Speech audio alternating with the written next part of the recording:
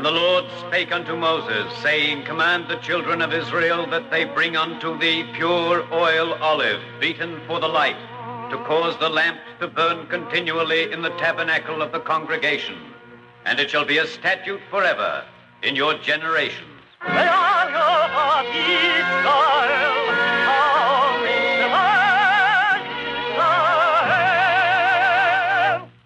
The eternal light.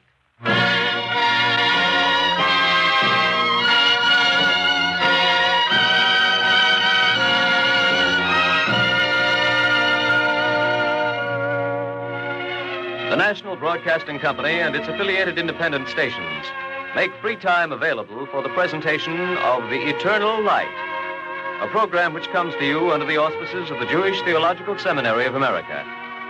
Our dramatization today is a repeat performance of Morton Wishengrads' The Thief and the Hangman, which is based on an ancient fable of the Yemenite Jews.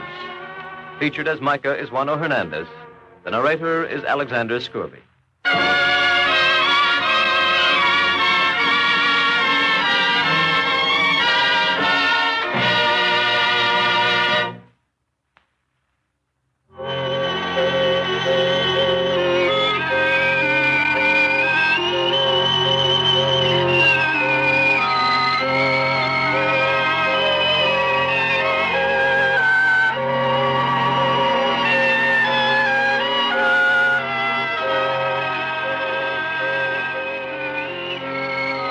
This is a story that came to me in the night. I dreamed that the seconds were spilling from the clock, and that the dead minutes were bundled into sheaves and stacked in space, and the sheaves were gathered hours, and the hours were folded years, and the years were buried deep beneath the centuries. A lonely wind came over space. No bird sang among the rushes. The tide was at the ebb, and the earth was bald where the grass had fallen out. And then I saw a man, and he made a sound. My name is Micah. And I knew then that it wasn't a dream. I knew that it was long ago in a kingdom far away, very long ago. So long ago that it could have been tomorrow.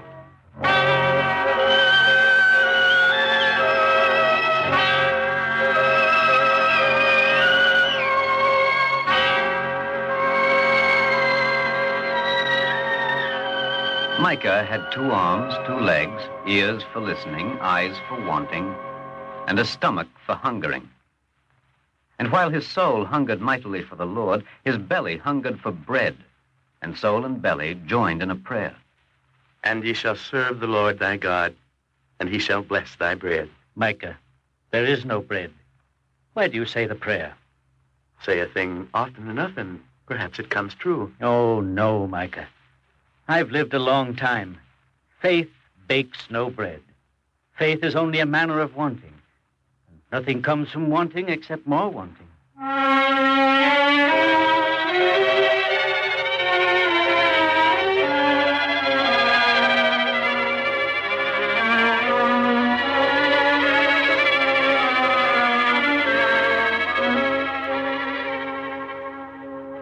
Micah considered this for a long time. And then he considered what he would do. I shall steal. He said it with dignity, the way you would say, I shall go to the office. Only Micah said, I shall steal enough to dull the hunger. And so very long ago it could have been tomorrow, a man named Micah stole and became a fugitive.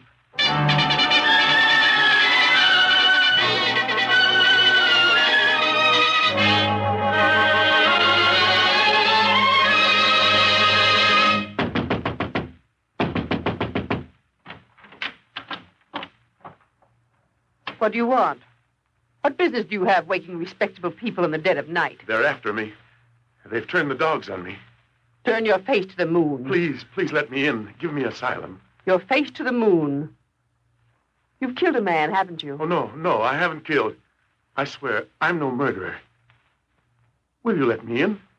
Tell the truth. You killed, admit it. Woman, if I said I killed, would you let me in? That depends on whom you killed. Who was it? No one. I told you, I'm not a murderer. Then what are they after you for? I stole. You're a thief. Yes, I'm a thief. Will you give a thief asylum? And be robbed in my own house? You said you would have let me in if I killed someone. I said it would have depended. It would have. They're coming closer. Every man alive was once born. Even a thief was once born. Help me. I don't let thieves into my house. Someday you'll want mercy for yourself. Maybe, but is it likely that I'd ask a thief for mercy? If you won't grant asylum, if you won't let me in, tell me what to do. At least do that. All right. If I were in your place... Yes? If I were in your place, I believe I would run very fast.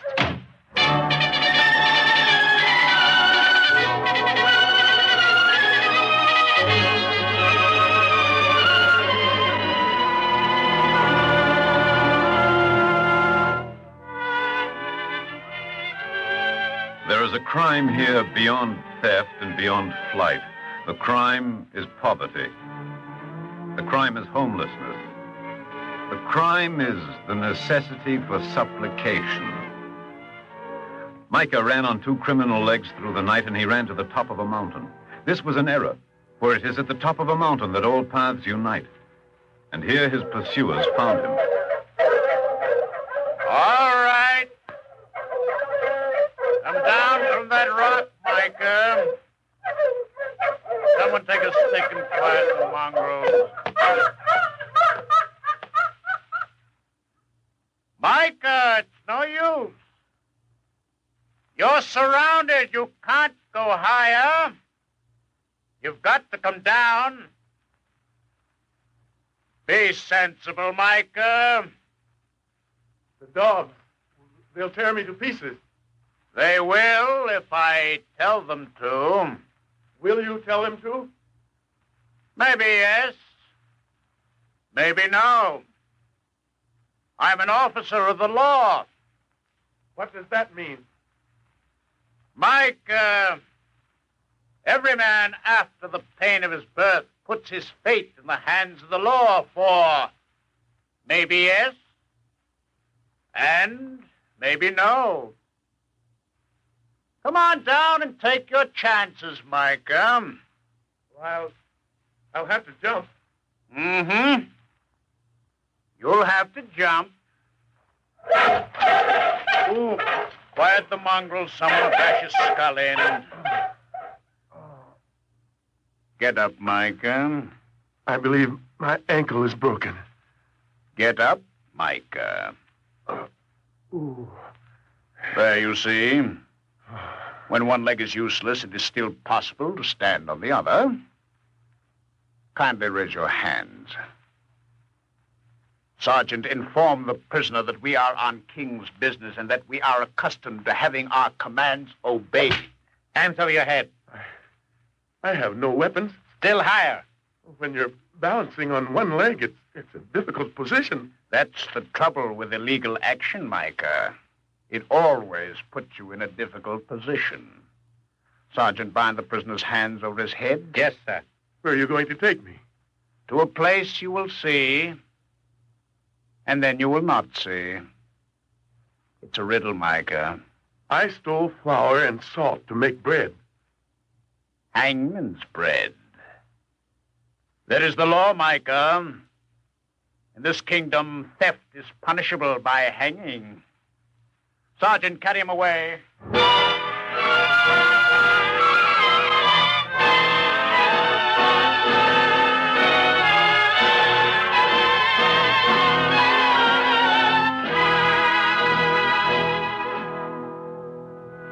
They pronounced him guilty.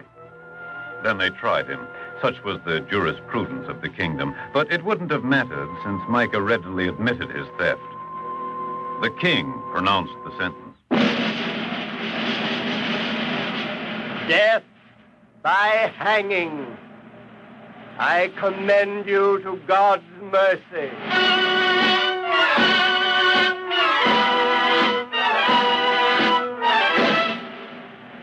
The prisoner will bend his head. Bend your head, Micah. The executioner's waiting. I should like to say something first. No more than right. You're entitled to it. May I speak? After the noose is fixed, bend your head for the hangman. Well, it's difficult to speak when a noose is tight around your neck. No self-pity, Micah. Thank you. Oh, the noose. Oh, speaking is hard this way. The executioner waits. Say what you have to say. I wish to say a few words about hunger and poverty. My name is Micah. I think that means who is like the Lord. In a sense, every man is named Micah, for every man is of the Lord. But then, why are we poor and hungry if we are made in the divine image? Because we lose our divinity, because we're always so busy turning over rocks and looking for grubs to stuff in our mouths. How can a man be divine if he has to spend so much of his time trying to outwit his belly? Can you tell me? Why don't you ask the Lord? You'll see him before I will. Tighten the noose, Hangman. But I haven't finished. I wanted to... Sergeant, signal the drummer. Drummer!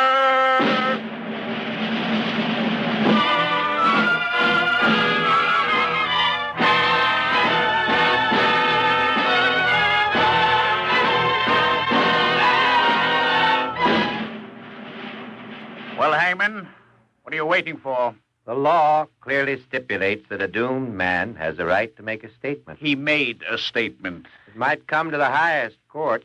They might rule that he didn't finish his statement. He'd be dead, wouldn't he? Finished. Personally, I'm inclined to agree with you, but you can never tell about the highest court. If you have no objections, I'd like to loosen the knot and hear what else he has to say. It's a waste of time. Not his time. Thank you very much. How is that, Micah? Better? You have a chance to finish. Well, thank you very much. Could you unbind my hands? Out of the question. There's something in my pocket. How am I going to get it out? This pocket? If you please. It's nothing but a seed. That's right. We're waiting, Micah. Before I die, it's my only request. Before I die, I want to plant this seed. It's important. Will require a better reason than that. There is only one seed like that in all the world. My father gave it to me. It is the seed of the tree of life, the mystic tree called Chaim. Even in death, a man wants to leave life behind. It isn't a great thing to ask. Let me put the seed into the ground. Micah, you are the only seed that will be put into the ground. The request is denied. Hangman, proceed.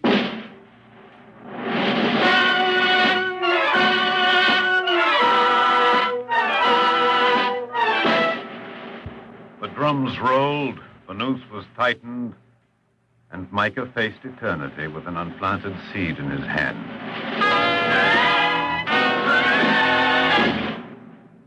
The hangman, his fingers clenched tightly about the rope, studied the doomed man.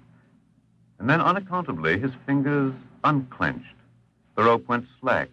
The drums ceased rolling.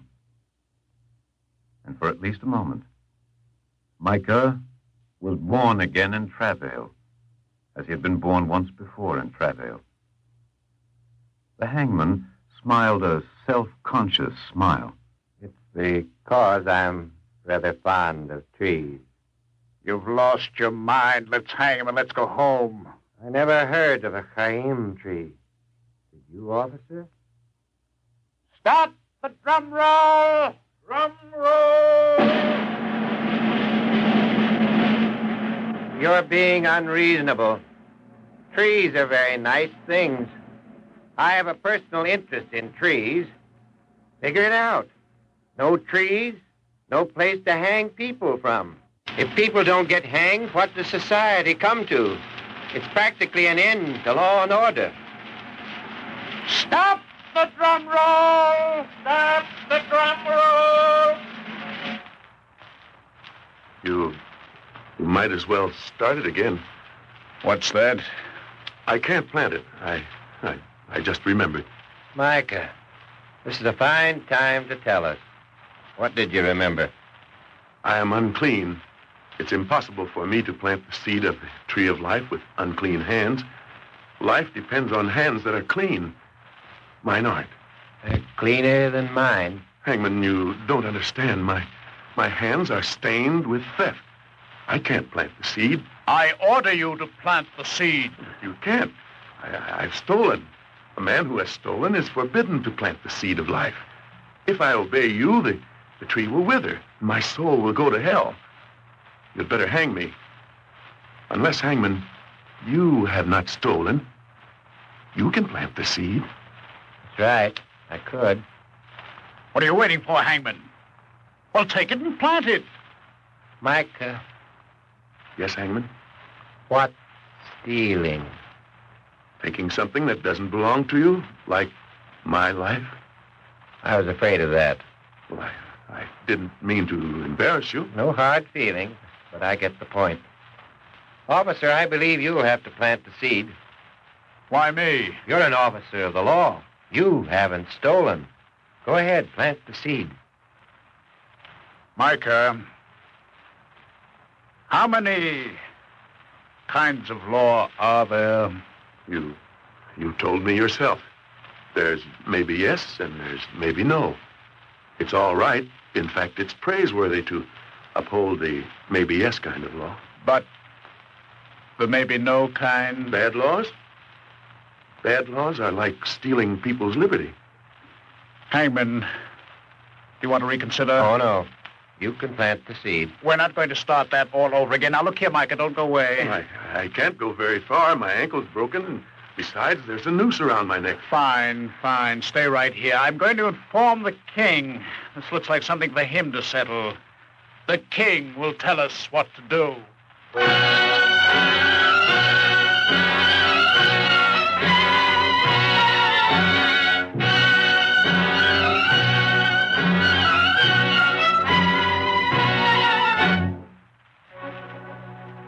Micah and you and me and every man.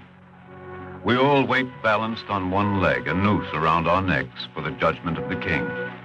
From the day of birth, the noose is there and judgment impends. And only those who are never born are never judged by their fellow men or by their king.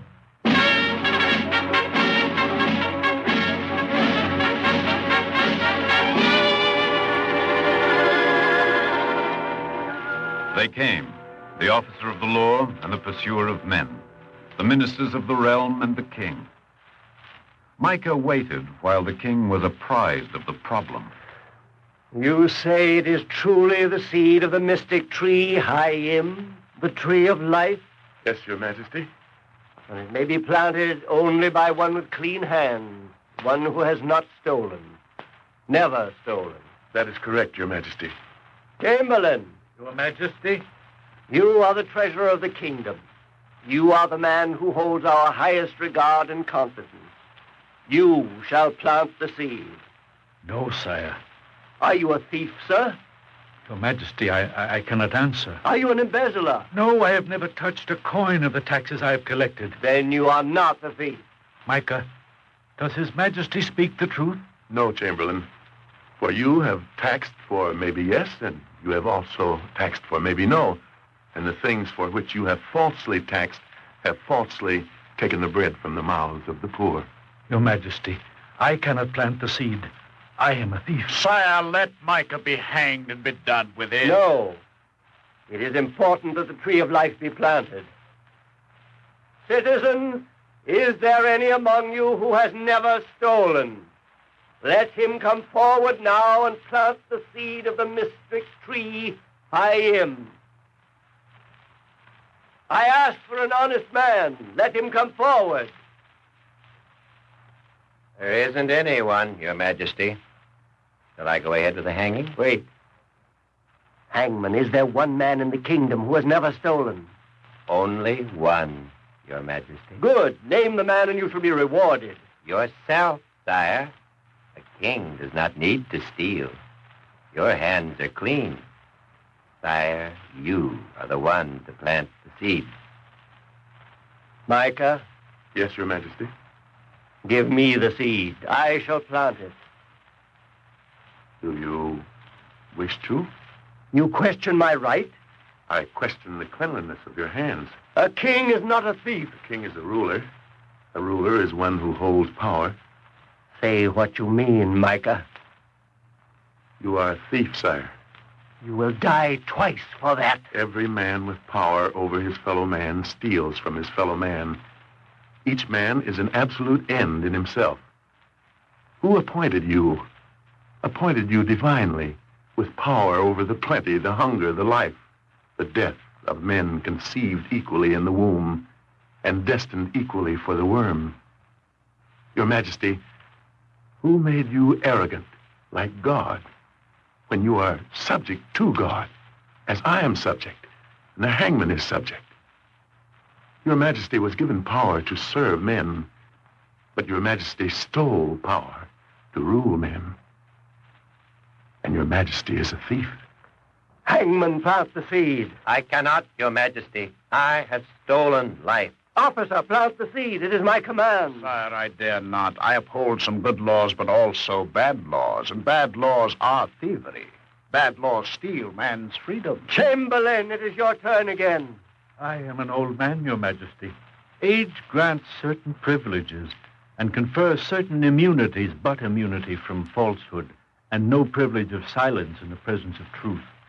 Your Majesty, we cannot plant the seed of life. You and I, all of us, we have stolen. We can never make reparation. Our hands are not clean. Micah, is this what you wanted? I'll say it. The hangman is a thief. My law officers are thieves. My treasurer is a thief, and I am a thief. Answer, Micah, because on your answer hangs your life. Micah, what is your answer? I will answer. I will answer not for myself. I answer for those like me. They are many times dead. They are many times unborn, in death and in life. They are the poor and the hungry. Micah, answer for yourself. Your Majesty, tax collectors, law officers, hangmen of society, I, Micah, I stole because I was hungry. Why did you steal?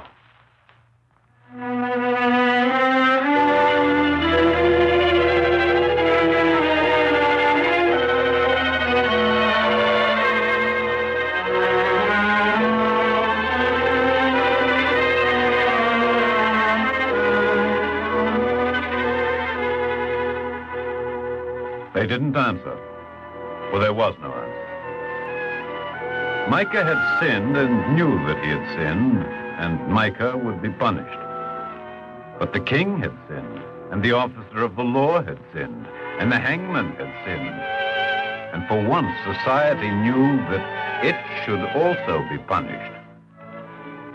But when society plays the hangman, who is the hangman's hangman? This is a question for you and for me. For all men who balance on one leg with a noose around their necks. It is only a story. It belongs to the spilling seconds and the dead minutes that lie buried under a space of time. It happened long ago, very long ago. So long ago, it could have been tomorrow.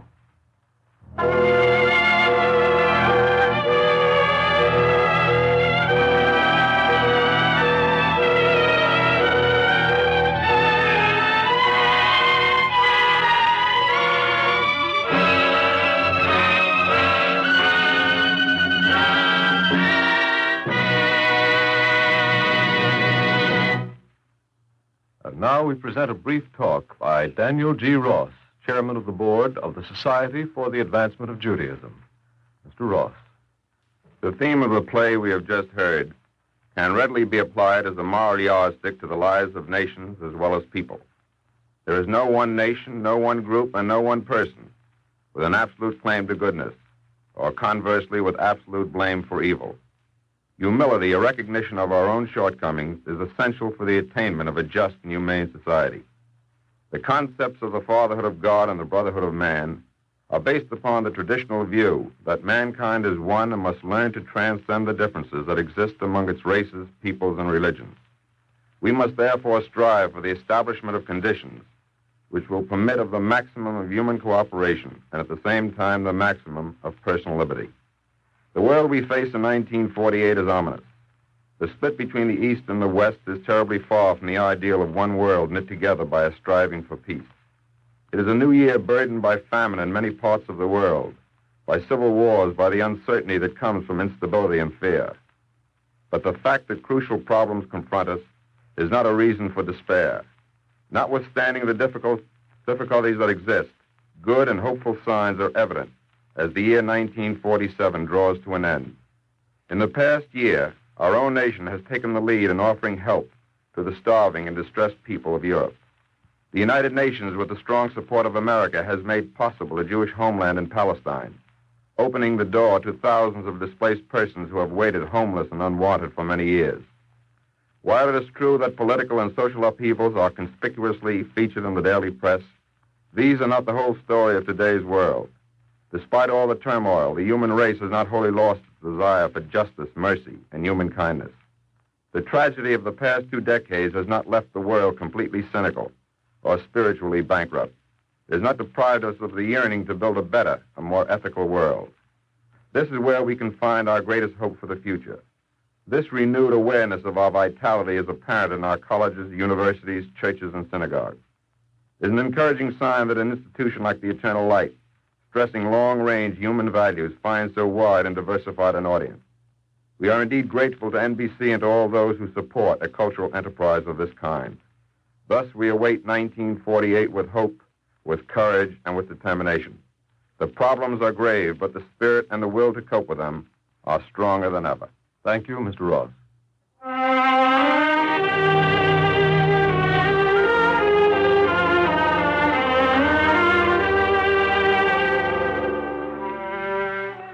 Today's dramatization was Morton Wishengrad's The Thief and the Hangman, and was based on an ancient fable of the Yemenite Jews. The music was composed by Morris Momorsky and conducted by Milton Cadens. Cantor David Putterman sang the liturgical introduction. The narrator was Alexander Scourby, and Juano Hernandez was featured as Micah. The entire production is under the direction of Frank Papp. Free time to present the Eternal Light is made available by the National Broadcasting Company and its affiliated independent stations. The program appears under the auspices of the Jewish Theological Seminary of America. If you have any comments or inquiries about today's broadcast, please write to The Eternal Light, 3080 Broadway, New York 27, New York. That's The Eternal Light, 3080 Broadway, New York 27, New York.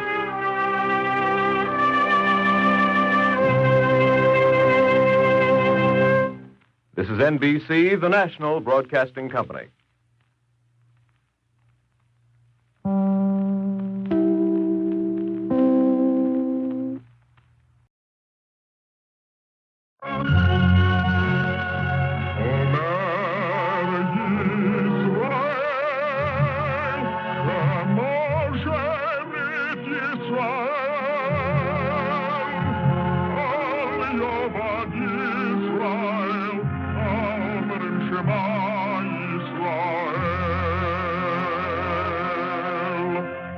And the Lord spake unto Moses, saying, Command the children of Israel that they bring unto thee pure oil olive, beaten for the light, to cause the lamps to burn continually in the tabernacle of the congregation, and it shall be a statute forever in your generations.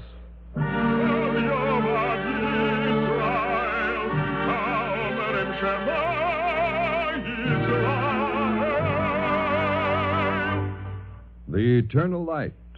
The National Broadcasting Company and its affiliated independent stations present The Eternal Light, a program which comes to you under the auspices of the Jewish Theological Seminary of America. Our dramatic program today, Try Not to Love Such a Country, written by Sylvia Berger, is based on Adventures of Motto the Cantor's Son by Sholem Aleichem.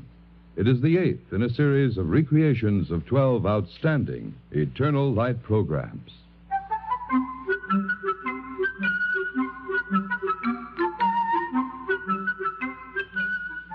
If you want to know my story from the beginning, my name is Motto. My big brother's name is Eli. My mother's name... But then, what should my mother's name be? Mother, can I have something to eat? My mother's name is what a mother's name should be. Mother, Ma, Mama. One at a time or all three at once if the occasion calls for it. And in the town of Kasrilivka, where I was born and first began to use the word mother, the occasion always called for all three at once. Can I go down the river, Ma? No. But, Mother... It's not safe by the river. But I have to do something there. Huh? What do you have to do? I have to catch a few leeches. No. But, Ma... All the other boys go if they want to. Can I, Mama? Mother? Ma! My mother says the only thing we didn't change when we left Kasrilivka and came to America was Ma. She even made up a list. Mottel became Max, and Mendel became Mike, and Herschel became Harry, and Velvel became Willie, and Feitel became Philip, and Jonah the Biscuit Man became a specialist in knishes. I'm telling you, if you have 8 heads on your shoulders and every head as smart as a professor's, you'd still find it hard to keep up with the rush, the hum, the shum that goes on Essex Street in America.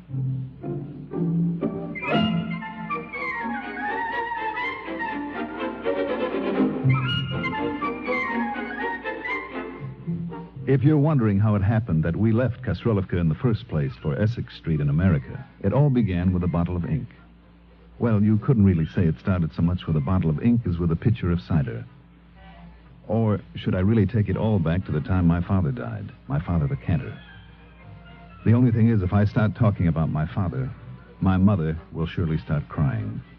And even though we're here in America, settled and making a living, if my brother Eli sees my mother crying, he may get so nervous he may give me a smack in the face.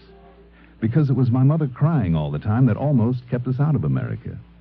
Well, it wasn't so bad as almost, but nearly. And Eli had to keep reminding her all through Europe that she should at least not cry when we get on the ship. Why should I cry on the ship? Why should she cry on the ship? She's only been crying in Antwerp, in Lemberg, in Krakow, in London, on this side of every border and that, and day and night in Kasrilivka. But why should she cry on the ship? And so what happens if one little tear rolls down? So when we get to America, they won't let you in. And why won't they let me in? Because in America, you have to have eyes. I have eyes. But if you keep on the way you're doing, by the time you get to America, they'll be all cried out. So I'm warning you, Mama. If you don't want us all sent back, please stop crying.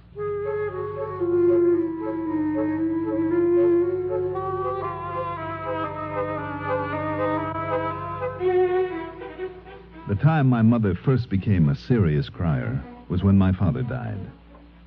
We were in Kasrilivka then, and I was 8 years old. And when my father died, a crazy thing happened to me. I became an orphan. I mean, to a small boy, there's something crazy in the idea that one day he goes to bed a father's son, and the next day, in the very same house, the very same room, he's going to bed an orphan. My brother Eli couldn't get over it. He'd look at me, then he'd look at my mother, and then he'd say... What's to become of him? Eli was always asking everybody what was to become of me. But in Kasrilivka, there were a great many privileges that went with being an orphan. For one thing, when you became an orphan in Kasrilivka, everybody was on your side. You want an example? Well, I'm sitting near the river one day, doing a little fishing, when who should wander by but my brother Eli. And right away, we're engaged in an interesting conversation. Soap! Ow! And you'll get another slap if you don't stand yourself up right now and march yourself off to school. And before you can say 1, 2, he's marching me to school. Do things look bad for me? What do you think? The sun is warm. The water is cool, the bank of the river is soft and green. And what are they doing to me? Trying to give me an education. But there is a God in heaven, as my mother always says, and Kastrilivka is on the side of the orphans. Who should come along as Eli is dragging me to the classroom like a lamb to slaughter? Our sweet, fat neighbor, Pessy, wife of the bookbinder, Moishe. Eli, for shame. What's the matter? Is that how you beat up an orphan? I'm only taking him to school. That's no excuse. A poor, innocent-looking orphan child without a father. Come here, Myrtle. Yes, ma'am. Would you like something nice to eat? Yes, ma'am. He's not supposed to be hungry. Never you mind. Would you like a nice, fresh slice of bread spread with jelly? And sugar on top? He's supposed to go to school. You don't annoy an orphan. Look at the poor little face, damp with perspiration. And the moist little hand. He got all sweated up fishing. That's all right. But he's supposed to go to school. Isn't an 8-year-old boy supposed to go to school? Yes. Well, he's an 8-year-old boy. He's an 8-year-old orphan boy.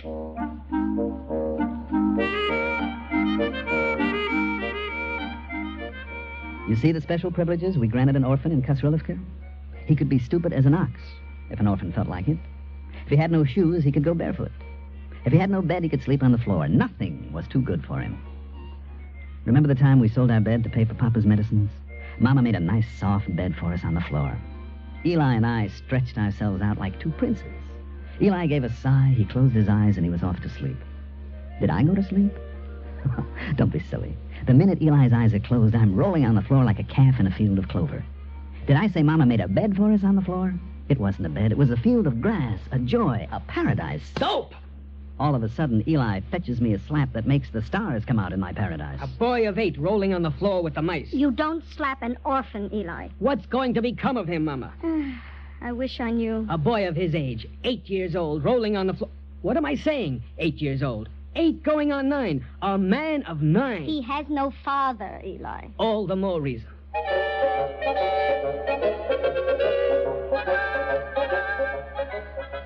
All the more reason for what? Go ask the mirror on the wall. But that's the kind of person my brother Eli is. Nervous? You couldn't find a more nervous type in all Kastrilivka. And exaggerate things. I've never met a bigger exaggerator in my life. Like that business about my rolling on the floor with the mice. Everybody knows a mouse doesn't roll, it scampers. Anyway, that's the kind of person my brother Eli is. So I'm not at all surprised when he runs in one day shaking a book in Mama's face and he's yellow with excitement. We're rich, Mama. All our troubles are over. We're rolling in money. We are? Well, we will be. It's the same thing. Just a matter of a month or so. 4 weeks. That's nice. Don't you believe me? I believe you.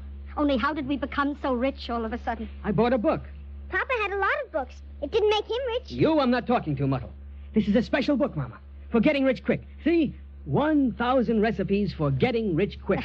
I never heard of such a thing. There's many a billionaire now who has. These are guaranteed, Mama. How to get rich quick by exterminating mice, cockroaches, and other nasty things. I like that one. Can't we get him out of the room, Mama? Here's another. How to get rich quick by making first-class lemonade. That sounds nice. Not that I believe in such a book, you understand. If you met some of the millionaires this book talks about, you'd believe. Lemonade. No. For lemonade, you need a machine. Here's a good one. How to get rich quick by making first-class cider. You can grow rich on cider? I must inform you that Borik the cider man has grown rich on cider. Bork cider comes in bottles. So mine will come in a pitcher. But Bork cider shoots from the bottles with a bang. So mine won't shoot. Nobody will drink it if it doesn't shoot from a bottle. Everything he has to have an opinion on. My cup of sorrow. What if he's right, Eli? Maybe if you asked Borik how he makes I already have, Mama. Borik won't tell how the shooting is done. But don't you worry. When they taste the first-class cider from my special secret formula, you'd better dust out the corner of your bedroom, Mama, because you're getting your bed back.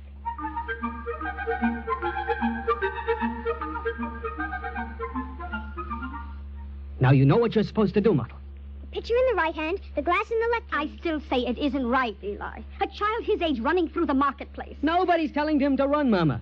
He can walk. But how will it look for the cantor's baby son to be selling lemonade in the streets, standing in the market with a pitcher? How will it look for the cantor's widow to stand in the marketplace with a pitcher crying, cider, cider, people, cider?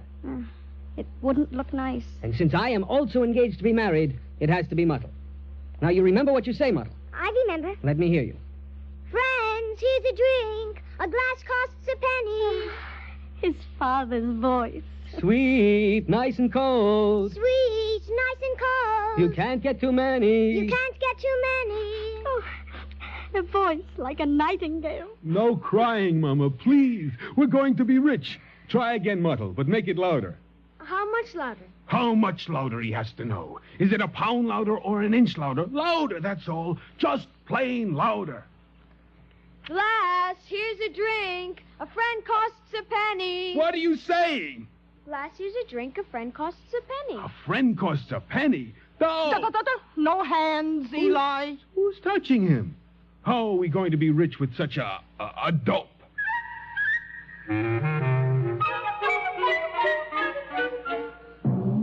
Did you ever see such a nervous type? If a friend costs a penny, I'm a dope. Anyway, on account of the fact that I put some soap suds into the cider by mistake, my brother Eli turned to making first-class ink. Now, everybody.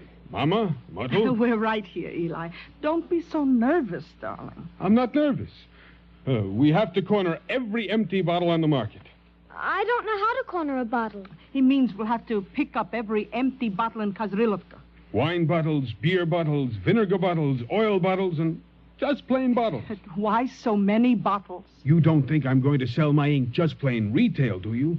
My ink is going to be sold wholesale retail. What's wholesale retail? Wholesale is when you sell not one bottle of ink, but 10, 20, 50 bottles at a shot. That's wholesale. And whom will you sell so many bottles to at a shot? Everybody, Mama. The rabbi.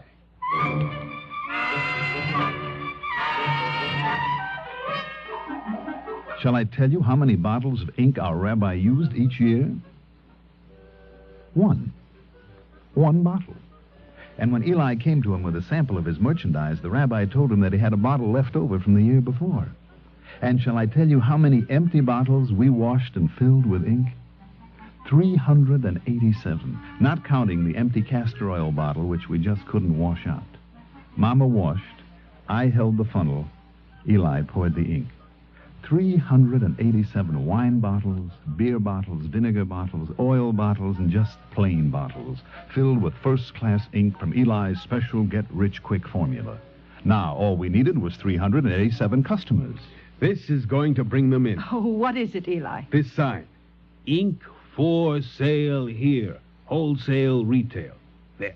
Where are you going to put it? Outside on the door. When they see it, you wait and see. We'll have more customers than teeth in our head. I'll wait.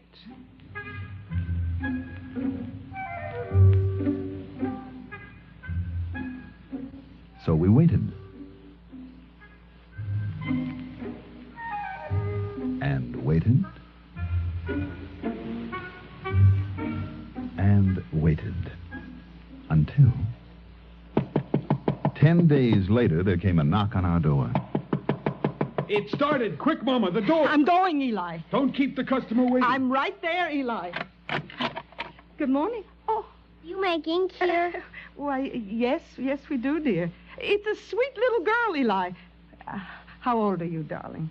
I'm 7 years old. Oh, how sweet. What's your name, darling? I'll take over, Mama.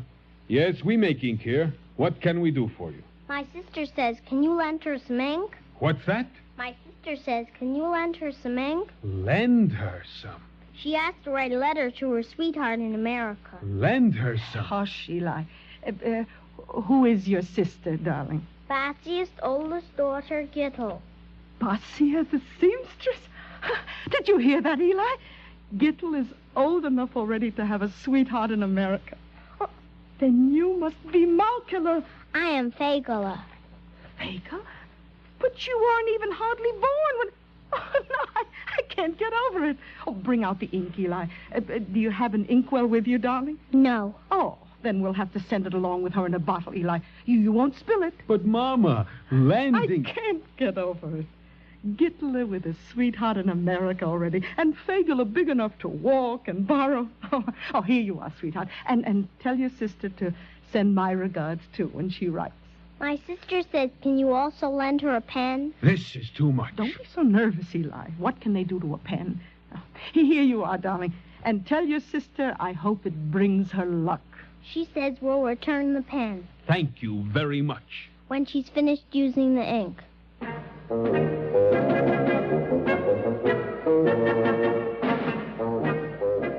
And that, if you want to know, is what started us on the long journey which finally brought us to Essex Street in America. Because when my brother Eli saw how slow it was to get rich quick, he took his problem to a certain very clever man in Kasrilivka, a man called Penny. Penny was Eli's best friend, but more than that, when you came to Penny with a question, you always knew that you would go from Penny with an answer. So Eli went to Penny and he asked him a question. What do we do next? And Penny said, First the cider, then the ink. I even tried to exterminate mice and other nasty things. But all it did was make the customers sneeze. There is only one thing left. And that is? Go. Go where? Go where? Where else is everybody free and equal? America? I've already talked it over with my wife. What does she say? She's going. Well, what if you don't make a living there? In America, everybody makes a living. Even my cousin. You have a relative in America? Everybody has a relative in America. And he really makes a living? He must have come with money. When my cousin came to America, he was so poor, he didn't even have a hole in his pocket. For half a year, he slept in the street. Half a year? 6 months? A drink of water was more than he could afford. You can die of that. Who dies in America? My cousin is so well off now that he's acquired flat feet from being so fat. What a country. It's the kind of country where, even if you think of it, you want to say, thank you, Christopher Columbus. Well, how does one get there? Pure and simple, by boat. Well, how do you pay for the tickets? Pure and simple. You'll find a way. But for so many tickets... Well, how many are there? You going is 1. You going is 2. Tybalt and my wife is 4. And Muddle is 5. 4.5. How's Muddle a half? Muddle is 8. How old? 9? 8 going on 9. Definitely half price. You sure? I'm certain. In fact, I think Muddle can even go for nothing. How can he go for nothing? If we let them guess his age, maybe they'll take him for 3 and he'll go for nothing.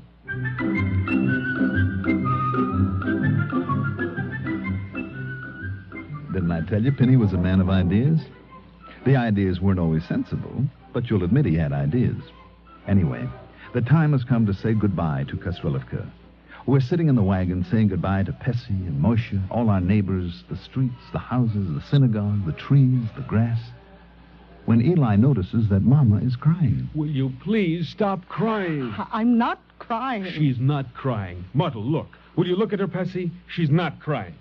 You're crying, Mama. It's very important not to cry too much when you're on the way to America, you know.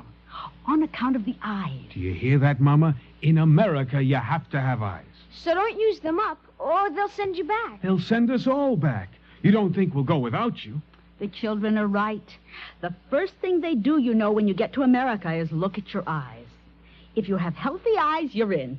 If not, be so kind as to go back where you come from. So from now on, no more tears. Eli. No more tears. Yes, and you'll watch her, The Eli. eggs teaching the chicken. What may that mean? How long ago was it? I carried him around in my arms. He was crying his head off because he couldn't manage a burp. If you are referring to my baby days, they have nothing to do with the issue at hand. Issue at hand. Ask your mother what trouble I had that time you swallowed a fishbone on Friday night. If I hadn't slapped you 2 or 3 times, you wouldn't be going to America now. I am just trying to persuade my mother. Look at her, the tears rolling down her cheeks again. Is it my fault if the tears roll by themselves?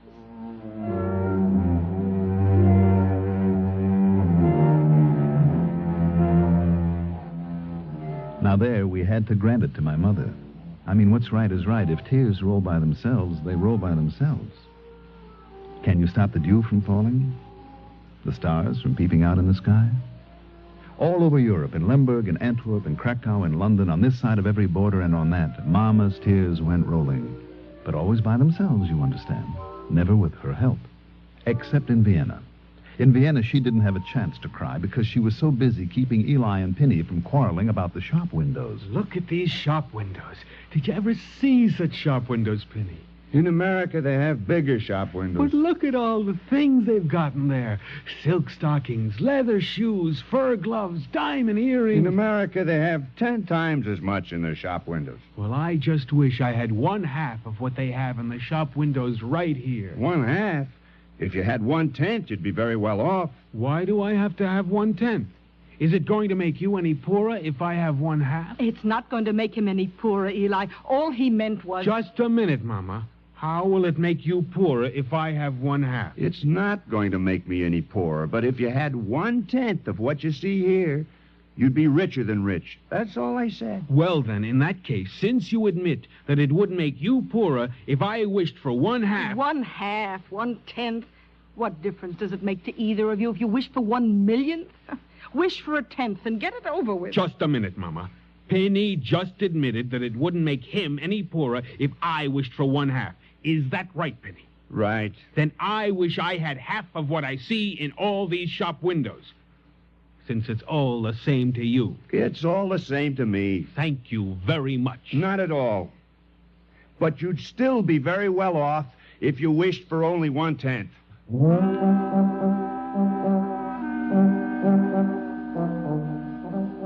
Don't ask me how we got to America. Let me just say that we crossed on a ship called the Prince Albert. And that when we got off, they did exactly what Pessy said they would do. They looked in our eyes. Then they asked us whom we knew in America. Whom do we know in America? That's right. Oh, whom don't we know in America? We know everybody in America. Would you like to mention a few names? Eli, mention a few of the names we know in America. I'm not saying we know everybody in all of America, you understand, sir, but around Essex Street in America, we know everybody. Eli? There's Jonah, the biscuit man. He was a biscuit maker in Kazrilivka, but now he bakes knishes. But he makes a good living. There's Rivel, his wife. She helps in the business. There's Moshe, the bookbinder. Oh, you never saw anybody who could handle a book the way he did. But now he sells books on a little stand in Essex Street where he makes a very good living, very nice. There's Pessy, his wife. She used to warn me not to cry so much. It would affect my eyes, she said. Well, would you believe it? It did hold us back a little, so she got in ahead of me. You're not going to start crying now, Mama. Oh, it's all right, Eli. I can cry all I want to from now on. We're in America now.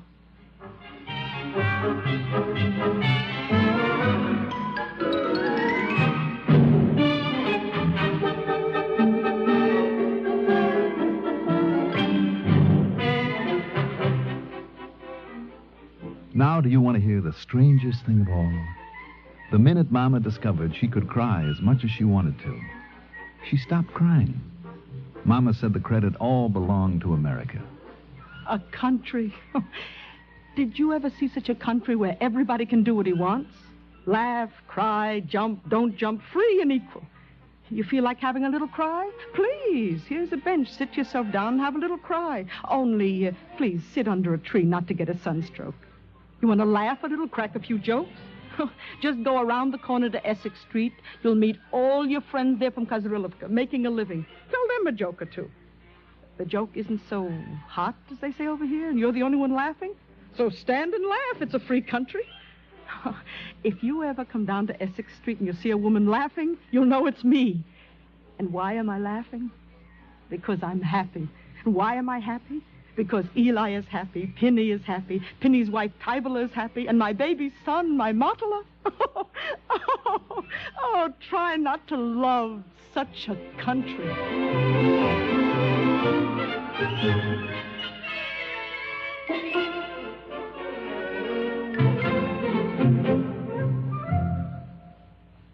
If you would like a copy of today's script, please send your name and address with 10 cents to cover the cost of postage and handling to the Jewish Theological Seminary of America, 3080 Broadway, New York 27, New York.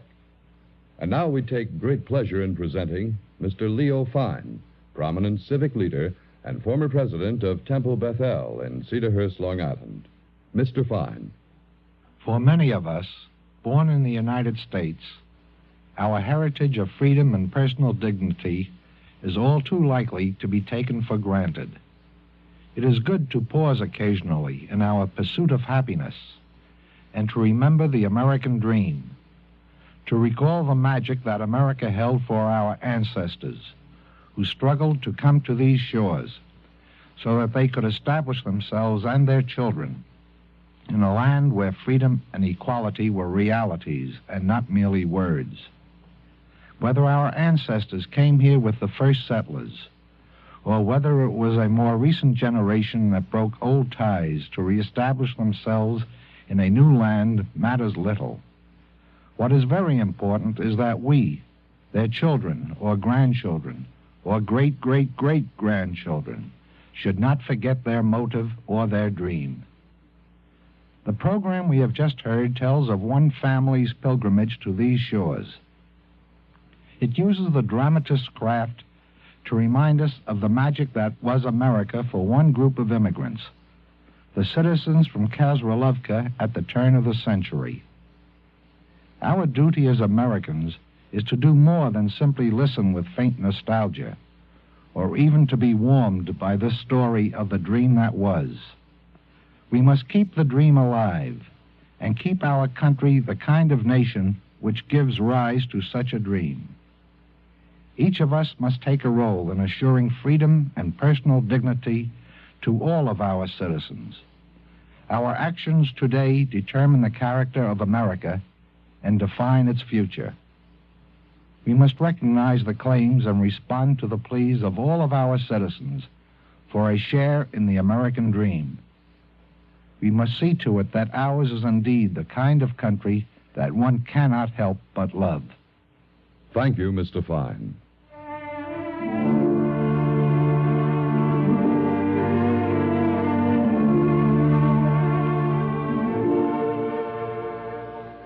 Our Eternal Light drama today, Try Not to Love Such a Country, written by Sylvia Berger, was based on Adventures of Motto the Cantor's Son by Sholem Aleichem, published by Abelard Schumann.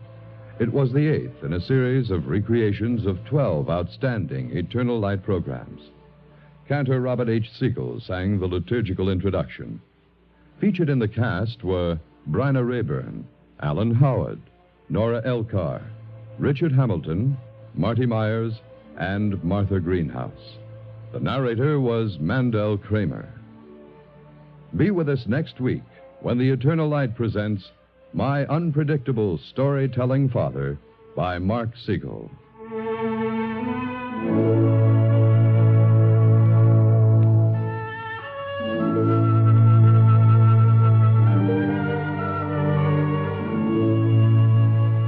This is Bill Wendell. Our program was directed by Daniel Sutter. Dr. Ben Zion Boxer, rabbi of the Forest Hills Jewish Center, is program editor. Portions of this program were pre-recorded. This weekly program is presented under the auspices of the Jewish Theological Seminary of America.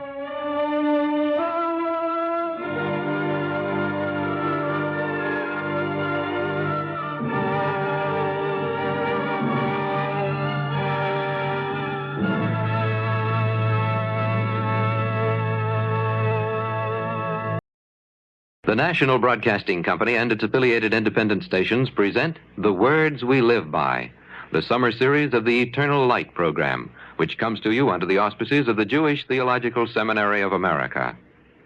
Today we present the supporting cast of the Bible, the last in this series of 15 outstanding literary dialogues of past years, featuring Mark Van Doren and Maurice Samuel, two of America's foremost men of letters. Mr. Samuel. I suppose that the crowning colloquy in one sense, although in another sense it isn't literally a colloquy, is the one between Jonah and God. It isn't a colloquy in the sense that it's just a conversation. It's a continuous episode in which there is a tension between them, several conversations, and a drama unfolding in between the conversations. So it's an extended interchange.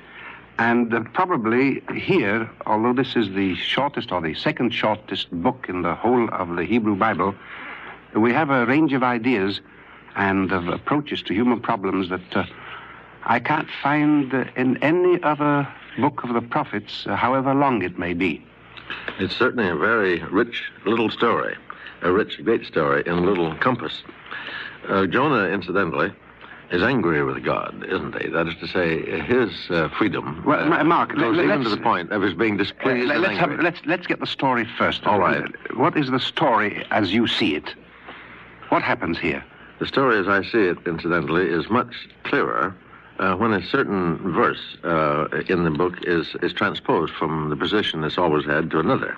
I found out by kind of accident, reading about the book of Jonah, that it's been thought for a long time that the 5th verse of the 4th book might profitably be placed after the 4th verse of the 3rd book. The verse in question says this. Now, this is anticipating the story, but I want to explain now, I think, the importance of it. Then Jonah went forth from the city and sat down to the east of the city, and he made a booth for himself there and sat under it in the shade until he should see what would happen in the city. Whereupon the men of Nineveh believed God and proclaimed a fast. Now, I can go back and tell the story, if you like, very, very briefly. The story, as I understand it, is this. Jonah was one of God's prophets. And God came to him and said, "Go to Nineveh, that great city, and preach against it, for their wickedness has come up before me. I've heard about their wickedness." But Jonah refuses to do this. We're told, without any explanation at all, that he arose to flee to Tarshish from the presence of the Lord. And then he finds himself on a ship, and there's a storm at sea, and the sailors believe that the storm has been caused by the disobedience of one man on the ship to his god. They have various gods because they are various kinds of men. They finally go to Jonah, who has told them that he has disobeyed his god and fled him, and accuse him of being the cause of the storm. He admits that he may be. He's thrown over. He's swallowed by the whale, in whose belly who remains 3 days and 3 nights. It says big fish, by the way. It isn't necessarily a whale. Oh, all right. And finally, he's released from the big fish.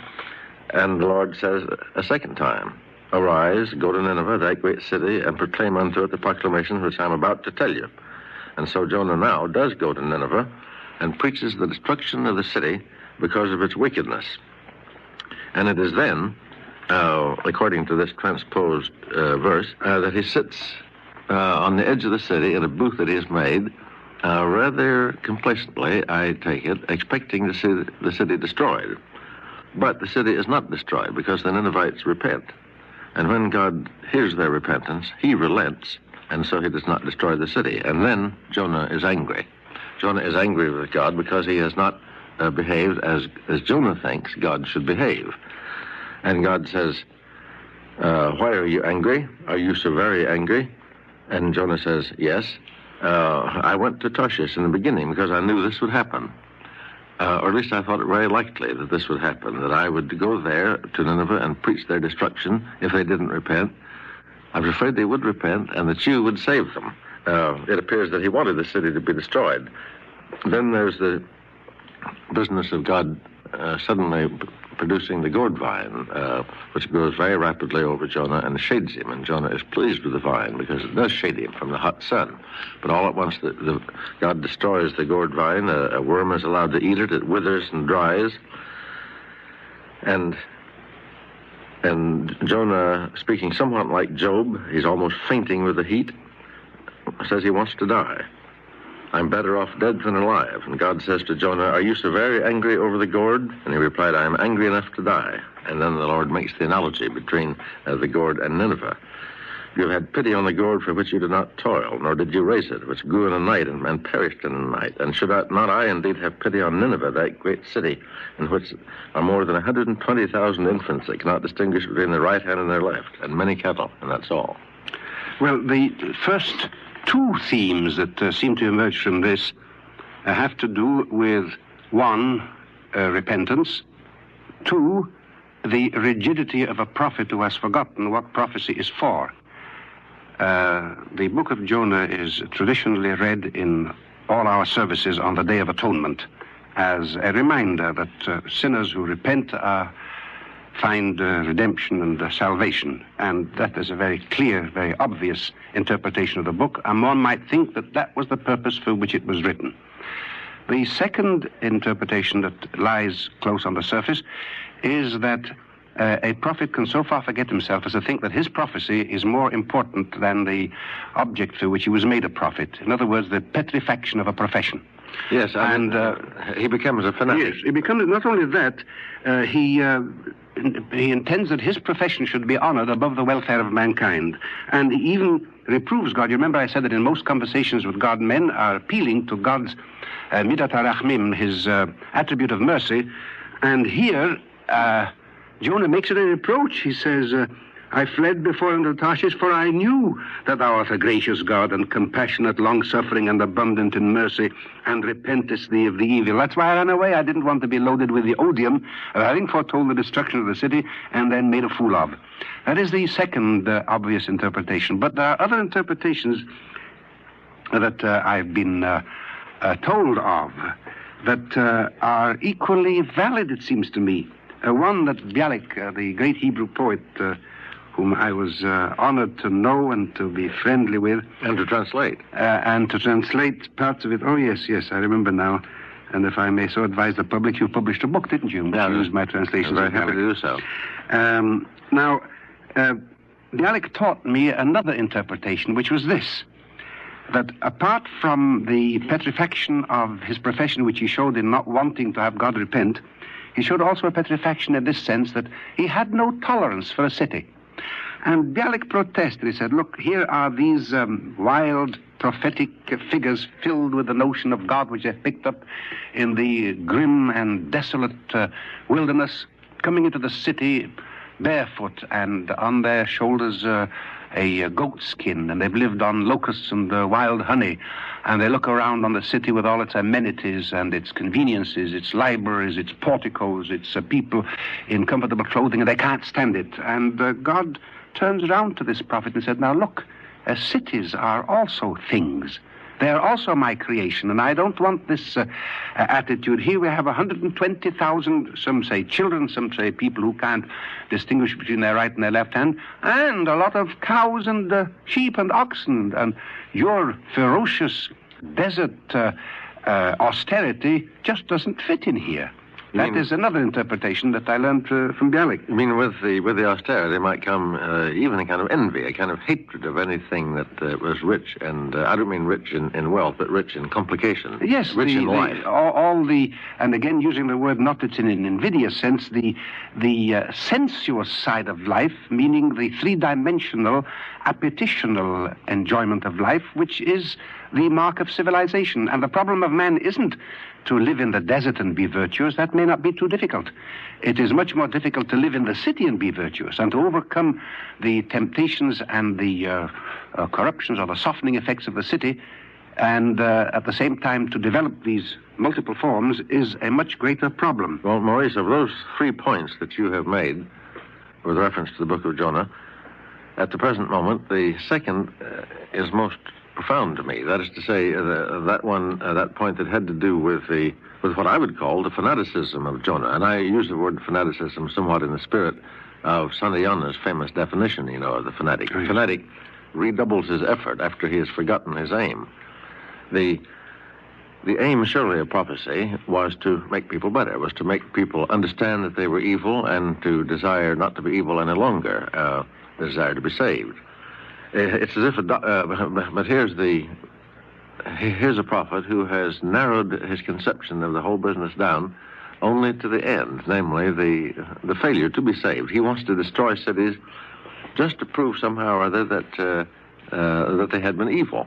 It's almost as if a doctor would prefer that his patients not obey him and not take their medicine so that they will die. Or let us say that a doctor prefers that the patient die rather than be cured by something which he didn't prescribe. All right, but he can't have the patient living in defiance of his medical science. Yes, but also it's almost as if he hopes the patient will disobey him so that he will die, and then he can say, I told you so, or he can tell his posterity that. Now, there's still another interpretation, well, go on, which is quite widespread, and that is the universalism of the Jewish outlook, inasmuch as in this specifically Jewish book, we are shown a very moving picture of the sailors from various lands, each with his own God, and each one praying to him, and yet of such a compassionate and, when it comes to the taking of life, such a cautious nature, their refusal to throw Jonah into the sea out of hand. Because he said to them, "Take me up and cast me forth into the sea, so that the sea shall be calm for you. For I know that for my sake this great tempest is upon you." Nevertheless, the men rowed hard to bring it to the land. But they could not, for the sea more and more tempestuous against them. Wherefore they cried unto the Lord and said, "We beseech thee, O Lord." They prayed to Jonah's God. Yes. "We beseech thee, O Lord, let us not perish for this man's life, and lay not upon us innocent blood, for thou, O Lord, hast done as it pleased thee."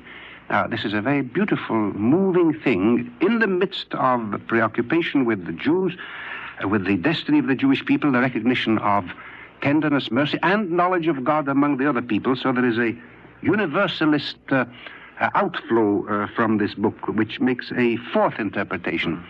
And what puzzles me is how they managed into these, in the printed page in English, it occupies just a little more than 2 pages, and not much more in the Hebrew, how they packed in all of these lightning flashes of illumination of various aspects of man into so brief a compass. Well, if you have a real story to tell with real meaning, it doesn't have to be long.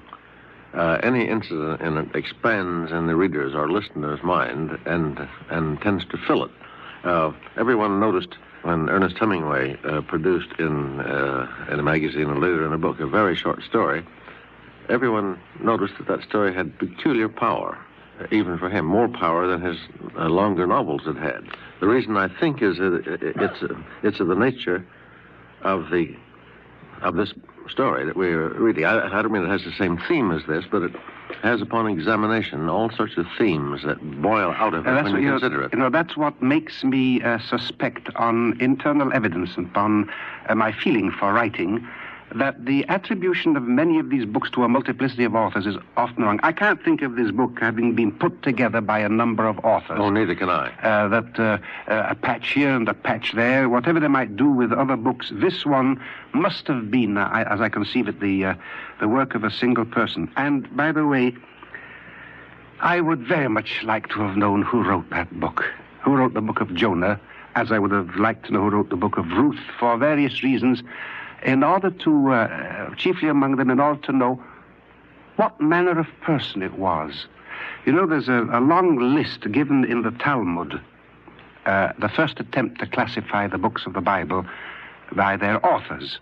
The old part of the Bible, the first 5 books of Moses, are attributed to Moses himself, with the exception of the last 6 verses telling about his death. And it says that Moses also wrote the book of Balaam. A rather queer thing, as though the book were separate from it. Yeah. And then Joshua wrote his story, and Samuel wrote his story, and the Judges, David the Psalms, and so on. And then it gives us a statement that the minor prophets, the 12, were written or were put down. They wouldn't say written. They were not authored by them, by an anonymous group called the Men of the Great Synagogue. And they're just given to those people at large. And this was the great period, anyhow, whether we follow this traditional attribution or not, the great period when mighty things were written anonymously. People deliberately suppressed their own names in order to give authority to the books which they produced, and withdrew themselves from the scene, which I think was wrong. I don't know. There's something I would like to ask you in that connection. Do you favor the theory that you've heard in modern times that poets, in order to prove their indifference to fame and their essential modesty, should withhold their names? Now, you're a poet. You should withhold your name from your books. Give it to the world at large. Well, I think any poet or any storyteller, for that matter, and I think the two things are almost the same thing, if he had the choice, if he were given the choice between being famous under his own name and being the author of a poem or a story which every living human being was going to know forever, anonymously, would take the second choice. Well, you're putting it in a form which doesn't... That's extreme. Not merely extreme, it's rather unreal. What I wanted to pursue further was this question of the sinking of the man in the anonymous If it's true of a poet, why shouldn't it be true of a composer? And if of a composer, why not of an architect? If of an architect, then why not of a painter? So the whole of human production should be anonymous, and we should have no cultural history of mankind. Well, it's been pointed out that when any art is truly flourishing, it tends to be anonymous. The moving pictures, first in New York and then in Hollywood, flourished perhaps most perfectly when no one knew who made any given picture. Everyone went to see the pictures, but it was not interesting who wrote the picture. You might be interested in who acted in it, but the true producers and makers of the pictures remained anonymous, except among the few who knew them. But to go back for a minute to something that the name of Ernest Hemingway suggested to me, and I think it takes us back into the story of Jonah. I said that people found his short story, The Old Man and the Sea, particularly rich in meaning. And yet it was only a few pages long. There was a big fish in it, remember, a shark, that his old man catches in his little boat and tries to take home, although the shark, a great big fish, it's eaten by sharks. By the others, yes. Eaten by sharks, excuse me. Well, now here, I might add a fifth or sixth. I don't know how many it is by this time. We've had 4, I think. All right. And then here's a fifth that I throw into the belly of the big fish. The big fish itself, does it mean anything particularly? I've heard it said that it means something like this. I'm not very well satisfied with the notion. It means something like this. Israel does its duty of prophecy, and so God lets it be swallowed up in foreign lands where it ceases to be itself. Israel's prophets either have become fanatical and merciless like Jonah, or else they're dodging the duty altogether. And Israel has ceased to be the light of the world. And so God lets it be literally darkened for a while by being swallowed up in foreign lands. Does that make any sense? There is it doesn't appeal to me terribly. It's a possible interpretation. My point about the big fish, what he means to me is a sort of deliberate obstacle that's thrown into Bibles to exercise the imagination. People think of Jonah and the whale, the big fish, and there's been more argument about whether a whale could swallow a man, and most whales have very narrow apertures in their throats. More argument about that than about what Jonah did. Just as there's been more talk about whether Balaam's ass could have spoken to him than about the problem of Balaam. Here is the necessary detail of a story. It's necessary that Jonah should be withdrawn from the world, cast into darkness, his life endangered, in order to illustrate the folly of his flight. And what people do is to concentrate upon an incidental, and they don't go any further. The imagination just sticks at that. And yet this thing has to be put in, and until we can get past it, we don't begin to understand that this is merely decorative and one of the forms of expression. That is why I wouldn't linger over the fish, because it's totally irrelevant as far as the meaning is concerned. It might have been that God took him and thrust him into a hole in the ground. Or a cave. Or into a cave. Well, I'm delighted to hear you say this, because the moral that I was only quoting from others seemed to me rather pallid and shallow. The fish is much more interesting than what people find that it means. Although probably it has some meaning for us as we read, because it wouldn't be otherwise quite as picturesque and powerful as it is. But the meaning is something that perhaps we'd better not investigate. I was interested in this, that the prayer that Jonah makes to God out of the belly of the fish is curiously in the past tense. He doesn't ask that he be saved now or in the next minute or the next day. He says, I have been saved. Out of my trouble I called unto the Lord, and he answered me. Well, I should think that a man who is capable of praying from the belly of a fish certainly has been saved. He must have been surprised to find himself there. He said, look where I am, and I'm still alive. Saved by very virtue of the fact that he can speak it all. He's able to pray. All right. I want to revert to what I began with, and that is the continuity of the contest between them. It doesn't let up until the very end. We know nothing about Jonah anywhere else in the Hebrew Bible. He's mentioned once in Kings, Jonah ben Amittai. Whether it's the same man or not, we don't know. Here is this thing. He appears before us. Here is this long contest with the will of God and with his own conception of what's coming to him, his rights as a prophet, almost as though he were a union leader. Said, these are my rights. You can't hire me and then throw my work out. I want my payment in the form of the proper punishment of these people. The contest takes place. In the end, Jonah is rebuked. He disappears. Nothing more is known about him. And we have in him, but in a much intenser form than elsewhere, the everlasting reluctance of prophets to take this frightful assignment. Moses didn't want it, and Jeremiah didn't want it. Jeremiah pleaded like Moses, said, I'm like a child, he said. And I don't know what to say to people. He didn't want to have this killing task. In this case, the recalcitrance of a prophet is much more sustained and is given another kind of motivation. Oh, yeah. He wants to guarantee in advance he's going to be a success as a prophet. Yes, it's almost the opposite thing, as a matter of fact. He goes to the opposite extreme. And he is the only one, as I mentioned before, among these who plead with God, in whose case there is a reversion to God's severity. Instead of asking God to be more lenient, he asks him to concentrate on the element of judgment rather than of pity. You know, his famous sentence, "For I knew that thou wast a gracious God and merciful, slow to anger and abounding in kindness and relenting of evil." Would that surprise many persons these days who don't know anything about the Hebrew Bible or don't know anything about the Hebrew God? Would it surprise them to hear it said that one of his prophets had spoken of him as principally merciful? Oh, but that isn't only in the book of Jonah. It occurs very early in the tradition. Oh, yes, of course. It occurs in the time of Moses and in the book Devarim, Deuteronomy. It occurs that it's repeated also, I think, from an earlier chapter. Of course. That this is one of the attributes, and there is this distorted tradition in the outside world. That's what I mean. The distorted tradition that the God of the Hebrews is almost a natural force. If you are good, he will reward you. If you are bad, he will slay you.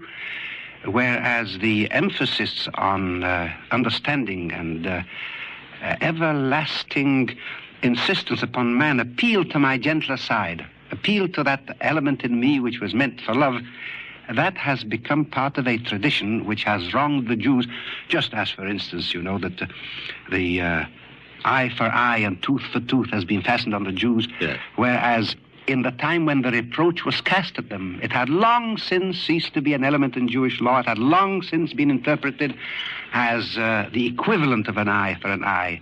That is to say, damages, which is the modern law too, that if a man hurts another man unintentionally, he pays damages. That's what insurance is for. And that had long ago been instituted among the Jews.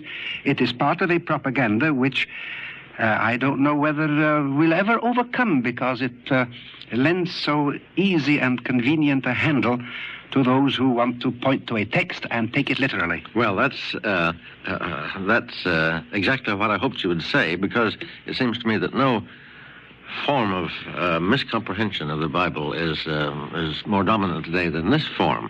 Curiously enough, the Bible makes it clear on almost every page that there's no sense behind it, and yet people continue to speak of the wrathful God of the Hebrews, the one quick to anger rather than slow to anger, and not abounding in kindness, but abounding in that which causes fear. This arises very largely from the refusal of people to look upon the Hebrew Bible as an evolutionary process. Well, it's also clear even according to the tradition. You remember I read to you from the, just a little before, from the Baba Batra, as it's called, that part of the Talmud, the page in the Talmud which is devoted to the growth of the Bible. They give you a chronology of writers. They were aware of the fact. And then there are sentences scattered here and there about inconsistencies. I've forgotten where it occurs as a phrase, Ein mukdam ve'en mi'ochar batanach, that it is not written chronologically. There is no later and there is no earlier in the Tanakh, in the Hebrew Bible, as meaning to indicate that where you see these inconsistencies, it is part of a large consistency into which there have crept in anachronisms. If one looks at it as the product of a people in the process of its growth, in the process of its recognition of the laws of God and man, you begin to see that an insistence upon a particular stage is like trying to take a snapshot of a process. A process cannot be snapshotted. A process must be seen in its organic unity. Well, as we were saying, the very first hour we spoke this summer, people don't read the Bible as much as they might, for either their pleasure or their profit. And when they do read it, they don't seem to understand it, although I suspect that their lack of understanding of it is based chiefly upon their ignorance. Usually that is the case. There was a fashion, I think you know, Mark. There was a fashion that to read the Bible was, on the one hand, A, it was anti-intellectual, and B, it was sanctimonious. This is, of course, one of the great problems. Classics are unread because people are frightened of them, not realizing they become classics because they're readable. And because all people have read them. That's right. And the Bible is sanctimonious because it made people holy, and therefore it is about the greatest reading, not about, but definitely the greatest reading that a man could turn to. The more so as it's a picture of life and a canvas. It isn't our canvas. It's if I may use almost a blasphemous understatement. It's a 3D, the 3D picture of life that we have in the whole of our culture. And who, quite obviously, is the chief person in the story? Who is this hero? In this, it is God who is the hero, obviously. Always, it seems But to me. it is exhibiting these people, he who makes them move, and at the same time, as we said, leaves them that range of freedom within which they can grow, and within which they can display this shot silk effect of changing and flashing personality. You have just heard The Words We Live By, the last in the 15-week Eternal Light summer series. We invite you to join us again next week when Maurice Samuel will return to the Eternal Light with the first in a special series of 4 programs. The Words We Live By is produced under the auspices of the Jewish Theological Seminary of America. This pre-recorded program has been an NBC Public Affairs presentation.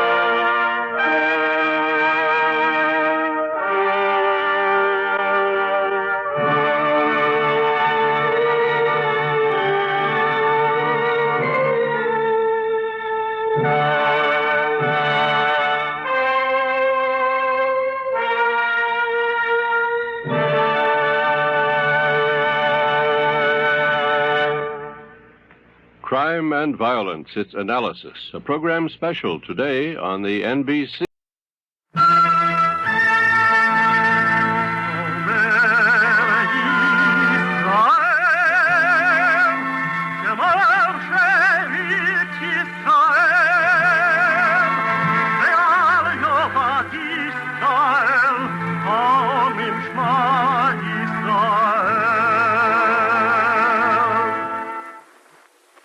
And the Lord spake unto Moses, saying, Command the children of Israel that they bring unto thee pure oil olive beaten for the light, to cause the lamp to burn continually in the tabernacle of the congregation. And it shall be a statute forever in your generations.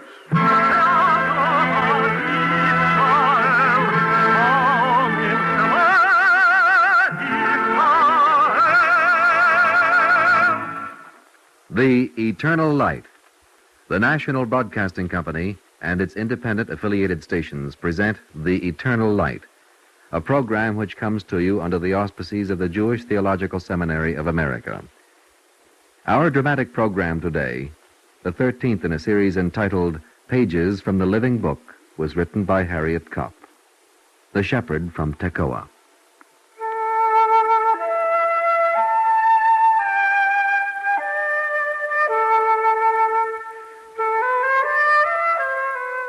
In the village of Tekoah in Judea, during the reign of King Uzziah, the sun shone down on the plains and valleys more brightly than it did in the northern land of Samaria, where King Jeroboam reigned over the Israelites.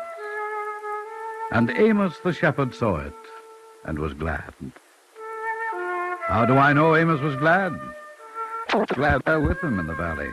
Amos the prophet, I, Benjamin the shepherd, and my son Seth the flute player. He plays all the time. He loves Amos, and Amos loves to hear him make music on his shepherd's flute. Ah, Seth, my boy, thy music is like the voice I hear talking to me in the wind and the rain when it spatters the fruits of my sycamore tree. And Seth would play for Amos till he was nearly breathless. And then Amos would tell him of the wonders of God who had formed the mountains and created the wind. But one day Seth would not play his flute, and all the sweet coaxing of Amos availed him not. Come, Seth, pick up thy flute once more. Without thy music, the top of Mount Carmel seems to wither, and the pastures of the shepherds mourn. Nay, Amos, they mourn not with Seth, but with me. But 'tis I who stilled his flute, stilled it because of my brother Aaron, who hath gone to Samaria to the marketplace at Bethel, and hath not been heard from since. 'Tis not meet for a son to play while his father grieves for his own brother's illness, capture, death, I know not which. Thou art a shepherd like me, Amos, but thou art also a wise man of God. Dost thou know aught of what hath befallen Aaron? Nothing, Benjamin. When he set out for Samaria, I tried to talk with him, but he would not heed. Amos! Amos! Amos, leave thy sheep for a moment. They will be still there waiting for thee on the morrow, but I shall not. Aaron, 'tis thee. I did not expect to see thee here among the sheep, but out in the fields at this harvest season. Amos, look. My cart is laden with grain, golden grain which shall be changed into golden shekels in the marketplace of Bethel. Thou wilt see, I shall come back to Judea, riches as Samarian. No, Aaron, do not go. Wait, Aaron, listen, please, I pray thee. For the Lord says, seek me and live, but do not seek Bethel. For the which merchants will buy thy grain through trickery and deal with thee deceitfully with false balances in the scales. Really, Amos, what a pity. And after they have taken from me the exactions of wheat which they will demand, then what, thou, wise in the ways of the Lord, but not of the world? Then what? Then, Aaron, once they have robbed, 'tis said that the rich people of Samaria buy the poor for silver, and the needy for the price of a pair of shoes, and make of them their slaves. That's something I must see. Goodbye, Amos.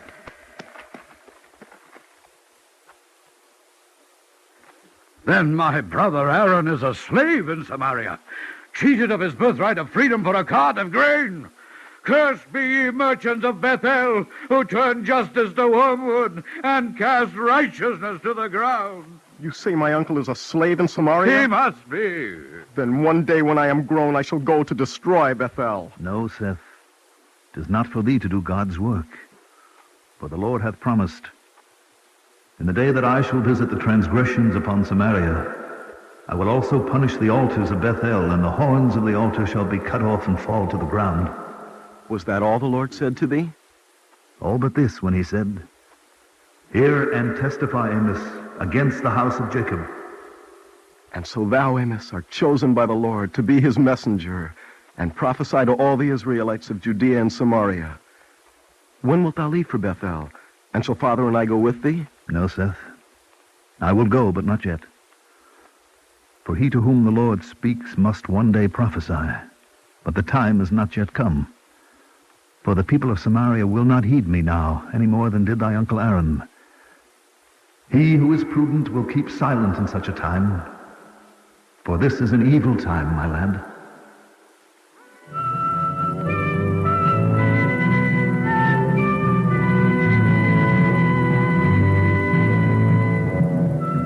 And so it was that the undelivered prophecy of Amos remained unfulfilled, a haunting memory to Seth, a nagging rebuke to Amos, as the evils of the neighboring lands of Moab, Tyre, and Syria spread into Samaria like an open, untreated sore.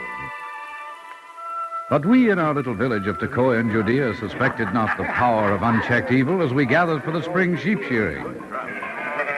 It has been a good year, and the wool should bring in a good price, for which Amos is thanking God as he does The for us earth each is the year. Lord's and the fullness thereof. Thou who fear the Lord, praise him. All ye sons of Jacob, glorify him and stand in awe of him. We give thanks to thee, O Lord, with our whole heart. The We have prayed. Now let us to the sheep. Their bleating calls us to the shearing. Amos gives us hardly the time to breathe the amen before he calls us to work. Amos, thou man of God, thou hast us bow our head in prayer, and dost not give us time to lift it up before you urge us to bury it deep in the wool of the sheep. And yet, Amos, thou callest the merchants of Bethel ungodly because they cannot wait for the Sabbath to end. But they bring their sacrifices to the temple every morning, and their tithes every 3 days, offer a sacrifice of thanksgiving for that which is leavened, as we do now. Then how do they differ from us, Amos? They differ in this way, Daniel. As they leave the temple, they trample the head of the poor into the dust of earth and turn aside from the afflicted who lay at the steps of the temple. And so the Lord says to them, I despise your feasts, and I take no delight in your solemn assemblies. Stop, Amos. Thou filleth us full of foolish rantings. The Lord speaketh to us in Judea with the same words he uses to the people in Samaria. Who interrupts the words of Amos as he speaks the word of the Lord? 'Tis I, Leah, the wife of Aaron, who was once a farmer in Judea and is now a slave in Samaria. Hush, Leah, thy sorrow has turned thy head. Be quiet. There is no more quiet in Judea, Benjamin. Amos, thou hast waited too long to speak out against the pride and false worship of Samaria. If I have erred in not speaking sooner, thou hast compounded the crime. Speak up, woman, and say what thou must. The poison that is Samaria hath spread into our land, not, Amos. hath seeped into the high places of our land. Amongst our priests? Seeped Listen, high Amos, even my to the brother's temple wife is itself, mad, I tell thee. and yet not satisfied, even higher. To our good king, Uzziah?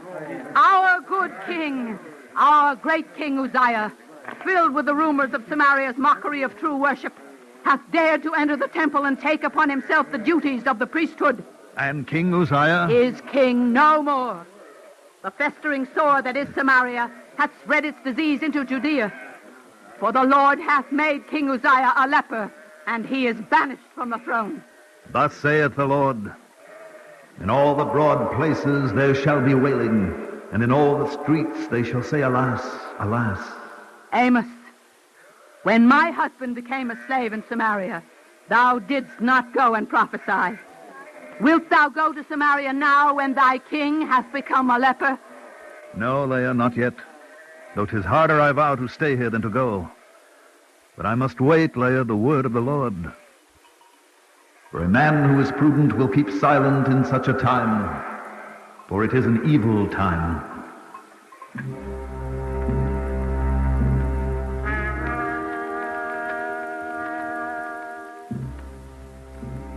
And now the sun no longer shone on Tekoah. For God had made the sun go down at noon and darkened the earth in the clear day, and all joy had gone from the valley. Only Seth, in his youth, still welcomed each dawn and found pleasure awaiting in each day. Now, Amos, what shall it be? Thou shalt speak the words, and I shall play a melody to them. But Amos would sit silent, deaf to Seth's words and music. Oh, I am so wearied of the stillness of the valley, broken only by the bleating of the sheep and the wails of the mourners for King Uzziah. Oh, how my ears itch for the tickling sound of some light, quick-fingered melodies. Seth, enough! I shall not listen to either the sound of thy words or thy music. And Seth would be silent for a moment, but only a moment. My ears are wearied of the la-di-da of the flute. 'Tis no wonder 'tis called the shepherd's reed. 'Tis meant to be played only for the ear of a foolish sheep. All that I could go to Gilgal and leave this valley.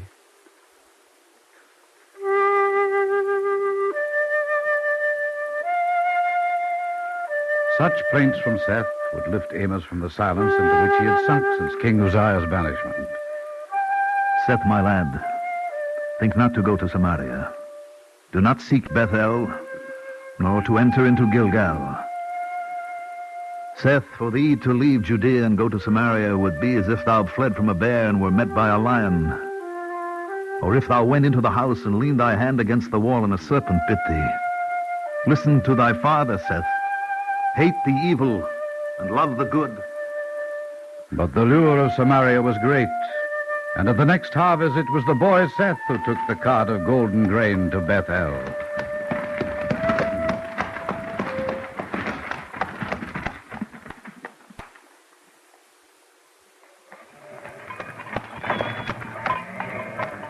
The new moon hath risen 3 times since Seth left with the grain, Benjamin. Should not he have returned long since? Oh, he's but a youth, Amos, and mayhaps the longing in his breast for the songs of Gilgal could not be stilled. And mayhaps the ivory couches of Samaria as well. Well, Amos, we are old. The fire of youth hath long since burned itself out in our breasts. But Seth must live according to the traditions of his people and the laws of Israel, for he is of the remnant of Joseph. His ears must not be filled with the songs of Gilgal, but with the word of God. The time has come. Take thy rod and thy staff, Benjamin, and let us go. It's not yet time to gather the sheep, Amos. The sun is still high overhead. There are other shepherds for the herd in Judea. We are going, Benjamin, to the lost sheep of Samaria.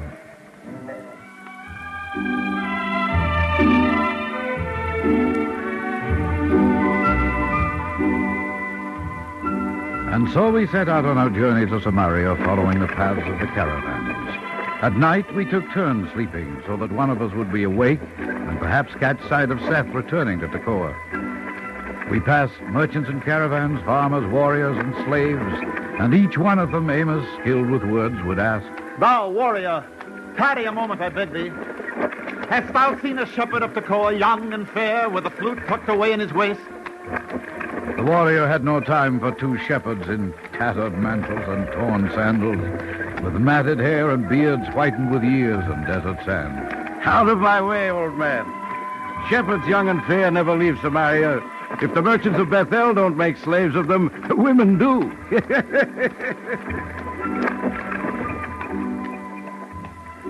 2 old shepherds, one seeking his lost son of Judea, the other all the lost sons of Israel. Confused and jostled by the crowds on the road to Samaria, we made our way to Bethel, to the great temple, where we arrived late at night, footsore and weary. And there we slept, our heads pillowed on rock, our chilled bodies upon the cold stone steps of the great temple at Bethel. Guard! Where art thou, thou rascal of a guard? Who calleth? 'Tis I, Amaziah, high priest of the temple. Hast thou been asleep? Aye. Thy loose lip and red eye tell me thou hast. But these 2 old sleeping shepherds tell me so even more plainly. For how else come they to rest upon the steps of the great temple of Bethel?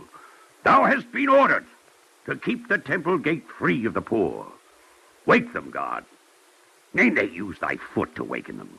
Touch them not with thy hands, this kind breeds disease. Come. Arise and get thee gone. Thou hast caused me trouble enough already. Now make haste and away. O house of Israel, the virgin of Israel is fallen, she shall no more rise. She is cast down upon her land, and there is none to raise her up.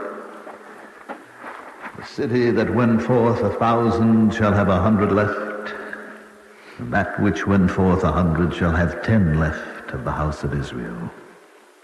Be gone, old man. Darest thou speak before Amaziah, the high priest of the temple? Stay a moment, God. Who art thou who prophesies the fall of Samaria? I am Amos, and this is Benjamin. We are shepherds of Judea. He hath come to save his son, and I to save the Lord's sons of Israel who live in Samaria. Poor man. Thou art old, and thy head hath been turned, no doubt, by the long journey beneath the burning sun. I shall let thee go, but see that thou returnest not to the temple, for the next time I shall not be gentle with thy humors and prophecies.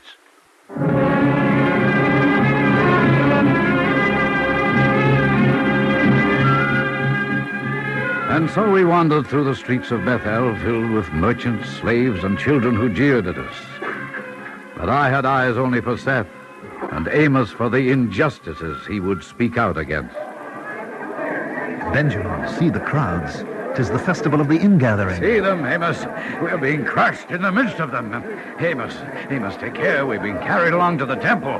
Try to turn aside lest we find ourselves at the stone steps of the temple, where the high priest Amaziah warned us not to come. Benjamin, though it feel like the press of the crowd to thee, 'tis the will of the Lord that is bearing us there. Though it sounds like the roar of the crowd, 'tis the voice of the Lord calling me to prophesy.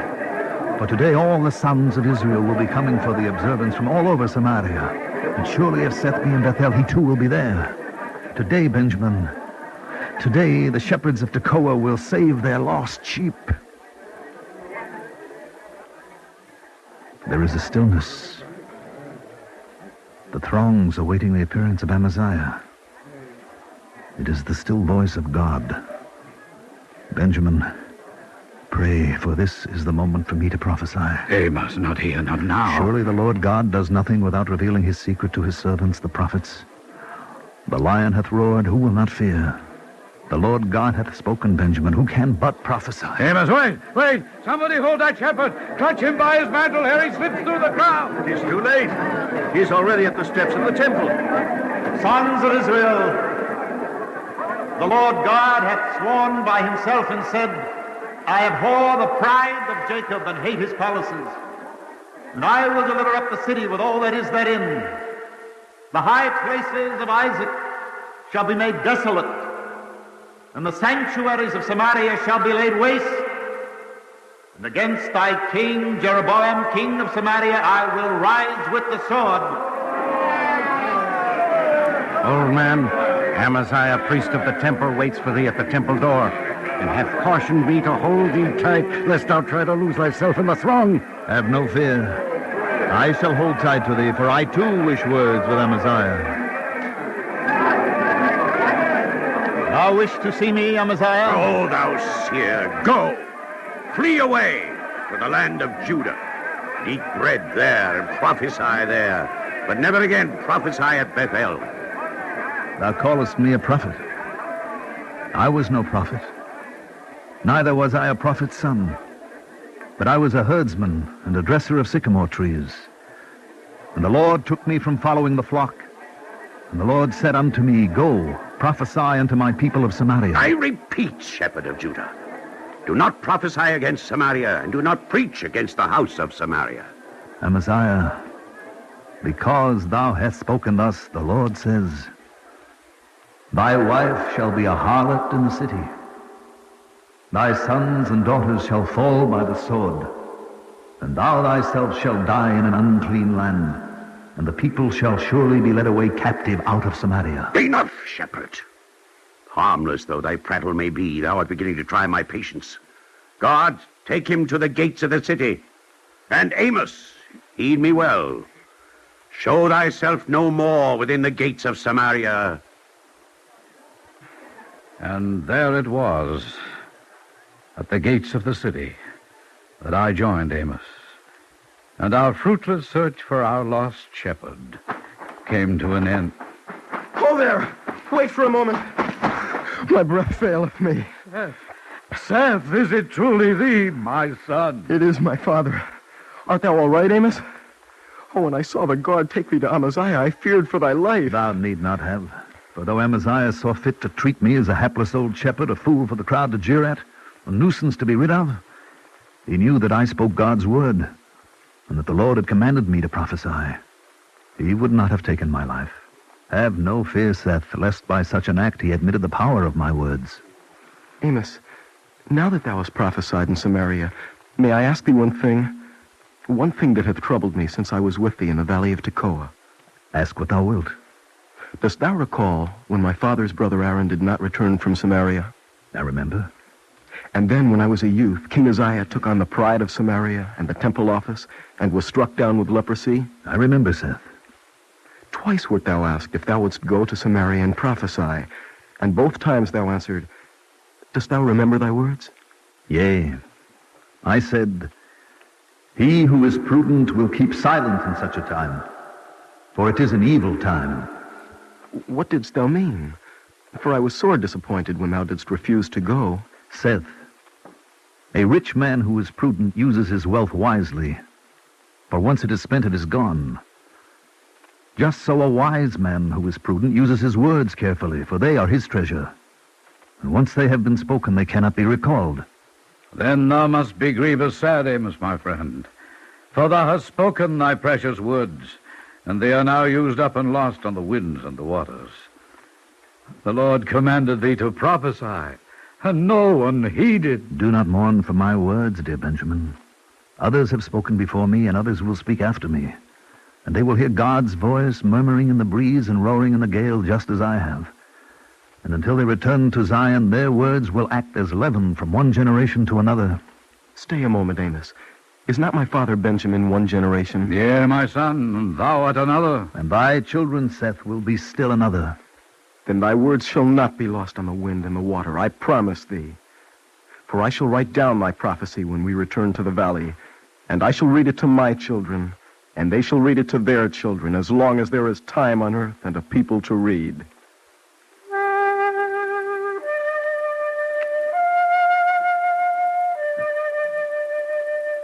And so it was through the long golden days in the valley that Amos spoke God's words, and Seth wrote them down, and they remained the living words of our everlasting Lord. Write, Seth, write, for this the Lord hath also said. I will turn the captivity of my people Israel, and they shall rebuild the waste cities and inhabit them. And they shall plant vineyards and drink the wine thereof. And they shall make gardens and eat the fruit of them. I will plant them upon their land, and they shall no more be plucked up out of the land which I have given them.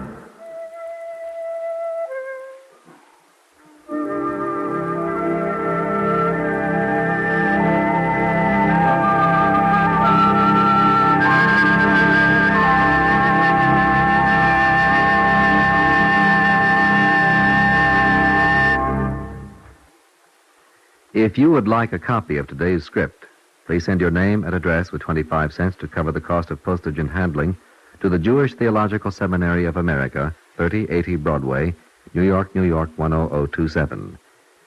And now we take great pleasure in presenting Rabbi Israel J. Kazis, spiritual leader of Temple Mishkin Tefillah, Newton, Massachusetts. Rabbi Kazis. Although the prophet Amos lived 2,700 years ago, the words which he spoke are endowed with timeless significance, and his message is as vital to mankind today as it was to his generation. Amos was deeply disturbed over the suffering and anguish of the oppressed and deprived members of society. His sensitive soul could not accept and would not compromise with a state of affairs in which injustice and inhumanity debased the lives and shattered the hopes of his fellow men. This constituted an intolerable violation of his profound reverence for life, which flowed from his firm conviction that every human being is created in the image of God and is therefore infinitely precious. He believed that those who earnestly wish to find God must seek him first in humanity's need, and that those who profess to serve God must prove their sincerity in the service of their fellow men. Amos taught that the worship of God requires much more of men than offerings and hymns of praise. It requires above all an orientation toward life which is grounded in the pursuit of justice and righteousness.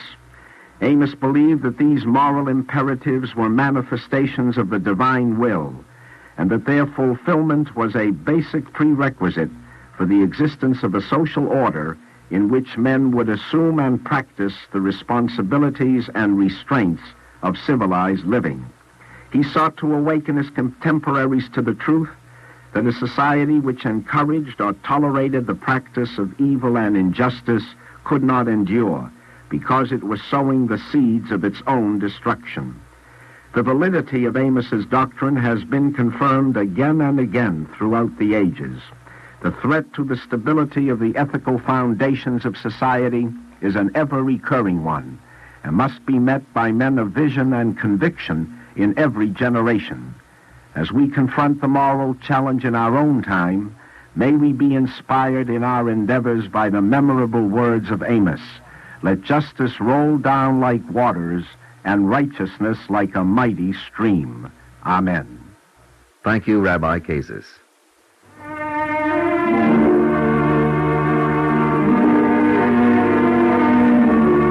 Eternal Light drama today, The Shepherd from Tekoah, was the 13th in a series entitled Pages from the Living Book, and was written by Harriet Kopp.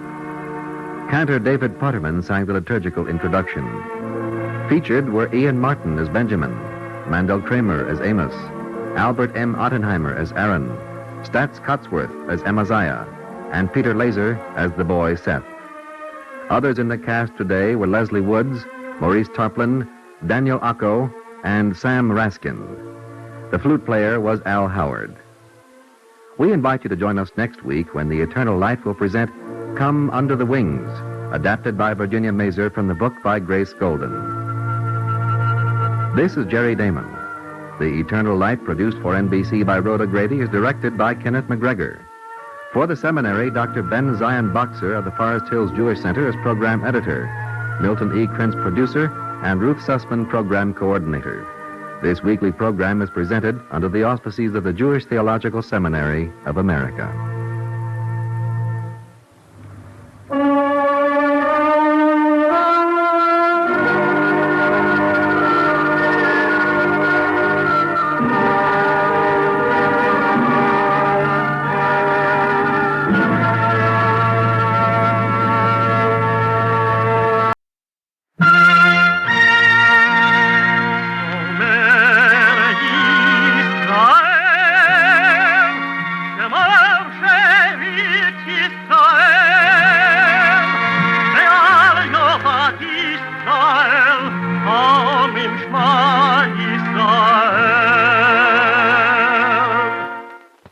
And the Lord spake unto Moses, saying, Command the children of Israel that they bring unto thee pure oil olive beaten for the light, to cause the lamps to burn continually in the tabernacle of the congregation.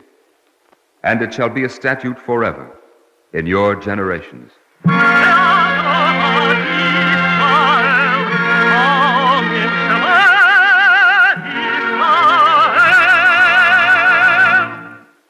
The Eternal Light.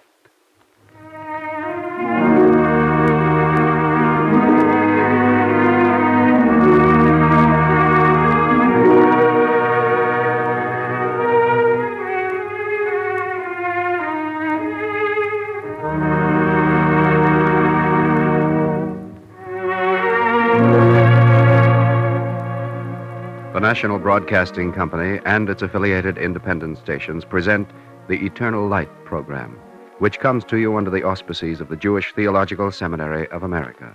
Today's program, A Little More Than the Angels, was written by Joseph Mendel.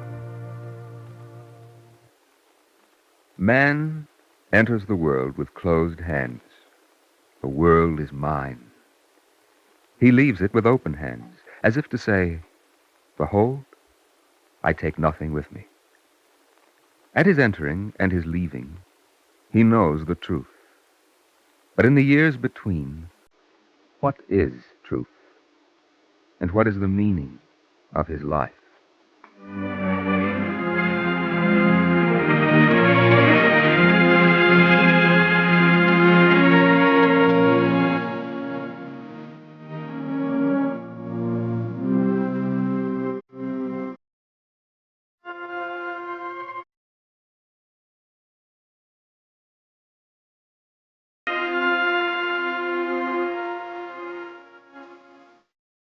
The Word is the meaning, and the search to find it.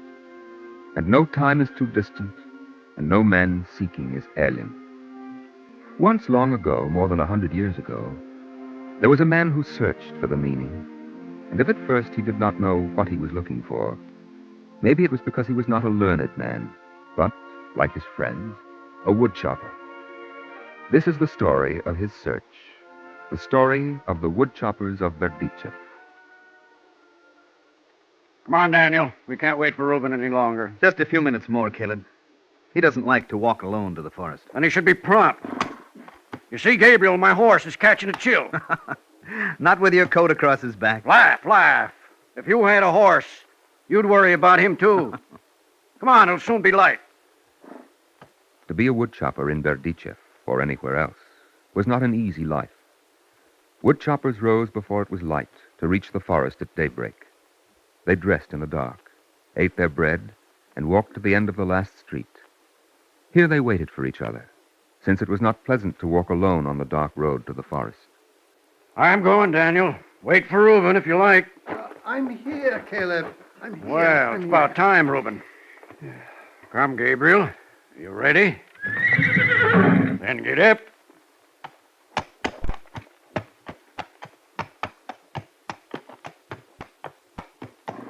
You're more tender with your horse than you are with me. Can you carry 500 pounds of wood on your back? I'm not a horse. Then don't put on airs. What's the matter with you today, Reuben? Matter, Daniel? It's gonna rain, that's what. It'll be a wet day in the forest. The sky is clear, Reuben. The sky has nothing to do with it. I know in my bones. You said that yesterday, too. Well, my bones ache every day, but especially on rainy days. Give me your axe, Reuben. I'll carry it for you. No, I'll carry it myself. I'm not an old invalid. You talk like one. Daniel, the trouble with you is that you're young. That's the trouble that will be cured in time.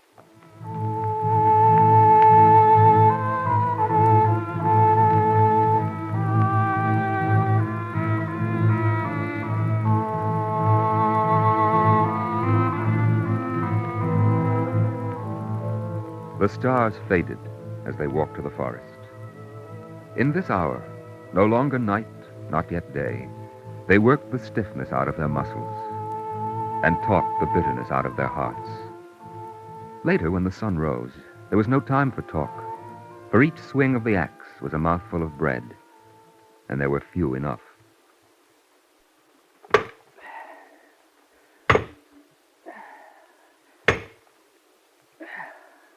Daniel. Work now, Reuben. We'll talk later. Well, you work, I'll talk. What's the matter? Well, don't stop. I don't want to take you from your work. No, I can use a rest. Are you sick, Reuben? Well, I have been thinking, Daniel.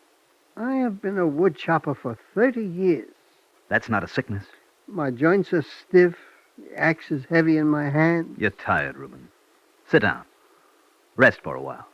But when I can no longer lift the axe, Daniel, what then? Tell me, what then? Reuben, I'll help you gather the wood you've cut. No. I'll do it myself.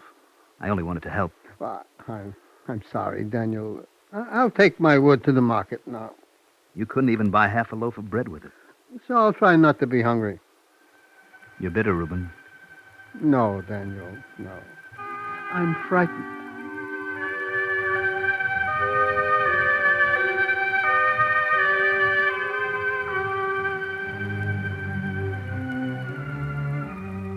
Daniel lifted his axe, and as it bit into the wood, he knew Reuben's fear. All day long, as he felled the saplings and trimmed the branches and gathered them and carried them to the city, it never left him, not even when he sat in his own house and his wife spoke to him. Come, Daniel. The soup is on the table. Deborah, look at my hands. Hard, callous. That's not unusual for a wood chopper. Since I was old enough to lift an axe, how many trees I've cut down. A forest of trees. Then you must be hungry. Come and eat. And there are other forests waiting. You'll cut them down, too. And what then, Deborah? That's what Reuben asked. Deborah, a man shouldn't have to be afraid of growing old. Daniel, you're not talking about Reuben now, are you? It's not enough for a man to work all his life only to get the strength to go to work. It doesn't have to be that way. What then, he asked me. How can I answer him? It's not my fault. He wasn't blaming you. It's not my responsibility, is it? Is it? How can I answer you, Daniel? He has to work it out for himself, don't you see?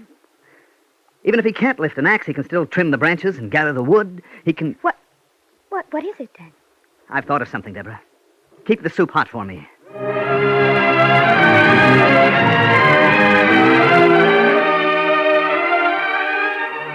Come on, Abner.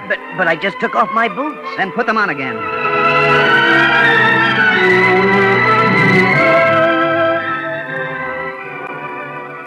I'm too tired, Daniel. I'll stay home. No, Reuben. I have a plan to cure tiredness. Come along. Where? To Caleb's house.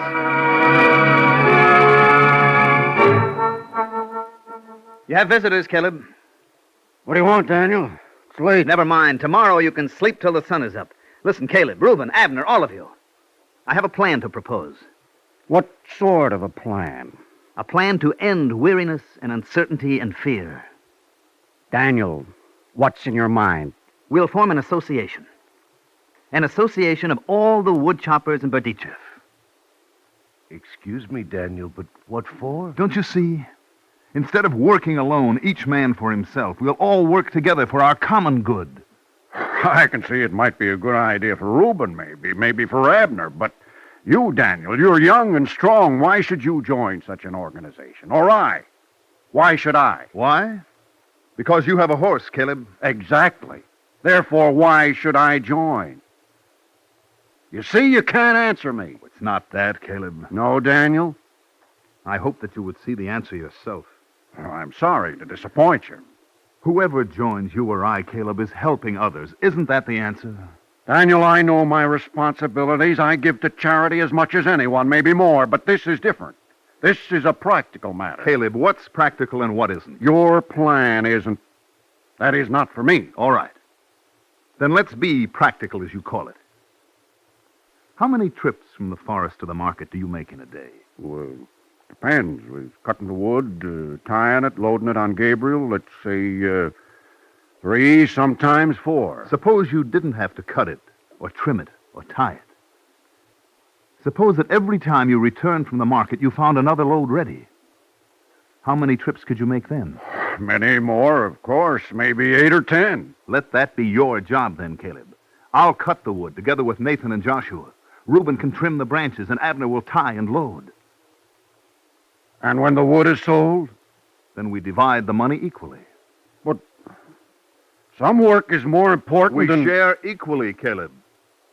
No man's need is less than another's. I'm not saying you're right, Daniel, but count me in. Now you're being practical. What about you, Reuben? And Abner and Nathan? Yes, me too. Good. Only... Aren't you satisfied? Yes, Caleb, only... I wish we weren't such practical men.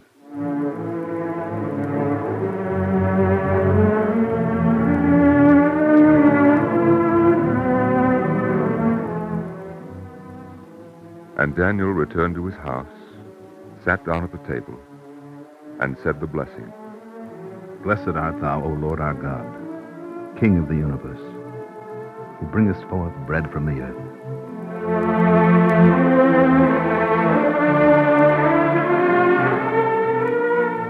Thus was created the Society of Woodchoppers of Berditchev, and its creation brightened the darkness of early rising and shortened the long road to the forest. Fine morning, Daniel. No aching bones, Reuben? Of course they ache, but what's that got to do with it? Daniel, I have been thinking about Caleb's horse. So have I. It's on the agenda for tonight's meeting.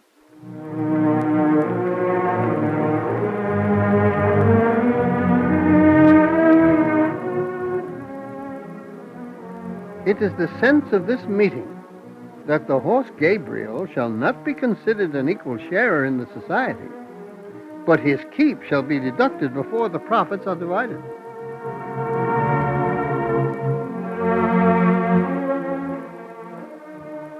There shall be a period of rest in the afternoon of each day when no work shall be done.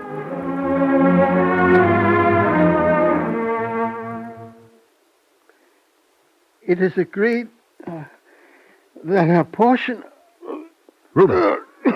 Abner, quickly, bring some water. What is it, Reuben? I can't breathe. Here. Drink this. I must finish my report. Don't try to talk now, Reuben. I'll take you home.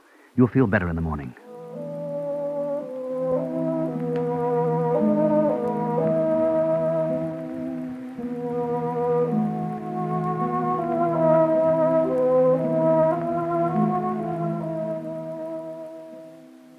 But Reuben was not better in the morning. He lay in his bed, resting a body weary with 30 years of labor. At the end of the first week, Caleb came to talk with Daniel. It's Friday, Daniel. The day when we divide the money. Well, then divide it. You don't need me. The shares are different this week. Why are they different? Because of Reuben. That is, there's 1 share less. No, Caleb. The shares are the same. Daniel, I'm tired of your commands. You're only one. The others in the society, we have a voice, too. I hear only yours. Reuben didn't work this week. He shouldn't have a share. Ask the others what they think. Go on. Ask them. I'm listening. Daniel, don't be angry. Say what you want to say, Abner. Caleb is right. We're sorry about Reuben, but we have to think about ourselves. You see, Daniel? I see, Caleb. When you divide the money, give me none of Reuben's share. You're being childish. No. I'm thinking of myself as you are. I'm thinking of the taste of the bread in my mouth, knowing that it's Reuben's bread, and of the light of the Sabbath candles, knowing Reuben's house is dark. All right, Daniel. Have you forgotten what our society is for, Caleb? To work together for our common good, don't you remember? Daniel, we're not arguing anymore. No, but we had to argue, didn't we? The shares will be the same as before. Aren't you pleased? Should I be pleased? You're still not satisfied. What do you want? I don't know. I want something more, but I'm not sure I know what it is.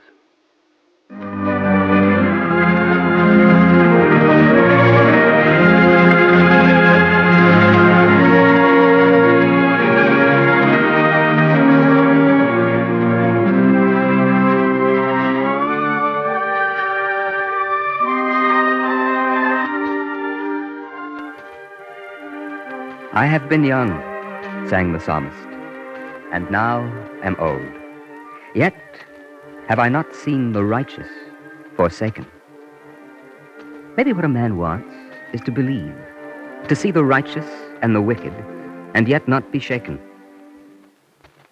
Yet have I not seen the righteous forsaken. It's a beautiful thing to believe, Daniel. How can you believe it, Deborah? The world isn't like that. Berditchev isn't the world. It's my world. Maybe it's true, even in your world. I'm not a child, Deborah. And if it isn't true, I want to know why. And what I must do. And how I must live, being Daniel the woodchopper. Daniel the woodchopper is one and alone. But if you say being a man, like other men who asked questions and maybe found an answer... But where, Deborah? Where? I don't know. Maybe you just have to know the answer. Maybe you can find it in books. Deborah, it's so long since I've opened a book.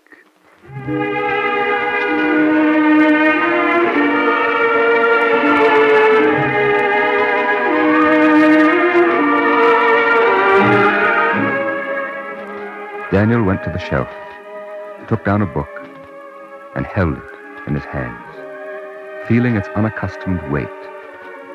Then he opened it and turned the pages.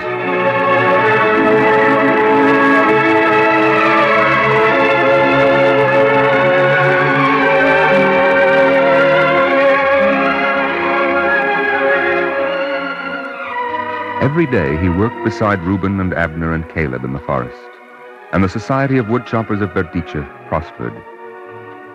It is agreed by the society that a portion of each week's profits shall be put aside toward the purchase of a second horse. Every day Daniel carried a book as well as his axe. During the period of rest, while the others sat talking, he read his book. Our Daniel has become a scholar.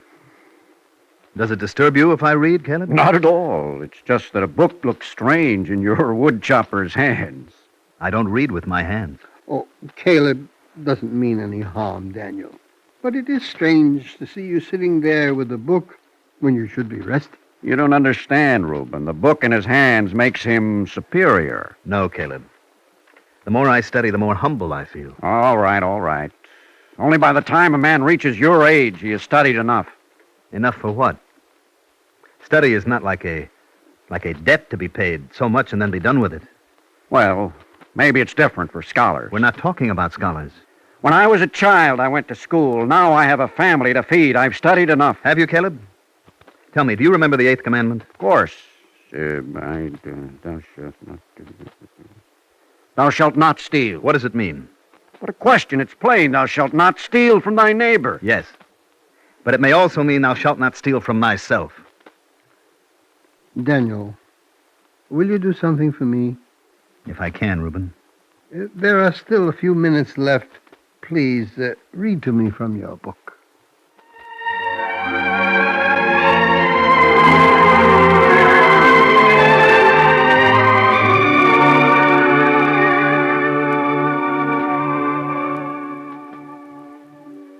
In the forest, among the trees felled and standing, Daniel read from his book. Man doth not live by bread alone, but by everything that proceedeth out of the mouth of the Lord doth man live. Then he put aside the book and took up his axe.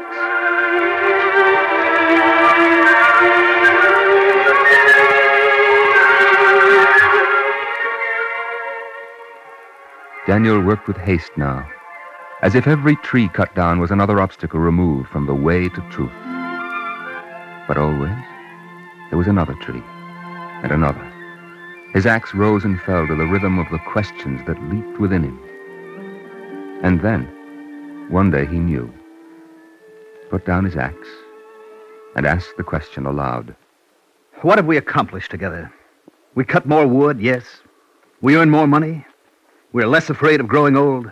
Those are good things, Daniel. Yes, Reuben, but not enough. What more is there for us?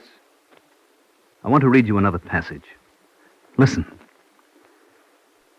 The greatness of God is infinite. For while with one stamp, man impresses many coins and all are exactly alike, the King of Kings with one die impresses the same image on all men, and yet not one of them is like his neighbor. Thus it is that everyone ought to say, for myself the universe is created. Not for me, Daniel. Not for Reuben the woodchopper. For Reuben the man. For me, for Abner, for Caleb. What do you want now, Daniel? There is good and evil, Caleb, and I want to understand them. I want to know why I am Daniel and what I must be. I want to study the world God created for me. Do what you like. I want to know will study and make me a better woodchopper. It will make you a better man. I'm not talking philosophy, Daniel. I'm a practical man. You're a stubborn man, Caleb. You've forgotten that we created our society for the impractical purpose of helping each other, and it gave you more bread. You're trying to confuse us. You know that was different. No, it's the same. The practical is not what you think. The practical is love thy neighbor as thyself. And Caleb, study is practical. We're not scholars, Daniel. You ask too much of us. I ask nothing. Study is an obligation from which you cannot free yourself. I owe nothing to anyone. Caleb, listen. There once was a man, an old man, who planted the seed of a carob tree. And he was asked, who are you to plant a tree? Surely you will not live to see the fruit. He thought for a moment, and then he said, maybe not. But did I find the world empty when I came? Well, Daniel, Wait, I haven't finished. After another moment, the old man said, if I do not plant, what am I? Caleb, if you do not study, what are you?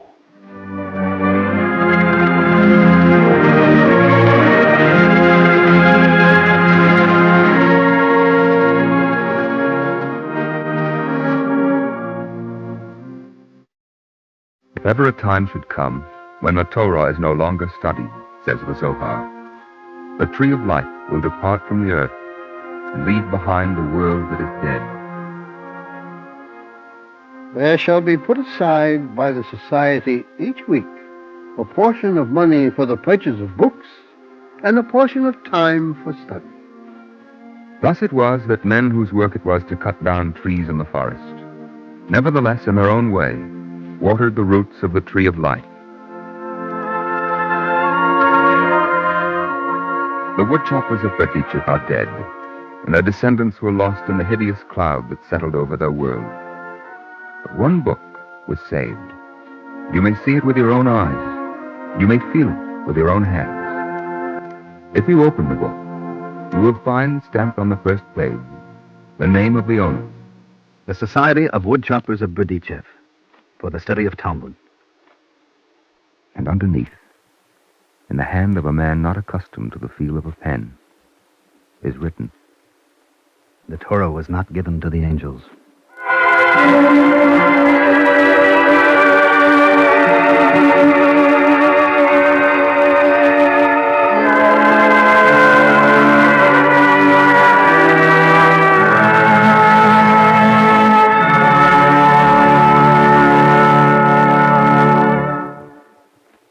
If you would like a copy of today's script, please send your name and address with 10 cents to cover the cost of postage and handling to the Jewish Theological Seminary of America, 3080 Broadway, New York 27, New York. And now we take great pleasure in presenting Mr. Philip Lown, President of the American Association for Jewish Education and Chairman of the United Jewish Appeal in Greater Boston. Mr. Lown. All through the ages, Jews have given great zeal and religious devotion to the pursuit of knowledge. Education was considered a lifelong process. Houses of study for adults existed in every Jewish community. Many Jews would attend the academies each day, either in the morning before work or in the evening after their daily toil. For many centuries in Eastern Europe, Jews used to congregate daily for an hour or two in the houses of study. Scholarship was admired and revered. Judaism has always insisted on the education of all its adherents because, as our sages have put it, ignorant men cannot be God-fearing men. The marvelous dramatization we've just heard is an excellent illustration of our people's quest for Torah. It validates the truism of the biblical adage that man does not live by bread alone. We realize more and more that if our greatness is to consist merely of material matters and not of the things of the spirit and the intellect, we cannot remain a great community.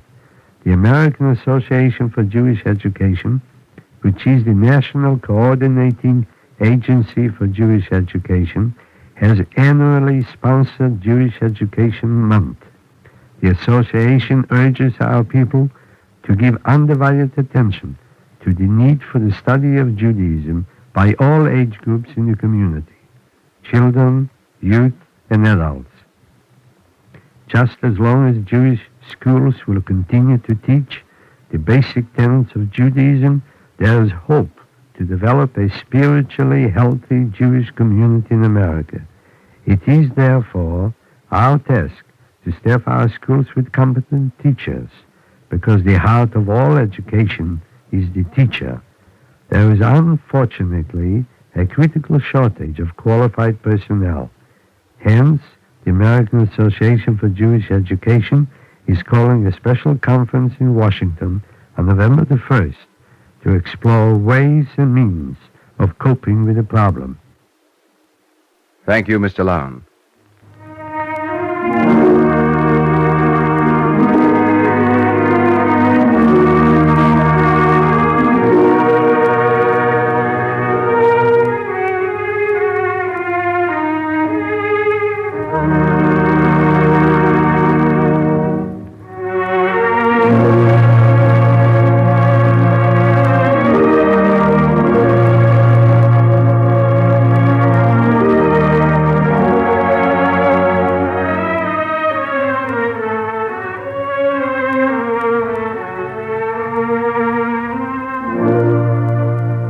Our Eternal Light drama today, A Little More Than the Angels, was written by Joseph Mindell. Cantor David Putterman sang the liturgical music. Featured in the cast were Mandel Kramer, Mary Patton, Roger DeKoven, Louis Sorin, and Sam Gray. Your narrator was Norman Rose. This is Mel Brandt.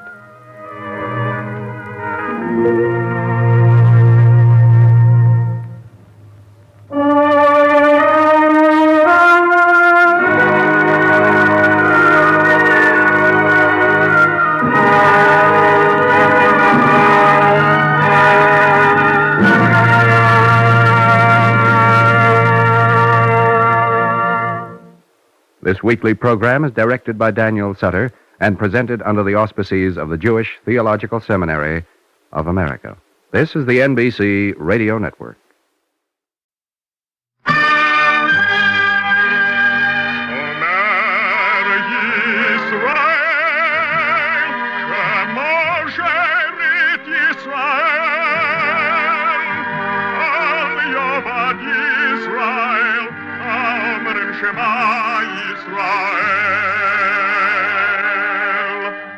And the Lord spake unto Moses, saying, Command the children of Israel that they bring unto thee pure oil olive beaten for the light, to cause the lamps to burn continually in the tabernacle of the congregation, and it shall be a statute forever in your generations.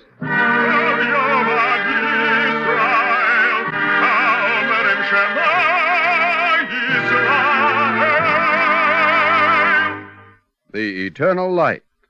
The National Broadcasting Company and its affiliated independent stations present The Eternal Light, a program which comes to you under the auspices of the Jewish Theological Seminary of America. Today's story, written by Morton Wishengrad, is entitled The Man Who Hated God, and was adapted from the story by Winifred Holtby from the volume Truth is Not Sober, published by the Macmillan Company, New York.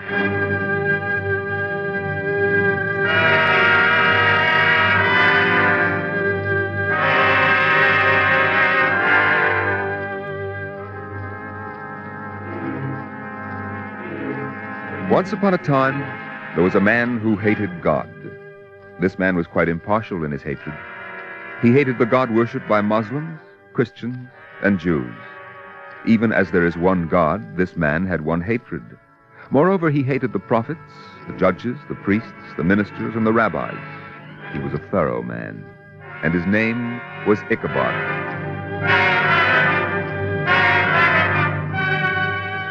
A hatred so great as this requires an explanation.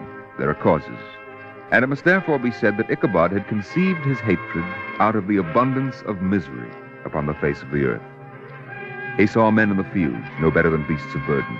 He saw the miners in their bottomless pits laboring for a pittance. He saw the workmen in their factories pale against the clamor of the machines. And he heard the screams of women dying in childbirth. Did God create all this evil? I refuse to believe it. Thus spake Ichabod. He came home and ate his dinner, and he considered what he had seen. Then he pushed away the empty bowl in front of him and said to his wife, No God created all this evil. I beg your pardon? And I'll tell you why. Because there is no God. And if there is no God, why worship him? Oh, don't be foolish. Everyone knows there's a God. I tell you there is no God. If there were, I would hate him. What did you say? Something else occurs to me. More stewed fruit? No. The idea of God is responsible for the great evils which men endure upon the face of the earth. Why do you bother me with such things? Isn't it enough that I have to cook and clean and mend and market and see to the children without having to listen to such philosophizing? You ate too fast. It must be lying there on your stomach. Go out and take a walk. You'll feel better.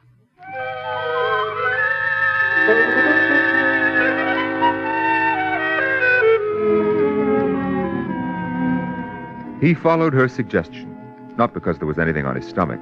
The disturbance was in his mind. He walked a little way. Old clothes. I buy old clothes. I sell old clothes. Old clothes, I buy old clothes. The man who called out in the darkness was a beggar. Ichabod stood and listened until the beggar grew self-conscious. Yeah, you're spoiling my trade. You have no trade. You have no money to buy old clothes, and you have no old clothes to sell. That's true. I depend on people to notice and drop a few coins into my hat. If you're not going to give me any coins, the very least you can do is to go away. Why do you do it? It's a good enough occupation until I go to my reward. And what will that be? Paradise. Beggars like me will inherit the world to come. You poor fool. There is no world to come. When men like you believe in the existence of another world, they make no effort to improve their life in this one. I'm telling you all this for your own good. Who asked you to? You are living a lie. It's my lie. If it is a lie, now you go away from me, you thief. You go away, or I'll call a policeman.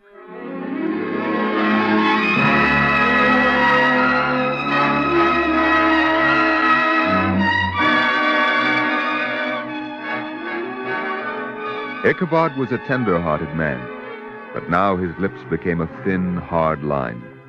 He didn't wait for the policeman to come to him. He ran and found the policeman. Maybe you have a grain of sense in your head. Listen, I'll ask it slowly. Is there a God? Of course. And what did God create? Everything. The heaven, the earth, the sun, the stars, the moon. And policemen? Naturally. And those whom the policemen hunt? I suppose. What do you mean, you suppose? Does God create the criminal, the murderer, the leper, the idiot? Look, I'm only a policeman. Let's go to the precinct house and ask the sergeant. No. I have my answer. There is no God. The idea of God is the greatest evil on the face of the earth. I'm going to put a stop to it.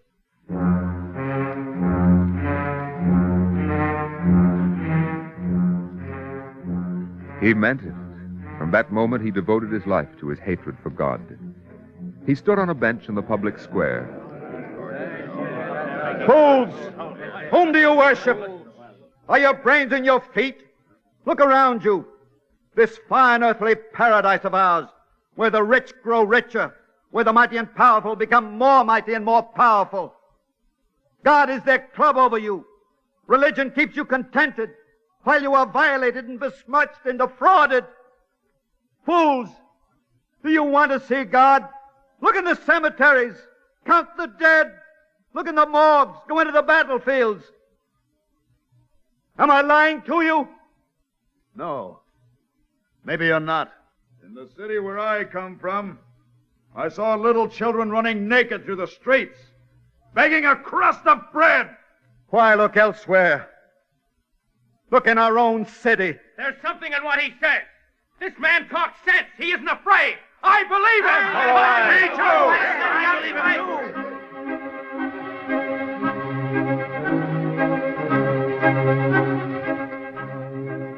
The success of Ichabod. Success made him bolder. Now he had desperate men to follow him. He led them into a place of worship where a few devout people were singing a hymn in praise of God. Protect us, Lord, watch over us, and keep us from all fear, and let us praise thy righteous name, and hold thy presence near. Sir, do you come to attend our service? If you do, you and your friends are welcome. I come to destroy your service. You are presumptuous men. That may be. Get out of our way. This is a place of worship. If you do not like our service, you are not compelled to attend. We have come to destroy what is infamous. You speak arrogantly. I ask you to leave this house of worship. Take care of him. Blasphemers! Idolaters of your own power, keep your hands away. What about our hands? Keep your hands away from the holiness of this place. Do not desecrate. No! Tear down the altar! No, this is the altar to God. There is no God! In the name of human life, in the name of everything you hold sacred. Nothing is sacred! Tear the altar cloth off! We are all children of one Father. I beg you. Oh! All right, be quick now. Overturn the altar.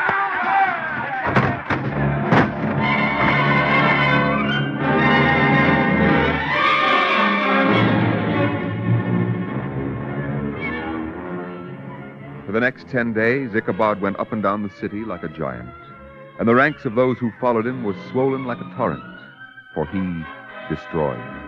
And destruction possesses a large fascination for many men. Light your torches! Light your torches! Torches ready! Well, what are we waiting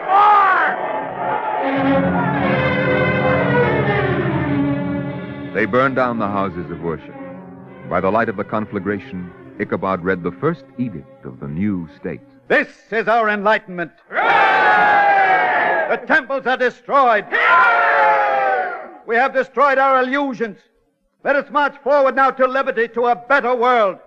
Let us march and sing of progress and reason, of electricity and penicillin, of sociologists and isotopes, of the new society, of a world without disease, without blindness, without superstition, without ignorance, without misery and poverty.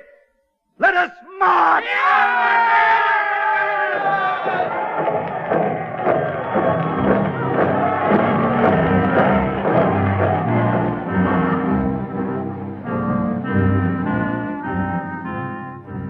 Within 5 days, there was not a single house of worship left standing. The people waited. In their credulous way, they waited for a miracle. But no miracle occurred. The poor remained poor. The ignorant remained ignorant. Disease took its toll. and misery still abounded. We must not lose heart. The new society is not made in a day. The houses of worship are down. But we have overlooked something. The ministers, the priests, and the rabbis are still alive. Ichabod, you don't want us to kill. Shut up. But he doesn't want us to kill. I'm sure he doesn't. Why not? If you want to make an omelet, you've got to break eggs. Well said. I nominate you my first deputy. Thank you, Ichabod. All right, people. If you want to defeat God, it isn't enough to burn down the places of worship. We've got to tend to the ministers. Follow me.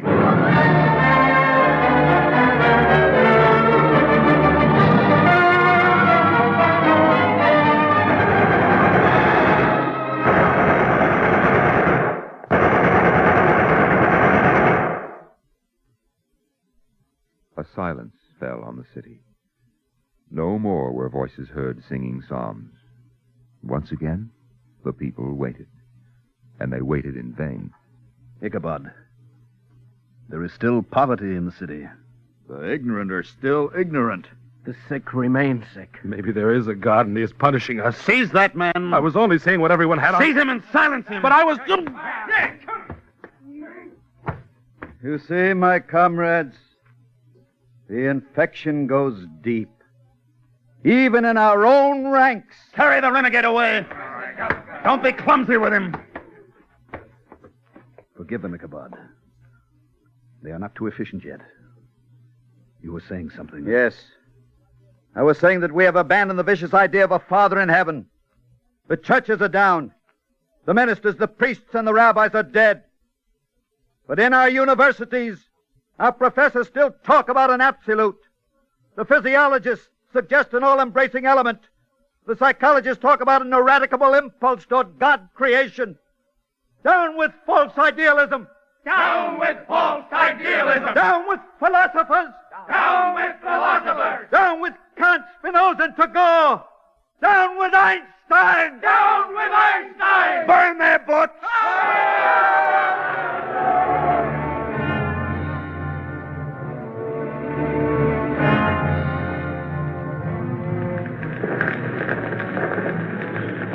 It was a spectacular conflagration.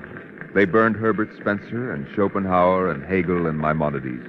They burned carloads of Bibles and hymn books. They burned innumerable volumes containing any single word indicative of faith. Among them were such works as Bertrand Russell's A Free Man's Worship. Well, don't stand there. Throw it in.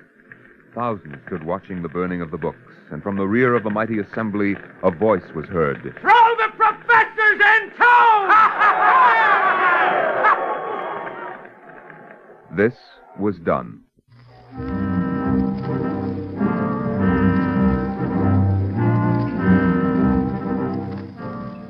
Nevertheless, poverty continued everywhere.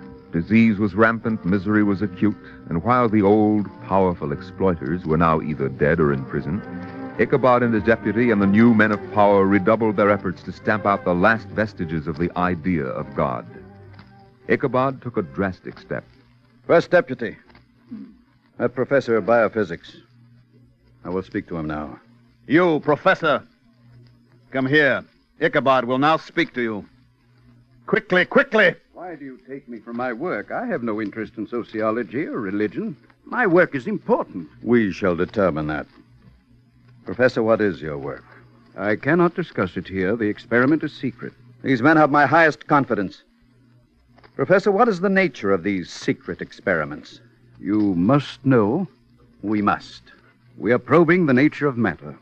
My colleagues and I may be on the verge of deciphering the riddle of the universe. Is it conceivable that your results might suggest the existence of God? I couldn't say. No man can predict the results of scientific experiment. Thank you. Throw him into prison. Ichabod, what crime have I committed? The good society does not wait for the crime to be committed. It prevents crime. Henceforth, all scientific experiments whose results might prove the existence of God are prohibited. What will you accomplish? The people will still remain miserable and hungry, even more than before. We shall attack the problem energetically. Professor, the future belongs to us. We must spread our theories. After all, we cannot fight the idea of God merely in one city. or one country? Naturally. God exists everywhere. Deputy, seize that man. He's a religious spy. It proves how eternally vigilant you must be.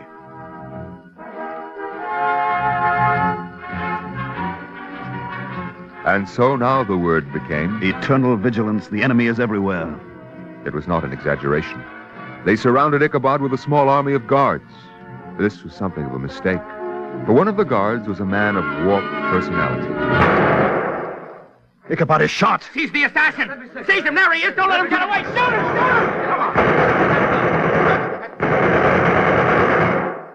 Shoot him! Ichabod, speak to me. Ichabod. Is he alive? Yes, he is. Oh, thank God. What did you say? Place this man under arrest.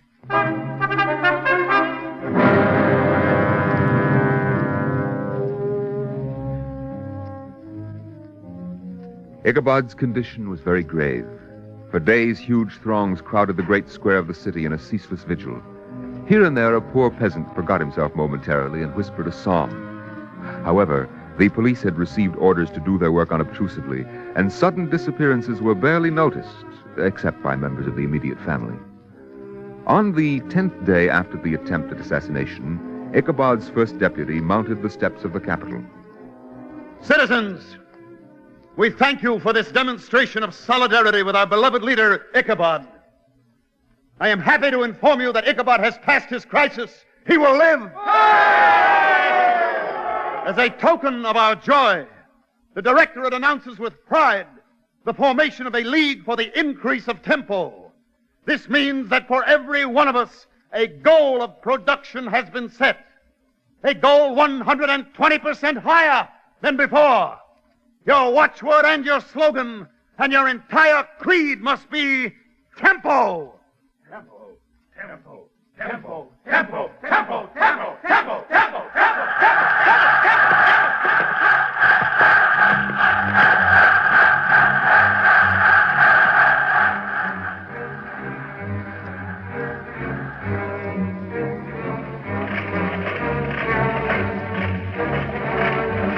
Now the machines clanked with a vengeance. The train engines tooted their whistles longer and louder, thereby reducing the amount of steam available for hauling freight. Never mind, it's worth it. Think of the impression of progress it makes on the people. There was no doubt the tempo had increased, and the man who hated God felt his pulses quicken and his heart beat faster as he made a lightning tour of mill, mine, factory, workshop, and farm. Comrade, what's the percentage of increased production? 50%. You've got to do better. We will do better, beloved leader. Someone give this citizen the medal. Let's go, driver.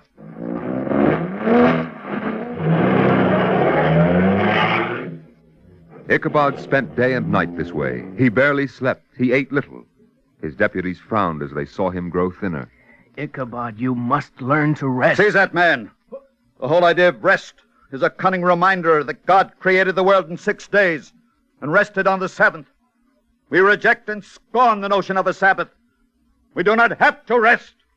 Having thus renounced God in still an additional way, Ichabod redoubled his efforts. Within a short time, his mental fatigue and his physical exhaustion combined with the effects of his wounds to bring on a severe illness.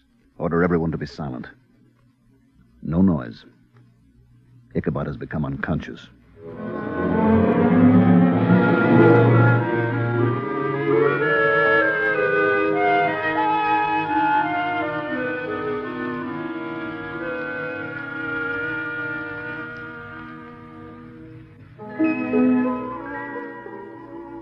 After a period of unconsciousness, Ichabod awoke to find himself seated in a boat upon a calm, twilit sea, together with a small company of people.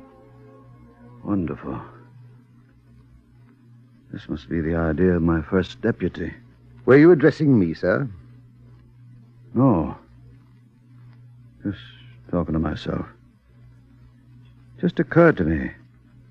This must be one of the cruises arranged for worn-out citizens in convalescence by our admirable Ministry of Health. You are mistaken. Am I? Do I know you? No. Are Your accent, I would surmise you come from the West. I do. Excellent. You must be one of our English-speaking friends organizing part of the new society. My name is Ichabod. And mine is Adams. I spell it apostrophe S. I believe it means of the earth. Well, that's unimportant. Our enemies are strong, and we have little time. We have all eternity. You laugh. There's no such thing as eternity. I must beg you to resist this insidious mysticism. We die soon, and then we rot. That's the end. Ichabod, we are in eternity. What's that? Say that again. We have suffered the death of the body.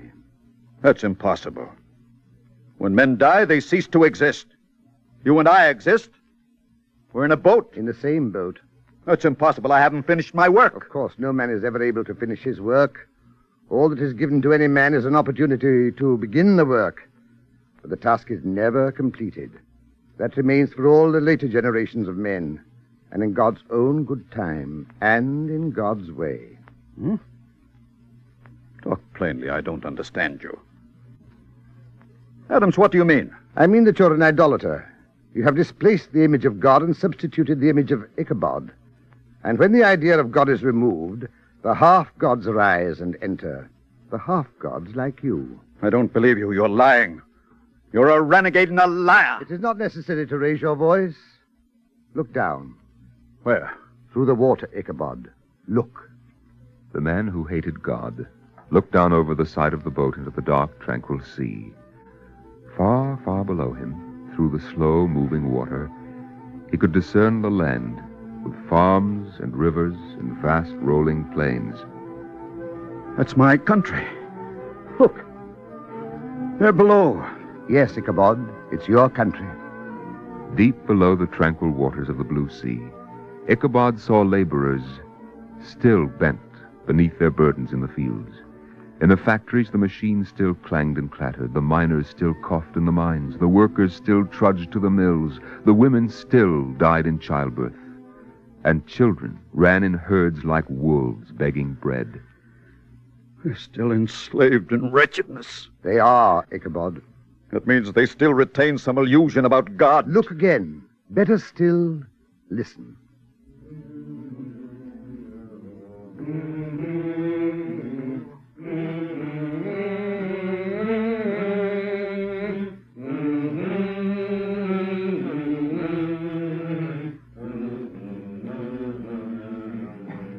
I can't make out the words. But the wretches are marching down the road and carrying huge pictures of some god. The wretches, they betrayed me. They built a holy temple. They have. It was true. The peasants and the workers stood outside a massive temple built with dignified solidity. And a man preached to them, his face alight with the fire of fanaticism, so that as they listened, the people forgot their weariness in their vision of a great new faith. I have failed in my life's work. They have forgotten me. Look again, Ichabod. And the man who hated God bent low over the rail of the boat and cried out angrily, Who is this God? What is this monster that deceives them? And then the words of the hymn became audible. Oh, down with us, says Ichabod, and tear down every altar, and let us praise enlightenment. Good comrades never falter. Do you understand now? The name engraved upon the temple and emblazoned upon the banners and hymned by the devout belonged to the half-god and the image whom they all worship.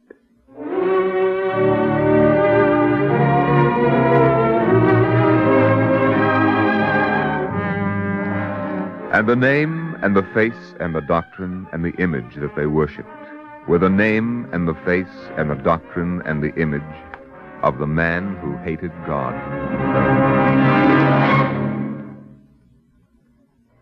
If you would like a copy of today's script, please send your name and address with 10 cents to cover the cost of postage to the Jewish Theological Seminary of America, 3080 Broadway, New York 27, New York.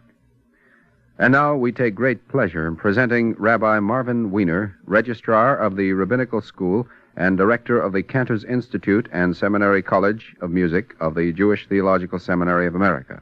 Rabbi Weiner. The program you have just heard describes one extreme reaction to life's problems and challenges. The life and aspiration of Ichabod symbolize a misreading of human nature and experience and a resultant loss of faith which serves to tear down that which is noble and uplifting. And what is perhaps even more tragic, this philosophy of negation and despair becomes a religion in itself. Significantly enough, the Hebrew name Ichabod means there is no glory.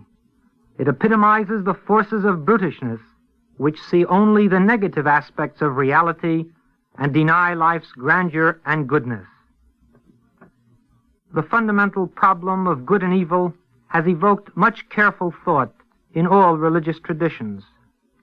The Bible, in its magnificent appreciation of life's valleys as well as its mountain peaks, includes Job's anguished questioning of God's righteousness side by side with the confident faith of the psalmist. Like Ichabod, the prophets in their day also saw acts of injustice and oppression, but recognizing themselves and all men as God's servants, they set out to change and alter the pattern of human conduct.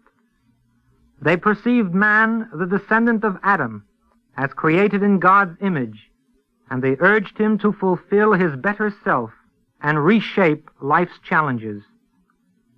Adam represents the creative faith in God's goodness and a view of the world as the arena of human fulfillment. The values we enjoy and cherish today represent the rich legacy of men in every age and land who share with us their bold and fruitful vision of a better life, grounded in faith and love of God.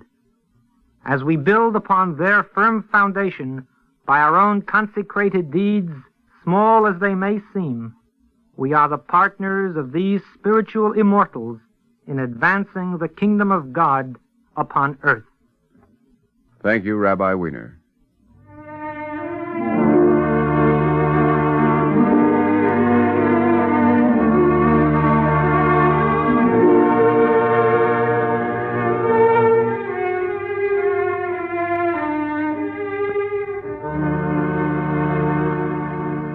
Our Eternal Light drama today, The Man Who Hated God, was written by Morton Wishengrad and was adapted from the story by Winifred Holtby from the volume Truth Is Not Sober, published by the Macmillan Company, New York.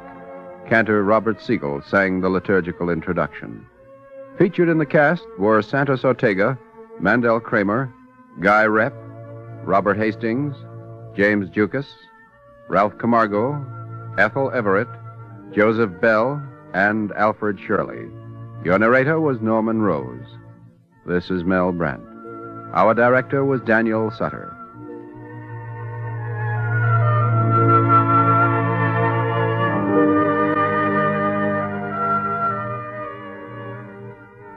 This weekly program is presented under the auspices of the Jewish Theological Seminary of America.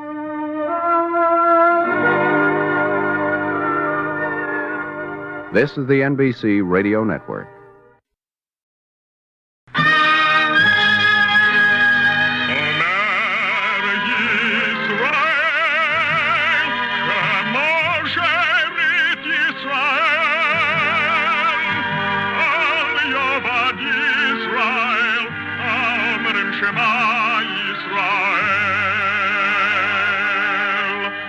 And the Lord spake unto Moses, saying, Command the children of Israel that they bring unto thee pure oil olive beaten for the light, to cause the lamps to burn continually in the tabernacle of the congregation. And it shall be a statute forever in your generations.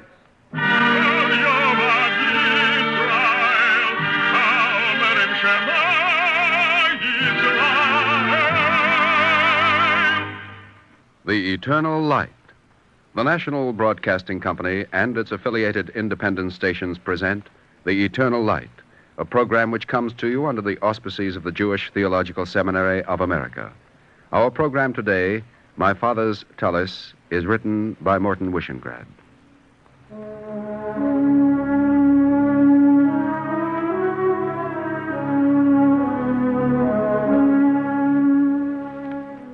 my whole life, I have wanted only 3 things. To see my mother again, not to live in a concentration camp, and to have a tallis exactly like my father's. What is a tallis? It is a prayer shawl. My father's tallis was made of silk, pure white silk with blue stripes at the ends. He used to tell me how in the good days before I was born, when the synagogues were standing, a man could put on his prayer shawl on the Sabbath and the holy days and not be molested. But I must tell my own story. How do you begin a story that has no beginning and has no end? I shall begin on that morning when a strange voice spoke through the loudspeaker. You are no longer prisoners. Concentration Camp 48 is now under the protection of the United States Army. All able-bodied men are requested to line up for roll call. All children report at once for medical inspection.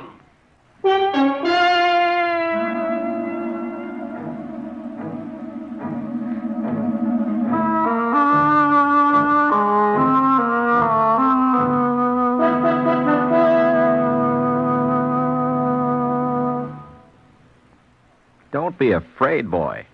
Sergeant, didn't you explain that I'm a doctor? Yes, sir. And tell him to put his bundle down. He refuses, sir. He won't let that bundle out of his hand. Something about a Talis in it. Don't know what he means. All right, Sergeant. Ask him his name. Yes, sir. Der amerikanische Doktor möchte deinen Namen wissen. Ich heiße Abraham Engel, I got that, Sergeant. How old is he? Wie alt bist du? 13 Jahre. He says he's 13, sir. But if he's a day past 11, my name is Shirley Temple. Ask him to tell the truth. He doesn't have to fear us. Na, sag die Wahrheit. Wie alt bist du? 13 Jahre. He sticks to 13, sir. All right, find out how long he's been in this place. That should get us somewhere. Wie lange warst du denn in diesem Konzentrationslager? 10 Jahre. 10 Jahre? 10 Jahre. What did he say, Sergeant? He's been in this hellhole for 10 years, sir. That's why he's so scrawny, I guess. Good Lord. Sergeant, see if you can find out why there are no other children here. Yes, sir. Der Doktor möchte gerne wissen, warum keine anderen Kinder hier sind. Wenn viele sterben, nur wenige werden geboren. Thanks, kid. Doc, he says that when many are dying, only a few are born. Gee, kid, you look like 11, you say you're 13, but you speak like a middle-aged man. Yes, you're not wrong, Sergeant. And judging from his appearance, he has no business being alive. Jungens wie ich sind die biologischen Folgen dieses Krieges. What was that, Sergeant? He says that the young, like him, are the biological consequences of war. Oh. Abraham Engel, now try to understand me, please. We're friends, see? Freunde. So take your shirt off, boy. I promise I won't hurt you. Now put down your tallis, whatever that is, and no one's going to take it away. No one. I promise.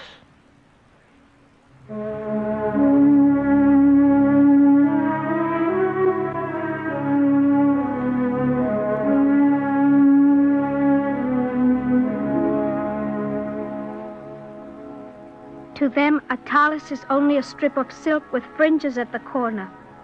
But isn't it also the badge of Israel? And it shall be unto you for a fringe, that ye may look upon it, and remember all the commandments of the Lord, and do them, and be holy unto your God. I am the Lord your God, who brought you out of the land of Egypt. You must understand what this tallis means. I shall tell you only a few things. First, we were brought to the concentration camp 10 years ago. My mother, my father, and I. It is my first memory of childhood, that first day in the camp. Anna, why are you taking off your wedding ring? The boy needs bread, Joseph. I don't understand. There's a guard outside. He won't give you bread. He might, Joseph, for this ring. All right, Hannah. Abraham, you must not cry, my son. You stay with Father. Mother will be right back.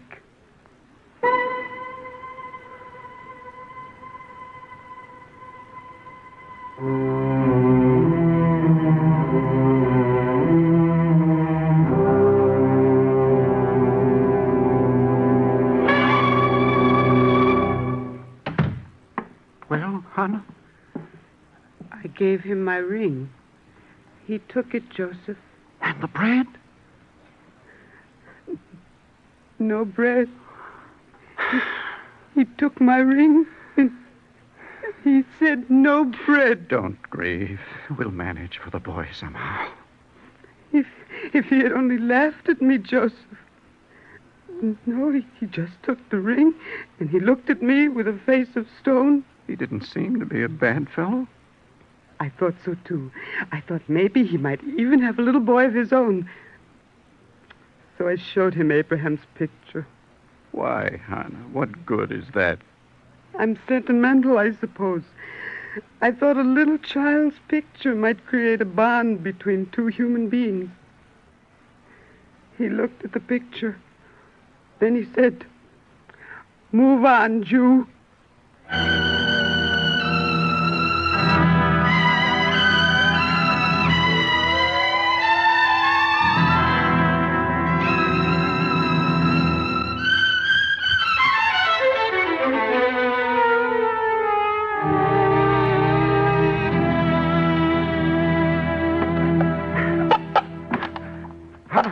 You don't hear the guard, do you? No, it's all right, Joseph. Hurry. The board's almost up. It's up. We can hide it now. Abraham, quickly bring me the bag. Good boy. All right, Hannah. Yes, but try to hurry. Abraham, try to remember what I'm saying. You're only a little boy. I don't expect you to understand, but try to remember. This little bag, my phylacteries are here and my Talis. I'm going to hide them, Abraham. Do you understand? They must not take them away. Please, hurry, Joseph. I'm afraid. Listen, boy. These are symbols. I wish I had a simpler word, but they are symbols, just as Mother's wedding ring was a symbol. They took a ring away, Abraham. They mustn't take this away also. For we are only people, and people live and die by their symbols. When we lose them, we lose our dignity. And that's even worse than dying. All right, Abraham. You put it here. That's right, under the board. Let me help you replace the board. Yes, Hannah, you help to Abraham. 3 human beings burying their symbols. Step hard, Abraham. Step down hard.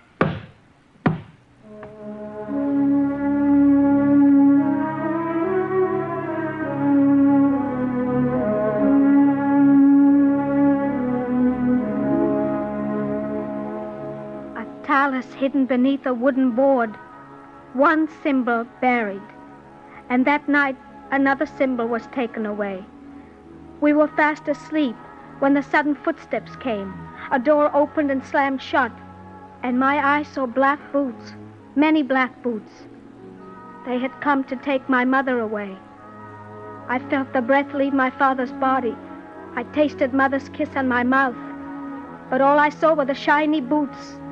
They were such clean boots, and so many, and so black with polish. And when the door slammed shut again and left us empty in the room, I reached my hand and touched the board where my father's Talis lay buried. And it seemed then that the light that shone was like darkness. And I cried.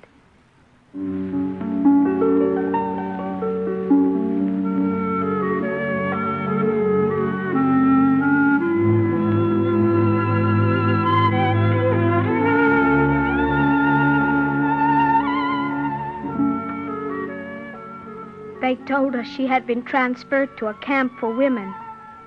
And for 10 years, while we were beaten and while we slowly starved and saw the horror surround us that was more terrible than death, we kept each other alive, my father and I, praying that somewhere she was waiting for us. And for 10 years, my father gave me his words to listen to, the learning he remembered from my study, and always the example of his own quiet way to follow. Listen, Abraham. Why was man created on the 6th day? To teach that if he is ever swollen with pride, it can be said to him, a flea came ahead of thee in creation.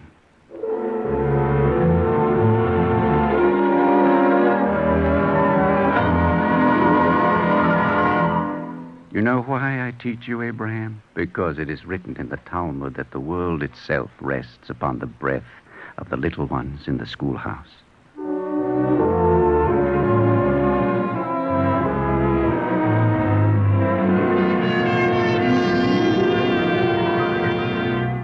But, Father, how can anything be greater than the giving of the law to Moses? The falling of rain is an event even greater. But why? The giving of the law was for Israel, but rain is for the entire world.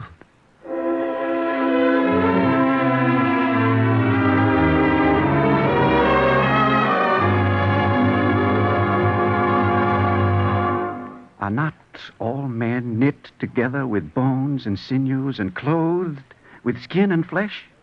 Then what is it, Father, that curdles the spirit like cheese and turns it sour against itself? Abraham, now I know you're no longer a child.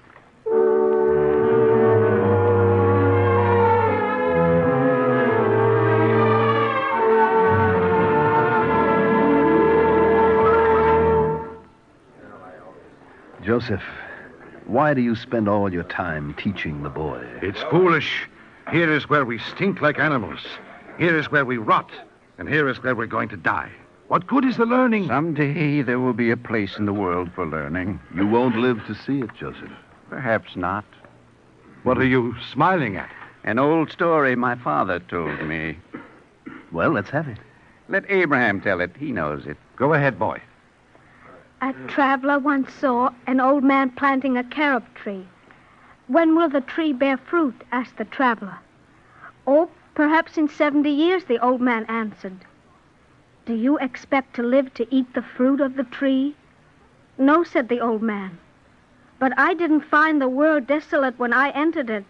And as my father planted for me before I was born, so do I plant for those who come after me. Come along, Abraham. I think there are still trees to be planted.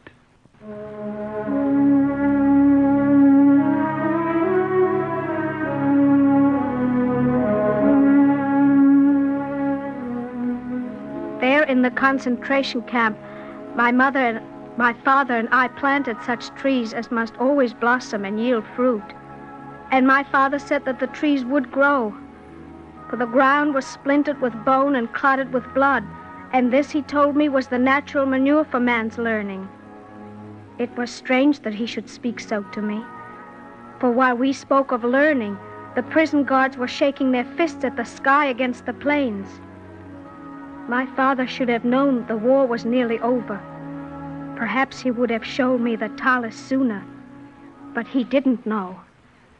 I've told you, Abraham, you must not speak of the Talis. Only pry the board up, Father. Just show it to me. Only let me hold it in my hand. No, Abraham, it isn't time. Father, I even know the blessing for the Talis. I pray you will know many blessings. May you know the blessings of the fruit of trees, the sustenance of land, and fragrant wood, and scented flowers, and faithful covenants in years of peace, and your mother's face. May you know all these blessings, Abraham. But it is not time for me to show you the Talis. When will it be time? I don't know. When men will no longer endure injustice. Perhaps when walls will not only shut out hate, but also let in light. Perhaps when I'm sure the war is over.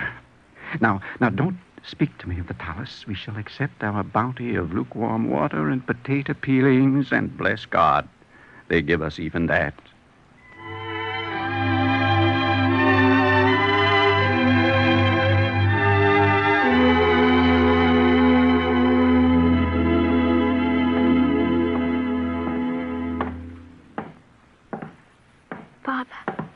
Father, it's the guard. Don't be afraid.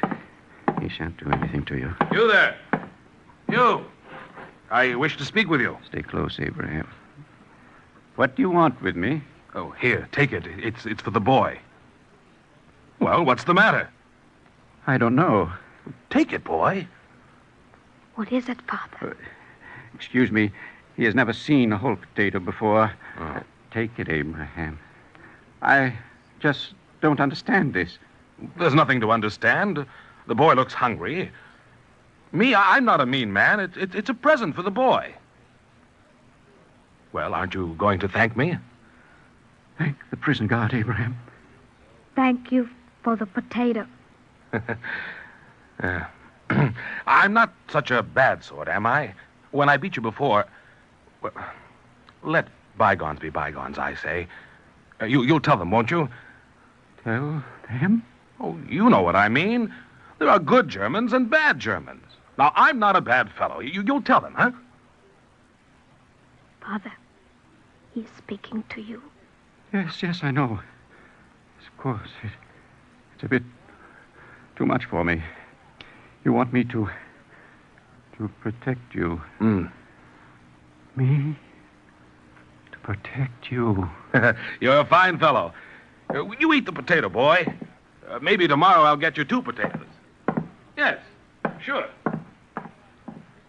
Father, I think now you can pry up the board and show me the Talis. The war must be nearly over.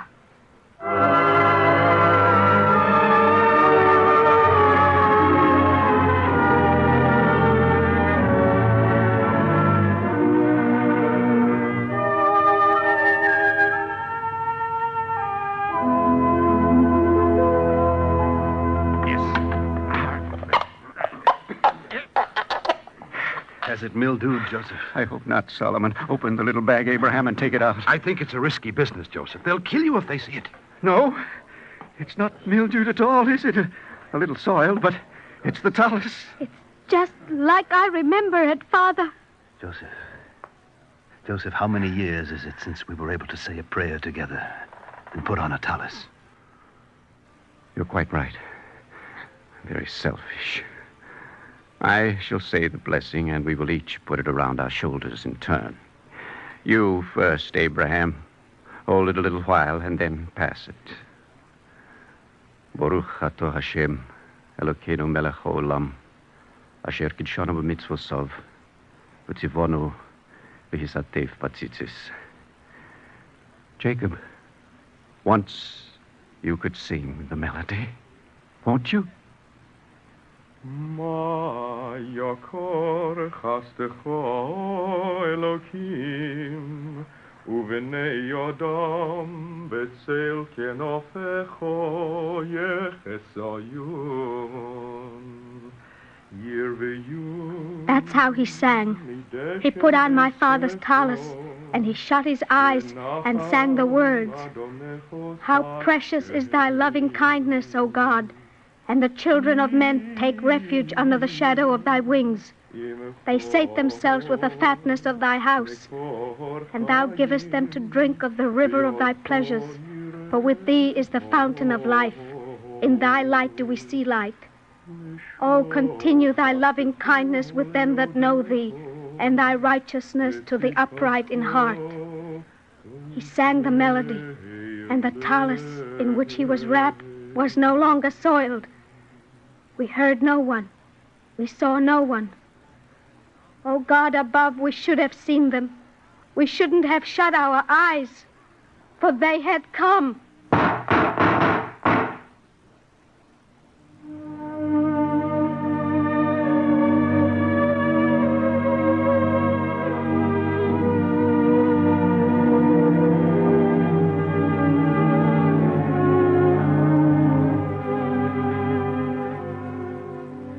They had come, the black boots, the shiny black boots, boots all around us, boots that were not dirty, boots that were clean, that glistened with polish, strong boots, so many boots, and spilling over the boots, so slowly, drops of blood spilling over the shiny black boots, and my father's Talis bright with red, and my father's hand upon his Talis.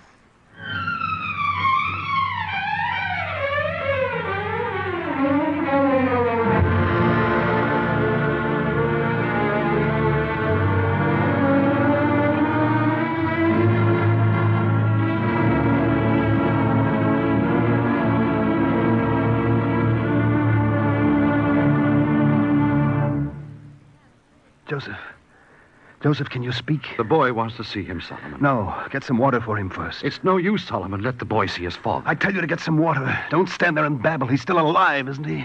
They'll give you some water at least, even if they won't send a doctor.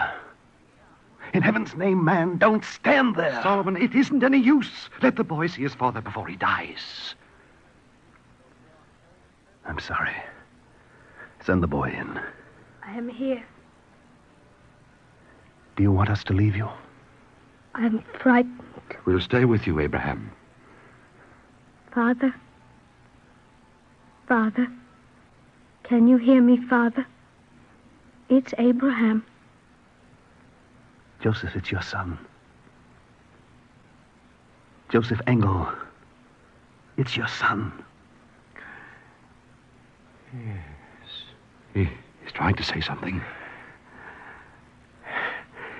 Have you the Talis? I have it. The Talis should be white, not red. Yes, Father. A man should be buried in his Talis. We'll try, Father. They won't allow it. You have it, Abraham. You always wanted a Talis exactly like this one. Oh, no. I don't. No, Father, Keep it. This. And you, Abraham. My symbols. You keep it. Solomon? Yes, Joseph. I'm rather tired. Yes. If his mother is alive, if you live, you'll help him find her. I promise. Good. I'm satisfied.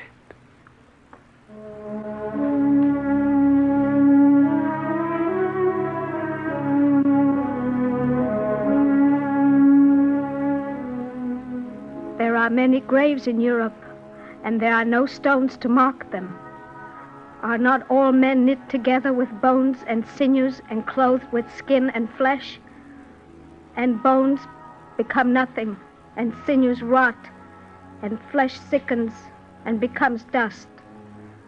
And men plant trees and know that they will never harvest the fruit, yet the generations are not born into desolation. All my life, I have wanted three things: to see my mother again, not to live in a concentration camp, and to have a Talis exactly like my father's. Now I have the Talis. Someday I shall see my mother, and on Sabbath she will say the candle blessing, and I will sing the Sabbath Kiddush, and perhaps that will be in Israel. It is a good thing to stand beside the barbed wire and be able to see a dream. Yes, it is a good thing. And my generation will not be born into desolation, for I shall show them my father's Talis.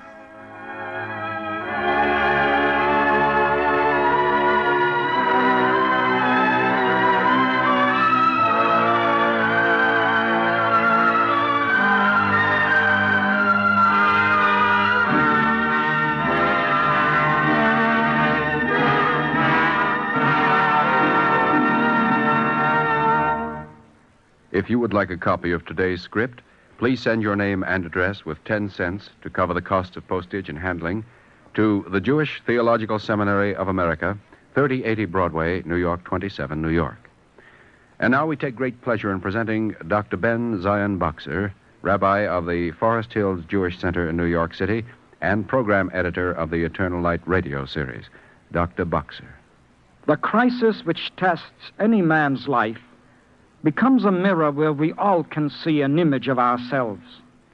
In my father's Talis, Morton Wishengrad has written a parable for all men who seek a clue to the wisdom of living. Joseph was confined with his son Abraham in a concentration camp in the midst of filth and degradation in the shadow of death. It was the greatness of this father and son that there in the concentration camp the father fulfilled the commandment, "Thou shalt teach the Torah diligently to thy children. We have sometimes made of learning and of life a means to another end. We study not for what study will do for the immediate hour when we engage in it. We work and struggle not for the fulfillment which each achievement brings. We think of some goal far off in time, for which the present is only a preparation. It was because some of Joseph's neighbors thought in such terms that they looked upon his endeavor as foolish. They could not envision a far-off goal. The road they moved on seemed to lead only toward the abyss. What does any man have, if not the day, the hours, the present? We all sail on an uncertain sea, and any moment a wind may erupt and put an end to our journey. Joseph used the present. He rescued the few hours at his disposal from the abyss, and he made those few hours into the crowning jewel of his life. For in those few hours he communed with God, he saw truth, he tasted a father's joy in witnessing the unfolding of his child's mind. The reward of learning and of living is always immediate, and the sanctification of the day, the hour, the moment. Thank you, Rabbi Boxer. Our Eternal Light drama today, My Father's Talis, was written by Morton Wishengrad. Cantor Robert H. Siegel sang the liturgical music. Featured in the cast were Susan Douglas, Roger de Koven, Stefan Schnabel, Florence Stanley, Jim Dukas, Mandel Kramer, and Ivor Francis. This is Mel Brandt. Our program was directed by George Voutsas. This weekly program is presented under the auspices of the Jewish Theological Seminary of America.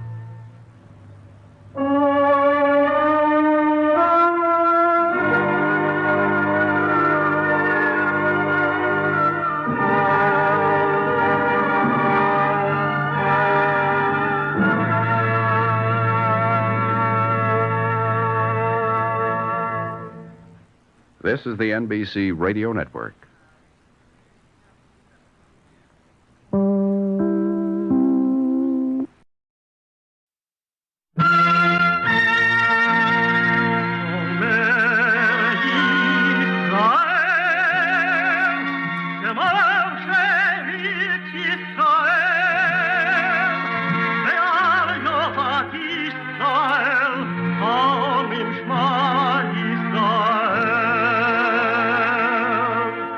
And the Lord spake unto Moses, saying, Command the children of Israel that they bring unto thee pure oil olive beaten for the light, to cause the lamps to burn continually in the tabernacle of the congregation. And it shall be a statute forever in your generations.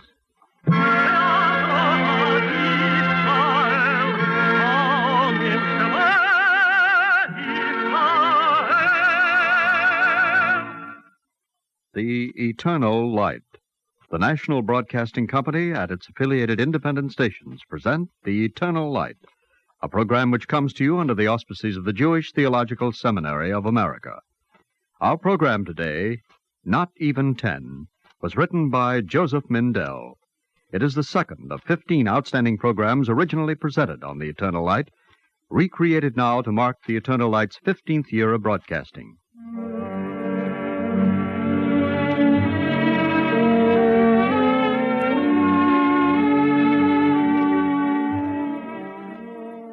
Smoke rolled up toward the hills from the cities of the plain.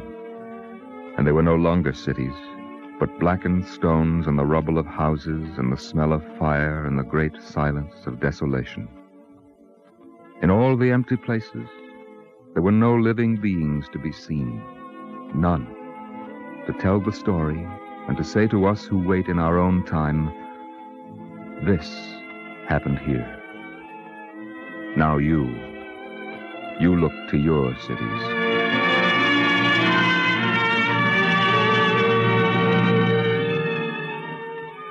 One by one, from different directions, 3 people came slowly over the plain. When they met, looking with empty eyes at the ruins, they stood together for a long time before they spoke to each other. I know you. You are Tubal the baker.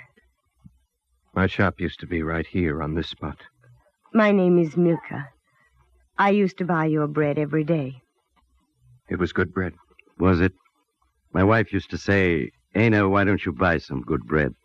But of course, we lived on the other side of the city. I understand. You can see where our house used to be, just to the left of that column that's still standing way off in the distance. Do you see it, Tubal? I see it. No, wait. It's to the right of the column. Now I'm not sure. It doesn't matter. Of course it matters. It's very important. What are you making a fuss about, Ana? Well, a man has to be sure where he lives. All right. Look around you. Oh, and look carefully. Where do you live? No, it doesn't matter. I'm sorry, Ana. It's not your fault.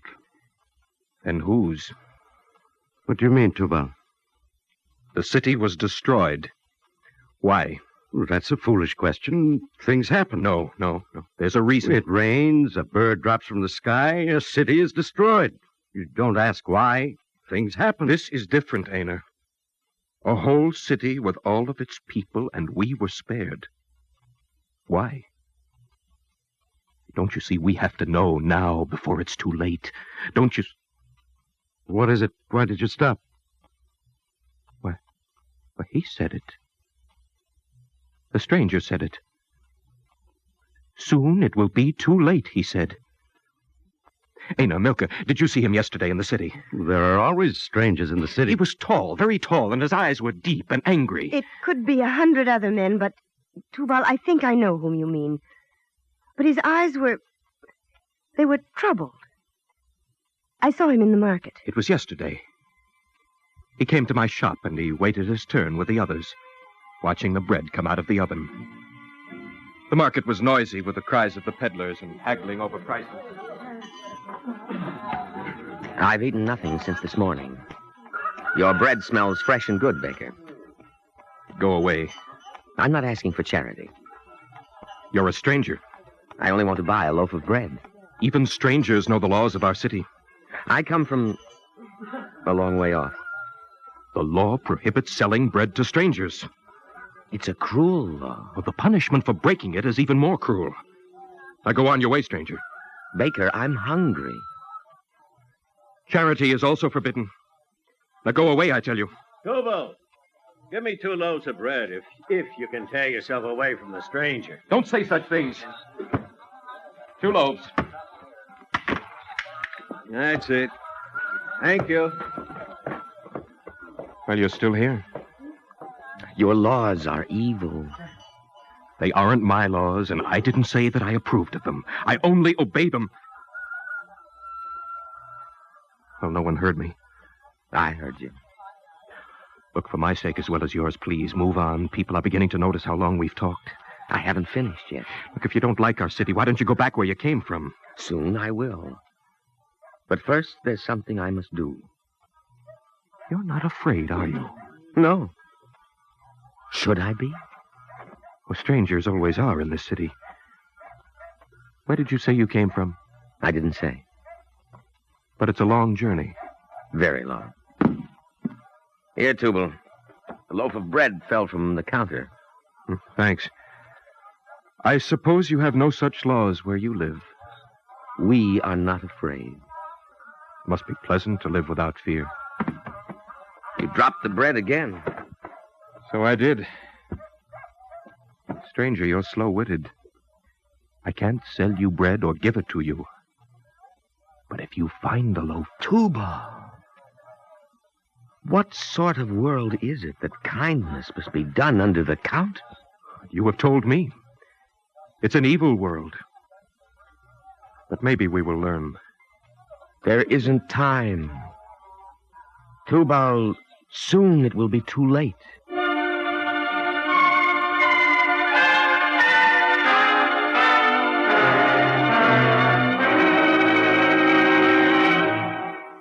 Will you tell me, please, where I can find the house of a man named Lot? You're a stranger in the city, aren't you? That's why I ask. Who sold you the bread you're carrying? Point him out so we can be arrested and punished. I didn't buy it. Then you stole it? Hand over the bread. No. Don't argue with me, stranger. It's the law. It's my bread. In this city, a stranger cannot say, "This is mine." Give me that bread and show me the man who gave it to you. No. It's the law, I tell you. I don't recognize an evil law. We'll soon teach you to obey it. Sergeant! Sergeant, this way! Stay where you are, stranger. You can't get away. Stop him! He's a stranger and a thief! Stop him! Slowly, without running, he crossed the marketplace, and the crowd followed him, shouting. And then, Tubal? Nothing, Aner. I couldn't see him anymore. It was a dangerous thing to do, to give him the bread. I didn't give it to him, Aner. He... Now I can say it. I gave a stranger bread. Tubal, let's go away from here. Not yet, Milka. In a little while. Now, Tubal, even the soil is dead here. We're alive. We don't belong here anymore. No, Aner. Then where do we belong? Any place but these ruins. We can't go until we find out. Did you see him, the stranger? I heard the noise in the marketplace. I saw him, Tubal. What did he say? I didn't talk to him. I saw him in the marketplace, surrounded by the angry crowd that pushed and threatened. He looked at the people around him calmly, without speaking, as they accused him of breaking the laws of the city. Over here. This is the man, Sergeant. We stand for no nonsense from strangers, especially when they break the law. I have committed no crime. That's not for you to decide. Come along now. There are higher laws than those made by your judges. Not in this city. Sergeant, you don't have to argue with them. Of course, of course. Move! Or do I have to call the guard? Wait. Citizens, what if I were to tell you that this is your last day on Earth? That tomorrow the sky will open and fire and stones will fall on your houses and crush the city and its people to nothingness. We don't frighten easily, stranger. I admit you have a voice suited for prophecy, but after all, what are you saying? Only that no man can be sure he'll be alive tomorrow. Stranger, we already know that. Is there no one here to say the law is evil? Only for strangers? Evil has no limits. Save your speeches for the judge. Sergeant, take him away. Is there no one to urge mercy and justice? To say that hate is the same as death? No one? Sergeant, a word in private, if you don't mind. In making the charge to the judge, I hope you'll remember to point out the stranger's disrespectful manner and his defiance of law. You don't have to instruct me. I know my duty. Let's go now. Well, where is he? Where'd the stranger go? Where is he? Where is he going?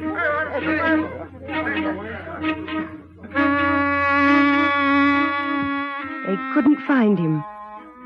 No one knew where the stranger went. But I knew. I saw him go off, and I was about to say, "There he is." But, Tubal, I didn't. I didn't tell which way he went. Your name is Lot? I don't know you, but will you come into my house? Maybe it will be safer for you if I do not. There are many things that come before safety. But listen, just now in the marketplace... Please come in. I will tell my wife to bring food. Thank you. Aren't you afraid? Everyone who lives here is afraid. Yet you don't drive me away. Strangers are welcome in my house. That is not the custom of the city. I don't observe all its customs. Lot, this is an evil city. I have known it for many years. This is like no other. I am an old man. Since I left the place where I was born, I have lived in many cities. They were of all degrees of wickedness, but none was good, and yet I lived. You don't understand, Lot. Just now in the marketplace, I asked, and there was not one who was willing to speak against evil. People, too, are of all degrees. Maybe you expect too much from them. I expect nothing, Lot. I came to see. Don't open the door. Lot, come out to us. Don't go out. I must talk to them. What do you want of me? There is a stranger in your house. He is my guest. He's broken the law. Bring him out to us. He is a stranger and my guest. I will come out. Punish me instead. You too, but first the stranger. Bring him out. Lot, come away from the door. You are in great danger. I must find a way to get you out. Call your wife and your sons and daughters and their wives and husbands. Prepare them to leave. You do not understand. It is you who must leave. This is an evil city. I have lived in many evil places, but the evil has not been in me nor my house. This is different. The city's wickedness is a cry in heaven. Will you find me a city of justice and love? That's not my responsibility. Then I will stay here. Lot, get ready to leave. I see. I did not understand at first. I don't have a choice, do I? No. They'll break the door down. Hurry, Lot. There isn't much time. Lend a hand, Dana. We'll have the door down soon. They say he spoke with sadness. Who? The stranger. What difference does it make? No difference, I suppose. He's a stranger, and he broke the laws of the city. That's what they say. Don't you believe it? Well, I don't know. Stop talking, Aina, and take hold of this battering ram. Still, I would have liked to hear him. You're talking dangerous nonsense. One man, a stranger. What can he do against the city? Aina, I warn you, be careful. Let him go just this once. Why don't you let him go? Did you hear that, Lot? Hear what? Outside. Someone said let him go. Does it surprise you? Still, there weren't 10. Not even 10. And besides, it's too late now. Come, Lot, it's too late.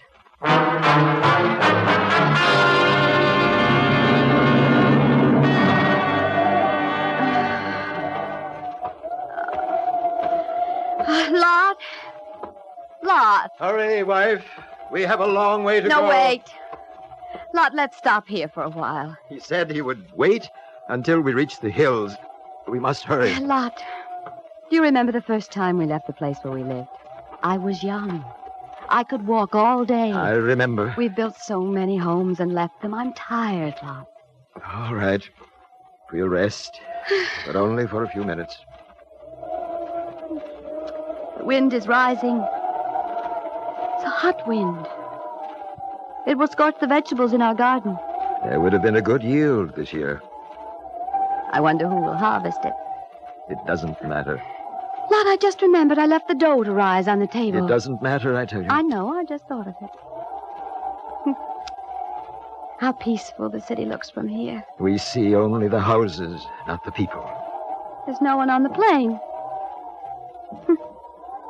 We're the first family to leave. That's strange, isn't it? Isn't it? Let us rest and then go on. Where are the others? Answer me. There will be no others, will there? It's no use asking questions. Lot, I want to go back. We cannot. Who is he, this stranger, that he says leave and we leave? I'm not sure now that it's because of him. Then let's go back. No. There is a time when the things that were are no longer to be born, and we must leave. I'm tired of moving again. I'm afraid to be alone in the wilderness. What are you saying? There are people in cities on the other side of the hills. Are there? How long will we live there? Come. It is time to go. Yes, Lot.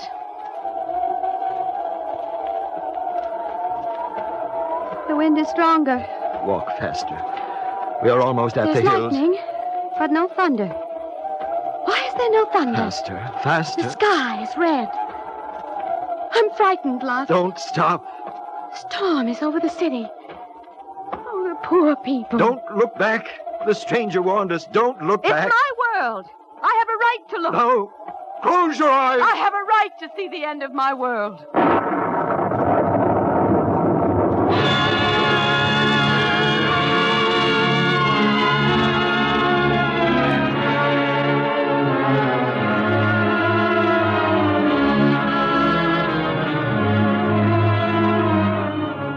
Then fire and stones rained down upon Sodom and Gomorrah, and upon all the cities of the plain. The sky was bright with terrible flames.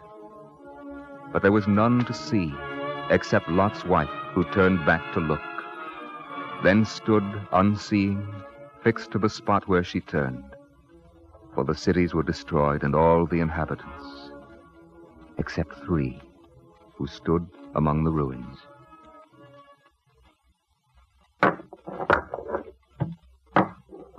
What are you doing, Tubal?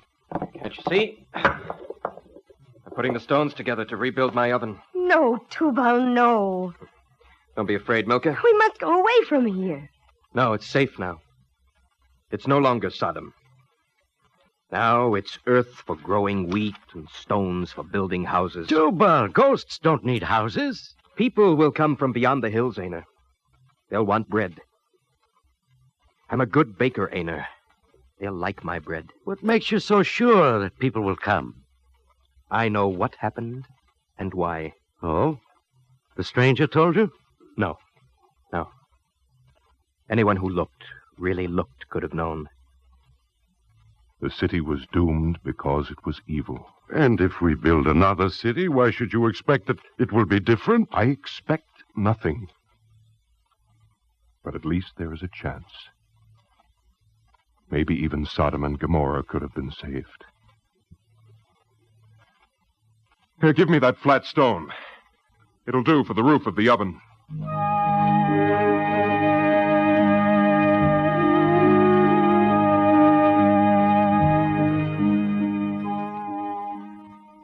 On the morning before the destruction, before the stranger came to Sodom, he stood with Abraham on the hills overlooking the cities of the plain. And here Abraham was told the fate of the city. And being a man, he could not accept the judgment without appeal. It is not right. Be careful, Abraham. When he came to create the first man, he foresaw that both righteous and wicked would issue from him. Abraham, there were 10 generations from Adam to Noah. And all these generations continued to provoke him before he brought upon them the waters of the flood. The time has come for Sodom. Still, I have a complaint. I am sent to do the work. Don't bring the complaint to me.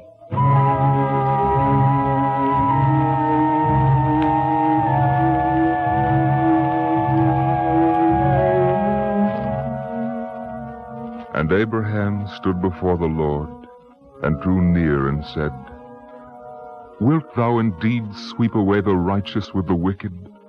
If there are 50 righteous within the city, wilt thou not forgive the place for the 50 that are therein? That be far from thee, to do after this manner, to slay the righteous with the wicked, so that the righteous should be as the wicked. Shall not the judge of all the earth do justly? And the Lord said, If I find in Sodom 50 righteous within the city, then I will forgive all the place for their sake. And Abraham answered and said, Behold now, I have taken upon me to speak unto the Lord, who am but dust and ashes. Perhaps there shall lack 5 of the 50 righteous. Wilt thou destroy all the city for lack of 5? And he said, I will not destroy it, if I find there 40 and 5. And Abraham spoke unto him yet again and said, Perhaps there shall be 40 found there. And he said, I will not do it for the 40's sake. And Abraham said, Behold now, I have taken upon me to speak unto the Lord. Perhaps there shall be 20 found there. And he said, I will not destroy it for the 20's sake. And Abraham spoke again, Oh, let not the Lord be angry, and I will speak yet this once. Perhaps 10 shall be found there. And he said, I will not destroy it for the 10's sake. And the Lord went his way as soon as he had left off speaking to Abraham. And Abraham returned unto his place.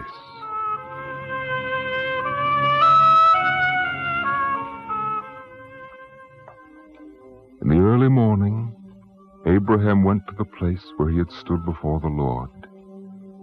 He looked out toward Sodom and Gomorrah and saw the smoke rolling upward toward the hills. It was the end of a judgment, and it may be that he heard in his mind the report of its execution.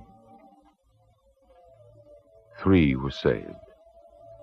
1 who gave a loaf of bread, another who saw but did not tell, and a third who said in the night, "Let him go." Only 3. Among all the inhabitants of the city, there were not even 10 righteous men. We have seen the dead cities, many in a lifetime, and the memory is vivid. Even today, faces turn upward in expectant fear of the falling fire and destruction, and voices ask how the city may be saved and the world survive. From long ago, from the beginning of the world, there is a warning and an answer. Look to your cities, but do not build a roof for protection. Instead, look to your people and count your righteous men, for they are your safeguard and your shelter.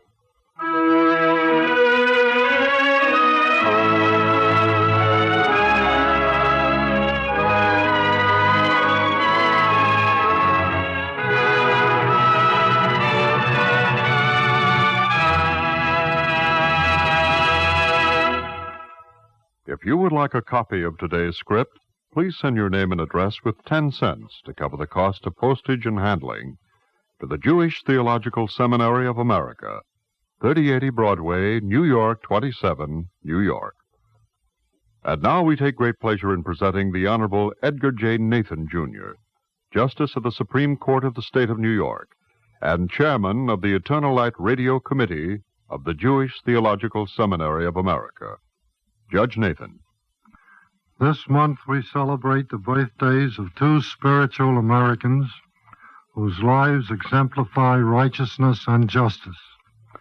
George Washington was described as the intrepid and unselfish warrior, the magistrate who knew no glory but his country's good. Abraham Lincoln described Americans as those who love liberty unselfishly for all men. Carl Sandburg recently reminded us that, like an ancient psalmist, Lincoln warned Congress, "Fellow citizens, we cannot escape history. We will be remembered in spite of ourselves. No personal significance or insignificance can spare one or another of us. The fiery trail through which we pass will light us down in honor or dishonor to the latest generation." The striking story of the destruction of Sodom and Gomorrah, so poignantly dramatized in today's program, brings to us the ancient biblical teaching of the supreme value of righteousness. Unrighteousness and injustice are prevalent both in private and in public life today and constitute potent and dangerous threats to our democracy. The world is always in judgment. When Abraham was pleading to God for the preservation of Sodom and Gomorrah, the argument raised 2 questions. Is it the quality of men which sustains the world? Is it numbers which count? The answer came clearly. It is the quality of men, their righteousness, decency, and regard for their fellow men.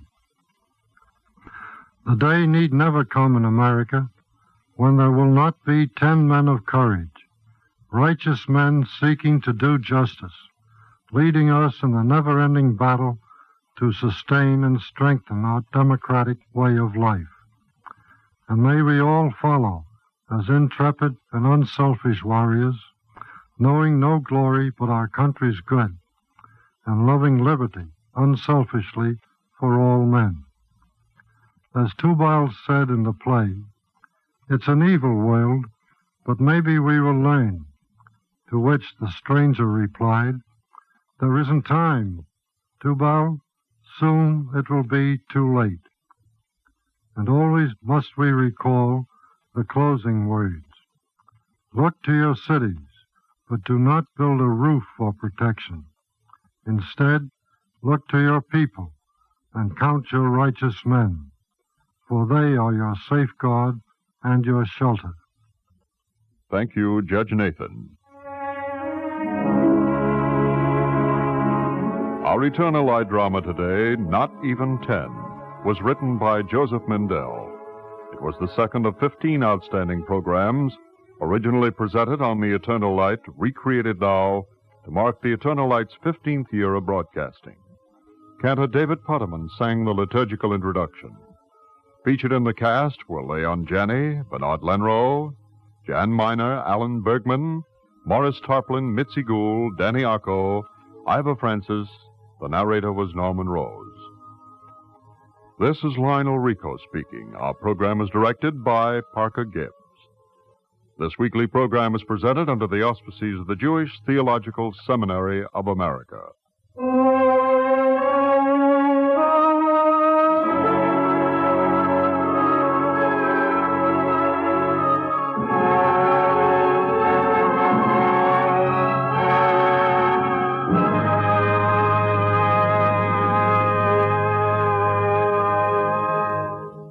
This is the NBC Radio Network.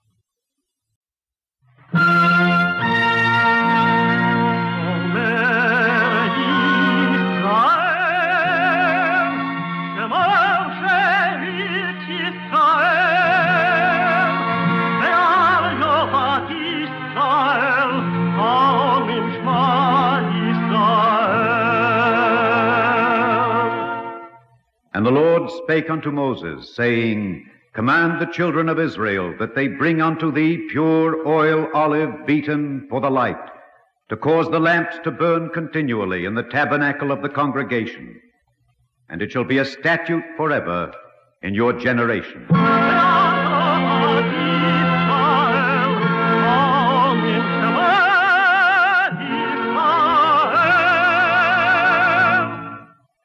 The Eternal Light. The National Broadcasting Company and its affiliated independent stations present The Eternal Light, a program which comes to you under the auspices of the Jewish Theological Seminary of America. Our program today, Ben Franklin and the Liberty Bell, starring Stutz Cotsworth, was written by Joseph Mindell.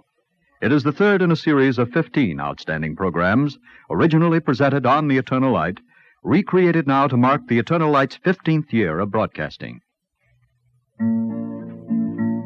He came to Philadelphia with one shirt for his back. Then one fine day he wrote, they say, Poor Richard's Almanac. Early to bed and early to rise makes a man healthy, wealthy, and wise. A penny saved is a penny earned. Fish and visitors smell in 3 days. He that falls in love with himself will have no rivals. He sent a kite up to the sky amidst the thunder's crash. He blinked no eye, stood firm, say I, and tamed the lightning flash. Take care, Dr. Franklin. See? 'Tis only electricity, after all. But this is not the song I sing, for this you know full well. The tale I bring has another ring, the sound of the Liberty Bell. But the bells were silent in the city of Philadelphia in the first days of July. It was a hot summer that year, and Carpenter's Hall, where the Continental Congress sat, was like an oven. The open windows brought no relief, admitting instead the air of the neighboring stable and a swarm of horseflies that buzzed among the delegates, resting on politician and statesman alike. Dr. Franklin. Confounded flies. Dr. Franklin. Oh, I must have fallen asleep. Asleep? Here? Well, I'm an old man, sir. You must permit me a few crotchets. I mean no offense, sir, but at this time, in the midst of the debate. I will tell you something. In confidence, of course. You may trust me implicitly, Dr. Franklin. Yes, my dear sir, I have heard all arguments. But I thought you said... In my own mind, I have argued them on both sides these 20 years or so. I know them all. You will have your joke, Dr. Franklin. The debate is going badly. Will you not lend your support in favor of the declaration? You don't need me. But your opinion carries great weight, sir. Well, there's John Adams of Massachusetts to speak for it, and Lee of Virginia, and young Jefferson. Mr. Jefferson says nothing. He suffers in silence. Oh, does he? Well, these benches are too low. Give me your arm, please. Thank you. I think I will sit for a while with Mr. Jefferson.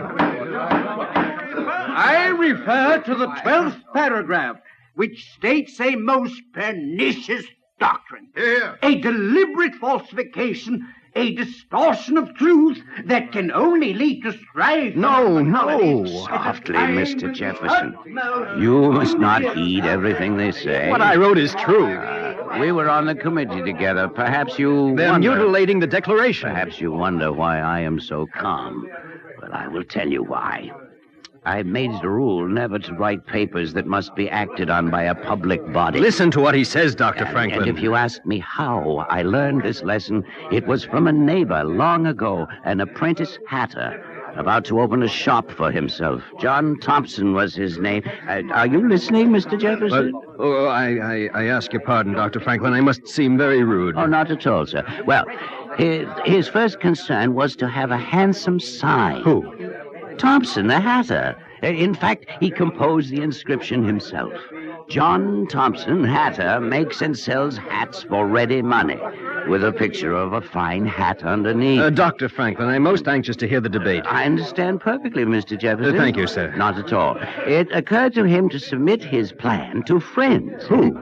Thompson, the hatter. Now, the first he showed it to thought the word hatter was unnecessary since it was followed by makes hats. So it was struck out.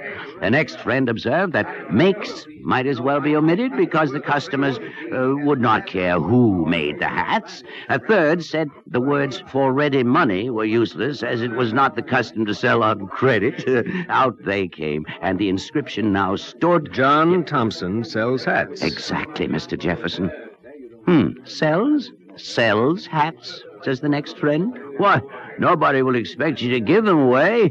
Out came the word, and hats followed it, as there was one painted on the board. So, there was my friend with his sign reduced to John Thompson and a picture of a hat.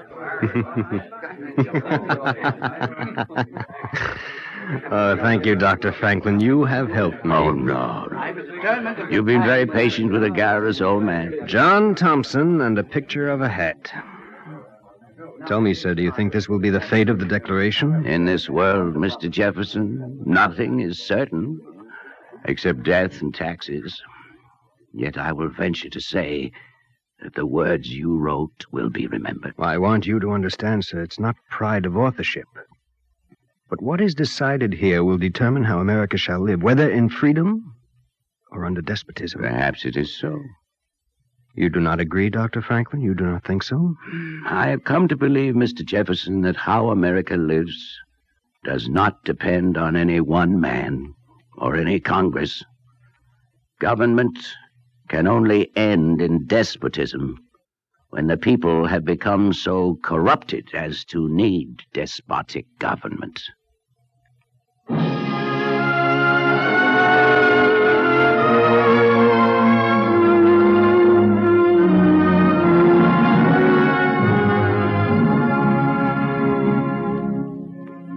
In the month of July, 1776, the citizens of Philadelphia stood before the steps of the State House and listened to words that transformed them into citizens of the United States of America. Words that sang in all who heard them and made a triumphant music that swept the world.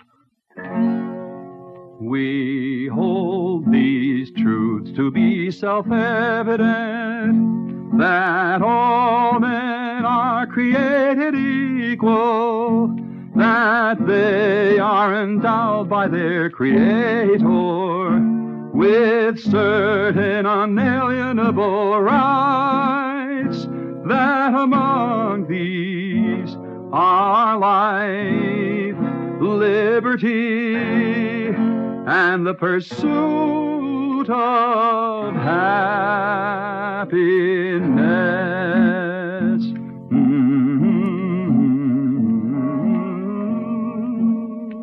On that day, from the tower of the State House in Philadelphia, the Liberty Bell rang out, and all who heard it knew the words inscribed on the rim from the Hebrew Bible, the book of Leviticus. Proclaim liberty throughout the land, unto all the inhabitants thereof.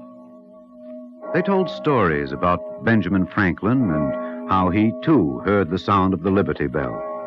What he said is not written down, but I think we know what was in his mind. We may proclaim liberty. We may go forth in battle to win it. But we shall not have it unless men learn how to be free.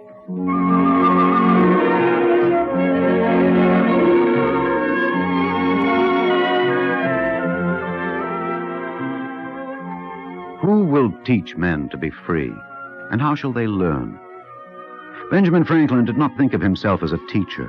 He was not fond of high and noble words like mankind, for he knew only men. He knew Thompson the Hatter and his Quaker neighbor and Thomas Jefferson, and he was reluctant to talk of good and evil.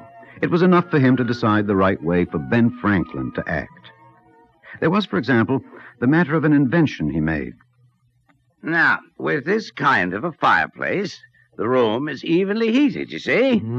Yes, I see. As a consequence, one is not roasted on the side facing the fire and chilled on the other side. That is very ingenious, Mr. Franklin. And not too difficult of manufacture, in my opinion. Ah, that is what I wanted to know. Then you are ready to undertake the manufacture at your iron foundry? Yes, of course. That is, if you do not ask too high a price for your patent. Oh, I've taken no patent. Well, this is a new invention. Of your own, I mean. So it is, yeah. Well, then why... I am frank to admit, Mr. Franklin, that I do not understand. Well, there's nothing very much to understand. I would like my fellow citizens to be as warm on one side as on the other. There's no trick, sir? No, of course not. You are known to be an honest man. In fact, I will write an account of the new fireplace that you can use in advertising its sale. You are an honest man. If you will pay the bill for printing it. Pay the bill?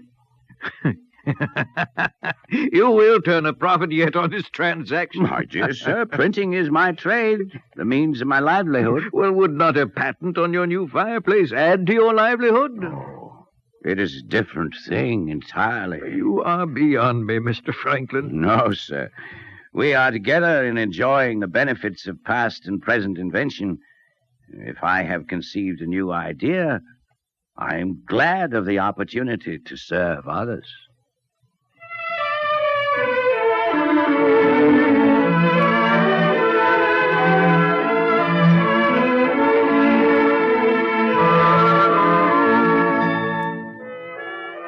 Franklin wrote these words when he was 16 years old. I now take up a resolution to do in the future all that lies in my way for the service of my countrymen. He did not think of himself as a teacher, and yet, if he had never spoken the words, still there was a lesson in the way he lived. No man is free who lives for himself alone. Freedom is a thing that men share with each other, and therefore a thing secured for ourselves by defending it for others. One day there came into Franklin's shop a man who drew a booklet from his pocket and threw it on the table. You are responsible for this, sir. I am? There it is in black and white. B. Franklin, printer. Oh, yeah, Obadiah Larkin's pamphlet. Yes, I printed it. It is an outrageous collection of deliberate lies and mischievous opinions. I see that you do not agree with Mr. Larkin's opinion. Agree? Agree, you say? Let me tell you. It seems to me that you did not have to buy this pamphlet. That is not the point. You should not have printed it. You're not the first to tell me so. So you admit that your judgment was perverted by your adherence to his views? Oh, quite the contrary, sir. I think Mr. Larkin is completely wrong. Besides which, the man cannot write a graceful English sentence. Then why in heaven's name did you print his rantings? Well, it's very simple, sir. He paid me to do it. A very lofty motive. While neither you nor any of those who were so angry would pay me a penny for not printing it. There seems to be nothing you won't do for money. Oh, no, you're mistaken. I've always refused to print personal abuse and such things as are libelous or might do real injury to any person. Yet you accept such rubbish as this? Well, if I refused it, sir, you would be happy, but then Mr. Larkin would undoubtedly be angry with me. I've given up any hope of pleasing everyone. It is not a question of pleasing. I will try to reason calmly with you, Mr. Franklin. Mm-hmm. What about truth and public interest? Have you no concern about them? Oh, a great deal. But there is something that troubles me. Indeed. You surprise me. Who is to decide where truth and public interest lie? The printer? Well, then there would be no free writing. And the world would have nothing to read but the opinions of the printers, would it? I see that I am wasting my breath, Mr. Franklin. I bid you good day. Not yet, sir. I haven't finished. When men differ in opinion, both sides should have equal opportunity to be heard. If truth and falsehood are both freely expressed, I have no fears, for truth is the stronger. But only when it is free. And freedom, sir, is a tender commodity.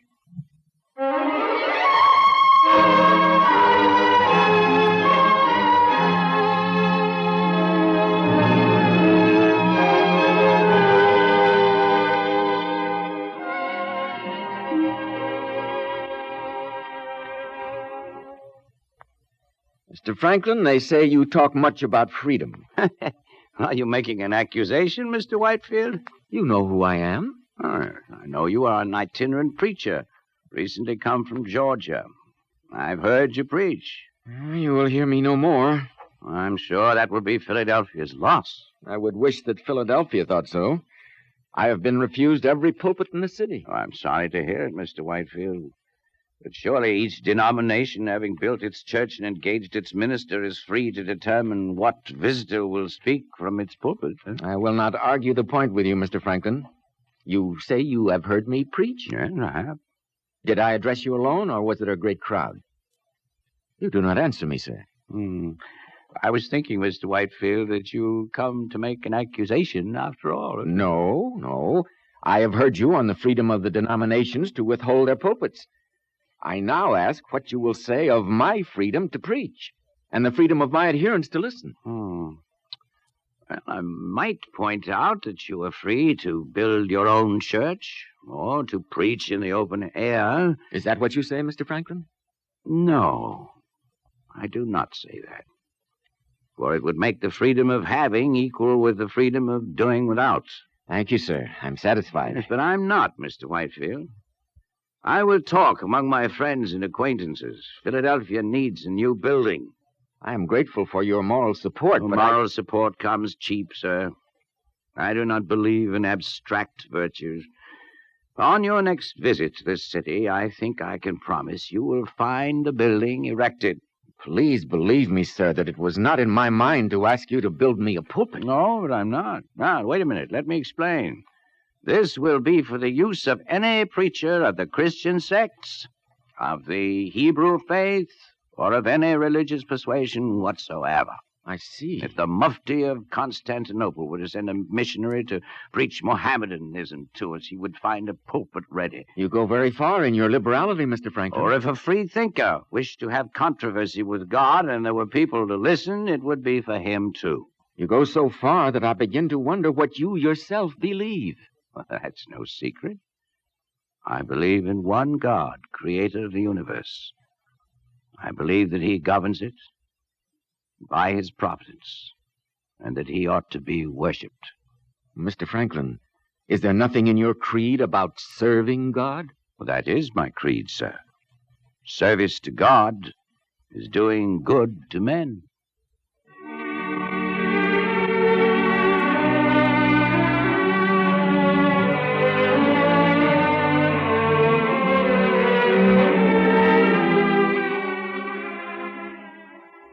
Benjamin Franklin did not believe in abstract virtues, and therefore, within the next few months, Philadelphia had a building where anyone, regardless of how he spoke to God, had a pulpit from which to speak to those who wished to listen. Without preaching, by the way he served God, Franklin showed men how to live. By the way he lived, he made himself free of prejudice and blind obedience to custom, and he showed men how to be free. Now, you must not think he was smug or self-righteous, for he refused to take himself too seriously, and he lived with a twinkle in his eye. When I was young, I knew, or thought I knew, what was right and wrong. I did not see why I might not always do the one and avoid the other. And thus I conceived the bold and arduous project of arriving at moral perfection. Now, this project disturbed his friend, a Quaker. Thee is a good man, friend Benjamin. Well, I'm glad you think so, Peter. But thee has faults. Ah, so many. And when I guard against one, I'm often surprised by another. But I will learn to conquer them. Will thee? Benjamin, I say this because I am your friend. Of course. Thee has one fault in particular, a certain lack of humility. What? Whoa, but that is one virtue in which I thought myself secure. Thee has a good deal the appearance of it, but as to the reality, I am not so confident. Ah, yes, you are right, Peter. Even now, I felt myself being proud of my humility. Perfection is not an attribute of mortal beings. Thee is a good man, friend Benjamin. Perhaps thee is good enough. I suppose I shall have to be content with imperfection. Besides, a benevolent man should allow a few faults in himself to keep his friends in countenance.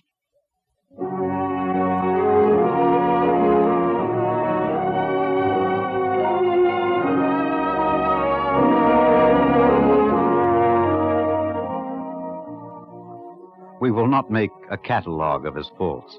He lived to be 84 years old, too long a time for perfection.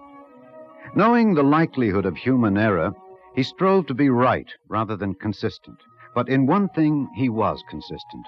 Through the 16 years he spent in England before the Revolution, seeking to avert it, during the 9 years in France, gaining allies to win it, and when he returned to America and sat as a member of the Constitutional Convention. The echo of the Liberty Bell hung over the deliberations, and the words of an earlier day still sang in memory.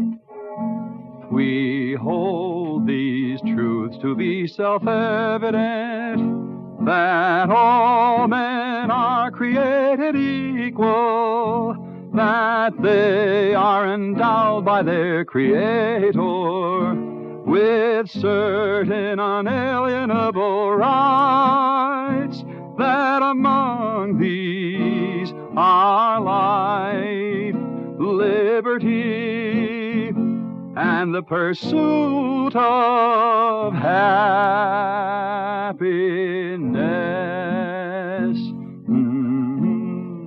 Government can only end in despotism when the people have become so corrupted as to need despotic government. Liberty can only be proclaimed to free men.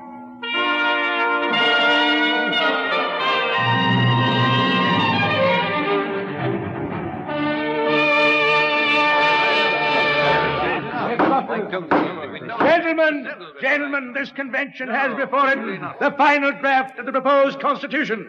Are you ready for the vote? It is still far from a perfect instrument, Mr. President. There is much in it that I like, Mr. President. but there are serious lacks which must be remedied before Mr. President. Dr. Franklin has the floor. Thank you, gentlemen. I confess that I do not entirely approve of this Constitution at present.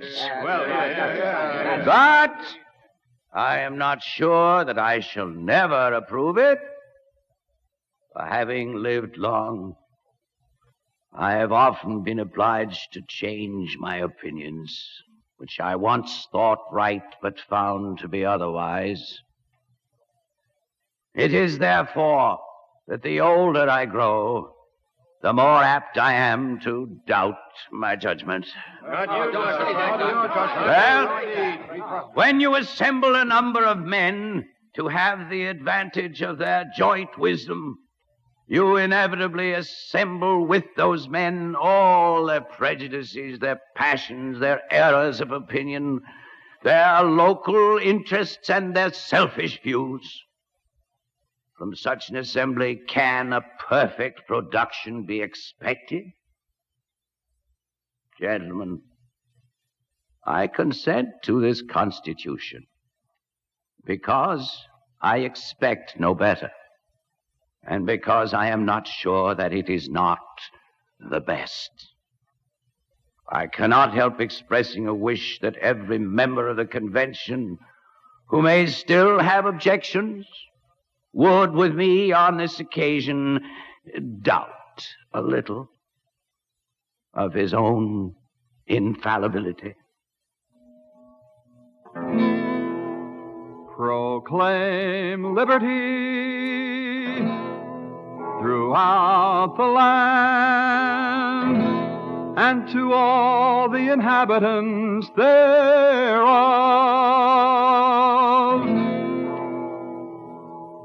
The sound of the Liberty Bell is in his voice, and the meaning of America is in his life, and the hope of the world is in his words.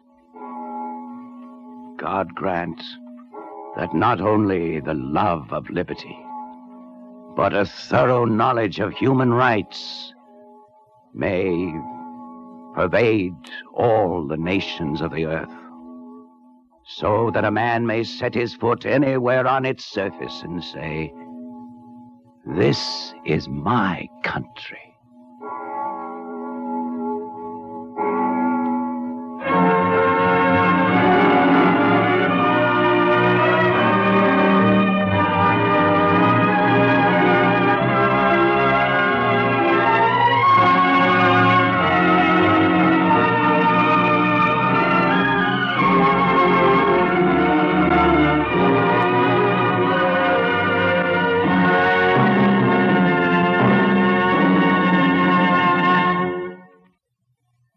If you would like a copy of today's anniversary script, please send your name and address with 10 cents to cover the cost of postage and handling to the Jewish Theological Seminary of America, 3080 Broadway, New York 27, New York. And now we take great pleasure in presenting Mr. Saul Satinsky of Philadelphia, chairman of the American Jewish History Center and president of the Federation of Jewish Agencies of Greater Philadelphia. Mr. Satinsky. The words of the Declaration of Independence set the goals for the American nation, and the Constitution sets forth the methods by which we as a people may pursue these goals. The wisdom of the founding fathers, among whom Benjamin Franklin stands as the outstanding figure, is seen in the fact that they realized that even though all men are created equal and are endowed by God with the inalienable rights of life, liberty, and the pursuit of happiness, still it is not enough to proclaim these truths in order to have them as standards of behavior. As Franklin himself said, men are not perfect. He worked out his imperfections. In the same way, equality must be earned. All men are created equal, but we know that all men are not equal in talent or capacity. True in our country, the Constitution guarantees that all men are equal before the law, that their rights as citizens have equal status no matter what their individual capacities may be, that they have equal opportunities to make the most of these capacities. And in terms of man's personal capacities, it is possible in a democratic setting for some men to use that equality more than others. The test of that use is in the service to one's family, community, and nation. In this way, greater human, as distinct from legal equality, can be achieved. Now, what do we learn from the message we have heard today?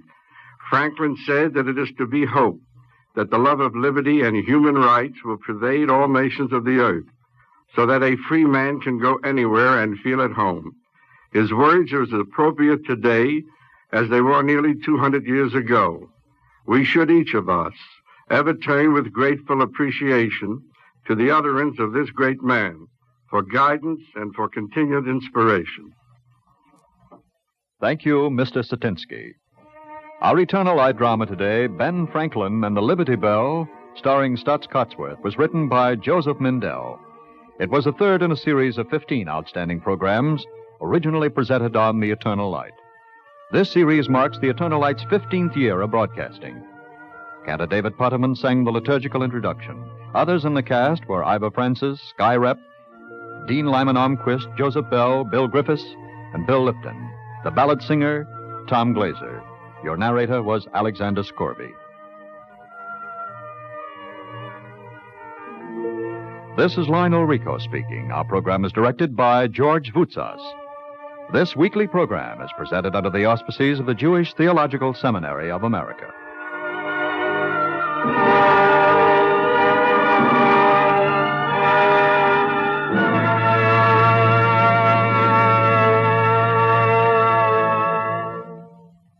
This is the NBC Radio Network.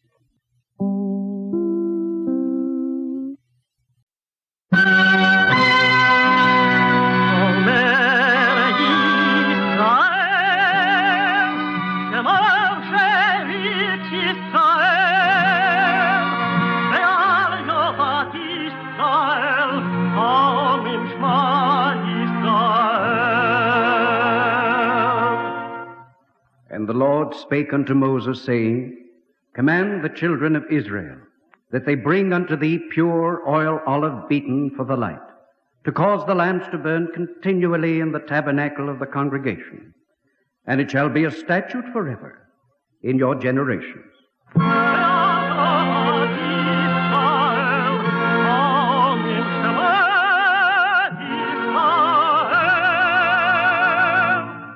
The Eternal Light. The National Broadcasting Company and its affiliated independent stations present The Eternal Light, a program which comes to you under the auspices of the Jewish Theological Seminary of America. Our program today, The Song of Berditchev, was written by Morton Wishengrad. It is the seventh in a series of 15 outstanding programs originally presented on The Eternal Light and recreated now to mark The Eternal Light's 15th year of broadcasting. Guten Morgen, die Boynoi shel Oilom. Ich lebe Yitzchok ben Sore, mi Berditchev. Bin gekommen zu dir mit adin Teure von dein Volk Israel. Was hast du zu dein Volk Israel? Und was hast du sich angesetzt? It is a song that has been sung for nearly 165 years. It has been sung in the home, in the synagogue, in the ghettos of Poland, in the death camps of Germany, in the outermost colonies of Palestine, in the concert halls of America. And no man or woman can sing it without emotion, for it is the song of an entire folk. It was not written, it happened.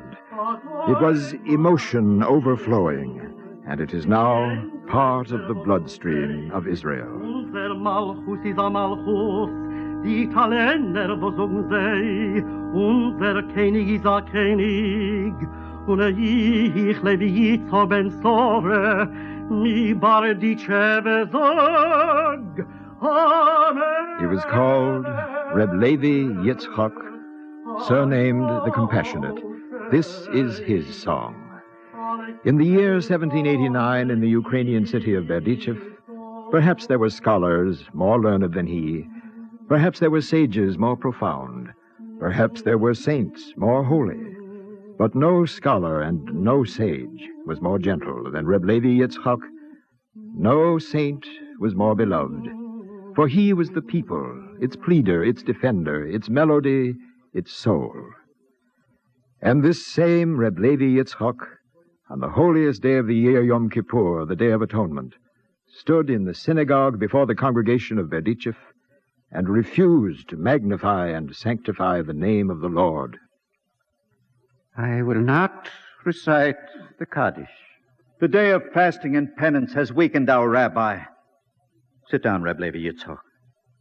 I will recite the prayers for you. I have not been weakened by the fast. I'm as fresh and as strong as any man here. I refuse to recite the prayer. Are you ill, Reb Levi Yitzchak? I'm not ill, Benjamin. Do you wish us to have a short recess? There is no necessity for recess, Beadle. I will not recite the Kaddish.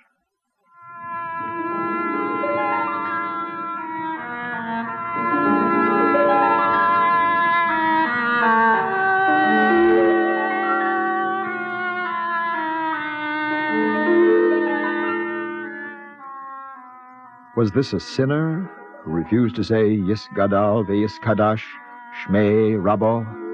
Was this a scoffer or a fool or an idolater who refused to sanctify and glorify God's name? No, this was Levi Yitzchak of Berditchev. This was he who had come to Berditchev and welcomed the ignorant, the poor, the sick, and the deformed to his house.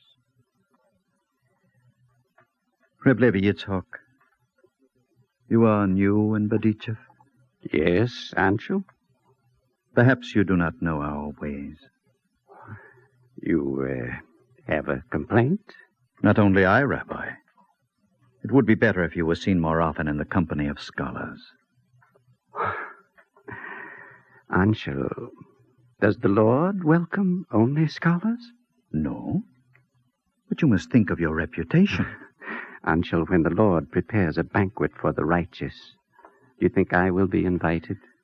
There is no question, Reb Levi Yitzchak. But I'm not a man of great culture. There will be some who ask, how did this uncultured person find an entrance among us? And my reply will be, I deserve to be here because I gave hospitality at my banquet to men who were more ignorant than myself.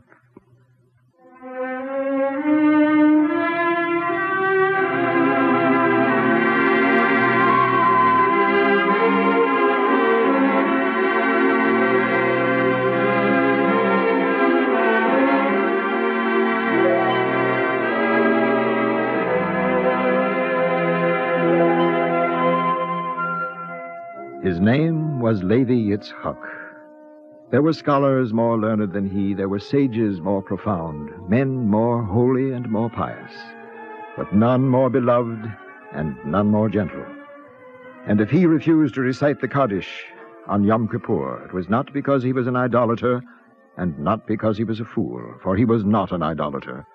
He was so passionate a worshiper of God that he had sufficient passion to absent himself from the Kol Nidre service on Yom Kippur Eve. Beadle, did you send a messenger to his house? There was no one there. A peasant said he left for the synagogue more than an hour ago. It's getting dark. Beadle, I think we'll have to begin without him. Is that what you want, Anshel? What else can we do? The time for Kol Nidre is past. Yet, what is Kol Nidre without Reb Levi Yitzchak? You're right. Both of you. Something must have happened to him. Some misfortune. We'll have to look for him.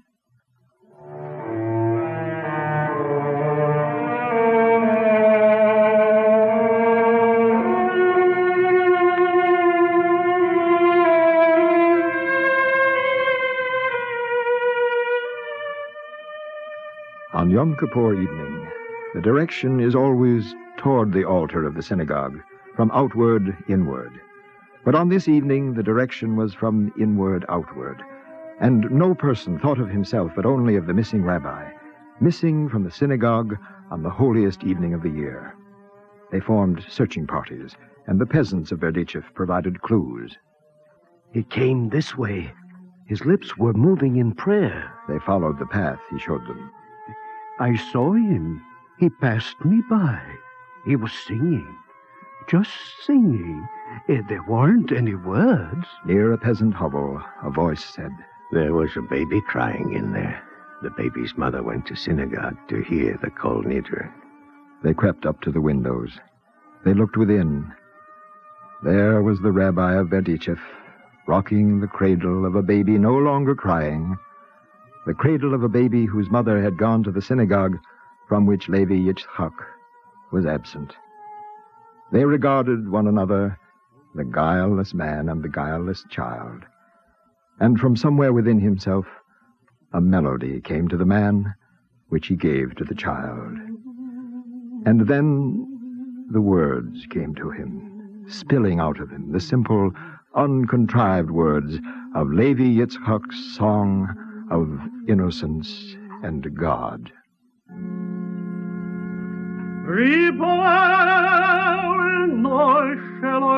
Master of the universe,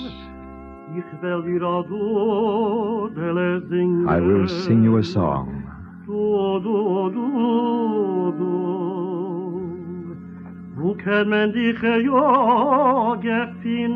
Where will I find thee? And where will I not find thee?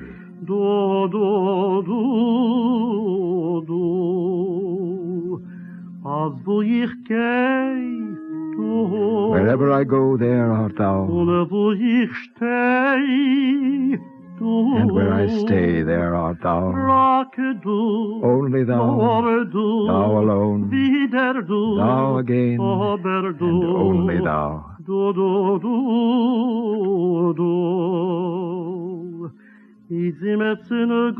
When things go well, thou. When things go ill, thou.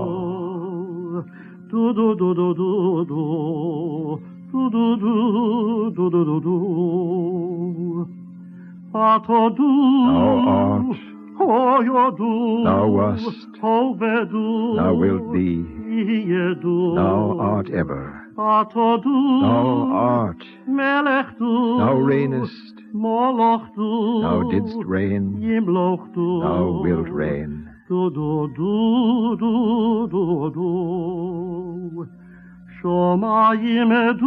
In heaven art thou, on earth art thou, above art thou, below art thou.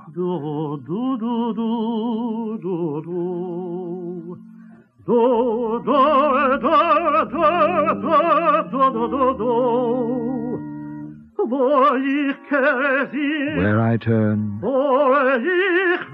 and where I stir, thou,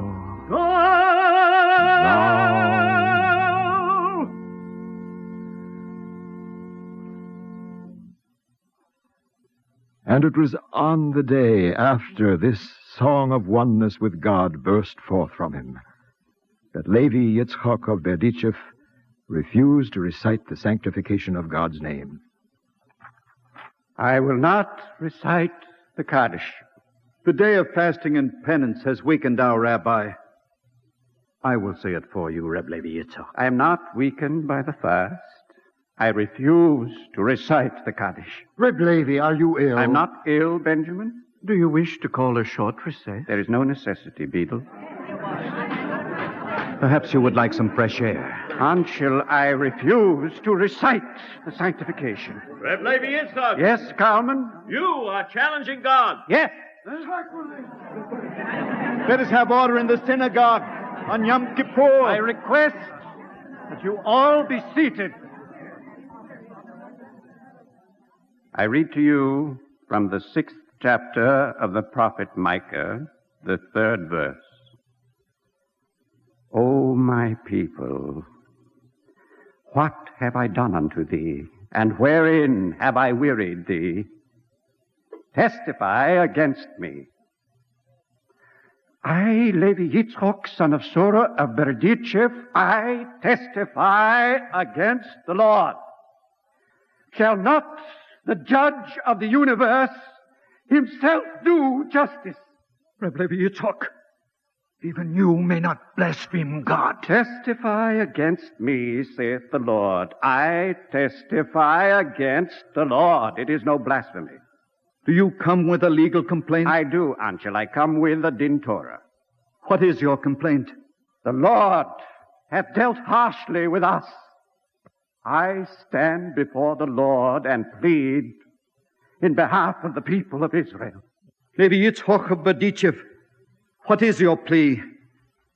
Father in heaven, thou art unlimited, thou art infinite, there is no boundary to thy mercies. How then art thou able to limit thy mercies to us? Levi Yitzchok, we have only your word that there is cause for legal complaint. Do you have witnesses to testify with you against the Lord? Yes, Anshel. I call Nathan, the son of Simcha. Nathan, the son of Simcha, come to the altar. Nathan, what do you wear? Nathan, what do you wear on your hand and on your arm and on your forehead at your morning prayers? Tell the Lord. I wear my phylacteries, my tefillin. Shouldn't I, Reb Levi Yitzchak? Nathan, why do you wear your tefillin? Answer, Nathan. Yes, Anshul. I wear the tefillin because it is commanded. Who commands? The Almighty, blessed be his name. And these words which I command thee this day shall be upon thine heart, and thou shalt bind them for a sign upon thine hand, and they shall be for frontlets between thine eyes. May I go now? Not yet, Nathan. The commandment also is that thou shalt teach these words diligently to thy children. Nathan, where are your children? Answer Reb Levi Yitzchok's question. It isn't fair. Nathan, answer. The Lord is waiting. Where are your sons? The Lord only knows. 3 sons. They were conscripted for the Tsar's army when they were 9 years old, each in turn. I have never heard from them. Nathan, where is your wife, your daughter, your daughter's children? Dead. Nathan, when you came to prayer yesterday, what did you do? I said, how goodly are thy tents, O Israel. And afterward?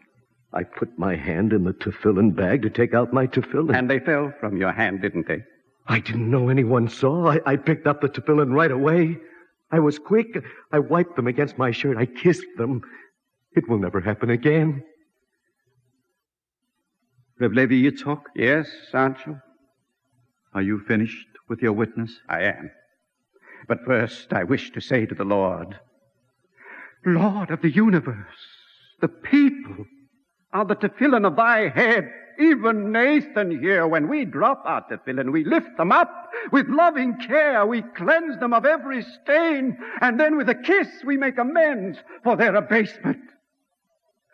Lord of the world, thy tefillin are fallen to the ground. Nathan, thy tefillin, lift him up with loving care, cleanse him of his stain, with a kiss make amends for his abasement. Nathan, you may go. Reb Levi Yitzchok, are you done now? Not nearly, Anshu. I call a second witness. Moshe, the son of Meir. Come to the altar. Moshe. Moshe, you prayed this morning?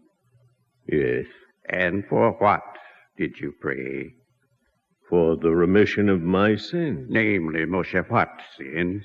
I have trespassed, I have been faithless, I have robbed, I have spoken basely, I have committed iniquity, I have been presumptuous, I have done violence, I have forged lies, I have counseled evil, I have spoken falsely, I have acted perversely, I have persecuted, I have been stiff-necked.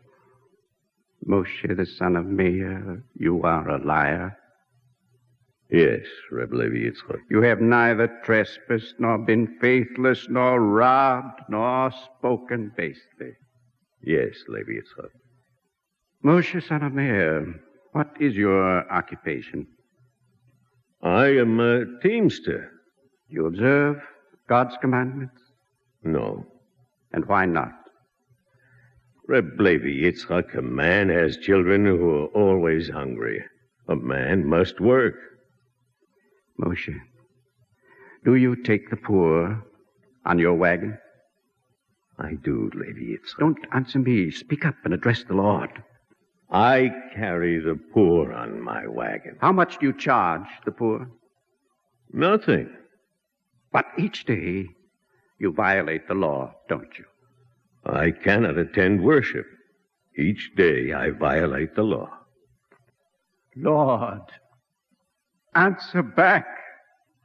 Lord, your teamster speaks to you, your teamster who worships you regularly on his wagon by carrying your poor. Reb Levi Yitzchak, will you sanctify the name of the Lord? I'm not ready, Anshel. The Lord will have to wait a moment longer.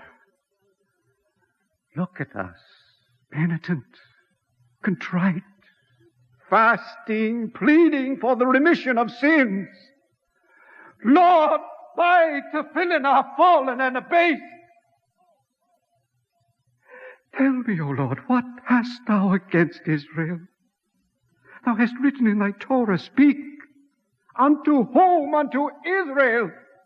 Thou hast written, say, unto whom? Unto Israel. Thou hast written, command, whom? Israel. Lord, if you love Israel, have mercy upon Israel.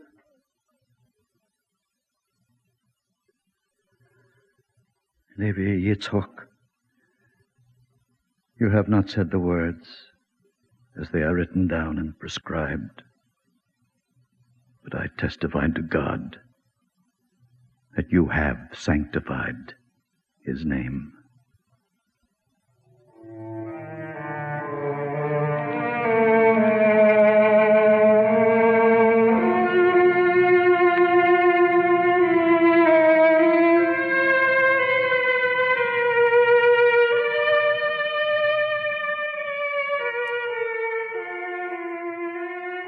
And standing there in the synagogue of Berditchev in the year 1789, a man called Levi Yitzchak, surnamed the Compassionate, raised his hands in the pure gesture toward heaven, and out of yearning and exaltation, he sang the song that men call now the Kaddish of Levi Yitzchak of Berditchev. This is not a song that was written. This happened. Unpremeditated, uncontrived, artless. It was the overflowing of his soul 165 years ago, across time and space, and the pain of unutterable love. Good morning, Lord, Master of the universe. I, Levi Yitzchak, son of Sarah, of Berditchev. I come to you with a din Torah from your people Israel. What do you want of your people Israel? What have you demanded of your people Israel? For everywhere I look it says, say unto the children of Israel. And every other verse says, speak unto the children of Israel. And over, command the children of Israel. Father in heaven, how many nations are there in the world? Persians, Babylonians, Edomites, the Russians, what do they say? That their Tsar is the only ruler. The Prussians, what do they say? That their Kaiser is supreme. And the English, what do they say? That George III is the sovereign. And I, Levi Yitzchok, son of Sorah, of Berditchev, say, Iskadol,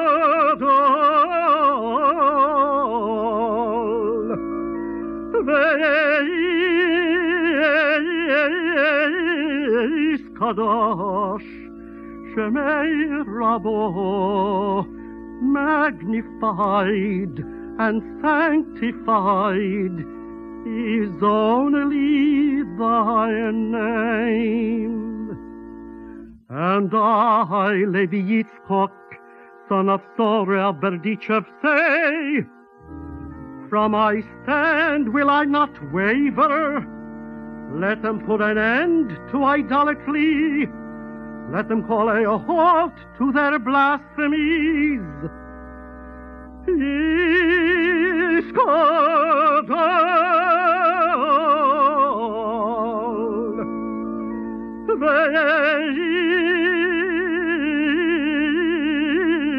Kadosh Shemei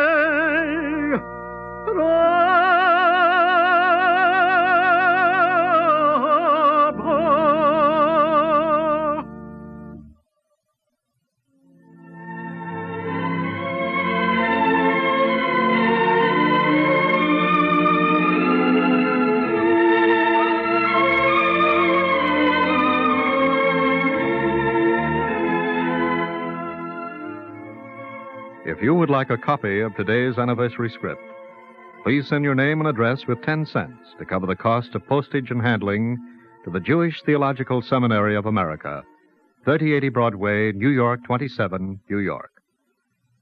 And now we take great pleasure in presenting Mr. Oscar Dane of New York City, President of the Conservative Synagogue of Riverdale and Chairman of the Universal Brotherhood Committee of the Jewish Theological Seminary of America. Mr. Dane. The script we have just heard challenges all of us because it affirms in dramatic terms the universal truth that piety is not simply a matter of following one or another set of rituals, but rather requires us to seek ways of fulfilling the spirit of the law. Sometimes, as in the case of the Rabbi Berditchev, what appears to be transgression of the letter of the law is actually adherence to its spirit.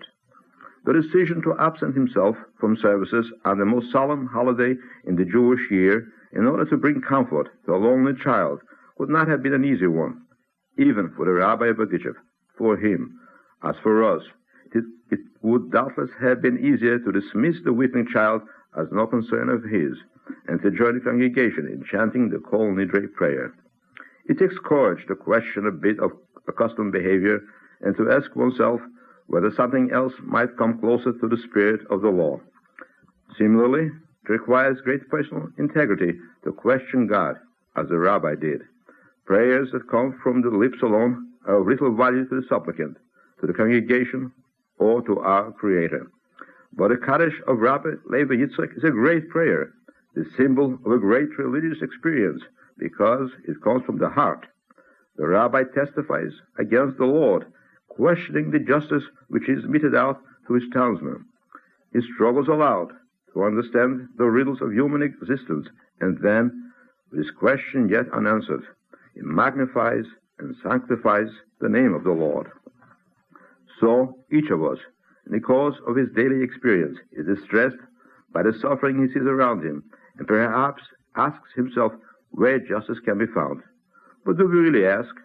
Don't we find it easier to close our eyes than to protest injustice? Who of us has the courage of true piety, the personal integrity of the Rabbi Berditchev? If the story we have heard today has affected you of the listening audience as it has me, perhaps we will behave a little differently because we have heard its message. As the script has told us, of such small acts, great changes are made. Thank you, Mr. Dane. Our Eternal Light drama today, The Song of Berditchev, was written by Morton Wishengrad. It was the 7th in a series of 15 outstanding programs originally presented on the Eternal Light, recreated now to mark the Eternal Light's 15th year of broadcasting. Cantor David Putterman sang the solos. The organist was Jack Ward. Featured was Roger de Koven as Levi Yitzhak.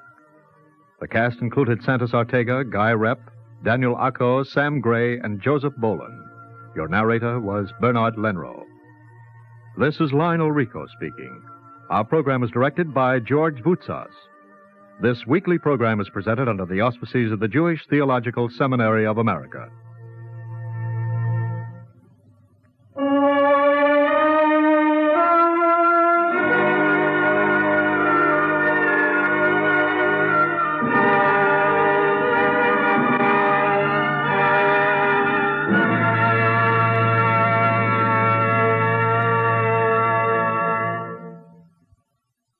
This is the NBC Radio Network.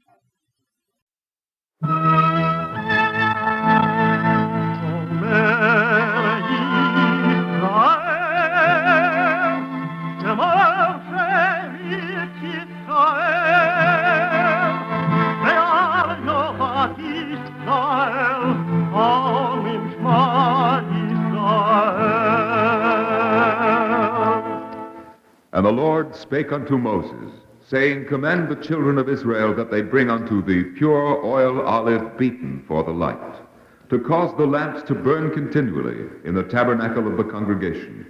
And it shall be a statute forever in your generations.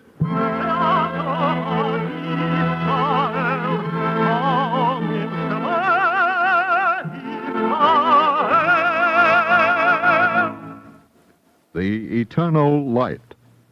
The National Broadcasting Company and its affiliated independent stations present The Eternal Light, a program which comes to you under the auspices of the Jewish Theological Seminary of America. Our program today, Mrs. Steinberg's Partner in Heaven, was written by Sylvia Berger and features Lily Darvas as Mrs. Steinberg. It is the 8th in a series of 15 outstanding programs, originally presented on The Eternal Light, recreated now to mark the Eternal Light's 15th year of broadcasting.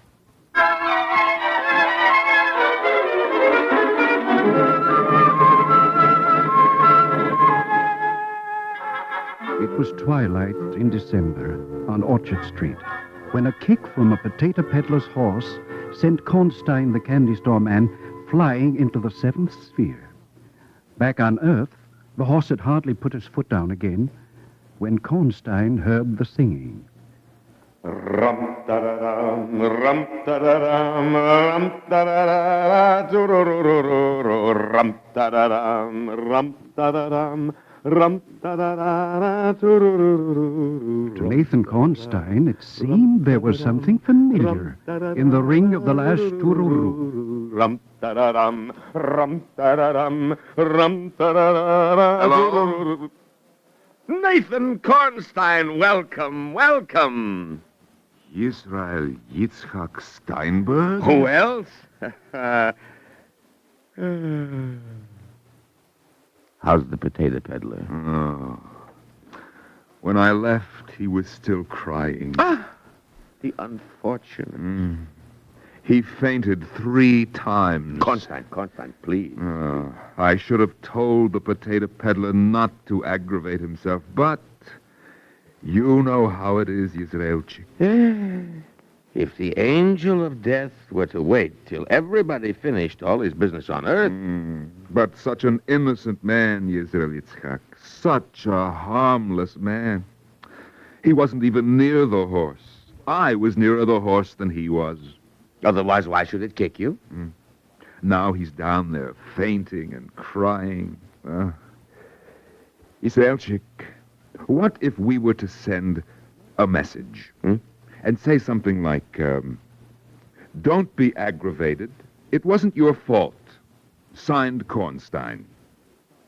Don't be aggravated. It wasn't your fault, signed, Kornstein. There's precedent for a message. By special messenger?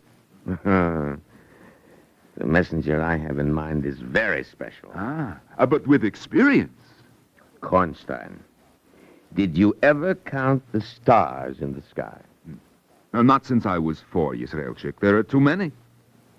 That's how you can't count the messages my wife has carried from here. Mrs. Steinberg? Mrs. Steinberg. Oh, a fine woman. Yisraelchik, When I went to get my first job, the boss asked me a question. He said, Kornstein, that you are willing, I know, but Kornstein, what are your references? You want my wife to produce references? Well, I mean, it's such an important message to deliver, Israelchik. You're right.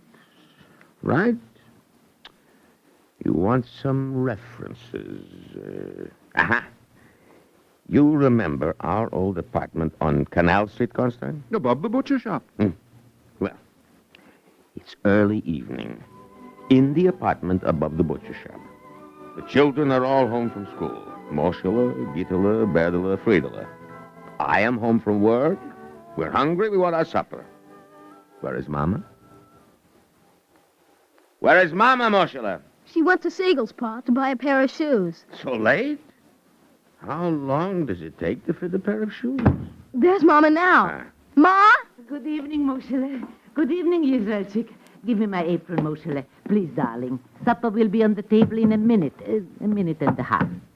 Was I lucky today? Did I have a lucky day? Were you lucky, Ma? Just hand me the egg beater from the hook there, Michele. Please, darling. Supper will be on the table in 10. You know the $5 you gave me for my shoes today, Israelchik? I know the $5. I pinned it into my pocketbook, nice and safe with a safety pin. A little salt, Moshele, please, darling. Supper will be on the table in 2, 3... And I'm on my way to catch the trolley car for Siegel's. Then what do I see? What do you see, Ma? The trolley car is starting. What do? I start running. What happens? Mr. Maguire, the trolley man, sees me and holds the trolley car till I get on. Isn't that a lovely thing to do? I told him myself. I said, Mr. Maguire, you are loveliness personified. That was lucky, Ma. Wait. That was just the appetizer to my luck today. The big luck. You haven't heard yet. I put the nickel into the box. For such luck to come to me, it flew right into my hands. Like this. What was the luck, Itke? I put my nickel into the box. I look around for a place to sit. When whom do I see? The grocer's youngest boy, the night student. The one who was studying to be a doctor? The one who is studying to be a doctor. What do I find out? He's lost his job at the factory. We thought the job, he hasn't got the money for books. We thought the books, he can't get through school. We thought the school... So you gave him the $5 I gave you for a pair of shoes. Oh, what do I need new shoes for? My old shoes fit me like stockings. Look, Israelchik, see how they have taken the shape of my toes? But, Ma, what was the lucky thing that happened to you today? What was the lucky thing that happened to me today? Moshele, darling, imagine if I had not caught the trolley car.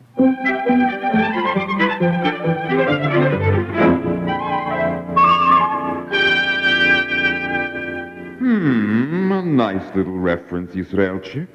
A deed of charity is always a nice little reference. A nice little reference. What better reference can you want for a messenger from heaven to tell the potato peddler that it wasn't his fault that his horse kicked you and killed you? Well, charity is good, Israelchik, but better than charity is charity done in secret. If that's what's worrying you, Kornstein, relax. You found your messenger. One day, Itke was coming home with a bundle of old clothes she had collected from the neighbors. Be careful, Berdele. Don't drag that shirt in the snow. I won't, Mama. Wasn't it lovely of Mrs. Rosen to give us all these nice clothes? You know, there are a lot of important people who can use them. Let's just stop and rest a minute against the stoop here, darling. Papa will be mad when he finds out you carried such a heavy bundle again, Ma. Will he, darling? And how do you know it's heavy? Did you weigh it? I know what's in it. So what's in it? A few baby dresses. How heavy is a baby dress if a baby can wear it? There's a big heavy coat in it. With empty pockets. How much does an empty pocket weigh? And what is lighter on a man's back on a cold winter day than a good warm coat? On a cold winter day... Just a minute, darling. Do you know that man, Mama? I'll be back in a minute, darling. Mama, wait for me! Gentlemen, just a minute, gentlemen. Gentlemen, please. Were you calling me? Yes, sir. Please excuse me for bothering you, but... someplace? I don't think so. Now, isn't it funny? I would have sworn... Weren't you at Cousin Essie's Sweet 16 party last April? I don't know a Cousin Essie. Now, how do you like that? And I would have sworn the gentleman even resembles Cousin Essie, doesn't he, Birdie? Especially around the eyebrows. I don't know, Mama. Well, I'm sorry for the mistake, gentlemen. Oh, you did no harm. Then maybe you could do me a favor? Birdie, dear, open the bundle for me. Quick, darling. I hate to ask this, but if you could see your way clear to taking this coat off my hands... Coat? I don't understand. And now, Birdie, maybe you will stop threatening me with Papa, please. You hear? Not a single threat more. I was supposed to give this coat to somebody who doesn't want it, and when my husband finds out I was carrying such heavy bundles for nothing...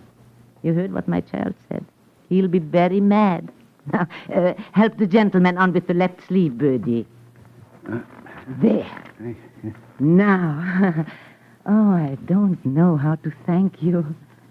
You see, Birdie, darling, didn't I tell you? When you are frightened or in trouble, don't ever lose hope. Sooner or later, a kind soul will come along and help you. Well... Now we'll have to hurry along, Birdie. Papa will be wondering. Goodbye, gentlemen, and thank you very much. Thank you. And thank you. Mama? Yes, darling? How did you know he wanted a coat, Mama? Because I could see, dear. On a day like this, an intelligent-looking gentleman like that would have enough sense to wear one, if he had one. Mama? Yes, dear? Who's Cousin Essie? Cousin Essie? Did I say Cousin Essie? I must have made a mistake, darling. We have no Cousin Essie.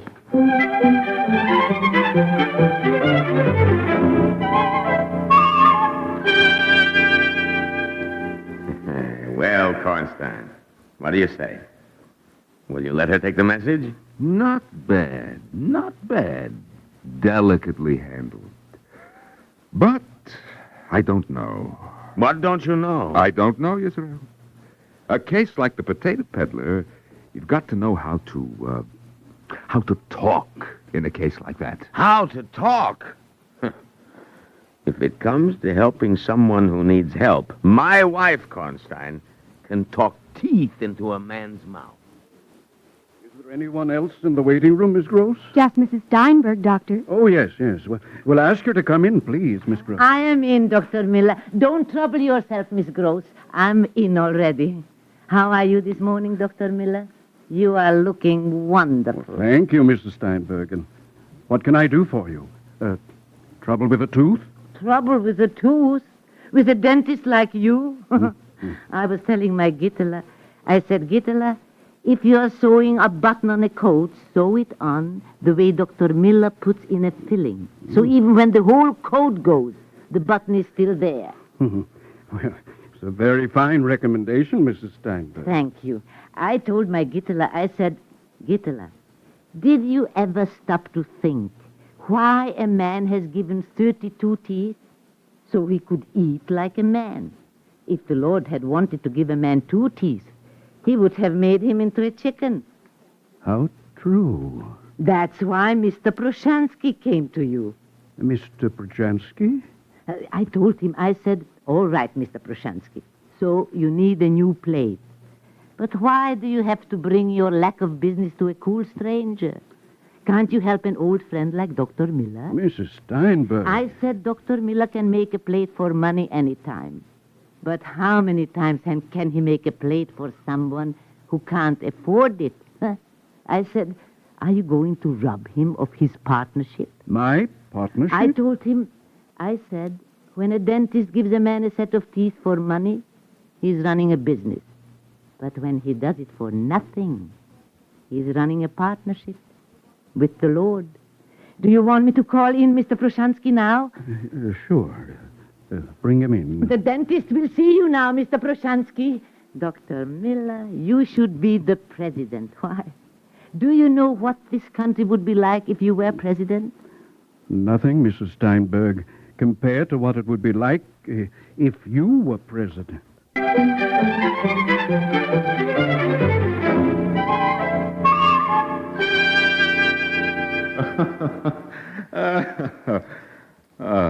A thoroughly enjoyable woman, Israel. A lovely character.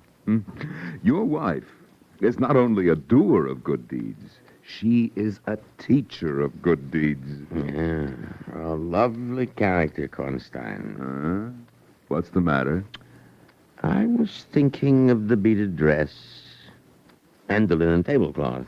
What linen tablecloth and what beaded dress? Sophie Silberstone's beaded dress. Sophie Silberstone?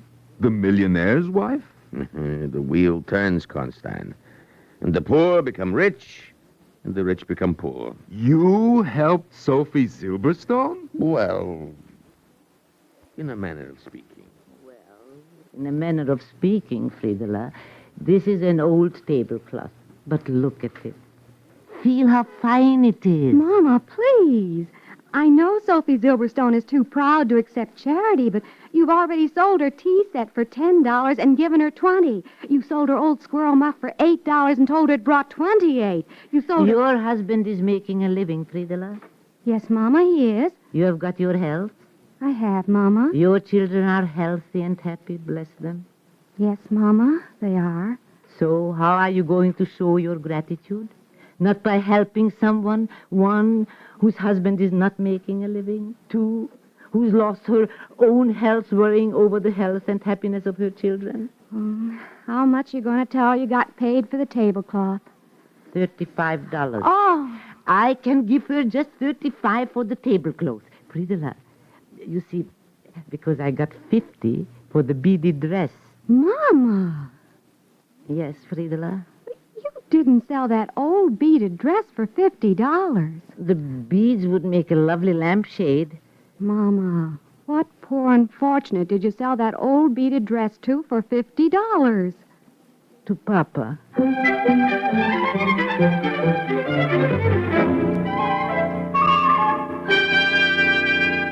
Oh, I like her, Yisraelchik. I like her. A lovely woman. A lovely woman, Kornstein. She bought cherries in the wintertime. Oh, not for us, Kornstein. Not for us. For those who couldn't afford it. And why? Why, Berditchev? I'll tell you why. These people once had money, yes? Yes.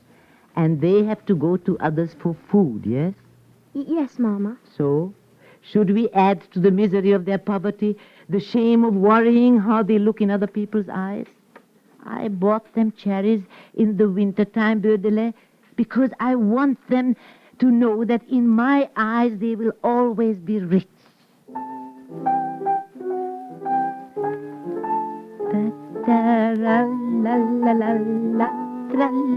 Lovely, Berditchev. Darling, lovely.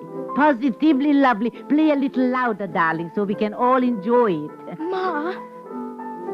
La la la la la la la la la la. Practice, practice. Someday, who knows? Mom. Oh, hello, Moshele. You are back from school already. Go in the kitchen and get a glass of milk. Ma, there were two strangers in my room. I know, dear. I put them there. They are very important people, darling. They haven't any money. But, Ma, where am I going to sleep? You'll sleep in Papa's room, dear. Louder, Birdie, please. How do you like your sister's playing, Moshele? Doesn't she have golden fingers? But, Ma... What is it, dear? I can't sleep in Papa's room, Ma. Don't you remember? That old man is in there. The one who was put out of his house. Oh, that's right. Oh, I was out all day, so I lost track of the arrangements. He's a very important person, darling. He's homeless.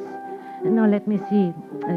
Berditchev, how many people are staying in your room this week, darling? 4, Mama. Me and Gertrude and Frieda and Miss Thorgensen.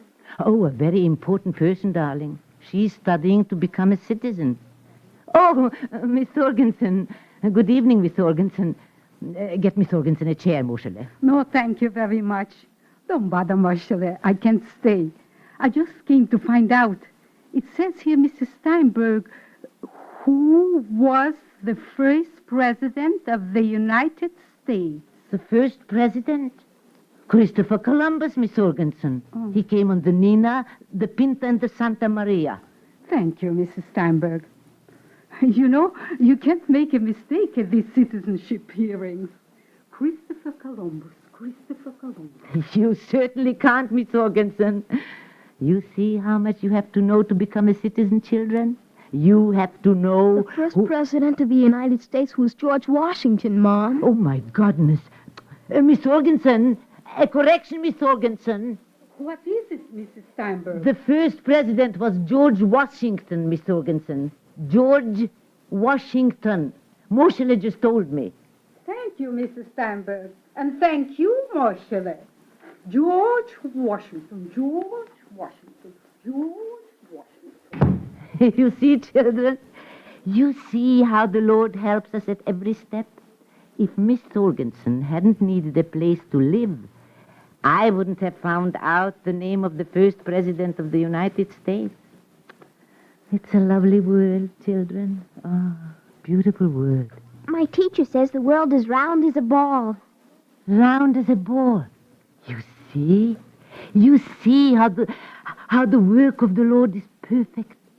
Round as a ball. What can be more perfect than round? It's all cut up with lines running up and down, and on all sides. Longitudes, they call them, Ma, and latitudes. Longitudes and latitudes. Better and better. You see how it is, children? You see how it is? How much can man see of the big perfectness that is the world? Less than the eyes of a fly can see of an apple. So what has been done for us? The big world has been divided for us into little sections, and each section is held in a latitude and longitude, and between each latitude and longitude are blue waters winking, and green earth greening, and people studying, and playing piano, and whose hand holds the latitude and longitudes like a beautiful golden net spread around us for our safety. A hand too wonderful to pass my lips. So play, Berditchev. Play nice and loud, darling, so he can hear how happy we are in his wonderful world. Tra-la, tra-la.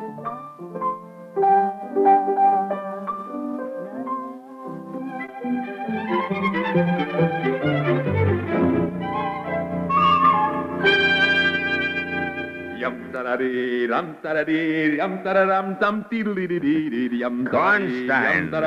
Yes, Yisraelchik. You sound happy, Kornstein. I am happy, Yisraelchik. You have found your messenger, Kornstein? I have found my messenger, Yisraelchik. Yum taradi, yum taradi, ram taradi, da di da da, ram taradi, ram taradi, ram taradi, da di da da, ram taradi, ram taradi, ram taradi. Mama, Ma. Yes, Moshele? There's a strange man and woman in the parlor, Ma. Yes, darling, I know. Moshele? Yes, Ma. I would like to ask your opinion on something, darling. Sure, Ma. Let us say, Moshele, that there is a father of many sons. You are listening, Moshele? I'm listening, Ma. And he gave one of his sons a ball to play with. And one day, as he was playing Baseball, Ma. Baseball, the son slipped and fell. And as he fell, the ball flew out of his hand and hit one of his brothers. And the little boy became so scared, so unhappy and scared at what had happened, that he became sick. Now, what would you do, Moshele, to make the little boy well again? Did the boy's brother know he didn't mean to hit him with the ball, Ma? What the brother knew. Did the father know he didn't mean to hit him with the ball? The father knew, yes. Did the boy know they knew? Why did you just kiss me, Mother? Because you are wise, darling. And I was foolish. We are our Father's children. And our Father, blessed be his name, knows our thought and our deeds.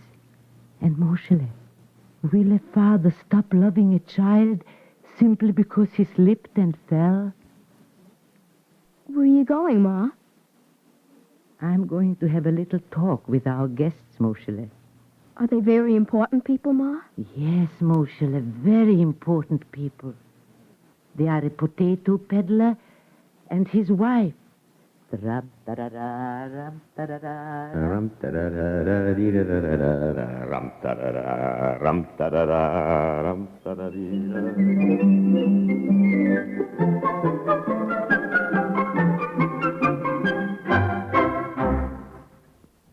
If you would like a copy of today's anniversary script, please send your name and address with 10 cents to cover the cost of postage and handling to the Jewish Theological Seminary of America, 3080 Broadway, New York 27, New York. And now we take great pleasure in presenting Mr. Joseph Wool of the Jewish Theological Seminary of America and a prominent civic and community leader. Mr. Wool. In a time when our daily conversation is about contacting other worlds and the news of the day sweeps across oceans and continents, it is easy for man to become irresponsible. We reason as follows. What difference does it make what I, as an individual, say or do? The dramatization that we just heard gives direct challenge to any such notion. It teaches us that society is the sum total of the actions of individual men and women. The world is a better place to live in because of the Mrs. Steinbergs who make service to fellow man their individual responsibility. The unique quality about Mrs. Steinberg's activity is that she considers no service too menial. Any occasion to do good is a cherished opportunity, not to be postponed or delegated to others.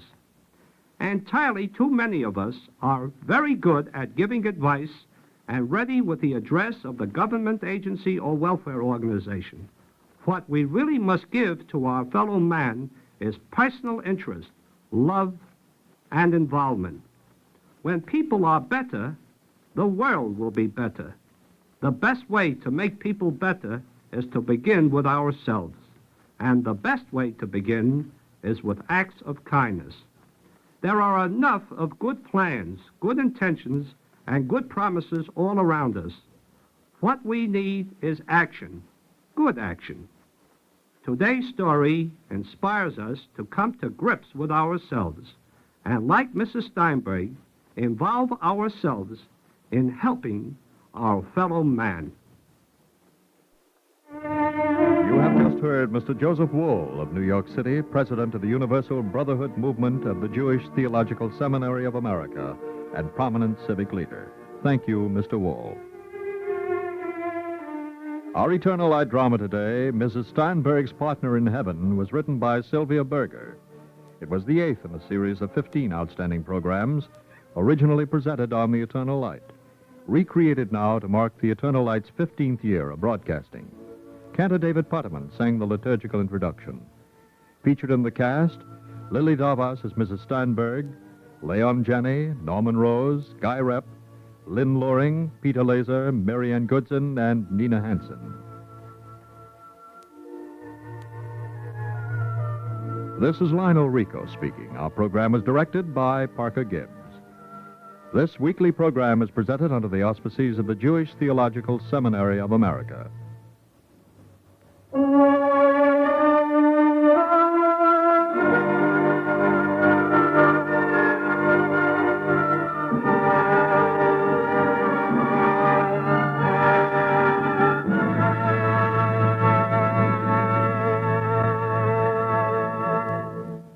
This is the NBC Radio Network.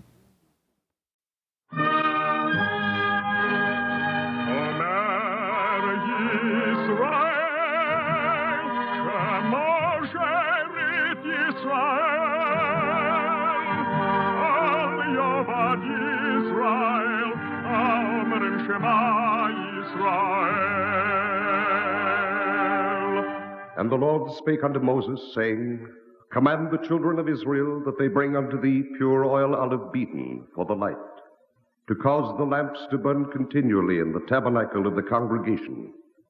And it shall be a statute forever in your generations.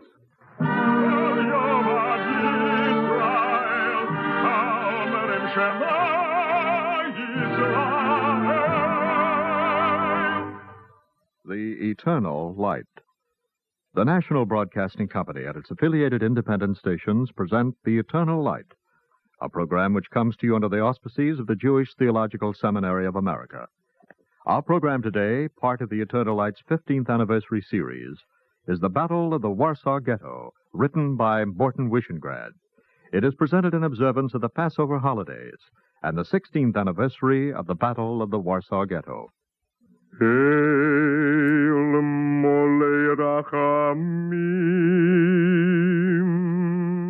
It is a prayer for the dead. El Mole Rachamim. Hear him with reverence, for it is no ordinary prayer, and they are not the ordinary dead. They are the dead of the Warsaw Ghetto, the scapegoats of the centuries. Once the priest robed himself in linen and stood on Sinai in a convocation of Israel, and they brought unto him a live goat chosen by lot. And he laid his hands on the goat's head and confessed over it the iniquities of the people. And he released the goat, and its name was Azazel, scapegoat, and it fled into the wilderness. But for them in the ghetto of Warsaw there was no release. There was only the abyss. In the ghetto, 35,000 stood their ground against an army of the Third Reich, and 25,000 fell. They sleep in their common graves, but they have vindicated their birthright. Therefore let him sing, and hear him with reverence. For they have made an offering by fire, and an atonement unto the Lord, and they have earned their sleep.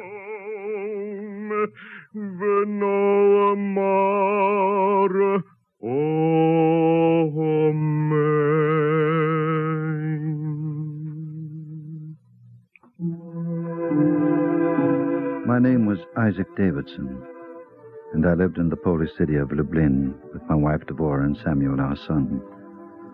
When Poland fell, they herded us into a cattle car and transported us to the ghetto of Warsaw.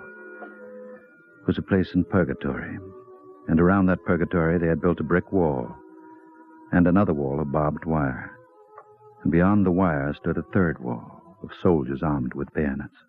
All right, now move on. Next. Next. Lively. Your name? Isaac Davidson. Who are they? Deborah Davidson, Samuel Davidson, my wife, my son. 3 blue cards. Get along. Next. Move on. Pick up your feet. There's no funeral.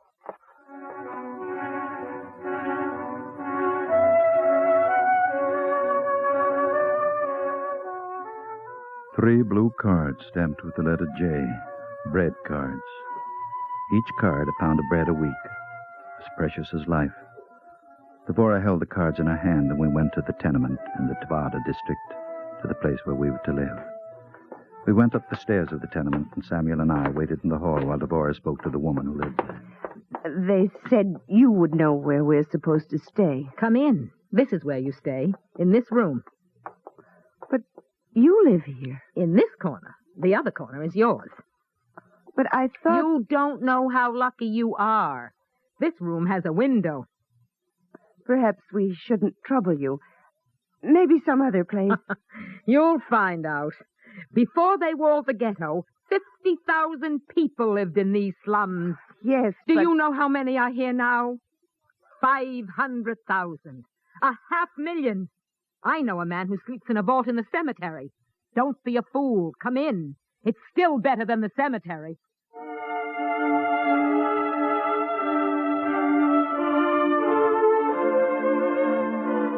That was our room. And because Devora lived in it, it was also our home. There was no soap, but she cleaned it. There were no needles, but she made a cloth for the table. There was no lamp in it, yet she filled it with light. And then when she found a box, our son Samuel scrabbled up some earth and a few pathetic blades of grass. And Devora put the box on the sill of the window. There. Now our house has a garden. Yes, Devora. Our house has a garden. You say it as though it is not true. Look, Isaac, look at the sun. There is no land where the sun doesn't shine. Now let it shine here on something green in the ghetto.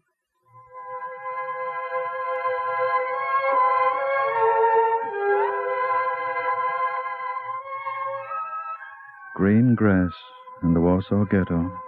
Few pathetic blades of green in the scrabbled earth. But a sign of living spirit. And a proof that where the spirit lives, there can be no degradation. There in this place of death, shut off, walled in, foredoomed, there were things of the spirit, done by men and women like Devora. In the ghetto of Warsaw, there was beauty and comradeship and learning. There are 7 marks of an uncultured man and 7 marks of a wise man. Do you know what they are, Samuel? The wise man does not speak before him who is greater in wisdom, and does not break in on the speech of his fellow. He is not hasty to answer. He questions according to the subject matter, and answers to the point. He speaks upon the first things first, and upon the last last. Regarding that which he has not understood, he says, I do not understand it, and he acknowledges the truth. And the mark of an uncultured man? The reverse of all these things. Very good, Samuel. You're a good boy. Wiseman's theory of germinal continuity. Teacher, I can't finish the recitation when they talk. Please, all of you. This is a classroom in the ghetto. It is different from other classrooms. We must be an example. Thank you. Go on, Esther. The theory of germinal continuity. The germ contains living material which has come down in unbroken continuity ever since the origin of life, and which is destined to persist in some form as long as life itself. While Wiseman's name is chiefly associated with Well, I thought this was the class in sculpture. Apparently I'm wrong. Uh-huh. Well, what's this supposed to be? I don't know. Maybe I'm supposed to be one of those surrealists. Well, don't give up. I'll make a sculptor out of you yet. It's all right with me. If you're willing, I'm willing. But my father made me a plumber. Now, if I had my tools and a piece of brass pipe, then I'd show you some real sculpture. Say,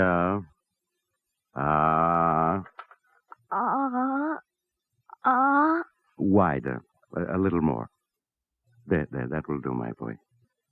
Why didn't you bring him earlier? It's my fault. I didn't know there was a clinic. His tonsils are badly infected. They'll have to come out. I don't have any money to pay you. Oh, there's nothing to pay here. Money can't buy what no one will sell to us. No? No. We need drugs, instruments, anesthesia. Then you operate without anesthesia? Please, doctor. Will it hurt? Yes, it will hurt. In the ghetto, everything hurts. Perhaps tomorrow it will be different.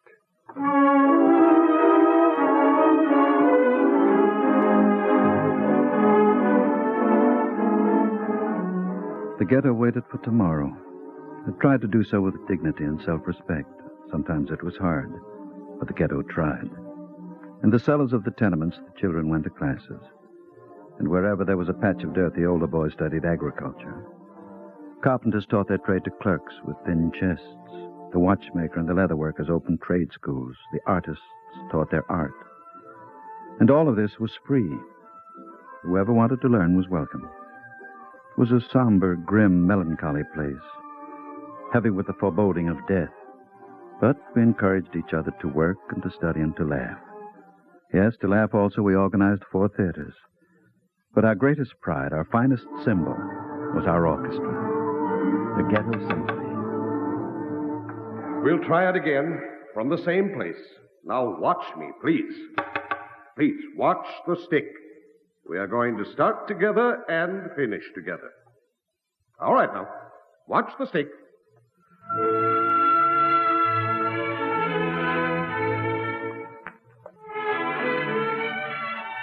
We sat and listened to the Ghetto Symphony, feeding our hunger on the clear, sweet sound. But since the Heron folk, the master race that erected the walls, since they intended that we should be hungry, they came and confiscated some of the instruments. First they took only a few, then more. Our orchestra dwindled. It became an ensemble. And then the Heron folk came again and stole more instruments. The ensemble became a quartet. And then a single solo violin was left. Why did they do it? Perhaps it irritated them. Jews satisfying a hunger. We were left with hunger. Where there is hunger, the plague always follows. The plague came and 17,800 persons died of spotted typhus in Warsaw. And of these, 15,758 were Jews. Pestilence imprisoned behind the brick wall. Great achievement of medical science. I say it without irony. Yes, 15,758. And Devorah Davidson, my wife, 15,759. Samuel, leave her. You cannot help her anymore. Mama! Mama! Come here, Samuel. She cannot hear you. You are a big boy. You mustn't cry. Here, let me wash your face. She wouldn't like to see you with a dirty face. Stop crying now. I'll try. Will you do something for me, Samuel? If I can. I want you to go to your corner. I want you to try to go to sleep. I couldn't sleep, Papa. Then go to your corner and turn your face away. Mind me.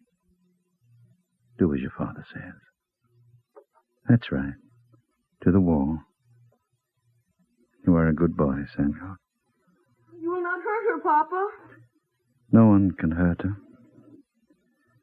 I'm taking off her clothes. Her apron, her dress, Uncle Avram's shoes, everything. Naked came I out of my mother's womb, and naked shall I return thither.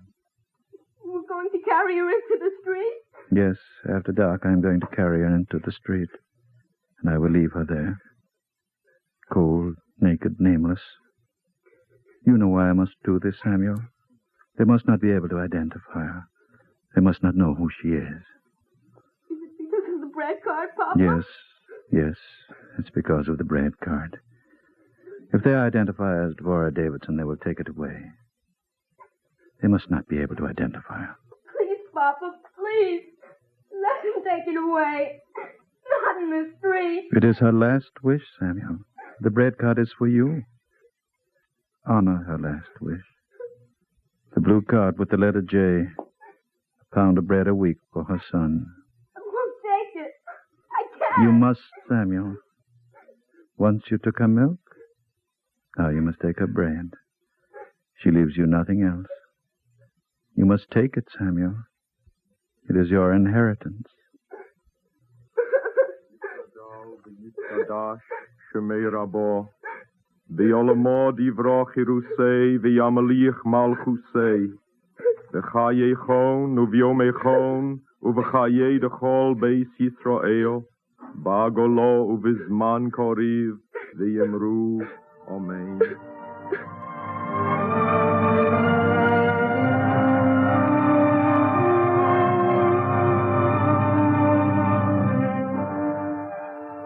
This was our degradation. In the ghetto of Warsaw, we divided dead men's bread. Have you tasted dead men's bread? Taste is bitter. It is dry in the mouth because the saliva will not flow. This is what we ate. And this is how we lived. The 500,000 at the Warsaw Ghetto. But not 500,000 for long. On June 22, 1942, armored cars escorted a convoy of black trucks into the ghetto.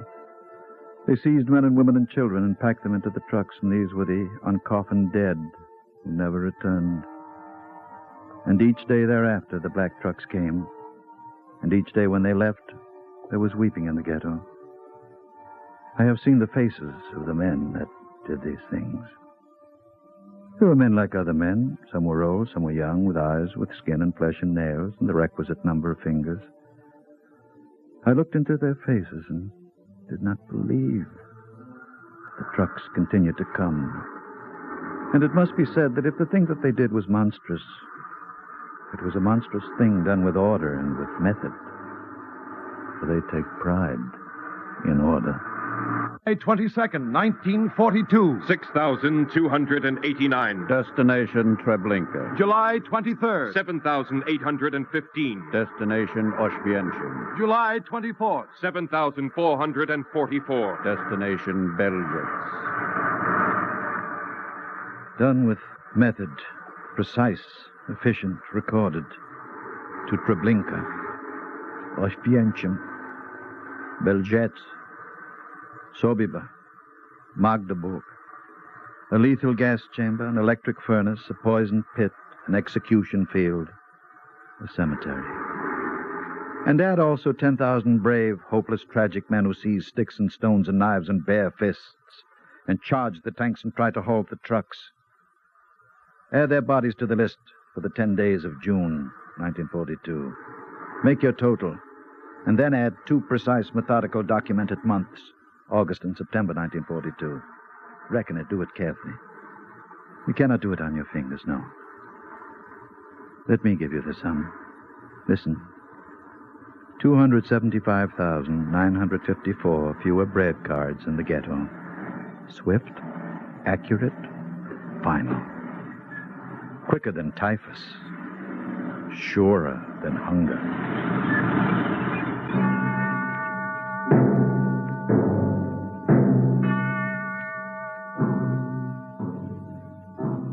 They sent the black trucks because the hunger and the pestilence were too slow and too merciful. When we were starving, we beseeched the civilized world for food. And when the plague struck us, we appealed for simple things. For soap, medicine, for tools for our physicians. But when the black trucks came, we no longer asked for rescue and for mercy. We asked for weapons. Through the Polish underground, which carried our appeals, we asked England, Russia, and the United States for weapons. And there was silence. You did not answer.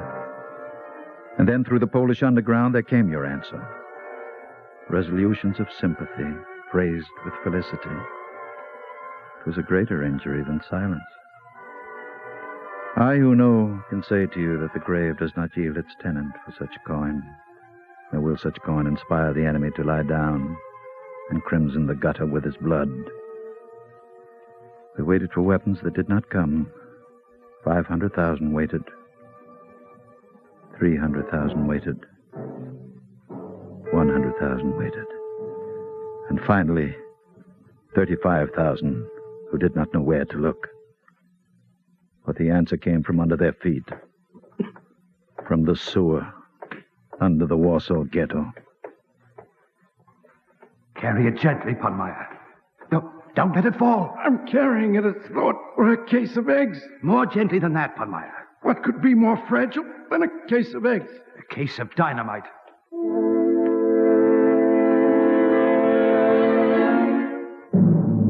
The rifles are already distributed. Our men want to know if there'll be any machine guns. If we can get some through, there'll be machine guns. But don't count on it. You'll have to make out with rifles. It won't be much against tanks and mortars. It'll be better than bare hands. Yes, better than bare hands. Much better.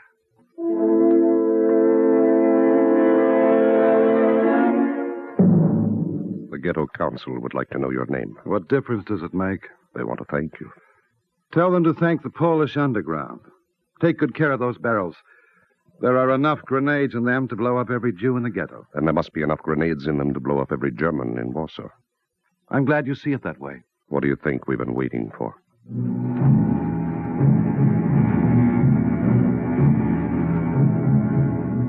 April 19, 1943. 35,000 men, women, children stood ready. It was the day. Trenches were dug during the night. Every house, every room, every cellar, every roof was prepared. At 4 a.m., a detachment of stormtroopers and light tanks escorted the black trucks to the walls of the ghetto. They came as usual on their daily errand. We waited until the vehicles were within range. Fire! The entire detachment was wiped out. In a few hours, they came again. SS troops. Our snipers manned the ghetto wall itself. We were ready. They brought up a loudspeaker.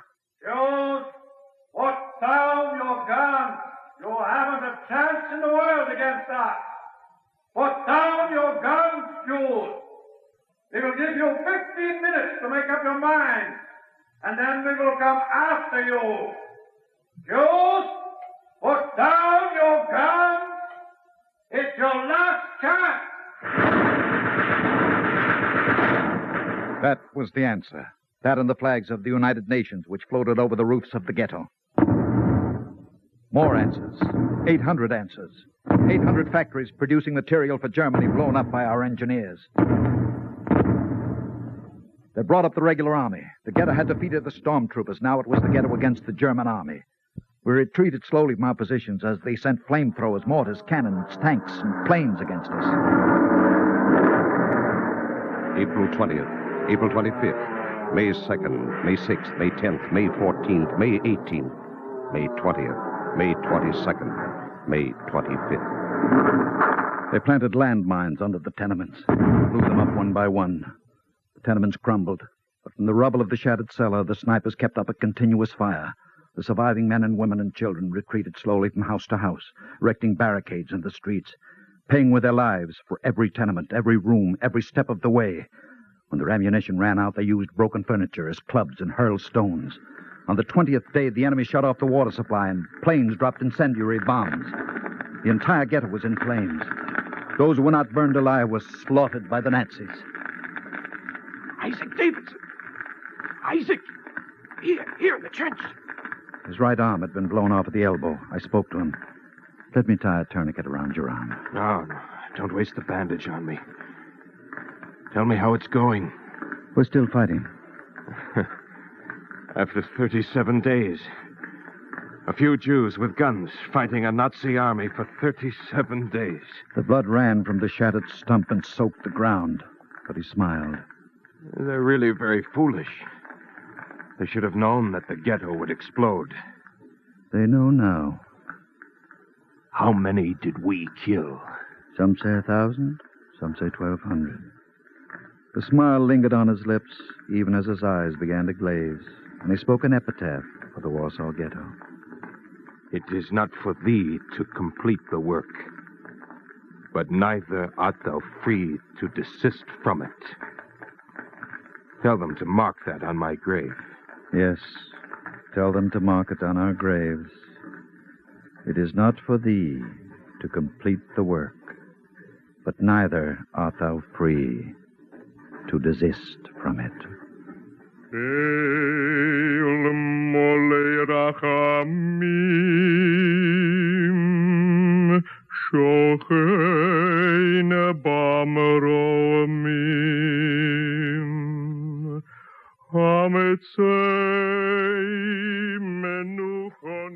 Hear him with reverence, for he sings a prayer for the dead. 25,000 dead. It is no ordinary prayer, and they are not ordinary dead, for they are the dead of the Warsaw Ghetto in the year 1943. Tonight they sleep in their last trench, their choirs dispersed in ashes, their holy books sodden in the 7th month rain, the rubble deep on the thresholds of their houses. They with Jews with guns understand that and hear him with reverence as he chants the prayer. For on the page of their agony they wrote a sentence that shall be an atonement, and it is this: give me grace and give me dignity, and teach me to die. And let my prison be a fortress, and my wailing wall a stockade.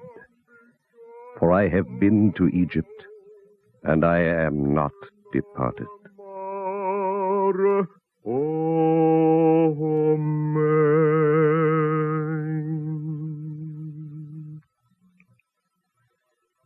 If you would like a copy of today's anniversary script, please send your name and address with 10 cents to cover the cost of postage and handling to the Jewish Theological Seminary of America, 3080 Broadway, New York 27, New York. And now we take great pleasure in presenting Dr. Joachim Prinz, President of the American Jewish Congress and spiritual leader of Congregation B'nai Abraham in Newark, New Jersey. Dr. Prinz. Again, we were exposed to the great experience of witnessing the uprising in the Ghetto of Warsaw. What makes this event one of the great examples of human dignity is the motivation behind the revolt. The planners of the rebellion knew from the very beginning that all was lost. It was sheer lunacy to use fists and rifles against tanks and steel armor. Therefore, we must try to delve into the mystery that moved human beings to such an unreasonable yet magnificent undertaking. These human beings were Jews. They were part of a long tradition of many thousands of years that looked at chains with disdain.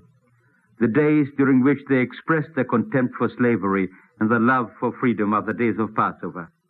From the first Passover to those of our own days, in which we assemble around festively set tables to speak of freedom, liberty is conceived as an indivisible concept.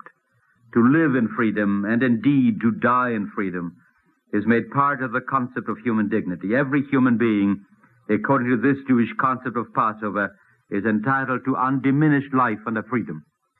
In the description of the Warsaw Rebellion, it must not be forgotten that it has its beginning on the Seder night of a Passover, during which none of the beautiful delicacies or the charming ornaments which adorn our Seder table existed. They did not have to talk about the bread of affliction. They had eaten it every day. When they talked about what stirred them to the very depth of their Jewish and human existences was a yearning to be free. It was so uncontrollable, so deeply embedded in the tradition of thousands of years, that it simply could not bear living caged up like animals. In an interpretation of the Hebrew phrase, which is used when the writing of the Ten Commandments is described, it is said, "Do not read engraved upon the tablets. Read freedom is on the tablets of the law." The Hebrew words cherut, which means freedom, and charut, which means engraved, are here used to express an ever-living Jewish concept. Freedom is the voluntary moral submission to law.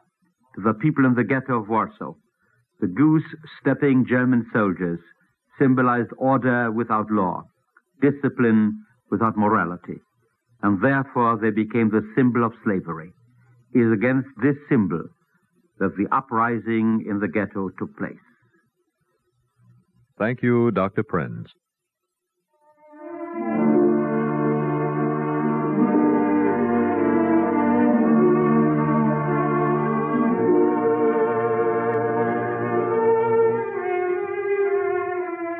Our drama today, part of the Eternal Light's 15th anniversary series, was The Battle of the Warsaw Ghetto, written by Morton Wishengrad. It was presented in observance of the Passover holidays and the 16th anniversary of the Battle of the Warsaw Ghetto. Cantor Robert H. Siegel sang the liturgical music. Featured in our cast were Santos Ortega, Bert Cowlin, Peter Laser, Roger DeKoven, Mitzi Gould, Joy Anthony, Beatrice Pons, Alan Bergman, Iva Francis, and Maurice Tarplin.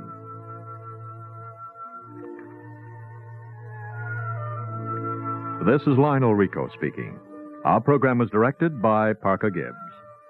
This weekly program is presented under the auspices of the Jewish Theological Seminary of America.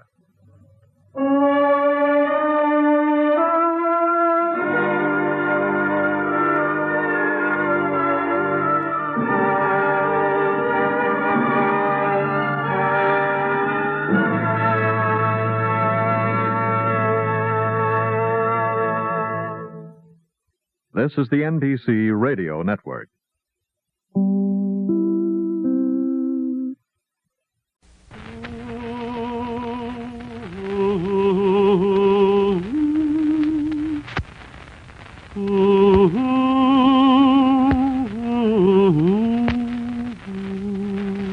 And the Lord spake unto Moses, saying, Command the children of Israel that they bring unto thee pure oil olive, beaten for the light, to cause the lamps to burn continually in the tabernacle of the congregation. And it shall be a statute forever in your generations. The Eternal Light.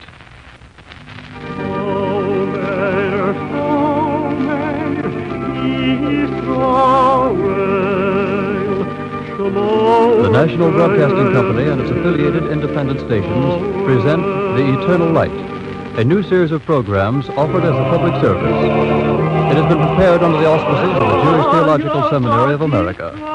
Chapter 1 is entitled, A Rhode Island Refuge. Following the dramatic portion of the program, we will hear a brief message by the Honorable Edgar J. Nathan, Jr.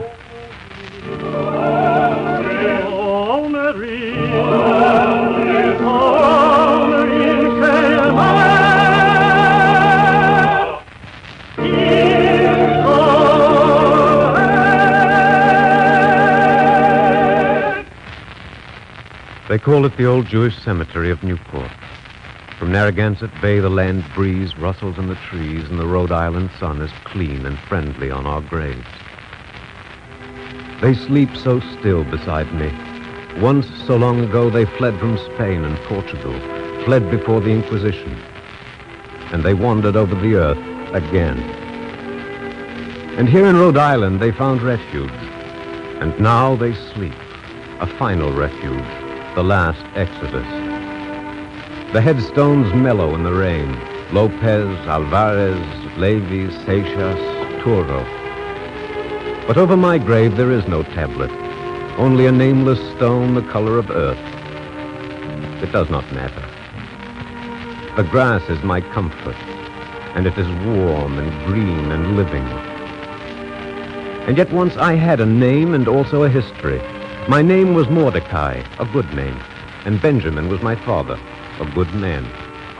And in the year 1760, when I was a boy, my father read to me from the Bible.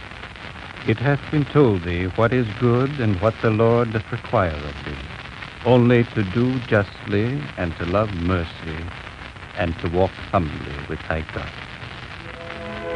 We walked gladly with God, and we sang his praises in the new synagogue on Griffin Street.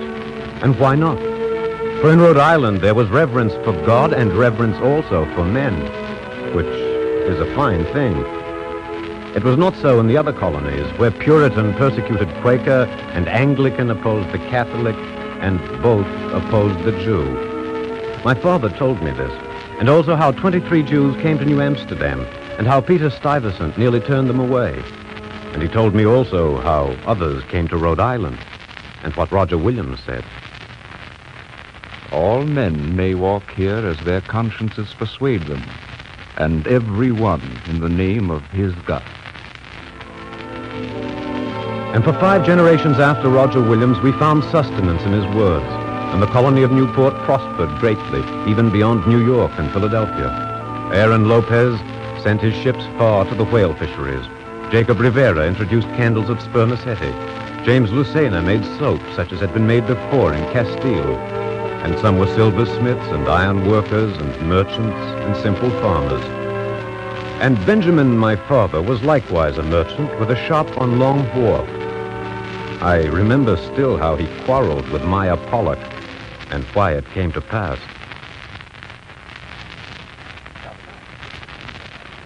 "10 casks of nails. Check. 15 bushels of wheat. Check. 100 pewter basins. Check. 1 fine looking glass. Check. 6 barrels of molasses. Benjamin, 6 barrels of molasses. I heard you. Well? I don't like it. To hear you talk, someone might think there was something wrong with molasses. I want no part of it. Are you crazy? Molasses means rum, doesn't it? Of course. And rum means slaves, doesn't it? What if it does? You're not trading in slaves. Why not, Maya? Who cares why not? I care, because it is written, thou shalt not abhor an Edomite, for he is thy brother. Many things are written, and you can lose your mind trying to live up to it all. Maya, are you a Jew? What has that got to do with it? You can't be half a Jew or a quarter of a Jew or a fifth of a Jew. You have to do what is written. Now look here, don't tell me what to do. I go to the synagogue every day as good as any man. I have faith in the Torah. Faith isn't enough. You cannot be a Jew only with your lips.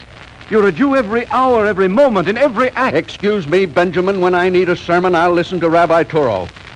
When I want to do business, I don't think I'll come here. I'm not quarreling with you, Maya, but I won't deal in molasses when it's the blood of the slave trade. That's your last word? If you wish. Then goodbye. Goodbye, Maya.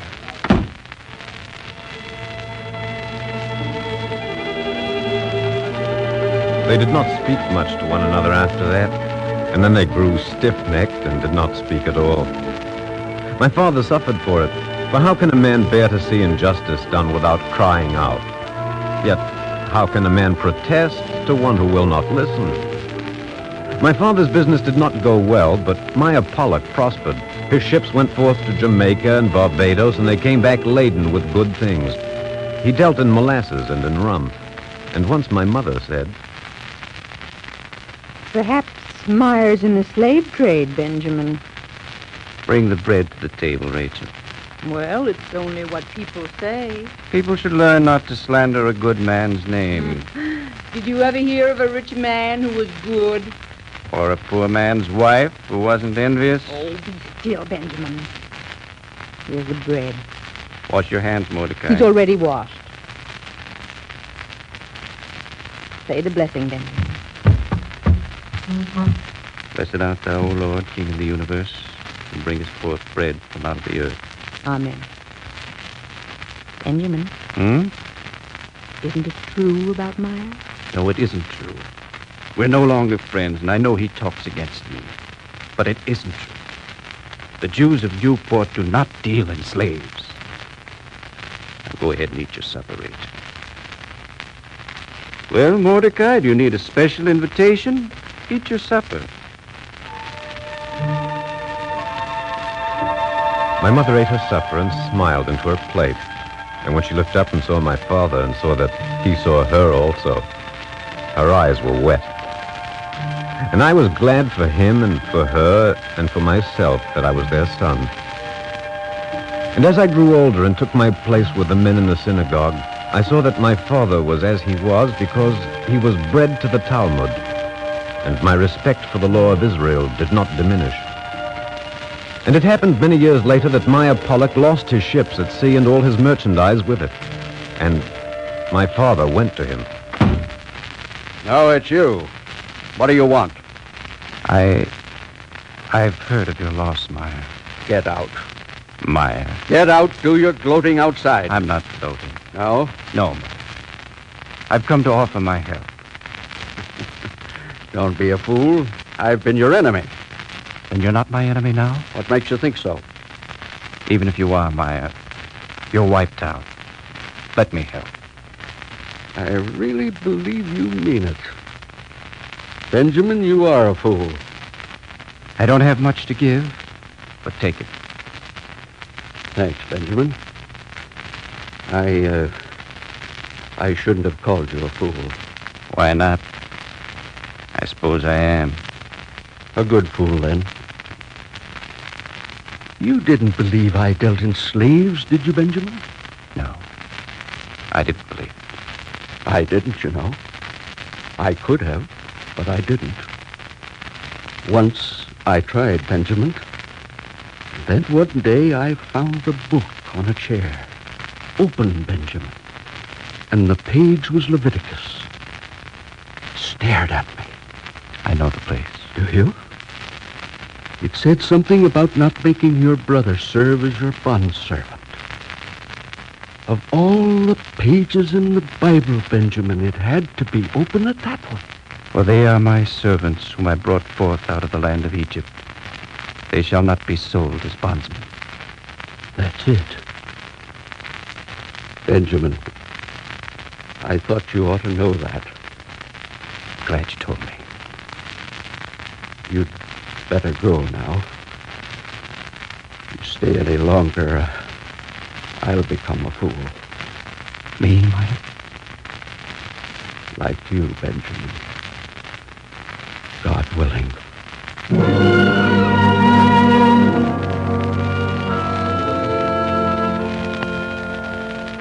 There were many things my father said as I came to manhood, and I do not remember that anything he told me was false or insincere, or said merely for the sake of pious display.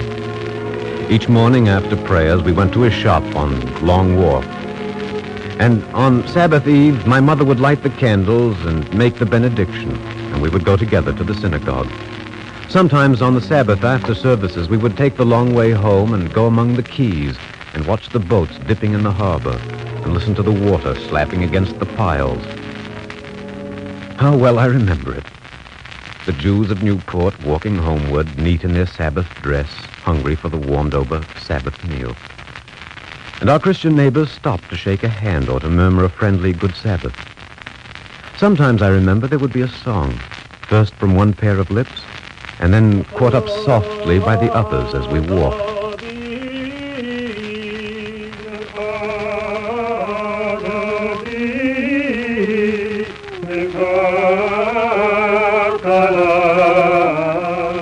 There were many songs, but this was my favorite. A simple song. Perhaps one my ancestors sang in Spain 300 years before. And perhaps also when it was no longer permitted, they whispered it to one another. Whispered it in their houses, or sang it loudly in the fields where none could hear. In Newport, it did not matter who heard. There was no need to whisper, no need to tremble. And we sang happily until we came to our houses. And within there was peace and serenity, and a table laden with good things. I wonder sometimes whether we're ever fated to have peace and serenity for long. For the colonies were impatient under the restrictions and the taxes of the Crown, and soon there was a feeling of tension and a sense of impending trouble, which made the Sabbath bitter as Mara and stifled the song. Please, not all at once. That's better, isn't it? Let's do this thing democratically. We're here to make up our minds on some action, definite action. Moses Seixas, you haven't said anything. I'll stand with the others, Benjamin. You can count on me, Benjamin. We'll buy no British tea, pay no British taxes, import no British goods. Yes. How about you, Isaac Hart? You go along? You know my opinion. All my life I've known you. I've broken bread with you. Our children have grown up together. We've liked each other, respected one another. Get to the point, Isaac. Thy yes must be true, and thy no must be true. One must not say one thing with his mouth and another in his heart. You have become quite a scholar of the Talmud, Meyer Pollock. I'm not a Tory, if that's what you mean. And I'm not a rebel. I side with England. England is where I was born. England has done me nothing but good. You live in Rhode Island, Isaac. I see this as a democratic meeting. Everyone wants to talk and no one wants to listen. Let him speak. Go ahead, Isaac. You are all, at this very moment, guilty of rebellion. Can you tell us what liberty has ever been accomplished without rebellion? I see, Meyer, you are not only a scholar, you are also a philosopher. Meyer, sit down, please. Isaac, let's speak without anger. We are friends here. We can settle our opinions quietly. This is our synagogue. It is unseemly to raise our voices here. Yes, you are right. But every Jew in Newport is turned against me. Why? Because I am loyal to England? Would Roger Williams have been able to found Rhode Island colony if not for English tolerance? Would Spain have permitted you to live here unmolested? Don't you see the consequences of your rebellion? Many of you are merchants. If you stop importing British goods, you go bankrupt. Your children will be hungry. There may be bloodshed. Some things can only be settled in blood. The words roll so easily from your tongue, Meyer. Before you quoted the Talmud to me, I also can quote. I'm listening. Look in the Talmud in Sanhedrin.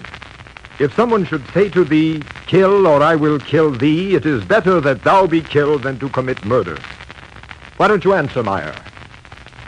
Shall I answer for him, Isaac? Yes, if you can. 2 answers, Isaac. The first Moses said, shall your brethren go into the war, and shall ye sit here? The second you know also, Isaac. Separate not thyself from the congregation. You distort the meaning. No, Isaac, the meaning is plain. The American colonies are your congregation. This is our place. We came here as the others came. We came for the same reasons. Pray God there will be no letting of blood. But if blood is to be spilled, Our place is with the colonists.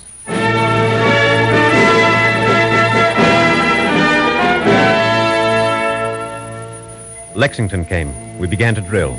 Meyer and Moses Seixas went among the townspeople collecting saltpeter and brimstone. The guns from Fort George were removed to Newport. Sentries were posted on the hills. And 2 full months before the Declaration of Independence, Rhode Island declared itself free and independent. And with Rhode Island stood the congregation of Newport. The young men took up arms. Abraham Seixas and Solomon Rothé and Moses Isaacs and many more. And I with them. Then there were battles, and many of the redcoats were slain. Rejoice, Isaac Hart. And why should I rejoice, Meyer? Because 100 redcoats have fallen. When the angels began to sing as the Egyptians drowned in the Red Sea, God said, "Creatures of mine are drowning in the sea. How can ye sing a song?" Meyer Pollock raised his hand to strike him. And then his hand fell to his side, and he turned away. Isaac Hart loved the king, and he did not fear to say so. He could have held his tongue, yet he would not.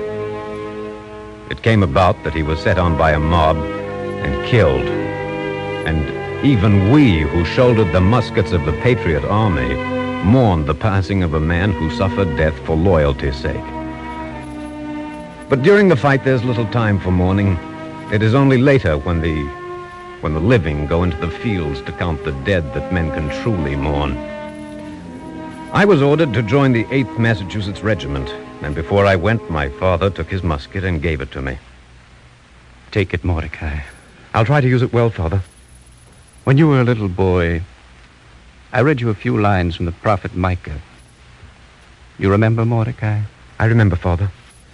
It hath been told thee what is good, and what the Lord doth require of thee, only to do justly, and to love mercy, and to walk humbly with thy God. I'm glad you remember. Now say goodbye to your mother, and don't let her cry. And, Mordecai. Yes? Be a good soldier. For Israel. And for America. These were the last words I ever heard from my father's mouth. I went to war, and the congregation of Newport dispersed before the British invasion. The goods were burned, the warehouses emptied, so that nothing could fall into the hands of the enemy. And then many years later, after the terrible winter of Valley Forge, Moses Seixas wrote me a letter. My dear Mordecai, God be with you. My heart melts for thee, for I have nothing to give thee but bad news. Benjamin, your father, and Rachel, your mother, are no longer among the living. They went to settle in another place and to help the patriots, and a terrible sickness came like a plague and took them from the living. O Mordecai, Benjamin was a good man. He was eyes to the blind and feet to the lame, and a pillar of the synagogue. Truly it is said, the hope of man is but the worm. May they rest in peace.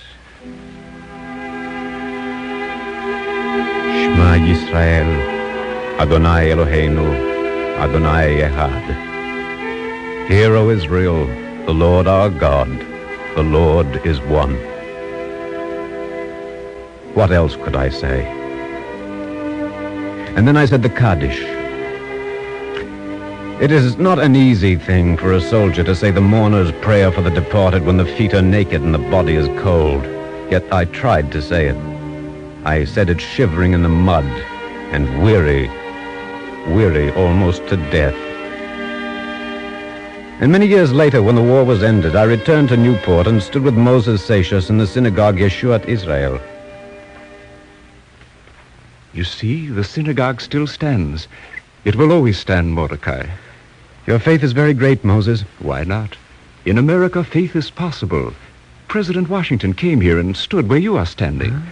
He saw the Ark of the Lord and the Holy Scroll. He was pleased. I'm glad. He gave me a letter, Mordecai. You have fought your country's war. Now you have a right to hear why. This is Washington's letter. Will you read it to me, Moses? To the Hebrew congregation in Newport, Rhode Island. The citizens of the United States of America have a right to applaud themselves for having given to mankind examples of an enlarged and liberal policy, a policy worthy of imitation. all possesses alike liberty of conscience and immunities of citizenship. It is now no more that toleration is spoken of as if it was by the indulgence of one class of people that another enjoyed the exercise of their inherent natural rights. For happily, the government of the United States, which gives to bigotry no sanction, to persecution no assistance, requires only that they who live under its protection should demean themselves as good citizens in giving it on all occasions their effectual support. Read on. May the children of the stock of Abraham who dwell in this land continue to merit and enjoy the good will of the other inhabitants, while every one shall sit in safety under his own vine and fig tree, and there shall be none to make him afraid. May the Father of all mercies scatter light and not darkness in our paths, and make us all in our several vocations useful here, and in his own due time and way everlastingly happy. They call it the old Jewish cemetery of Newport. From Narragansett Bay, the land breeze rustles in the trees, and the Rhode Island sun is clean and friendly on our graves. Yes, they sleep so still beside me. Once, long ago, they fled from Spain and Portugal, but here they found a refuge. The names on the headstones are mellowed in the rain. And if I have no stone, it does not matter, for the grass is warm and green and living. And something else. The words, too, are living. The words a man called Washington addressed to the little Jewish congregation at Newport. The congregation that sleeps beside me.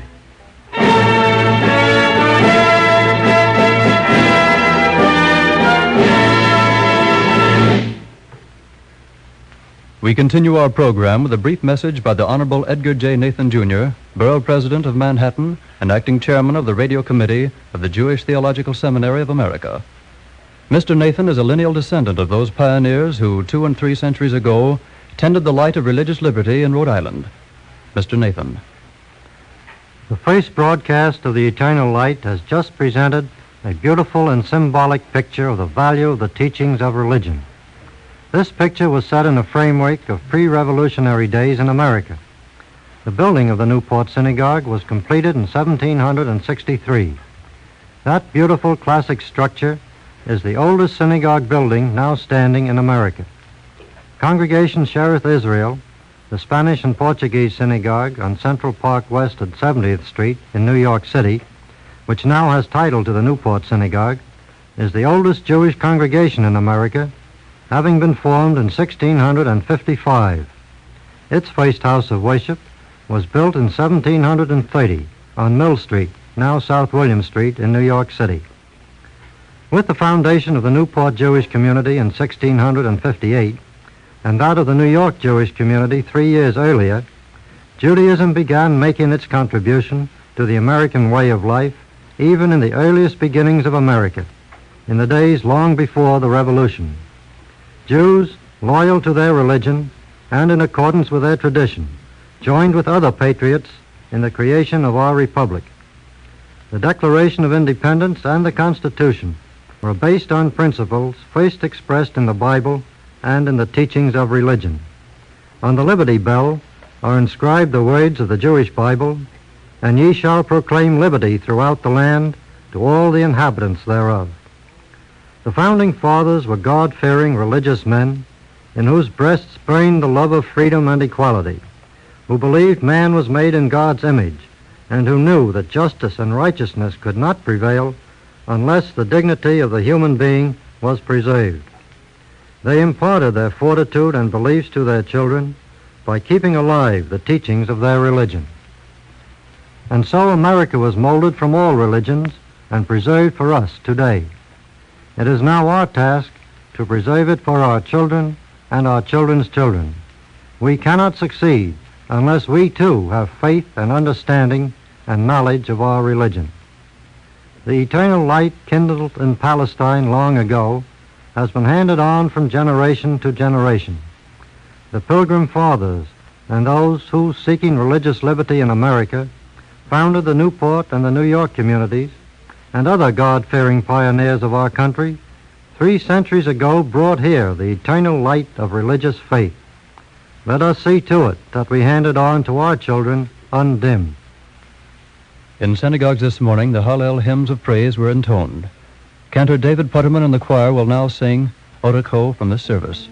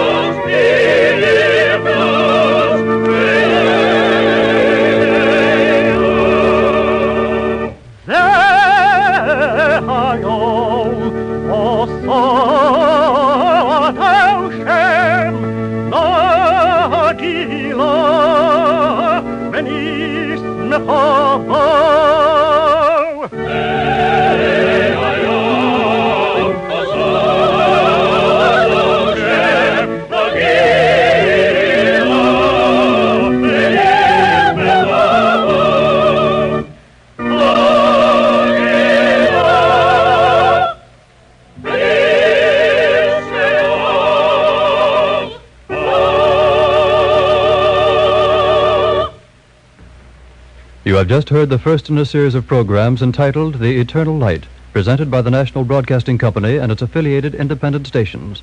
This program is prepared under the auspices of the Jewish Theological Seminary of America.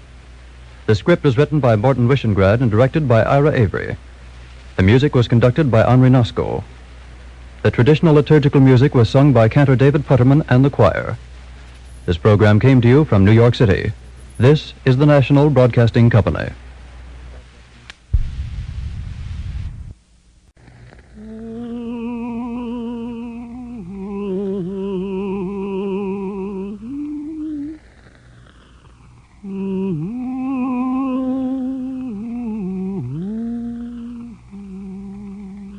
And the Lord spake unto Moses, saying, Command the children of Israel that they bring unto thee pure oil olive, beaten for the light, to cause the lamps to burn continually in the tabernacle of the congregation. And it shall be a statute forever in your generations.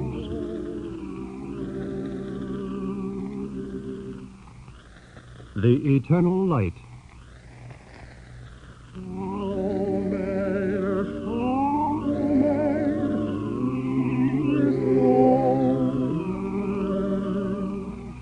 The National Broadcasting Broadcasting Company and its affiliated independent stations present The Eternal Light, a new series of programs offered as a public service. This program is prepared under the auspices of the Jewish Theological Seminary of America. Chapter 2 is entitled Emmanuel, God is With Us, and is written by Morton Wishengrad. Following the dramatic portion of the program, you will hear a talk by Dr. Samuel H. Goldenson.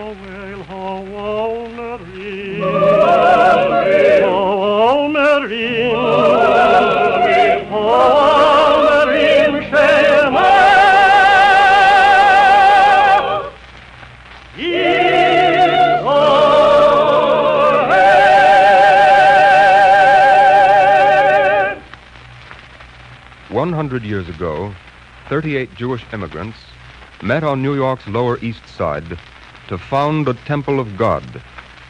This is the story of one of those 38, one who fled the black night of German persecution in the first half of the 19th century. We dedicate his story to 6 young men of Temple Emmanuel who in this first half of the 20th century have given their lives in the struggle against German fascism. Major Albert Wertheim. Lieutenant Richard H. Seligman, United States Navy. Lieutenant Gilbert H. Seidenberg. Lieutenant Alan J. Bamberger. Flight Officer Robert J. Weiss.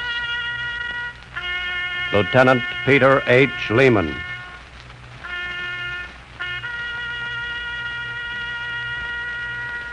To these 6, with deep reverence, we dedicate our story.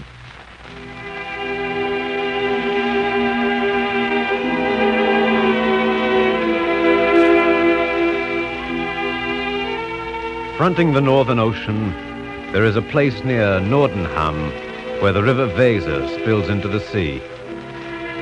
Far below, past Brake and Bremen and Hemelingen, is the little town where I was born. Not much of a town, you'll say, yet large enough for 3 millers to make their flour and 2 brewers to steep their malt, and a few hundred Jews to be enclosed in a ghetto. It was there I was born, and there my father named me Daniel after his father, and there I spent my boyhood. An uneventful boyhood. An uneventful boyhood until one day when my father came home. Ezra, is that you? Rachel.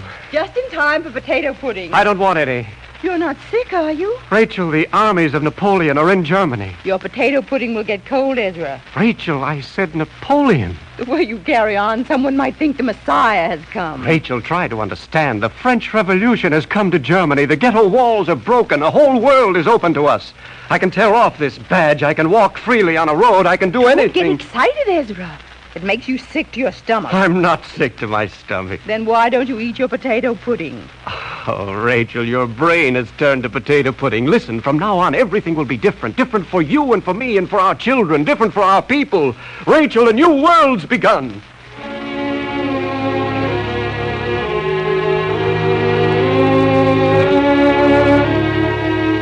And it was true. A new world had begun. It was as though the Messiah had come to the ghetto and broken the walls and said, "See, my children, the grass is fresh and green, and there beyond grows a flower. It grows also for you." This is how it seemed to us. And this is how it must have seemed to all the Jews of Europe, liberated by the armies of the French Revolution. It was a happy time, and for my father and mother there was even greater cause for happiness. She's a fine little girl, Rachel. Your hand under her head more, Ezra. Am I holding her right? Yes, that's better. You know, I think she's not ugly. Oh, I'm glad. It's a good sign. Is it? I think so. And she's born at a good time, Ezra. Thank God she'll never see a ghetto wall. I thought of that every moment, Ezra. And it eased the pain. Oh, Ezra, now it's good to be alive. Good to be alive and to be a Jew and to live in Germany.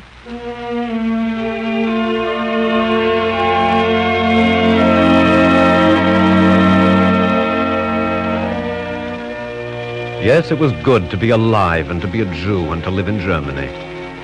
And in the years that passed, there was nothing to mar that goodness. No wall stood beyond our window. No badge was sewed on my father's coat. Esther, my sister, grew and was gray-eyed under her Sabbath bonnet. And then one day when my father was speaking to the burgomaster, who was not an unfriendly man, suddenly the old fear rose like a specter from the ground. Don't you enjoy my conversation, Ezra? Excuse me, Herr Burgermeister. I didn't intend to be rude. What has upset you? All the news is good. Napoleon is beaten. The German states are free again. The Vienna Congress is bringing back law and order. Rejoice, Ezra. The French tyrant has fallen. Will I also rejoice in the German tyrant who takes his place? Don't speak nonsense, Ezra. Say what you mean. Napoleon's fall has been a signal, Herr Burgermeister. A signal for an old evil to begin again. Ezra, your words walk on stilts. What do you mean? Are you blind, Herr Burgermeister? They've already begun to shout anti-Jewish slogans in the public square. Just a few hoodlums. They don't speak for me. They don't speak for any decent German. I hope you're right. Now, if you'll excuse me, Herr Burgermeister, I want to go home and tell my wife to bolt the shutters.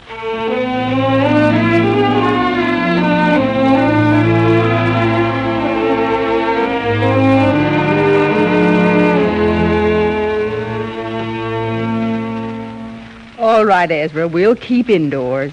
It's best, Rachel. Daniel, you'll stay close to Esther. Yes, Father. Now let's go to bed. Father, do you know Latin? What's that, Daniel? At school, the older boys keep yelling, Hito salama est paradita. Don't trouble your father, Daniel. Go to bed. It's all right, Rachel. So that's what the boys are yelling, Daniel? Yes, Father. It means Jerusalem is destroyed. Why do they say it to me? I'm a German. You're also a Jew, Daniel. Is that a crime, Father? Yes, Daniel. In Germany, it's a crime. I'll go to bed.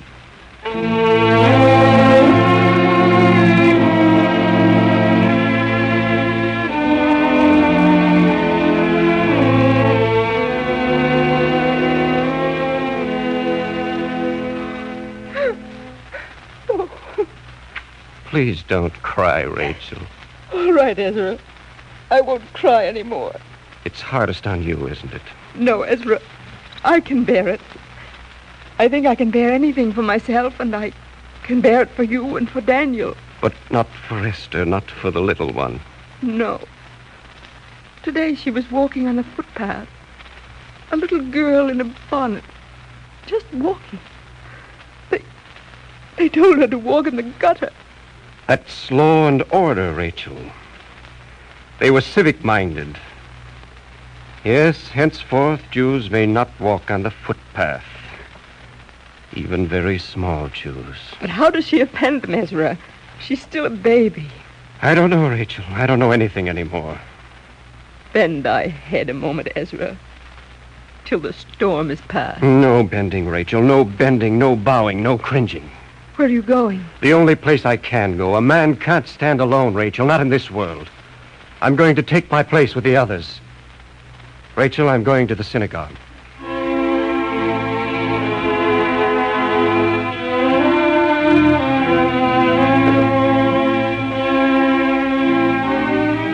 I went with my father. They would not let us meet in the old synagogue. It was no longer permitted that Jews might pray above street level. So we came together in a cellar, with one cell-like window staring at the street, and the rabbi looked silently at the window and then turned to my father. I think I don't mind the cellar, Ezra. But I mind, Rabbi. No, you shouldn't. We have gone down to worship in order to fulfill the injunction of the psalmist. Out of the depths have we cried unto the Lord, and he answered us. Will he not answer us again, Ezra? I don't know, Rabbi. I think perhaps I don't care. There's answer enough for me in the strength of my own hands. No, Ezra. There is no answer in any man's hands. They are not strong enough to tear down the wall that must be broken. And your fists cannot do it. I don't believe it. I don't believe you. You preach peace, and there is no peace. You preach rest, and there is no rest.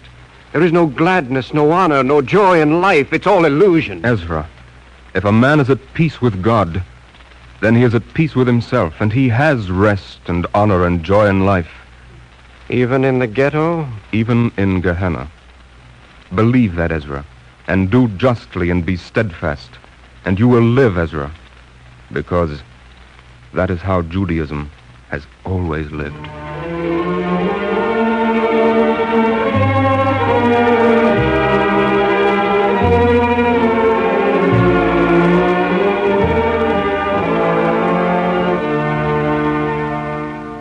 There's nothing I can do for you, Ezra. You misunderstand. I want nothing for myself, Herr Burgermeister. I ask for all of us. If I can do nothing for you, I can do even less for them. That isn't true, Herr Burgermeister. Perhaps you can't take the badge from my sleeve, but there are other humiliations. You don't know what you're asking. I'm asking you to save us from further degradation. My hands are tied, Ezra. I see. I'm sorry, Ezra. All right. Listen, my friend, don't you think I understand? But I'm a public servant. I can't defend you. I don't ask anyone to defend us. What then? I ask for someone, anyone, you or the priest or the miller or any villager, anyone, any decent, civilized German. I ask him to say, people, what you do against the Jew is wrong. What you do against the Jew is monstrous and unchristian. That's all I ask. It wouldn't help, Ezra. It would. It would help very much to have faith again. Even faith in you, Herr Burgermeister. Suppose I told you that I'm terribly sorry for you, yes, and for your people. Your actions speak so loud I can't hear what you say. That's unfair, Ezra. You know I'm a tolerant man. You know I tolerate your religion. What do you mean you tolerate? Who gives you the right to tolerate or not to tolerate? I don't like your tone, Ezra. I'm sorry. But I don't like to be condescended to. I didn't come for tolerance. I came as a German citizen, and I asked for ordinary human rights. There's no point in discussing this anymore. You'll lose your temper, I'll lose my temper, and I'm a reasonable man. So the answer is, Ezra, pray to God that things stay as they are. For if they change, it will only be for the worse.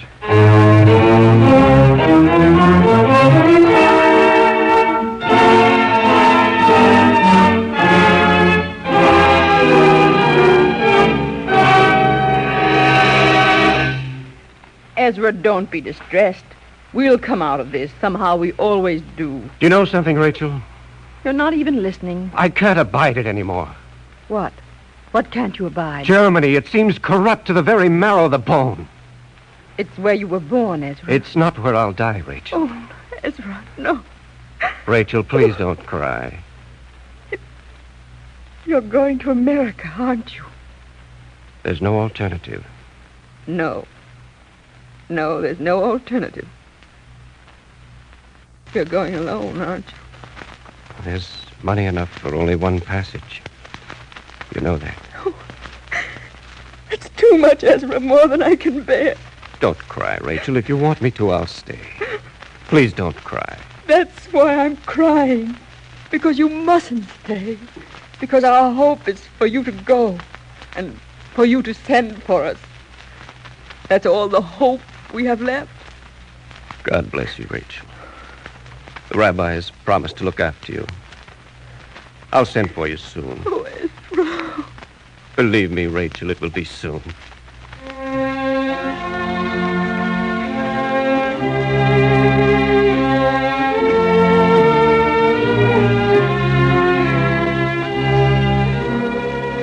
I think there was something in the American air he loved at once. Something with space and cleanliness in it. And he wrote us letters filled with pride in a new land. And he sent for us with pride. Now that we're here, I cannot tell you how good it is. Nor can I tell you how good it has been these 20 full years in a still growing union. My father and mother are old now, but if I grow old like them, I'll bless the Lord. Daniel, what's in the paper about Texas? Oh, they say she'll join the union. May I live to see it. And who's going to be elected mayor? Mr. Selden or that loco-foco, what's his name? Well, the Herald's for Selden, Father. A good paper, Daniel. Very good paper. Yeah, I'll tell you something that isn't in the paper. Mm-hmm. We've organized a synagogue. Yes? Taking a place on Grand and Clinton, right over a store. You got a rabbi? Mm-hmm. We're going to pay him $4 a week. Dr. Leo Metzbacher, he's a fine man. Very pleased, Daniel. I knew you'd be. You like the name we've chosen also. Yes? Emmanuel. Emmanuel. God is with us. I like it very much, Daniel. I hoped you would. Tell me about this rabbi. Will he preach this Sabbath? Well, yes, of course. Do you think he's found a text for his sermon? I couldn't say, Father. Well, then perhaps, Daniel, he won't mind if I suggest a text for America and Emmanuel. Go to him, Daniel, and wish him well. And tell him for me that this land is like an ensign set on a high mountain. I'll tell him, Father. And let him look in Isaiah in the 27th chapter. Yes, Father. I should like him to read that, Daniel. And they shall come that were lost in the land of Assyria, and they that were dispersed in the land of Egypt, and they shall worship the Lord.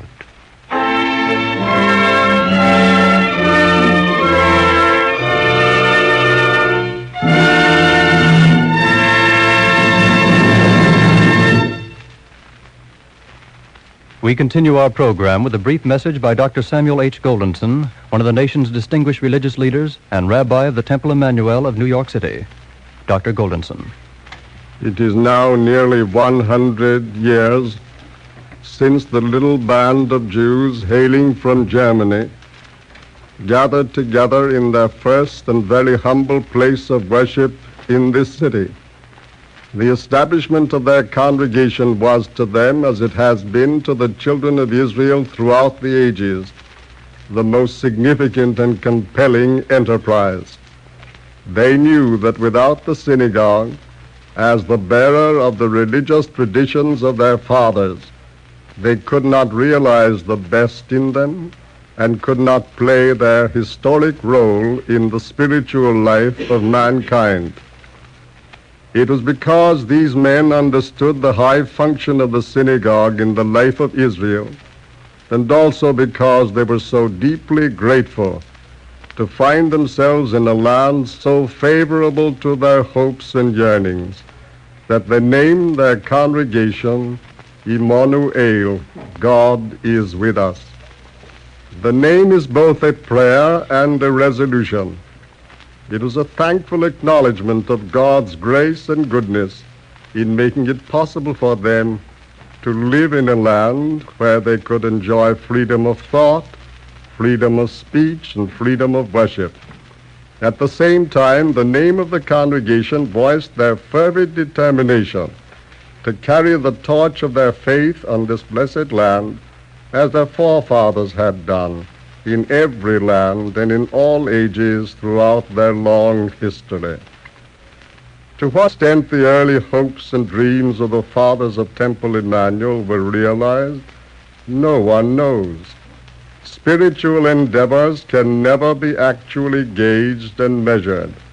Religion deals with the purposes that cannot be fully accomplished and with ideals that can never be altogether achieved. Yet it is gratifying to be able to record that from the very beginning, the men and women of this congregation have been leaders in the upbuilding of every Jewish benevolent, educational, and social service institution in this community. Our hospitals, orphan asylums, homes for the aged, relief agencies, cultural centers, and religious schools were all of them, almost without exception, sponsored, supported, and maintained in great part by the men and women of Congregation Emmanuel. Nor did our people give themselves wholly and exclusively to Jewish social and cultural endeavors. Among our members will be found numberless persons who have given of their thought, energy, and substance to the furtherance of every high cause in the life of the community and the nation. These patriotic services and humane contributions to the well-being of our fellow Jews and of our neighbors are not a chance and accidental expression of the generous instincts of the members of Temple Emmanuel. They are rather the direct outgrowth and traditional exemplification of the teachings of the synagogue. Judaism has always insisted that doctrine and deed must go together. It is of the very essence of the religion of Israel that the thought of God and the contemplation of the moral law should issue in right conduct and beneficent behavior. Indeed, the third commandment enjoins that no one shall take the name of the Lord in vain, that is, in such a way as not to make it count for good amid the actualities of life. It is with joy and thankfulness, therefore, that we approach the 100th anniversary of Temple Emmanuel, for we hope and believe that its members will, in the future, give themselves to all manner of good works as they have done in the past. Thus will they maintain the congregation as an exemplar of the faith of Israel and a force for good in our midst. Thank you, Dr. Goldenson. For Shamru, a selection from the musical literary of Temple Emmanuel will now be sung by cantor David Putterman and the choir.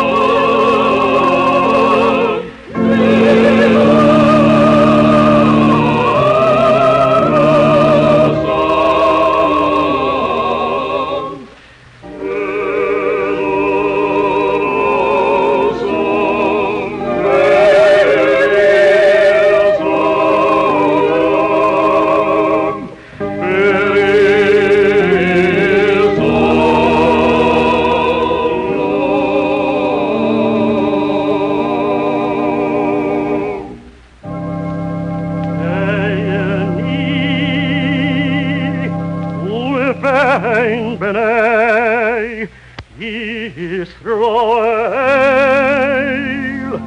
all sehi le'olam,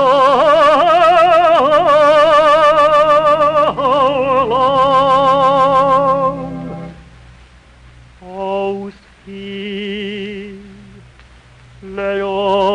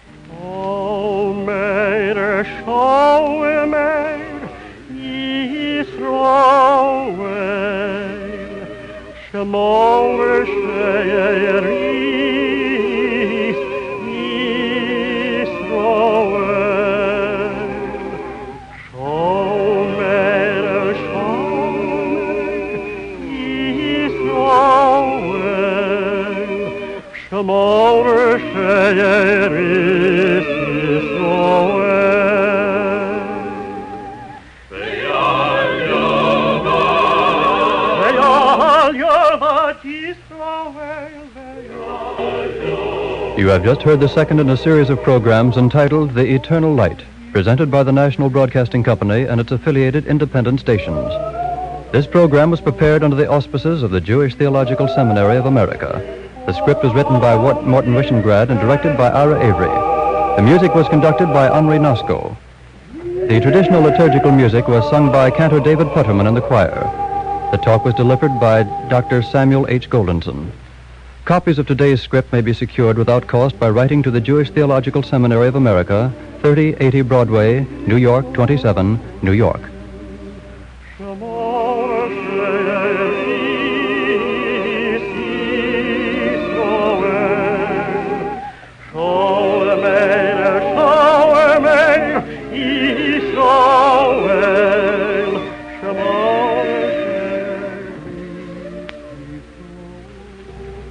This program came to you from New York City. This is the National Broadcasting Company. Presenting Raymond Massey in Jacob and the Indians by Stephen Vincent Benet.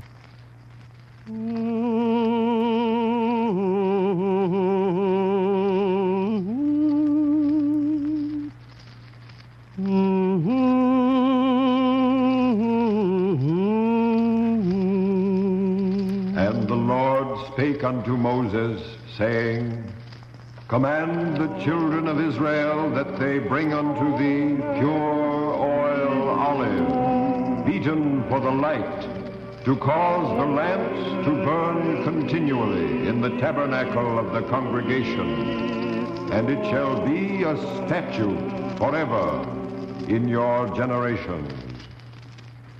The Eternal Light.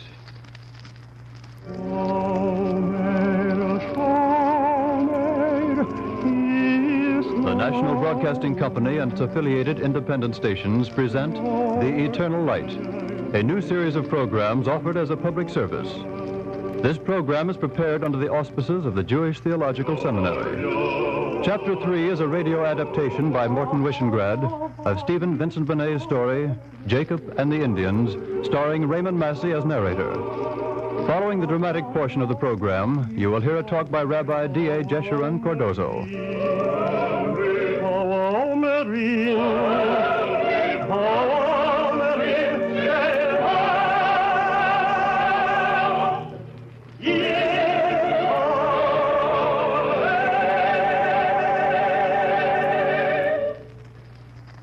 In the days of the American colonies, may God profit all who lived then, Jacob Stein, my grandfather's grandfather, came to Philadelphia from Rattelsheim in Germany.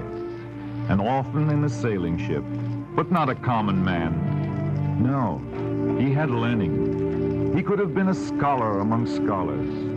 Then you may ask, why did he come? Well, there was a plague and a new duke.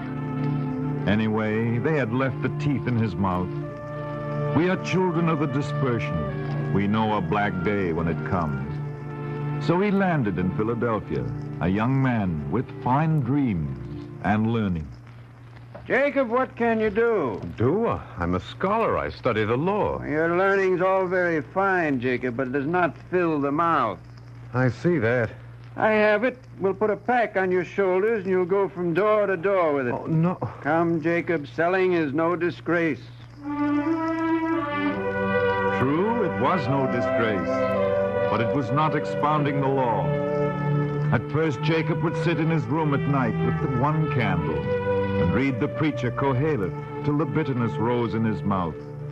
Myself, I am not sure Koheleth was a great preacher, but if he had had a good wife, he would have been a more cheerful man. But that is neither here nor there. One day, Jacob saw his first Indian, a tame Indian who bought a ribbon from him. After that, Jacob felt better. He worked hard, and Simon Ettelsohn sold him trinkets for his pack. Now, Simon Ettelsohn was a pious man and well thought of in the congregation Mikveh Israel. And it happened one day that Jacob found him arguing with a friend over a point of the law. I say you're wrong. I say you're wrong. How do you know? It says so in the Talmud. Show me where. The Talmud is where. That's what you say. Where? The place? In which chapter? On which page? Never mind that. It's written that if a righteous man persecutes a wicked man, God stands with a righteous man. That's nonsense. If a righteous man persecutes a wicked man, he stops being righteous, and God stands with neither. You're wrong. You're wrong. Excuse me. You're both wrong. I don't... Huh? Who are you? I was listening. It is written that if a righteous man persecutes a righteous man, God stands with him who is persecuted. If a wicked man persecutes a righteous man, God stands with a righteous man. That's not our point. I'm coming to it. If a righteous man persecutes a wicked man, God stands also with the persecuted. By the very act of being persecuted, a man becomes the ward of God. For is it not written in the book of Ecclesiastes, God seeks out the persecuted? They stared at him, and he spoke and told them where they erred. For half an hour he spoke, with his pack still upon his shoulders, and never has a text been expounded with more complexity, not even by the great Reb Samuel. Simon Ettelsohn listened to Jacob with respect, and then with admiration, till at the end he threw up his hands. You are a young David and a candle of learning. I didn't mean to speak so long. Nonsense. Come to my house. Oh. Don't say no. We'll have stuffed fish and raisin wine. For a scholar, even stuffed fish is not good enough. For the first time since he had come to Philadelphia, Jacob ate well. Also, he laid eyes on Miriam Ettelsohn. And she was Simon's youngest daughter and a rose of Zion. After that, Jacob came many times to Simon Ettelsohn's house. But Maya Kappelheist came also. Miriam, where are you? Hey, look, Miriam, look at the present I brought you. I speak no ill of any man, but this Maya Kappelheist. Well, who lies down in the straw where the dog gets up with fleas? A big, red-faced fellow with red hair and a mouth for eating and telling stories about the Indians. Yes, he traded with the Indians. And it could not be denied that he was thriving. Miriam, let's tell a little scholar, huh? Tell me what, Maya? The law is the law and the prophets are the prophets. But prime beaver is also prime beaver. Hey, Miriam? Maya Kappelheist laughed. It took the pleasure from Jacob's learning and the joy of the maiden from his heart. Then he would sit silent and burning while Maya told a great tale of Indians, and Miriam's eyes shone at Maya's words.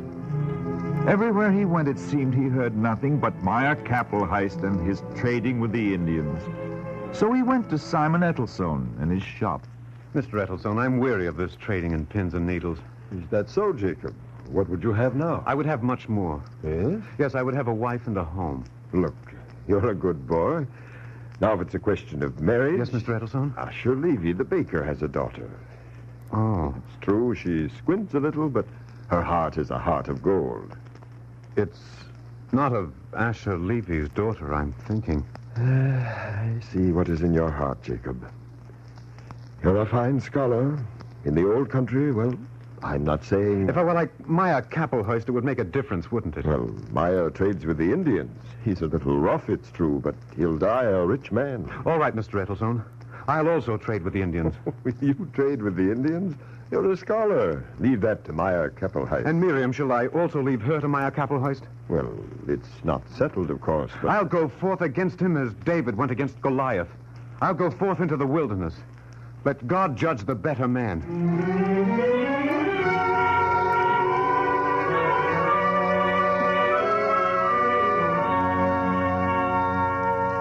Jacob Stein, my grandfather's grandfather, flung his pack on the floor and ran into the street. He had meant to buy his trading goods from Simon Edelson, and now he stood like a man bereft of hope. And then he remembered Raphael Sanchez.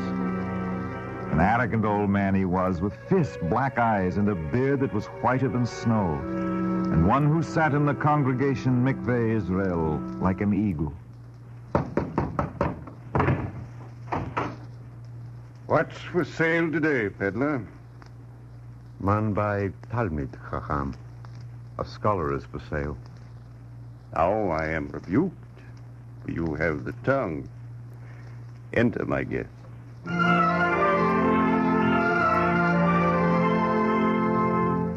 And that's all there is to it, Mr. Sanchez. So, scholar, you cross an ocean that you might live and not die. And all you see is a girl's face. But didn't Jacob serve 7 years for Rachel? Twice 7, scholar.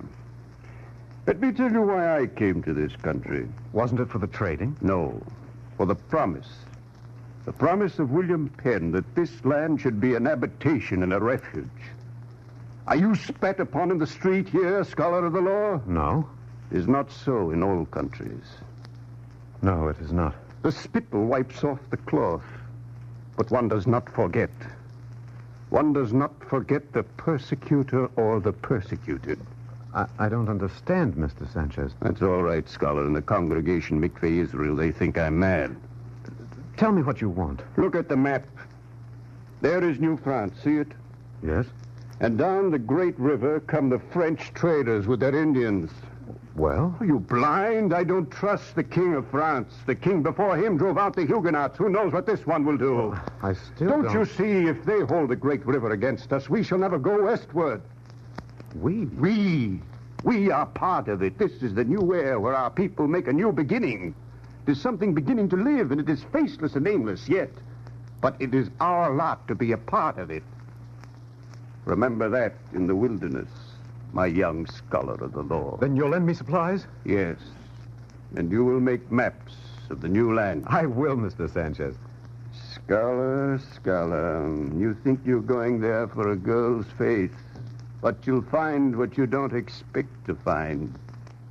One pays for the land of Canaan. One pays in sweat and blood.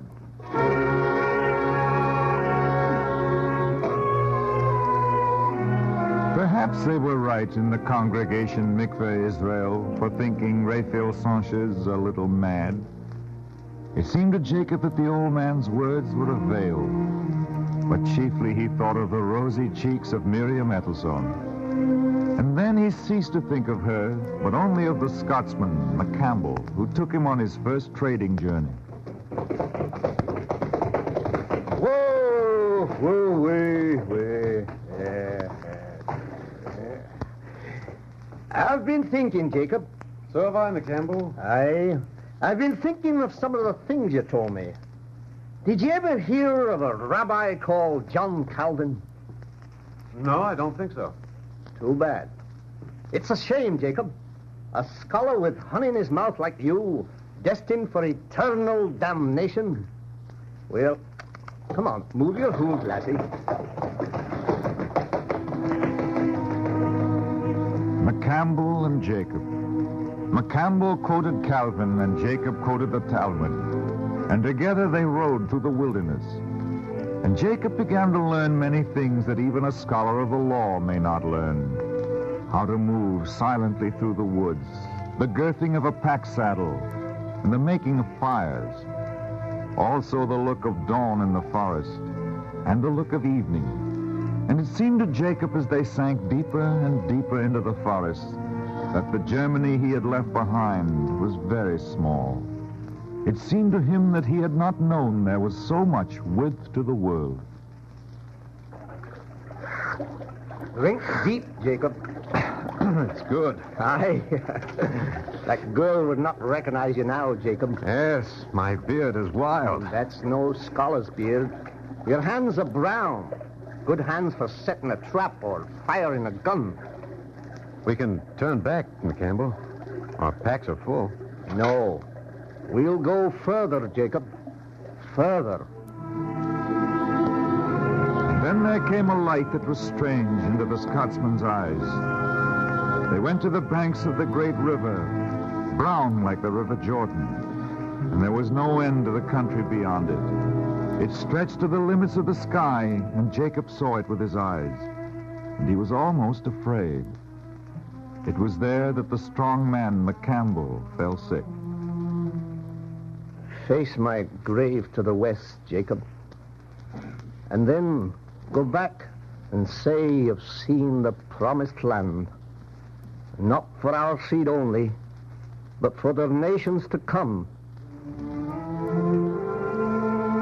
He buried him on a bluff overlooking the river, and Jacob was alone in the wilderness. Then in a season of bitter cold, with his last horse dead, he was taken by the Shawnees. Jacob took his phylacteries and bound them on his brow and on his arm for the death hour. They tied him to the stake and piled the wood around him. And Jacob prayed for Zion in the wilderness while they lighted the fire. Thou who art the father of the fatherless and judge of the widow, into thy hand I commend my spirit. Thou hast redeemed me, O Lord God of truth. Amen and amen. They lit the fire under my grandfather's grandfather, and the smoke took him, and he coughed. His throat was hot, and he called out, Water! Give me to drink! All men know the signs of thirst, and an Indian brought him a bowl that was filled. Jacob put it to his lips eagerly, but the stuff in the bowl was scorching hot and burned his mouth. And Jacob was angry, and he flung the bowl straight into the face of the man who had brought it, scalding him. There was a murmur from the Shawnees, and Jacob felt himself unbound, and he knew that he lived. It was flinging the bowl at the man while yet he stood at the stake that saved him. For there is an etiquette about such matters. One does not burn a madman among the Indians, and a sane man, they explained to him later, would not fling a bowl or chant a death song in an unknown tongue or put on phylacteries. And so Jacob passed the winter in the lodges of the Shawnees, and he began to speak their tongue. Indian, what month is this? It is the month of the berry moon. How does that help me, Indian? Is the month Tishrei or even Nisan or what? You speak like a madman. I said it is the berry moon month. Thank you, Indian.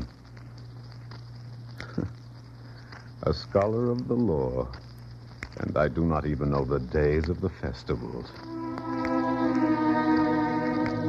Perhaps it was the month of the berry moon, or perhaps it was the month of the bee moon, when Jacob escaped. And now he was no longer a scholar, but a hunter. And when he thought of Zion, it was not as a white city set up on a hill, but as a great and open landscape ready for nations. I shall not tell all, for who knows all? I shall not tell of the trading post he found deserted, and the 140 French louis in the dead man's money belt, or the half-grown boy McGilvery whom he found on the fringes of settlement, or how he traded again with the Shawnees and got much beaver. Only this remains to be told. Not 30 miles from Lancaster, Jacob came upon a man with red hair on the back of his hands. Maya Kappelheist. Oh. What do you want? It's the little scholar. I've been long away, Maya. What's the news? Yeah. Have a drink first. No. I suppose you have news of Simon Ethelstone and his family. Yeah, sure. The old man has promised his daughter to a cousin of the Satius. A greenie just come over. I see. Oh. Yeah, we're well out of it, Scholar.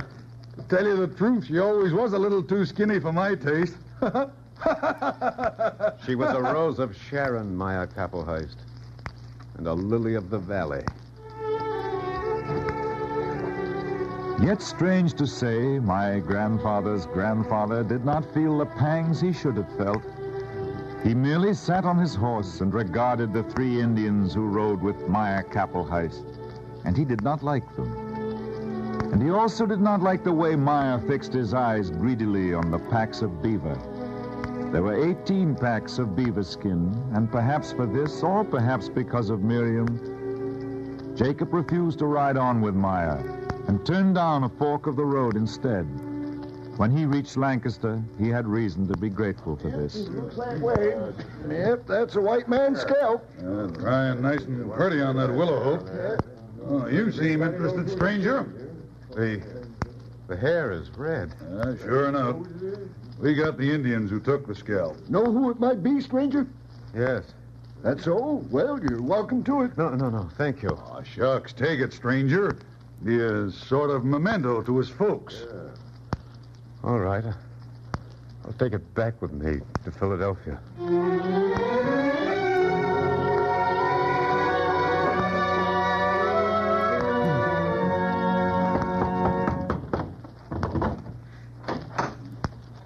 What is your business with me, frontiersman?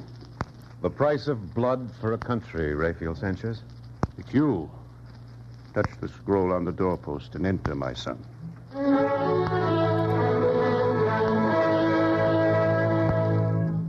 What have you seen, Jacob? Raphael Sanchez, I've seen the land of Canaan flowing with milk and honey. I've brought back grapes from Eshcol and other things that are terrible to tell. Terrible to tell. Yes? What else? Yes? What else? Yes? What else? Yes? What else? Yes? What else, Jacob? My friend McCampbell lies buried near the banks of a river, and his face is turned to the west. Map I made for you. Beyond the river, there's country, Raphael Sanchez. Country that stretches to the end of the world. Did I not say, my son, that there was more than a girl's face to be found in the wilderness? She's to be married. But what's a girl's face beside this thing in my pocket? This thing with red hair growing from it. Put it down, Jacob. Maya Kappelheist. And he was a strong man. And I'm not strong, but a scholar. But I've seen what I've seen, and we must say Kaddish for him. Yes. Yes, it will be done. I'll see to it. You don't understand, Raphael Sanchez. I've eaten deer's meat in the wilderness and forgotten the month of the year. I've been a servant of the heathen and held the scalp of my enemy in my hand. I'll never be the same man. You'll be the same, and perhaps no worse a scholar in this new country. It must be a country for all. For my friend McCampbell died also, and he was a Gentile. Let us hope, Jacob. Let us hope.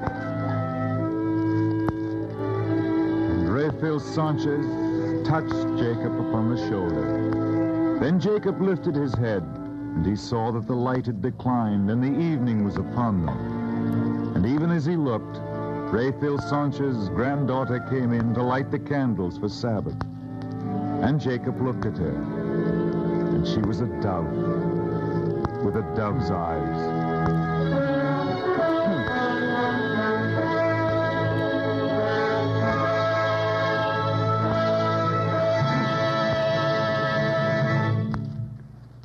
We continue with a brief message from one of the outstanding religious leaders of Philadelphia, Rabbi D.A. Jeshurun Cardozo of the Congregation Mikveh Israel. Rabbi Cardozo. Next Tuesday, October 24th, we will celebrate the 300th anniversary of the birth of William Penn. It is therefore appropriate to remember that many of the early settlers in this country were attracted to Pennsylvania by Penn's promise, referred to in our story, that this land should be an habitation and a refuge. The oppressed and the persecuted came from all parts of the world to Pennsylvania especially, because it had the most democratic laws of all the colonies, but above all because here there was absolute religious freedom. Even before Penn, Jews had arrived. Almost 3 centuries ago, in 1656, Jews were trading with the Indians along the Delaware River. Jewish settlers participated with Penn in the founding and building. What they valued so greatly was the fact that they were able to worship the God of Israel according to their own traditions. At an early date, they organized divine services in Philadelphia in the Hebrew tongue and prayed for the welfare of this country. Their numbers grew steadily. More than 2 centuries ago, in 1740, about the time Independence Hall was being completed, they founded the first congregation in the city, called most significantly Mikveh Israel, the Hope of Israel. This congregation has ever since taken a leading part both in the religious life and in the cultural and educational activities of American Jewry, and its members have given distinctive services to America. Deeply grateful for the opportunities they enjoyed here by right and not by sufferance, the Jews became staunch supporters of the government of the United States. It was because their souls were at peace and because they were able to satisfy the dictates of their conscience that they could participate in a happy and constructive manner in the upbuilding of America. They gave most liberally of their worldly possessions for the financing of the Revolutionary War. We need but mention Chaim Solomon, who was a trustee of Mikveh Israel. They also contributed gladly and generously from the riches of their mind, their knowledge, and their experience. Nay, they gave more. They gave their very blood, their lives. Let me give you a few examples of the many members of Mikveh Israel who have served America. Isaac de Miranda was appointed a deputy judge as early as 1727. Benjamin Cohen was Attorney General in 1755. The Reverend Gershom Mendes Seixas, for some time Rabbi of Mikveh Israel, was for more than 25 years a trustee of Columbia College, New York, now Columbia University. He represented the Jews at the inauguration of George Washington. Simon Gratz, member of a well-known Philadelphia family, was a founder of the Pennsylvania Academy of Fine Arts. Jacob Gratz was a member of the Pennsylvania legislature. Among those who distinguished themselves in military careers, we can name Colonel David Frank, who was sent abroad by Washington to negotiate with foreign countries. Major Benjamin Nonis, a president of Mikveh Israel, rendered conspicuous services on the staff of Lafayette and Washington. And much later, Commodore Uriah Phillips Levy was the sponsor of the law which abolished corporal punishment in the Navy. In 1782, Mikveh Israel needed a new synagogue due to the increased number of its members. A fine spirit of cooperation found Jew and Gentile alike contributing. Benjamin Franklin, David Rittenhouse, and many others sent liberal gifts. This is the way they worked with and for one another in these early days, and from then ever since. The eternal light of freedom and liberty has been burning brightly in America. May it long continue to give to the broken-hearted and suffering new strength, new opportunity, new hope. May it continue to be the hope of Israel. Thank you, Rabbi Cardozo. Mizmor le David, Psalm 23 from the musical liturgy of the Sephardic Synagogue, such as Congregation Mikveh Israel, will now be sung by Cantor David Putterman and the choir.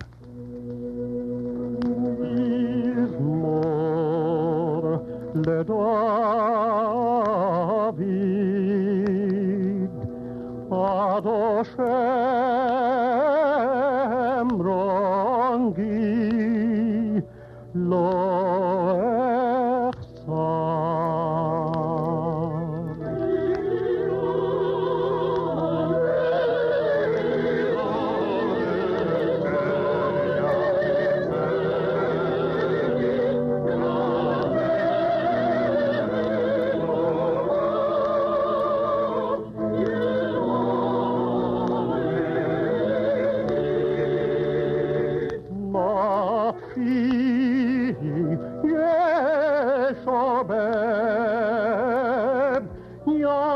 Cheni Be'elman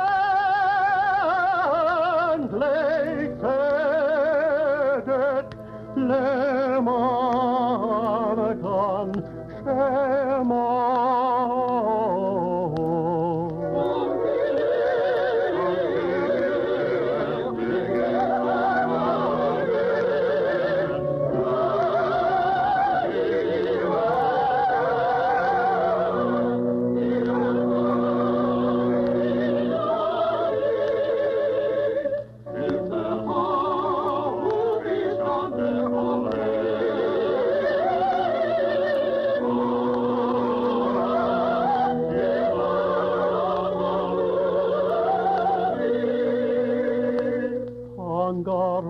Lefanai shulechan neged tzarerai di shanta b'shemen roshi pasi revaya.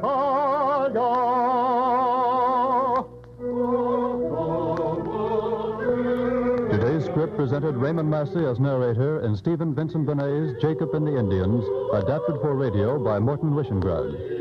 This was the third in a series of programs entitled The Eternal Light, presented by the National Broadcasting Company and its affiliated independent stations.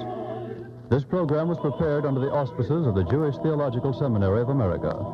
The program was directed by Ira Avery. The music was conducted by Henri Nosco.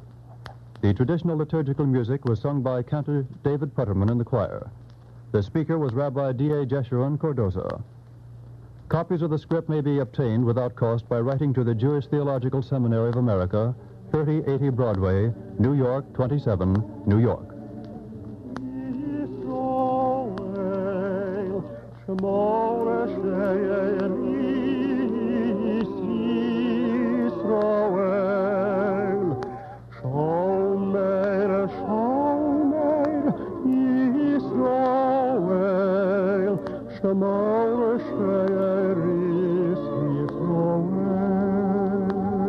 This program came to you from New York. This is the National Broadcasting Company.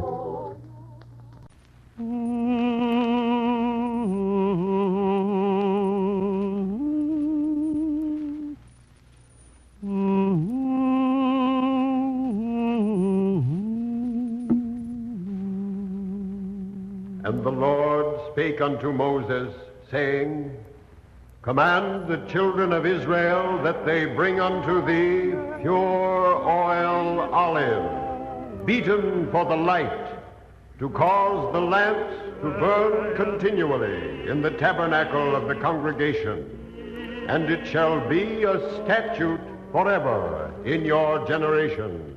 The eternal light.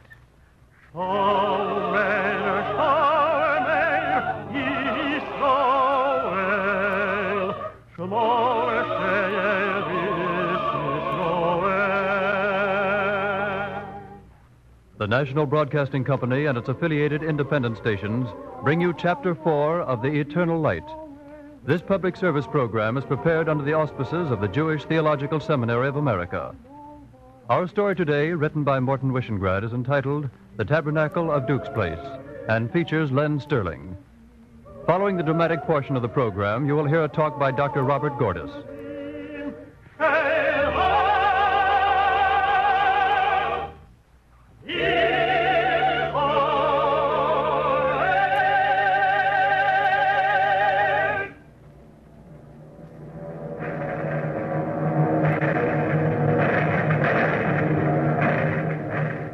Somehow it's more terrible at night.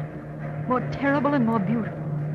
The tracer bullets stitch a quick seam of flame up into the sky, and the incendiaries and the bombs spill down like beads from a broken spring. That's how it was the nights of May 10th and May 11th, 1941, when the Luftwaffe was over London. Uncle Nathan died the first night. There was a neat hole through the top of his helmet. He'd been on air raid duty over at Duke's Place, just outside the great synagogue.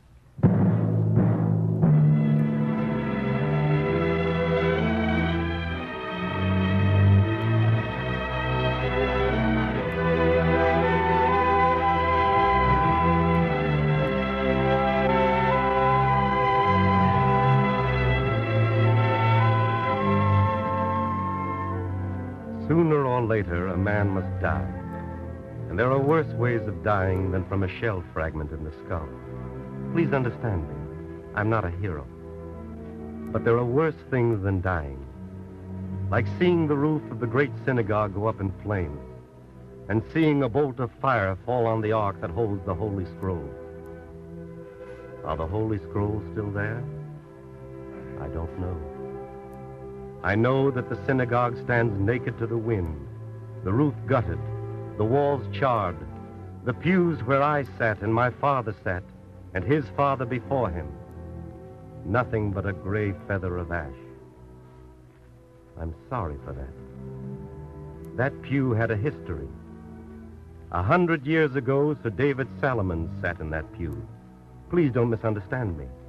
It's not important that Sir David was once Lord Mayor of London, or that he was the brother-in-law of Moses Montefiore. It's more important that he was an upright man, and that in the days of Queen Victoria, may she rest in peace, Sir David Salomon was aroused by something. I'm not going to wait anymore, Amos. No? No, I'm not going to wait. I'm not going to pussyfoot. I'm not going to hold my hat in my hand and ask for favors. Save your speeches for your constituency. That's exactly what I'm going to do. I see. And you're going to stand for Parliament again. Yes, that's what I mean. It isn't wise, Sir David. And why not? Because it isn't wise. That's no answer. You know the answer. You're a Jew. No Jew has ever sat in Parliament. Amos, a few years ago, no Catholic sat in Parliament. That's different, Sir David. You'll be attacked because you're a Jew. The Catholics were attacked because they were Catholics. The same civil disabilities applied to them. They fought against it. And that's what we have to do. Perhaps. You've stood for Parliament twice already. 3 times. So much worse. You lost each time. Amos, this time I won't lose. All right, suppose you win. Well? They won't seat you. Exactly. But I'm going to oblige them to say why they won't seat me. I've told you why. Let them tell me. They'll tell you you're a Jew. I'm running for office as an Englishman. Sir David, you're going to get into trouble. Thank you, Amos. It seems to me that's a risk I have to take.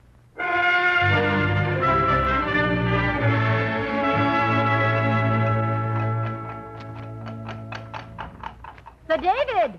Henry, stop the carriage. Yes, milady. Oh. Sir David! I thought I recognized your carriage, Lady Russell. Can I drive you somewhere? It's very kind of you to ask, but it's the Sabbath, you know. Oh, yes, of course. You don't ride on Saturdays. No, milady. Will you talk a little politics? Well, it's not... I hear you're going to stand for Greenwich. That's true. Don't. It's a Tory stronghold. No Liberal has a chance. I'm already committed, Lady Russell. Too bad. Sure I can't take you anywhere? Thank you, Lady Russell. I'm going to the synagogue on Duke's Place. I'll walk.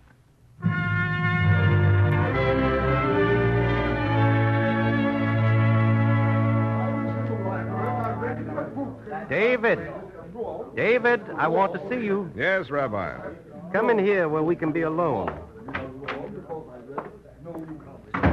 Well, are you going to scold me too, Rabbi? Why do you want to do this foolish thing, David? Is it foolish to want to serve your country? The question is, do you want to serve your country or yourself? I don't know what that means, Rabbi. We read a Sabbath chapter from Pirkei Avot today. I'll repeat it for you. Seek not greatness for thyself, and court not honor. Let thy works exceed thy learning, and crave not after the table of kings. For thy table is greater than theirs, and thy employer is faithful to pay thee the reward of thy work. Rabbi, I don't want greatness. I don't crave the table of kings. Then what are you after? Not long ago, a Jew could not vote. I resented that. So did I as an Englishman. But now we can vote, so why complain? We still cannot sit in Parliament. Does it rankle so much? Yes, very much, Rabbi. I'm quite willing to be barred from Parliament because I'm incompetent. But I won't be barred because the Tories don't admit Catholics, Quakers, separatists, and Jews. The others are now admitted, David. Our turn will come in time. In time is too long. Now is the time. The time is always now, Rabbi. In that you are right, David. That's the only reason why I want to run. To wipe out the humiliation. This humiliation not only to us, but to England. I believe you and I bless you, David. But remember something. Yes, Rabbi. You are an Englishman, but you are also a Jew. Whatever you do, whatever you say, must be done and said for the sake of righteousness. You must be an example, David.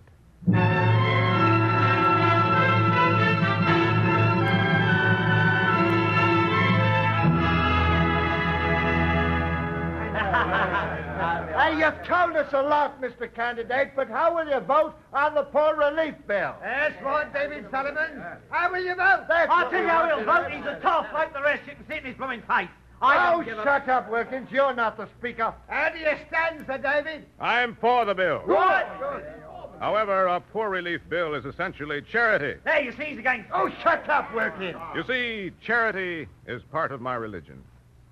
Every Jew must give part of what he earns to charity. Yeah, well, I like to see that. I know. But we don't misunderstand it. We know that charity is an ennobling thing. An ennobling thing to the man who gives charity. But sometimes it embitters the life of the man who receives it. Sure, sir, but I say, if I'm going to be embittered, I want to be embittered on a full belly. I don't disagree with you at all, Mr. Wilkins. That's why if the people of Greenwich send me to Parliament, I'll vote for the poor relief bill. Good. Let's leave it at that. I'm sorry, I can't leave it at that. Why not? You see, my religion also teaches me that it is more meritorious to anticipate charity than to give charity. A great man by the name of Maimonides taught us that. Perhaps he's the man we ought to elect instead of you. I'm afraid, gentlemen, that wouldn't do. He is not exactly in a position right now to represent you. However, you've all been very kind. But perhaps you'll allow me to add that the best charity is to prevent poverty. I hope you agree with that. If you don't, I advise you to vote for my opponent.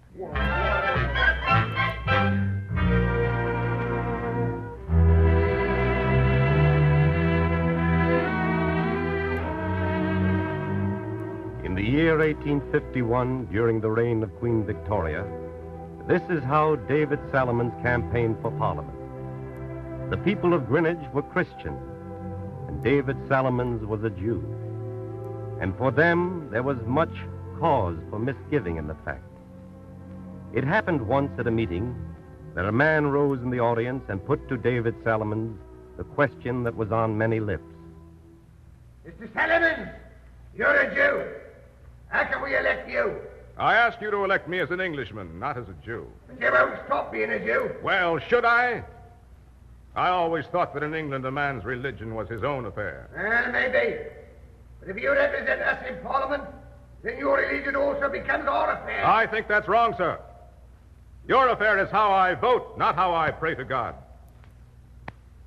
But suppose what you say is true. Why should my religion bar me from Parliament? That's what we want you to tell us. Well, I think in that case I should tell you what the Hebrew law is. Yeah, perhaps you should, sir. Once, many years ago, in the days of the Caesars, a smiling Roman commanded the famous Rabbi Hillel to stand on one leg and expound the entire law. Well? Hillel also smiled, and he answered, "Do not unto others what you would not have others do to thee. That is the entire law. Everything else is commentary." Does that answer your question, sir? Is that what you believe? With all my heart. All right, sir, I'm satisfied.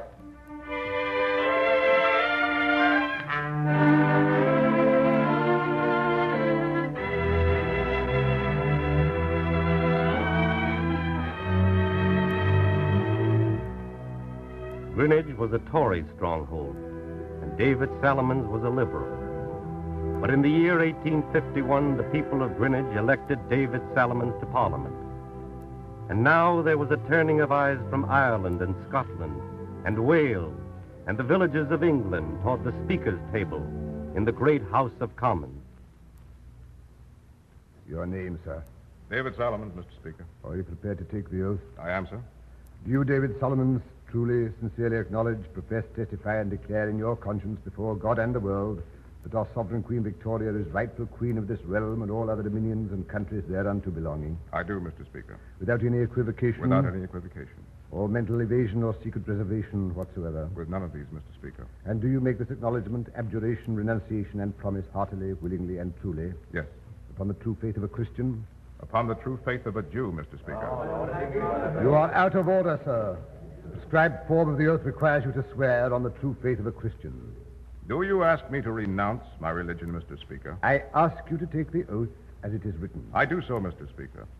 I have been legally elected, and I have satisfied every requirement of this Parliament, but I will not renounce my religion. I repeat, Mr. Solomons, you are out of order. This form of oath is deliberately framed to exclude a section of the population from the rights of Englishmen. You are contumacious, sir. No, Mr. Speaker. Truthful. Mr. Solomons, it is my direction that you withdraw from the House. I ask the members of this House to come to order.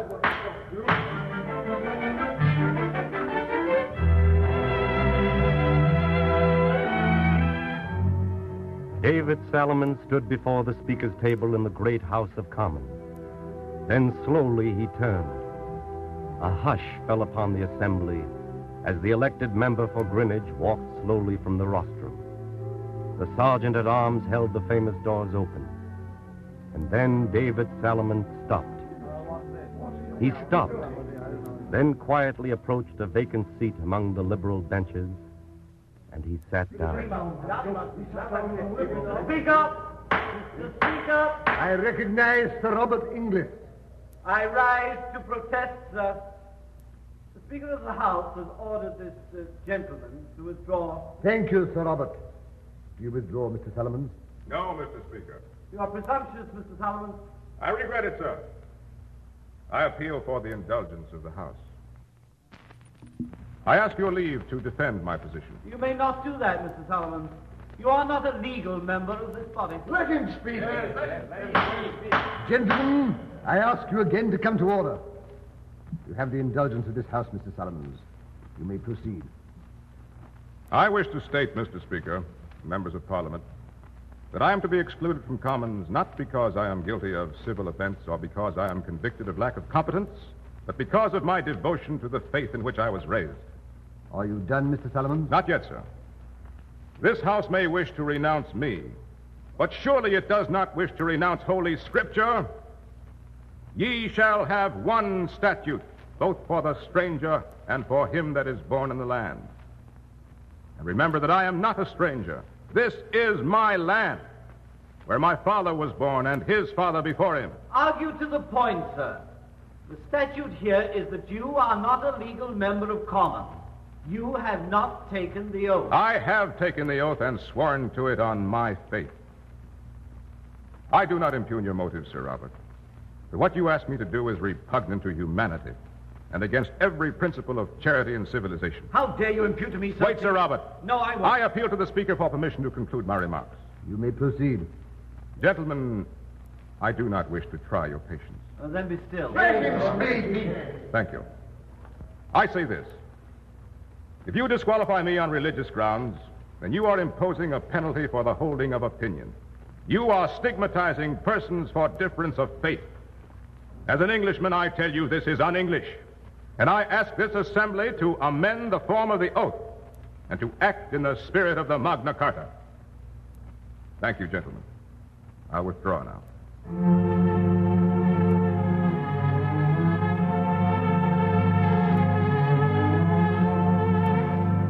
The seat that rightfully belonged to David Salomons remained vacant.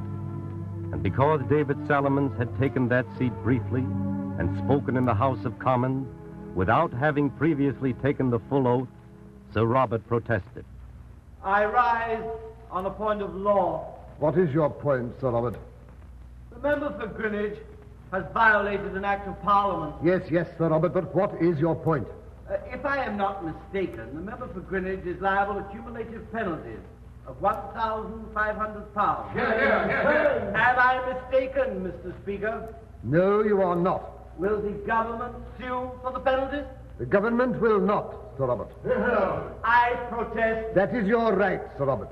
But may I point out to you that Mr. Salomons has a greater right to protest. If there is no further business, The House will adjourn.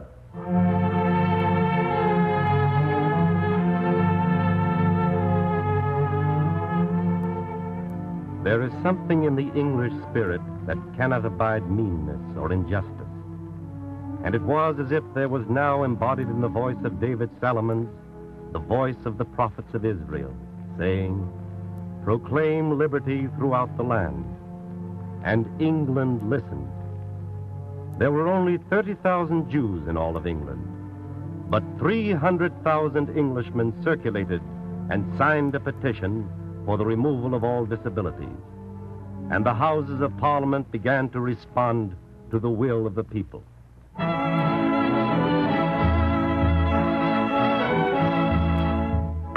My lords, I introduce a bill for the purpose of striking out from the parliamentary oath such portions as are inoperative, idle, and absurd.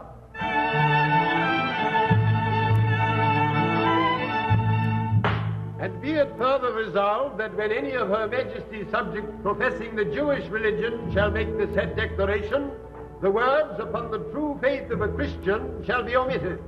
I protest, Mr. Speaker. Call the question. Call the question. Gentlemen, the motion to amend the oath has been carried overwhelmingly. May it please the Commons, it is my conviction that our act is retrospective, and the aggrieved member from Greenwich is in fact a legal member of this body.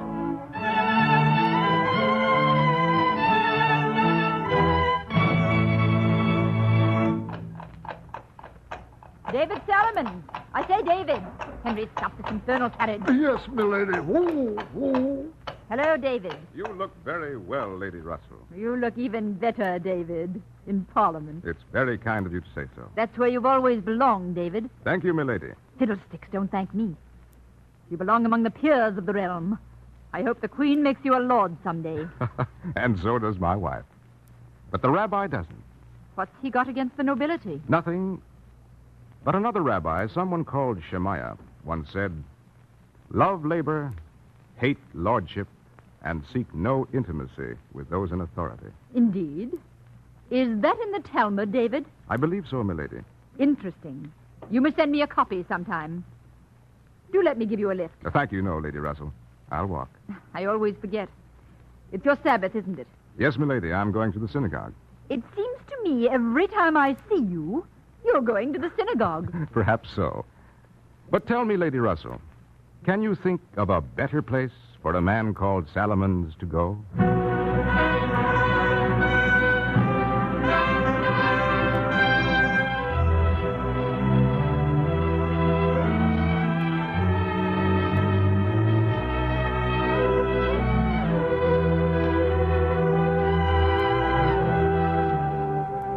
So he went to the Duke's Place Synagogue, and he sat in the pew where later my father sat and where I sat. I suppose that's the history of any synagogue, the history of the men who stand before the tabernacle of the Lord and speak words of righteousness. Now the synagogue stands gutted and naked to the wind, and the tabernacle of Duke's Place is charred by fire. But there is so much in London that is charred by fire, and so much that will be built again and built better. David Salomons will not see it, and I shall not see it, but it will be. I have faith in that, and in England, and in the generations of Israel. And that isn't a bad thing at all, is it?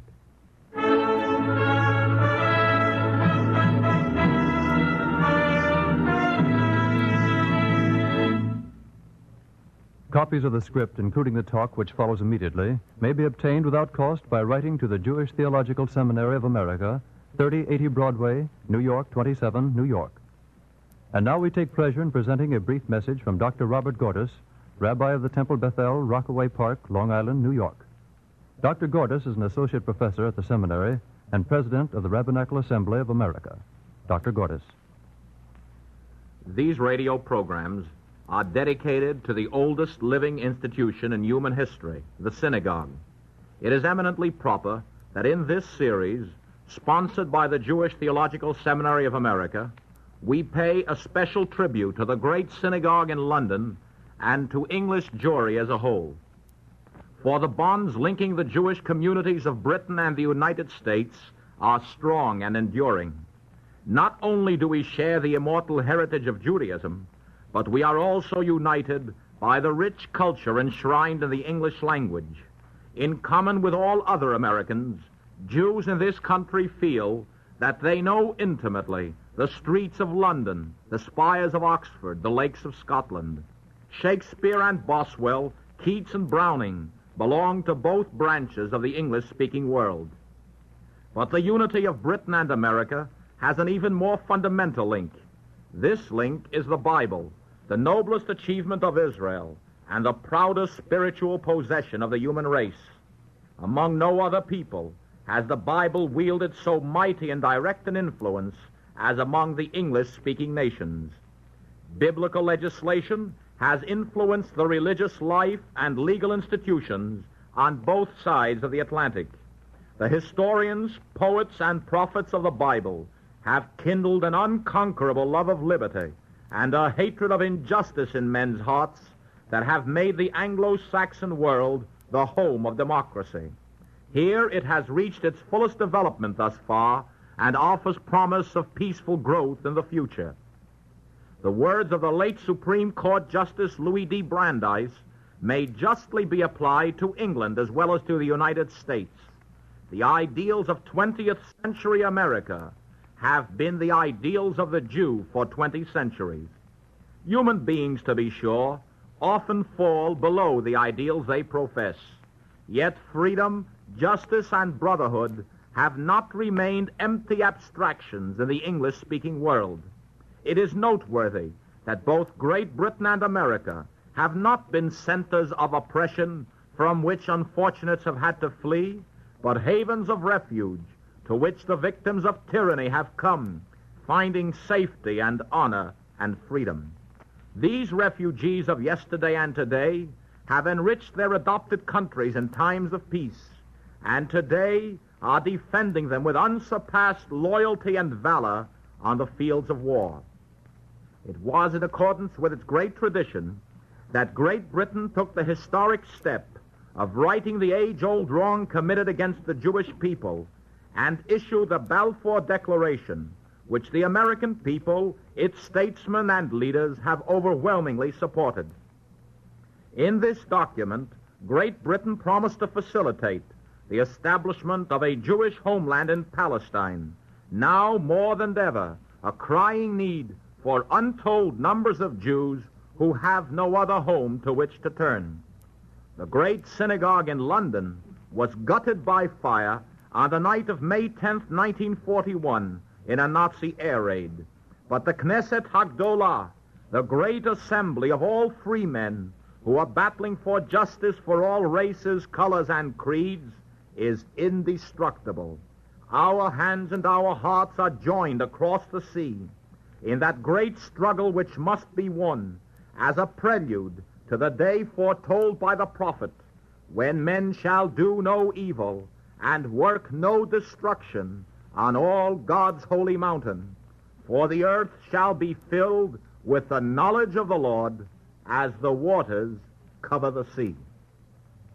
Thank you, Dr. Gordis. Cantor David Putterman and the choir will now sing Adonai Elohe Yisrael, a composition by the music director of the Great Synagogue in London, England, Samuel Allman.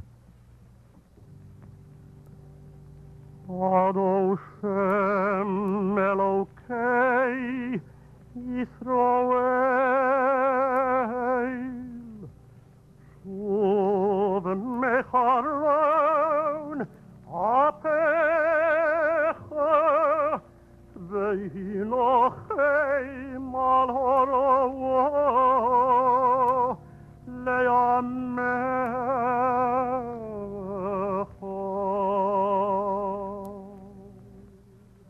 Adoshem Elokei Yisrael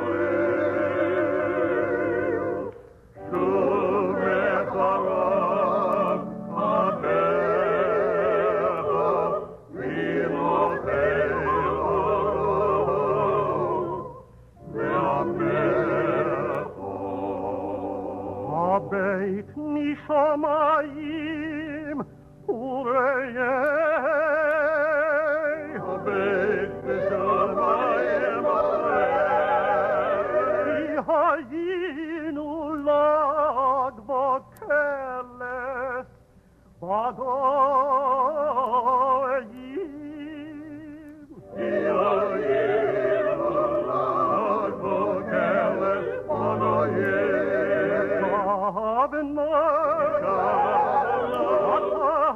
לטבח יובוא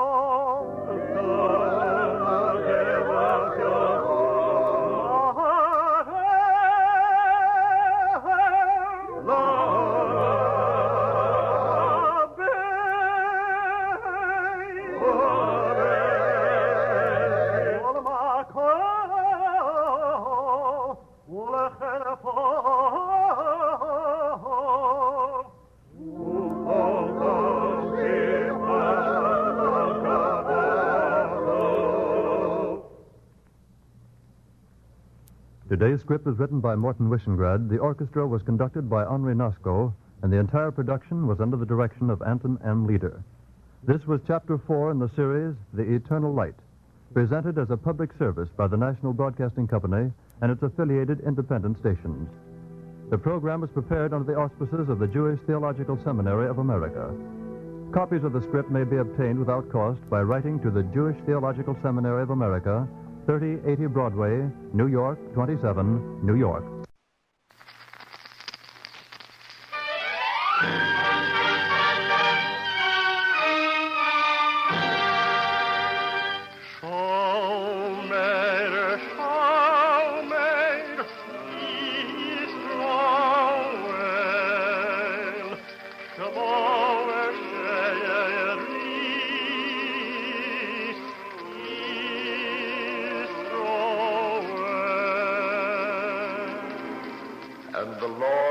Unto Moses, saying, Command the children of Israel that they bring unto thee pure oil olive, beaten for the light, to cause the lamps to burn continually in the tabernacle of the congregation.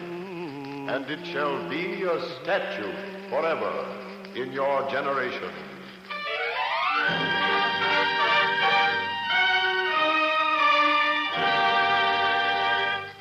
The eternal light.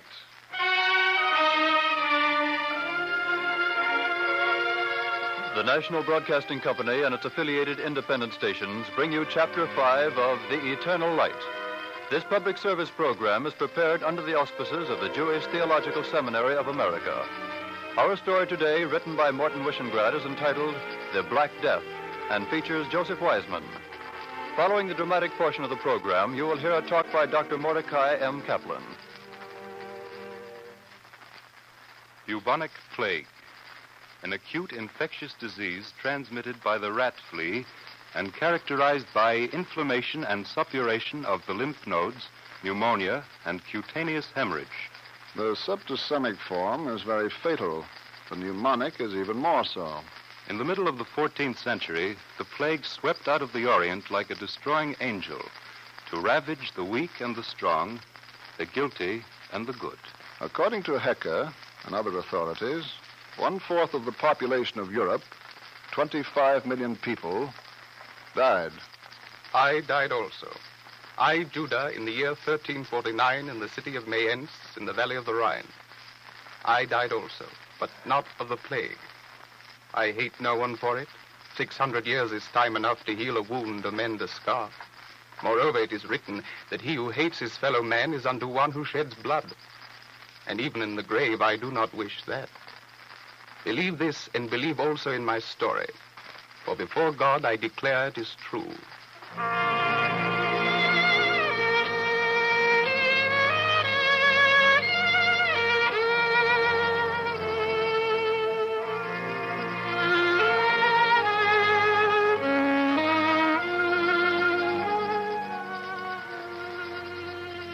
In an evil hour for the world, there came upon Europe a great pestilence. A man stood talking in the marketplace, smiling, seasoned, sound, and suddenly a palsy seized his tongue, and he opened his mouth, and the tongue within was black. They carried him to his bed, and there was no liquid to assuage the burning of his thirst. And he raised himself on his bed and coughed up his life's blood and died. Sometimes he fevered, sometimes he did not, but always he died. One of the first to die was a little boy. The priest stood over his coffin. Et super nivem de albabor, misere mei Deus, secundum magna misericordiam tuam, gloria Patri et Filio et Spiritu Sanctu, sicut erat in principio et nunc et semper et in saecula saeculorum. Amen. Father Joseph. My throat, something's in my throat. Merciful God. Stifling. Water, please. Father, what are you doing? Father Joseph, he wants water. Don't go near him. Quickly, please, water. Martha, come away. I order you. He's just buried our son. Do you want me to refuse him a cup of water? Where are you going? To take him this cup. No cup. Priest or no priest, he's taken the plague. The contagion is in his breath. Do you want to die, you fool? Come away. In the name of heaven, mercy. Help me. Will no one help me? I'm your priest.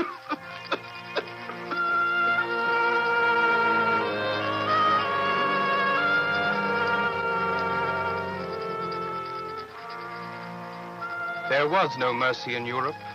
The supplicant had no mercy for the priest, the father for the child for the father.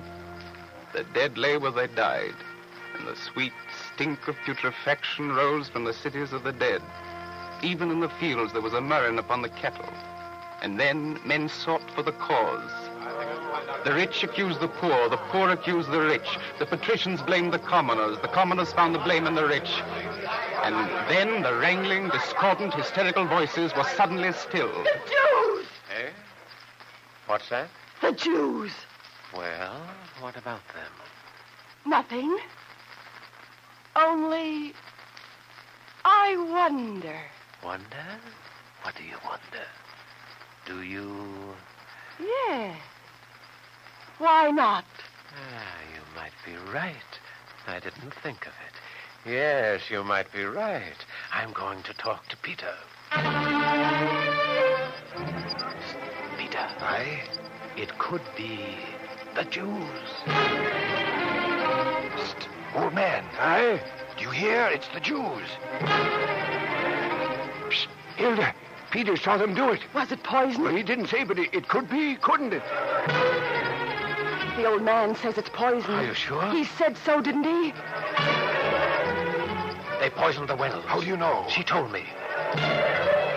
Well, what are we going to do about it? Yes, what are we waiting for? Make them confess. That's it. Make them confess. Do you confess? Please don't hit me. You put the poison in the well. I swear on the Torah that I didn't. We know you put it there. I don't know anything. Now, that's nothing. That's only a taste. Peter, put him to the torture. Get the thumb screws. We'll make him talk. In the name of the merciful God, do not do this, my son. Now, go away, Father. We didn't send for you. I'm your priest. So go back to your church. My son, this is evil. This boy is innocent. You are committing a great wrong. Peter, bring the thumb screws. Wait, you cannot torture him. You must not. Only a little, Father, until he talks. I know the boy, I tell you. I know his mother. She is not of our faith, but she is a virtuous woman. You can't do this. He poisoned the well. No, I swear on the Torah that I didn't. Wait, my son. Now, you can't stop us. I ask you, did you drink the water of the well? That's not important. It is important. I drank the water today and yesterday and the day before. You lie. I'm your priest. I say you lie. Go away now. Go away before we have you stoned. Peter, what are you waiting for? Bring the thumb screws, I say.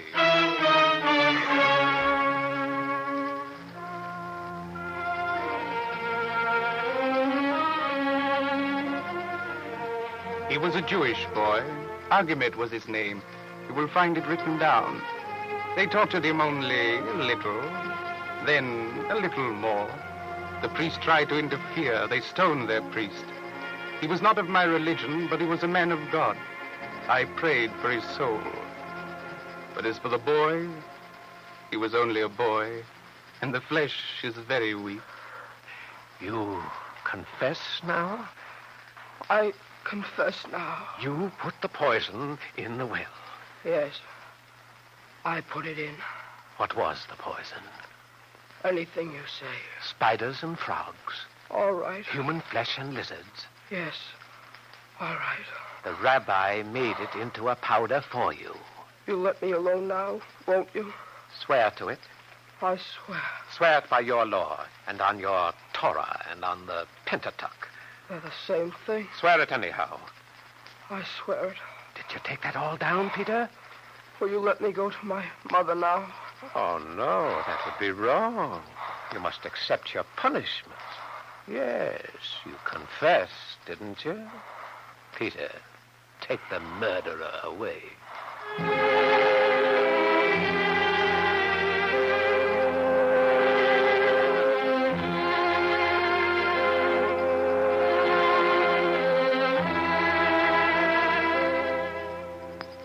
By three things is the world preserved, said Rabbi Simon, the son of Gamliel. By justice, by truth, and by peace.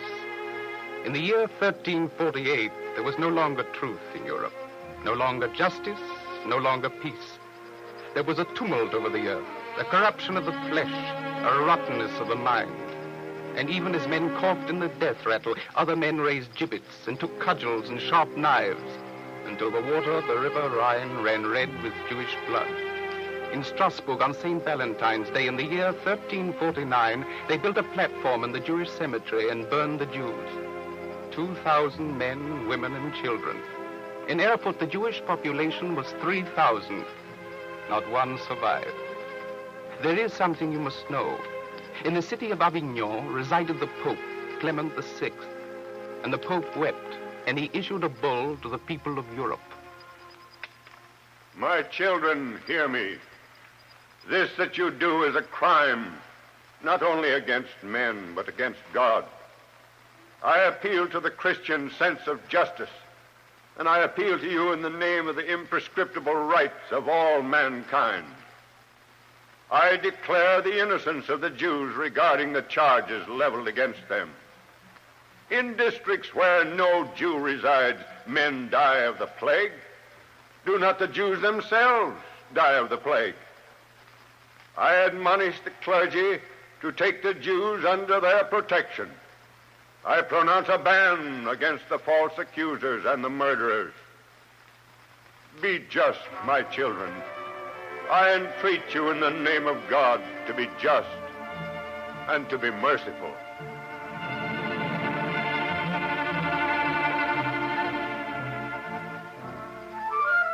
Perhaps they heard Clement VI, but if they heard, they gave no heed.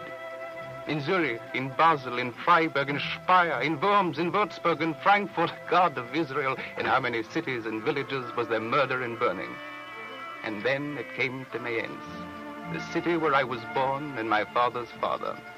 August 1349. It is not a month you should forget, nor can I forget it. For then in this month it came to us in Mayence. It came to us. Judah! Let me in! Judah, open the door! Oh, Jacob, it's you. What's the matter? You'll break the door down. What's that in your hand, Judah? You say it as though it were an infamous thing. What's in your hand? Why, what should be in my hand on the Sabbath? It's the book of the law. You're out of your mind. The world is burning, and you read the book. Why not? The day is short, the work is great, and the workmen are sluggish, and the reward is much. Remember? I've no time for that. They sent me for you. They? The congregation. You think we're going to let ourselves be slaughtered? We're holding a meeting at the synagogue. Come, Judah. There's no time to lose.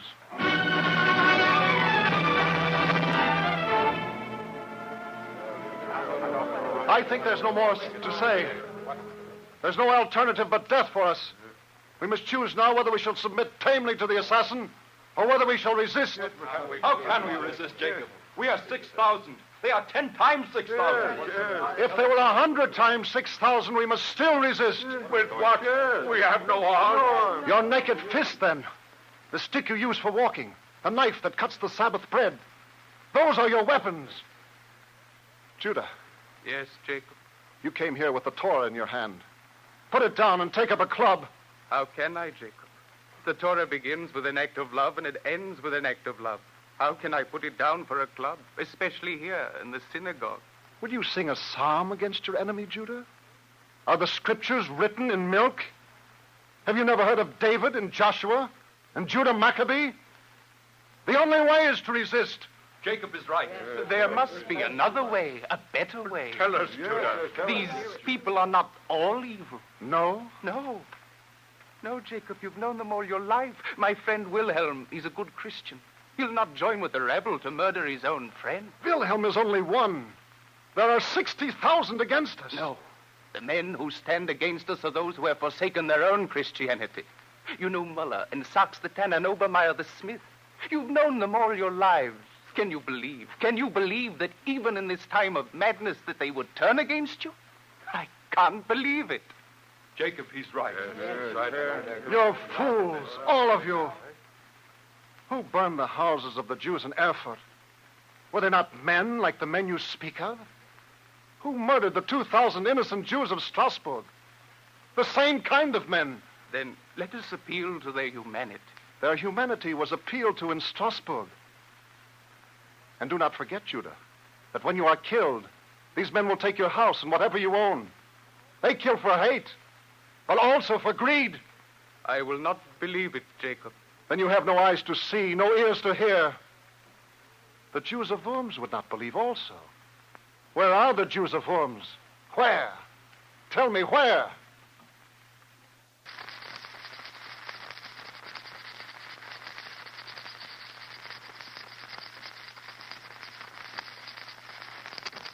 They burn themselves in their own houses. Look among the ashes, Judah. Look, and tell me if you still have faith in justice or mercy. I do, Jacob. I am a Jew, and I must have faith in the kindliness of men and in the righteousness of God. I appeal to you. I entreat you. Let me talk to our neighbors.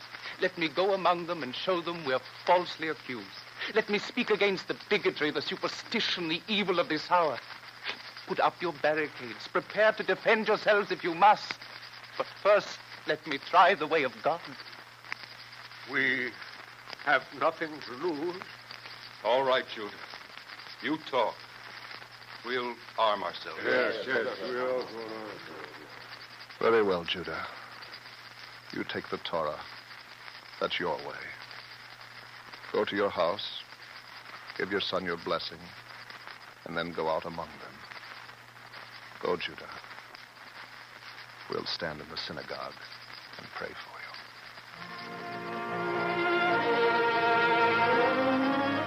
In the month of August, 1349, I went to my house and covered my books with rugs against the damp and the mice. Then, when I saw that the house was in order, I spoke to Aaron, who was my son. Yes, Father? Aaron, you know where I'm going? Yes, Father. You know I may not return? I know. If you live, Aaron, and I die, do this for me. Anything you ask. Wash me clean, Aaron. Comb my hair. Trim my nails. I want to go clean to the grave as I went clean to the synagogue every Sabbath day. Will you do this for me? If I am alive to do it, Father, I will. You're a good boy. Ask them to put me in the ground on the right side of my father. Even if the space is a little narrow, he loves me well enough to make room by his side. Father, God watch over you, Father. Thank you, Aaron. Now, do one more thing. Yes? I may not be home tonight. Will you say the night prayer now? I want to be sure you've said it. But it is day now. The sun does shine, Aaron, but it is night. Say it for me, please. Yes, Father. Blessed art thou, O Lord our God, King of the universe, who makest the bands of sleep to fall upon mine eyes and slumber upon mine eyelids. May it be thy will, O Lord my God and God of my fathers, to suffer me to lie down in peace and to let me rise up again in peace. Hear, O Israel, the Lord our God, the Lord is one. Father!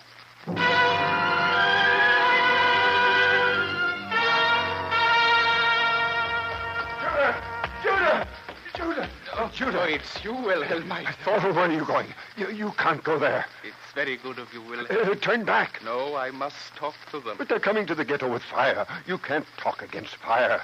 You're a good man, Wilhelm.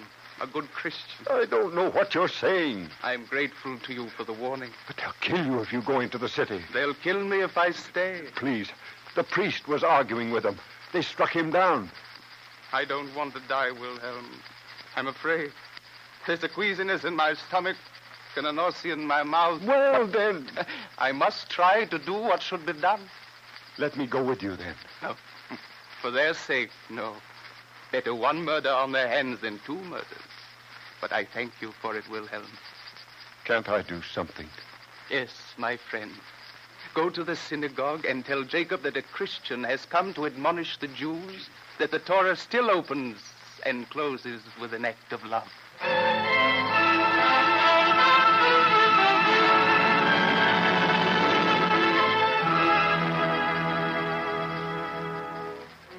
On the morning of August 24th, 1349, they struck me down with a stone.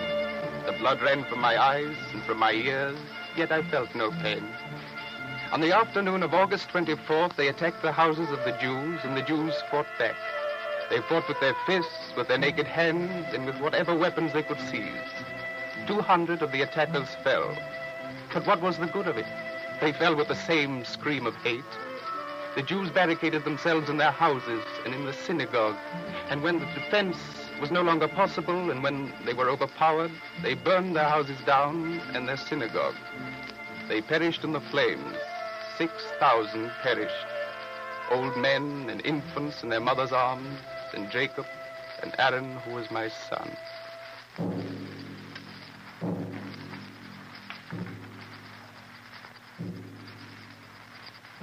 Bubonic plague, an acute infectious disease transmitted by the rat flea. Very fatal in the septicemic form, even more so in the pneumonic form. A petechial eruption and hemorrhages from mucous membranes often occur. In the middle of the 14th century, 1/4 of the population of Europe, 25 million people, died. I died also, Judah of Mayence. But I did not die of the plague, nor my son Aaron. I died of another plague, a plague of fear and hate. And this is the plague that you yourselves must now destroy. Trust not yourself against it until the day of your death. For while hate endures, your synagogues, your churches rest on sand. Therefore turn your love to the struggle and your understanding also. For the day is short and the work is great, and the workmen are sluggish and the reward is much, and the master of the house is urgent.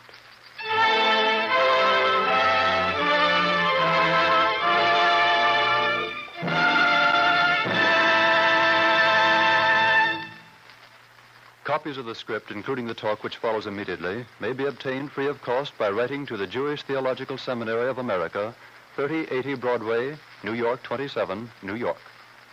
And now we take pleasure in presenting Dr. Mordecai M. Kaplan, Dean of the Teachers Institute and Professor of the Homiletics of the Jewish Theological Seminary of America. Dr. Kaplan. As you listened to the weird tale of the martyred Jew of Mayence, you must have wondered why we should want to rake up such gruesome memories. The answer is that for the good of our souls, it is often necessary to dig up from the subconscious the remembrance of long-forgotten events which have left deep scars on our spirits, scars of fear, of bitterness, and of hatred. Psychiatrists tell us that the best way to heal such scars is to bring them out into the open, where the light of knowledge and the air of goodwill can play upon them. The Black Death in the 14th century was one of those tragic events which reveal how close we humans live to the deep abyss of collective madness and mass insanity. It is urgent, therefore, to make as strong as possible the fences that can keep us from going over the edge. Under the stress of panic, men are apt to lose that heritage of common sense and decency which we call civilization or culture. When masses of men are crazed by pain or dread, they fall into a rage and vent their fury upon whatever happens to be at hand. Every time great wrath and devastation befell the European peoples, Jews were always around for the maddened populace to tear to pieces. All papal decrees and all appeals to reason had then as much chance as a candle flame in a hurricane. The aftermath of such a debauch of collective outrage is always a feeling of guilt. Only few relieve that feeling by making proper amends. The rest suppress their guilt feeling because it hurts their self-esteem. They suppress it by working up a case against the victim. It is far easier for one who has been wronged to forgive the wrongdoer than it is for the wrongdoer to forgive his victim. This is because the wrongdoer keeps on persuading himself that his victim must have deserved all he got and more. He then proceeds to finish in cold blood what he has left undone when in a state of fury. This accounts for the trail of blood and tears which led to the martyrdom of the Jews during the pestilences of 14th century Europe, and which has thence led to the wholesale slaughter of over 3 million Jews of 20th century Europe. It is therefore an occasion of gratitude that 27 years ago, the British government and other nations, including our own, took steps to help restore the ancient Jewish settlement in the Holy Land. There, many thousands of Jews who would otherwise be exposed to peril and death are today finding refuge from persecution. This settlement has now grown to more than 600,000 souls. In accordance with the word of the prophet, we may look forward to a day when that settlement will reach far greater proportions. Indeed, it may yet in our time fulfill the vision of the seer who said, "Arise, shine, for thy light has come, and nations will walk by thy light." Thank you, Dr. Kaplan. The liturgical music of the German synagogue is predominantly the work of Lewandowski. Cantor David Putterman and the choir now sing Lewandowski's Tzaddik Katomar Yifrak. The righteous will flourish like the palm tree.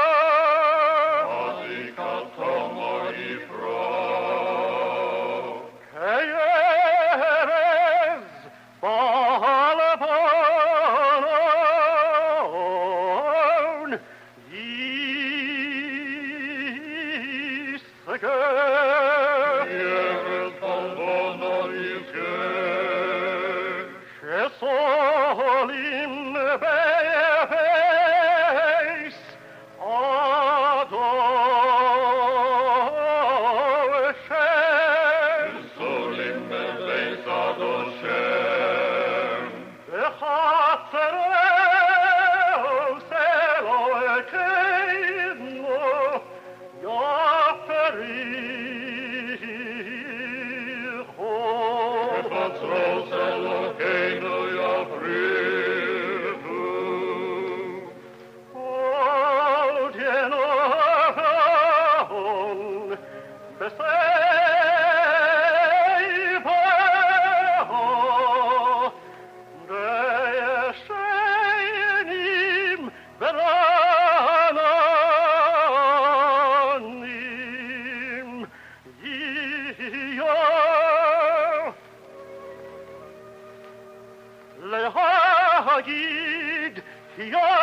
shore,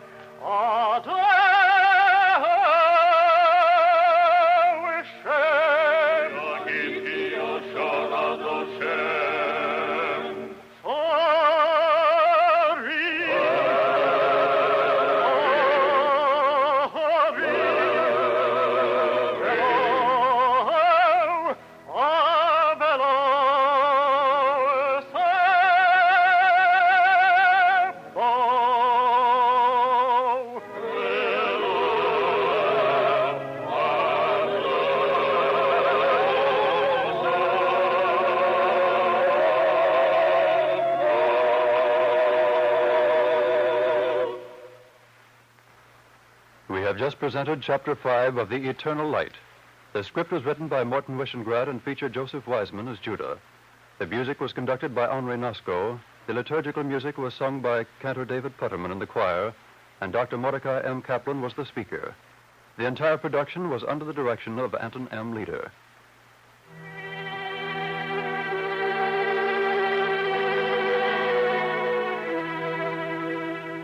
This program came to you as a public service of the National Broadcasting Company and its affiliated independent stations, and was prepared under the auspices of the Jewish Theological Seminary of America. Copies of the script may be obtained without cost by writing to the Jewish Theological Seminary of America, 3080 Broadway, New York 27, New York.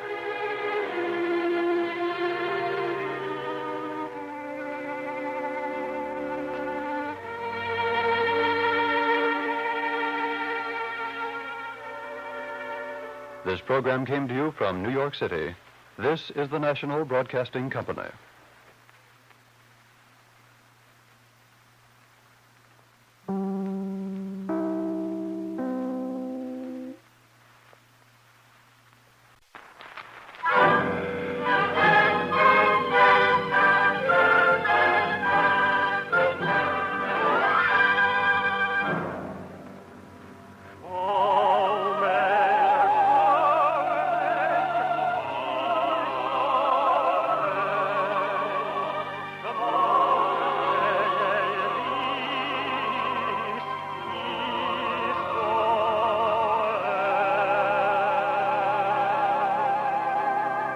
And the Lord spake unto Moses, saying, Command the children of Israel that they bring unto thee pure oil olive, beaten for the light, to cause the lamps to burn continually in the tabernacle of the congregation.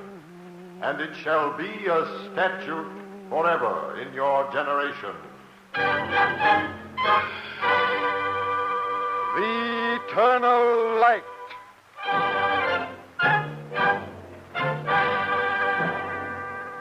The National Broadcasting Company and its affiliated independent stations bring you Chapter 7 of The Eternal Light. This public service program is prepared under the auspices of the Jewish Theological Seminary of America.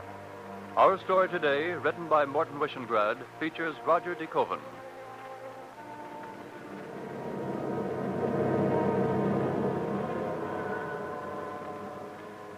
Listen to the sound. Listen to the sound of the iron loom. We ride invisible in the stratosphere on a filament of air, but the sound weaves like a shuttle. Eastward from England, westward from Russia, crossing near the place where the 53rd parallel intersects the 13th meridian, a place called Berlin. And east I ride, and west I ride on the flying shuttle you call a Liberator. Pilot to waist gunner. Pilot to waist gunner. Hey, Joe Berger, wake up. Yeah, Pat? We're over White Russia. Look out till it's 9 o'clock. That's Mogilev. You sure? Sure, I'm sure. It's Mogilev, all right. Thought you'd want to know.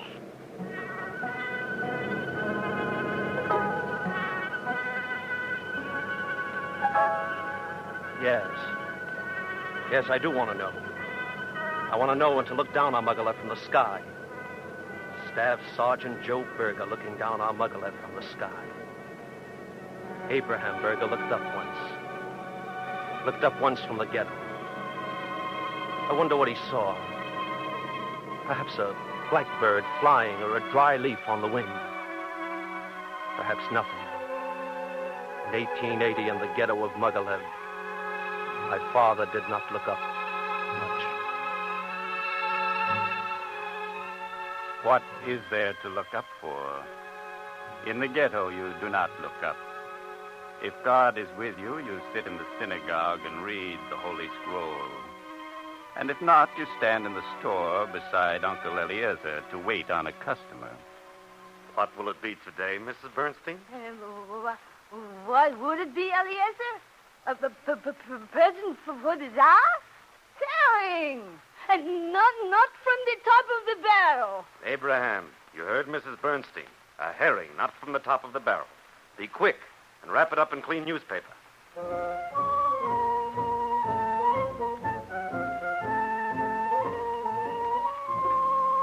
I wrapped it in clean newspaper for Mrs. Bernstein.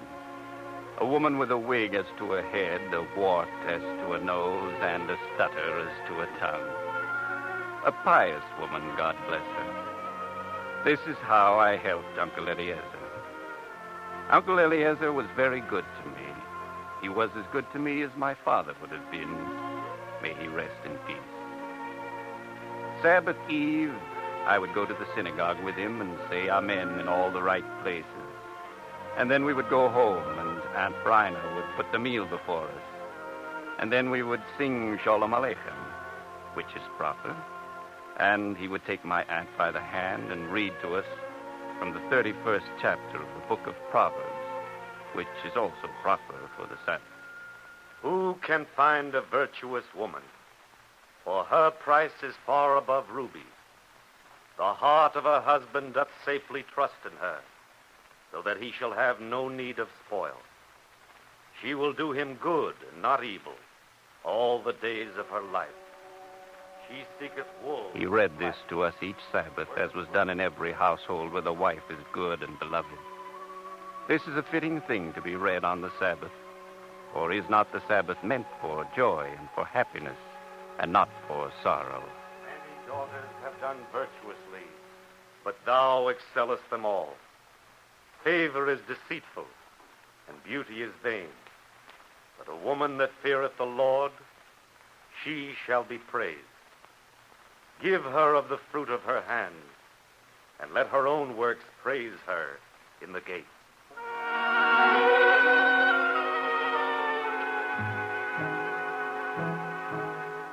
Then Aunt Bryna died in childbirth.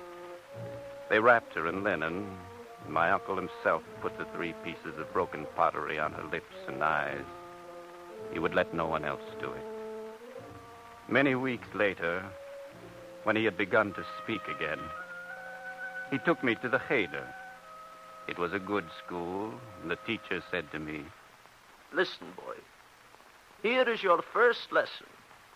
As Hillel says, an empty-headed man cannot be sin-fearing, nor can an ignorant person be pious, nor can a shame-faced man learn, nor a passionate man teach.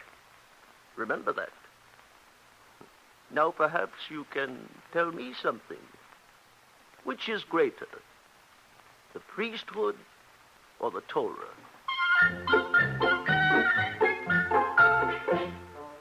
This, you will admit, is not a question which can be answered standing on one leg, especially for a boy. God was with me, though, and I answered that the Torah was greater than the priesthood.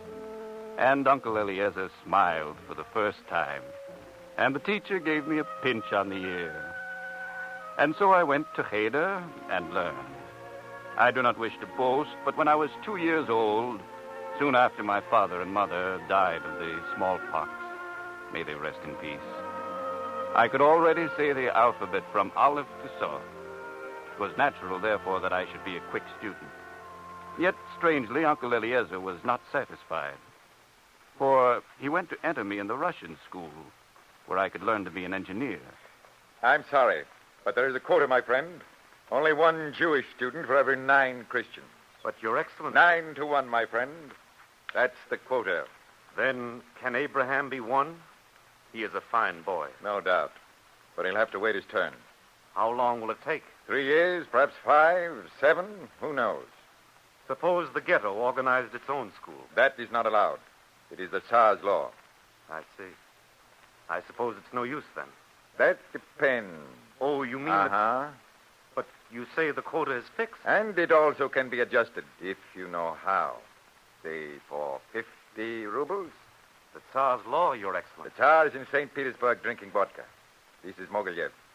50 rubles and the boy's admitted. What do you say? I'll have to think about it. Don't think too long. Next week, the price will be 75 rubles.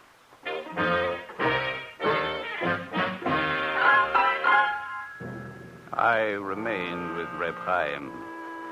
In the ghetto of Mogilev, 50 rubles was a great sum of money, not easy to come by. Uncle Eliezer was sad.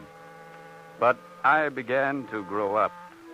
I realized suddenly what it meant to be a Jew in Tsarist Russia. And now I began to notice many things and to hear many things. What's that on your head? My skull cap, Your Excellency. Who gave you permission to wear it? But, sir, I am an Orthodox Jew. I must wear it. So you must wear it, eh? Yes, Your Excellency. And it's your religion. It is, Your Excellency. Is your religion worth 1 silver ruble to you? I don't know what you mean. 1 silver ruble. It's a tax, Jew. A tax for wearing a skull cap. Hand it over. Yes, I was growing up. I learned that a Jew could not leave the ghetto, that a Jew could not own land, that a Jew was abused because he had to live in the city, that a Jew paid a tax for the privilege of eating meat and drinking wine and milling flour and walking the road. The faces grew pinched in the ghetto of Mogilev, and my uncle spoke less and watched silently. Around us, the fields were white with buckwheat, and the forests were thick with birch and ash, but the air was heavy and charged, as though before a rain. Rosh Hashanah, the New Year, came, and my uncle said, Leshona Tovo Tikosevu. Leshona Tovo Tikosevu. May you be inscribed for a good year. He said it uncertainly, half afraid. And this is how we spent the Holy Week, half afraid. On the Day of Atonement, he put on his special prayer shawl, and we went together to the synagogue. The men of the congregation stood before the ark and saw the Holy Scrolls taken out as the cantor sang Kol Nidre.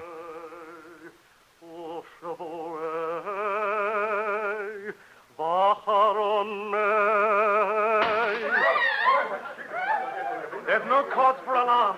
Be quiet, everyone. It's just a window that's fallen in. Just a window. Please be quiet and continue the service. He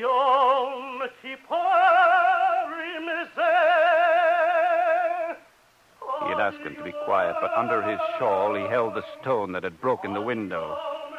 Uncle Eliezer stood quietly for a moment. Then he made a sign for me not to follow, and he went out of the synagogue.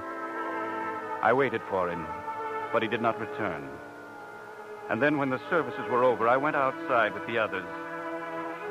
There was my Uncle Eliezer.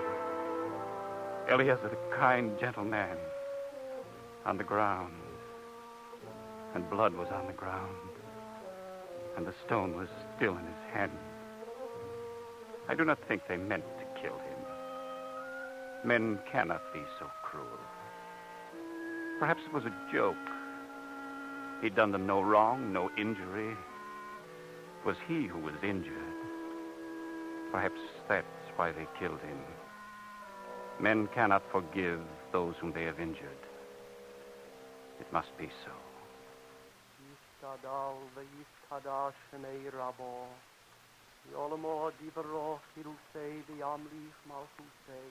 I was a man now. 3 times each day I went to the synagogue and chanted the mourner's prayer for Uncle Eliezer to the prescribed time of 11 months. And for 11 months my garments were rent over my heart to the width of 4 inches. And the face mirror in the house was turned to the wall. And I heard no music, nor was I consoled by idle pastimes.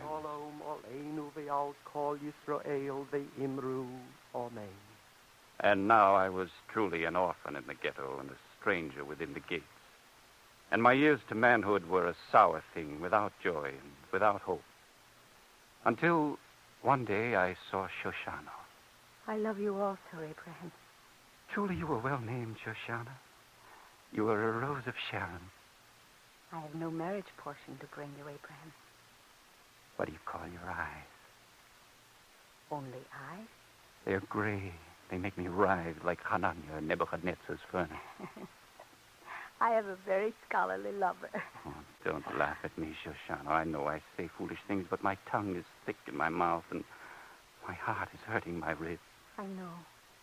Like that with you? Yes, like that. Then I have the strength to ask you. Is it about the future? Yes, Shoshana. The future is uncertain. Let us be happy now. Speak about the present, Abraham. Well, the present is also uncertain. All right. I shall listen. Will you wait for me? Are you leaving Mogulia? Never to return, I hope. Oh. Wait, Shoshana. I'm going to America. I shall go to America and work hard and save every kopeck and send for you. Will you come when I send for you? Yes, I will come. Then it won't be long. I swear it. May my right arm No, wither. No, don't swear, Abraham. I know that you will send for me, and when you send, I shall come. That is enough.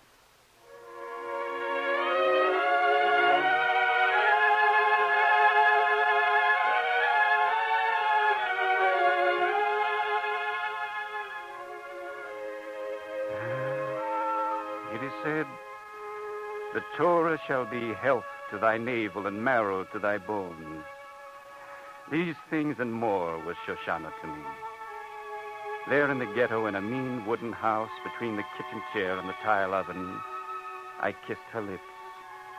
And the house was no longer mean. And the ghetto was no longer without beauty. And after I had applied for my passport and paid the necessary bribe to the commissioner, Shoshana stood by my side and held my wicker hamper. And there were no tears in her gray eyes. God bless you, Abraham. God bless you and keep you from harm. Goodbye, Shoshana. Wait. I've asked my father to search among the wise sayings for a gift for you. He has written it for me. Read it, Shoshana. Only take heed to thyself and keep thy soul diligently, lest thou forget things which thine eyes saw. Only take heed to thyself and keep thy soul diligently.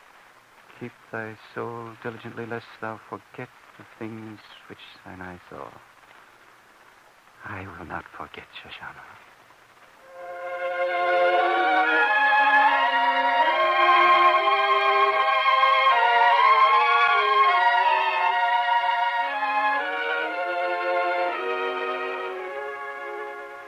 From Mogilev to Gomel, from Gomel to Kiev, from Kiev to Odessa, how many versts of gray eyes is it, you think? And from Odessa down the Black Sea, through the Bosporus, into the Mediterranean, and across the wide ocean. Is it not time enough and distance enough and wonder enough to make a tongue lose its thickness and a heart its longing? Do not believe it. This is how I came to America. At Castle Garden, the immigration inspectors opened the wicker hamper, and a doctor listened to my heart, and not being wise enough to hear the beat of longing, they let me through. I was in New York.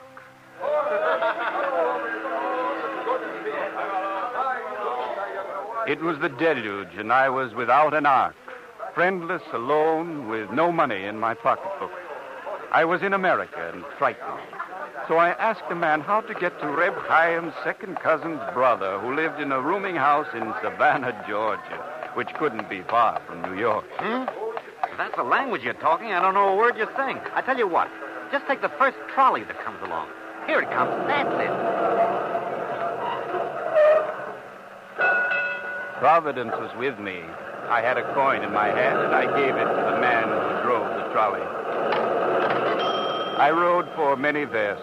When I thought it was time, I asked if we had come to Savannah, Georgia. I can't make out what you're saying. You better get off and ask a policeman. There he is, right there. I got off the trolley and went to a man in a blue uniform who looked like a Cossack but who spoke no Russian. What? Can't you speak a tongue I can understand? I was lonely and troubled. The man in the blue uniform only made me more bewildered. Hey, Charlie! Oh, it's you, Finnerty. Here's a customer for you. A cash customer? A guest of the city, Finnerty. Oh, who says? I says. And the traction company, what'll it say? That one fare more or less won't bankrupt them. Now drop him off at the Immigrant Aid Society, Finnerty. Along with you now, Greenhorn. Finnerty doesn't have all day.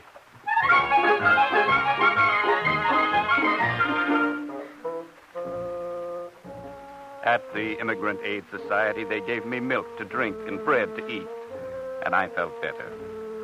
Then a man whom I did not know gave me a lecture which I did not understand and a book which I could not read. And he also pressed something into my hand. Go on, take it. It's not charity. Go on, you'll pay it back. Oh, take it. It's $3. Truly a wonderful land. I walked for many blocks with the $3 in my pocketbook. And finally, on the Lower East Side, I met many who spoke my language. Even one called Epstein, who had been born in Mogilev. The first thing to do is cut off your side locks, Abraham.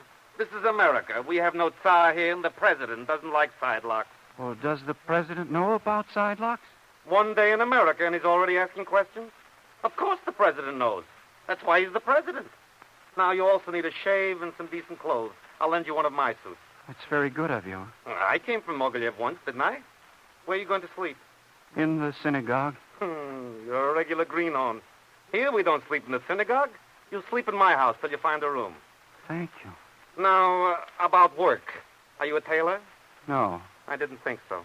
There's good money working by cloaks. Too bad. Are you a shoemaker? No, I study the Talmud. Don't be foolish. Here, studying the Talmud is strictly for pleasure. It's not a business. All right, you'll have to be a peddler. Now, you have $3. I'll lend you 2 more. Buy some shoelaces, some needles, some threads, some hairpins, some cheesecloth, hooks and eyes, thimbles. Oh, where will I buy it? From me, of course. Don't worry, cost price. Oh, who'll buy from me? Tomorrow you'll take the ferry. I'll show you where. Far out in Brooklyn, at the end of the trolley line, there are farms. You don't even have to know how to speak English. Just knock on the door and show your merchandise. But, how? Questions. How? What? Why? Listen. You'll knock on the door like this. Then the housewife will come out, look at your basket, and pick up a package of needles, let us say. Just hold up 5 fingers, and she will give you 5 cents. That's all there is to it.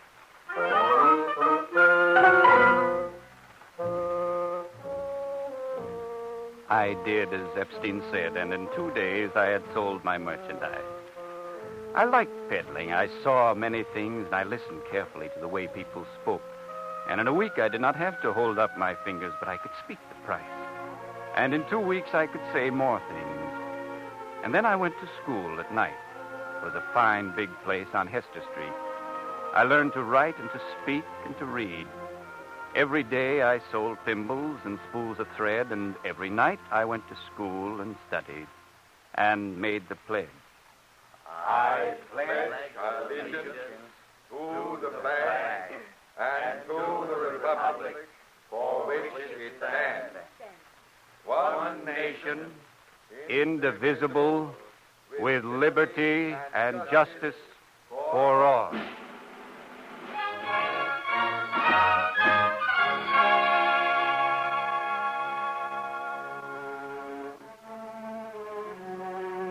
These things I wrote to Shoshana, and she could not believe it. I wrote the things that I saw, and I told her how I was learning the language and had become a citizen, and the lectures I went to hear at Cooper Union, and how I saved my money for her passage. This was happiness. On the Sabbath, Epstein and I would go to the synagogue. And once on a Sunday morning, we went uptown to Carnegie Hall and heard a famous rabbi deliver a talk in English. It was about America and what we owed to it. And he quoted from Shakespeare. And after the talk, Epstein said, Who is this Shakespeare? Is he from Mogilev? Of course not. He's a famous writer. It irritates me. All the time he mentions Shakespeare. Well, why not? If Shakespeare has anything to say, let him come and say it himself. Epstein, don't be a fool. Shakespeare is dead almost as many years as you have sinned. Then why doesn't that ornament of a rabbi speak of people who are living? You don't understand. Oh, so now you understand. Now you're telling me. Look who's telling me. Who's long in America, huh? Who lent you $2? Which I paid back, thank you. That's neither here nor there. Now, let me tell you something. When it comes to understanding, I'm not a greenhorn. I know a few things myself. I'm a businessman. He quarreled with me for 2 days about Shakespeare until we went to 2nd Avenue together and heard Jacob Adler play King Lear in Yiddish. Then there were no more quarrels. Do you know something, Abraham? When you graduate school, I'll give you a present. A set Shakespeare in English.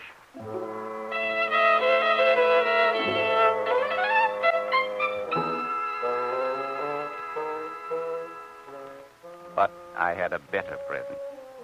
Shoshana. There were pogroms in Elizabethgrad and in Berditchev, and it was time for her to come to America. More than time. We were married in the synagogue on Essex Street, and we went to live on East Broadway, a fine street near the park. I was making a living, and we didn't have to take in boarders. Shoshana was very proud of me, and I said nothing, but my heart was full to overflowing. Truly, she was a rose of Sharon, and more.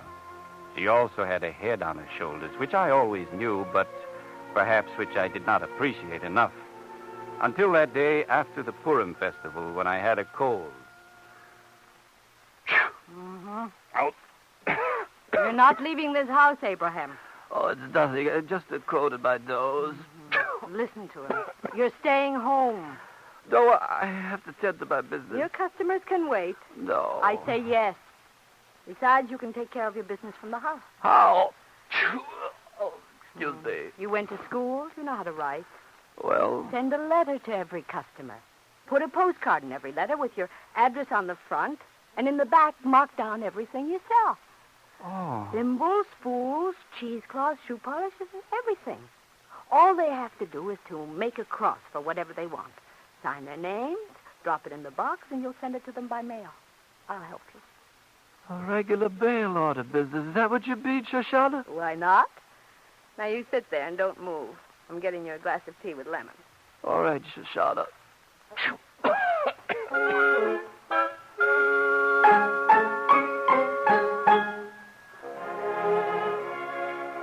And that is how I stopped being a peddler and entered the mail order business. Such a simple thing, but her idea. You wonder that I loved her and that our life was good. The Lord was good to us. In time, we had 2 sons, and they grew like the cedars of Lebanon. But then, in America, would you expect less? And on the Sabbath, I did not forget my Uncle Eliezer. And with my sons beside me and Shoshana before my eyes, I opened the Bible to the book of Proverbs. She openeth her mouth with wisdom, and on her tongue is the law of kindness. Many daughters have done virtuously, but thou excellest them all. Give her of the fruit of her hands, and let her own works praise her in the gate.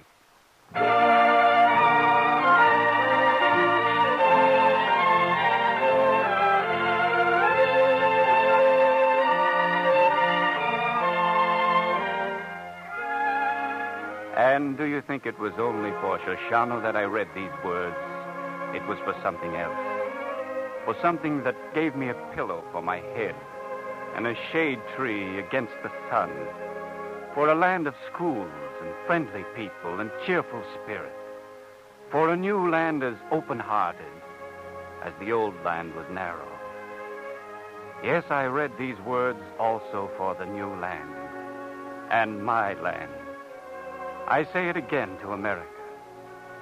Give her of the fruits of her hands, and let her own works praise her in the gates.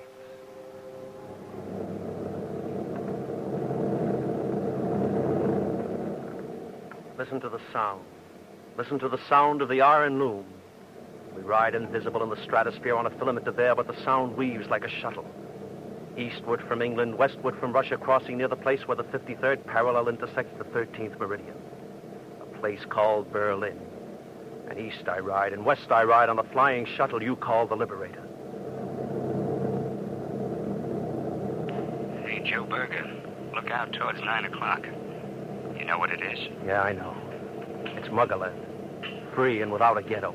Say, what are you batting about, Joe? Not a thing, Pat. Not a blessed thing. Come on, let's fly on toward Germany. We've got some business there. You're not kidding.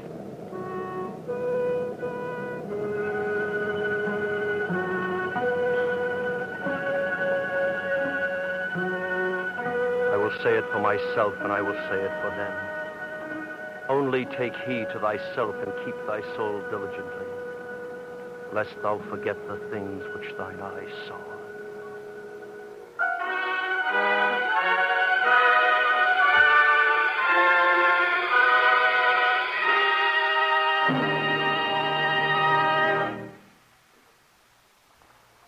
Today's script was written by Morton Wishengrad. The music was written by Henry Brandt and was conducted by Henri Nosco.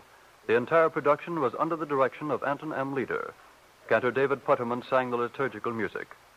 This was Chapter 7 in the series, The Eternal Light, prepared by the Jewish Theological Seminary and presented as a public service by the National Broadcasting Company and its affiliated independent stations. Copies of the script may be obtained without cost by writing to the Jewish Theological Seminary of America, 3080 Broadway, New York 27, New York. We wish to thank the NBC University of the Air for permission to present today's script, heard recently over many of these stations as part of the series, They Call Me Joe. This program came to you from New York City.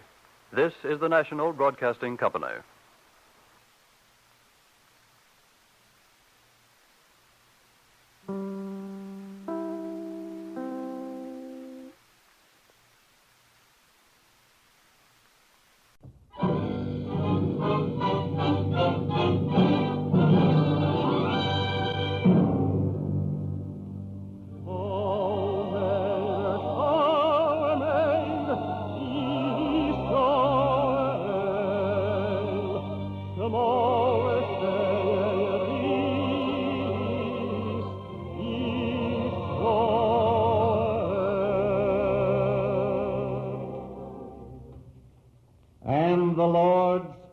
Unto Moses, saying, Command the children of Israel that they bring unto thee pure oil olive, beaten for the light, to cause the lamps to burn continually in the tabernacle of the congregation.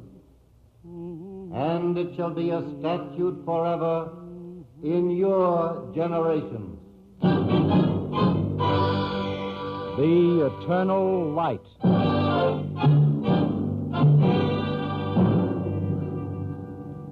The National Broadcasting Company and its affiliated independent stations bring you Chapter 8 of The Eternal Light. This public service program is prepared under the auspices of the Jewish Theological Seminary of America. Today's story, written by Morton Wishengrad, is entitled The Temple of Kai Feng Fu and features Paul Mann and Gregory Morton. Following the dramatic portion of the program, you will hear a talk by Dr. Samuel S. Cohen.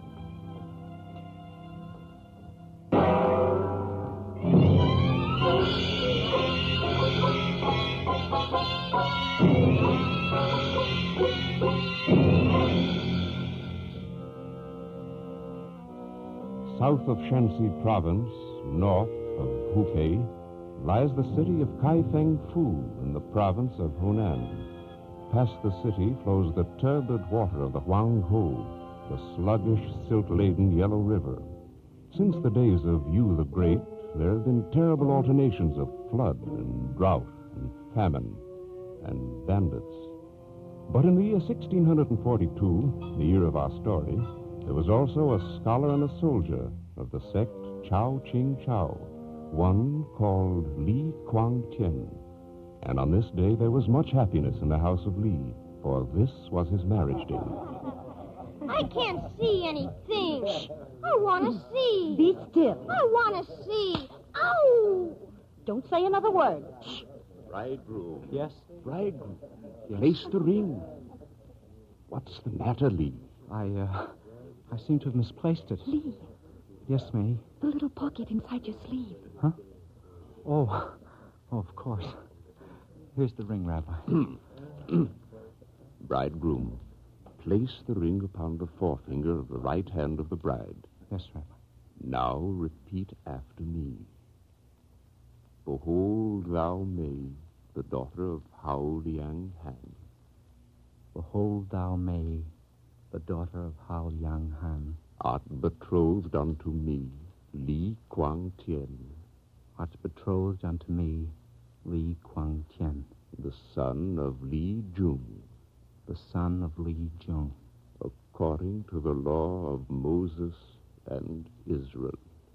According to the law of Moses and Israel. Baruch atah Adoshem Elokeinu melech olam. Blessed art thou, O Lord, King of the universe, who hast created joy and gladness, bridegroom and bride, mirth and exultation, pleasure and delight, love, brotherhood, peace and fellowship. Soon may there be heard in the cities of Judah and in the streets of Jerusalem the voice of joy and gladness, the voice of the bridegroom and also the bride, the jubilant voices of bridegrooms from their canopies and of youths from their feasts of song. Blessed art thou, O Lord, who makest the bridegroom to rejoice with the bride. Bridegroom. Yes, Rabbi. This glass is a symbol of the Temple of Jerusalem. Tread on it hard and break it. So was the temple destroyed. Thus, even in the moment of your happiness, must you not forget it. Well, what are you waiting for, Lee? What? Raise the veil and behold your wife. Mazel tov, Lee. Mazel tov, May. What are you crying about, Mother? Oh, I didn't say anything. Oh, I want to know what. You lummox, can't you see I'm happy? It was such a beautiful wedding.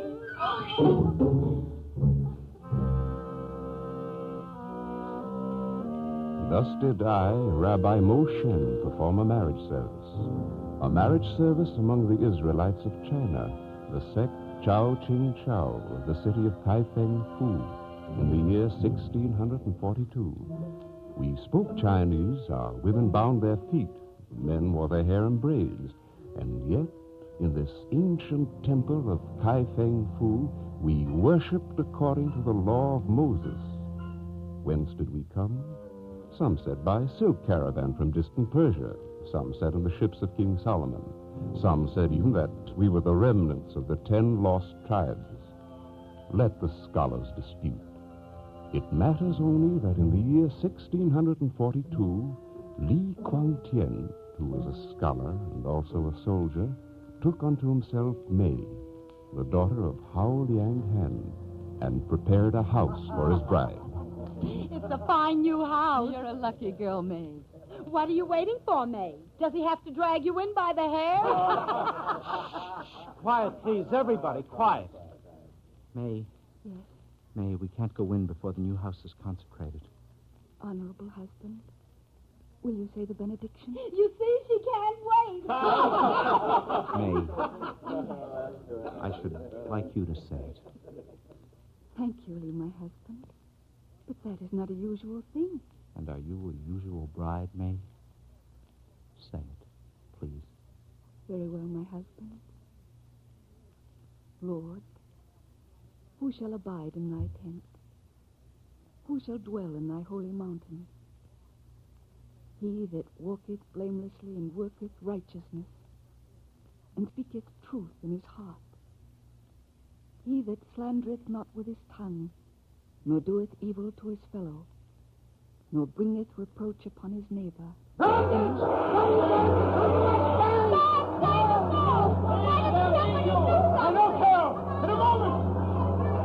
Go with him, Lee.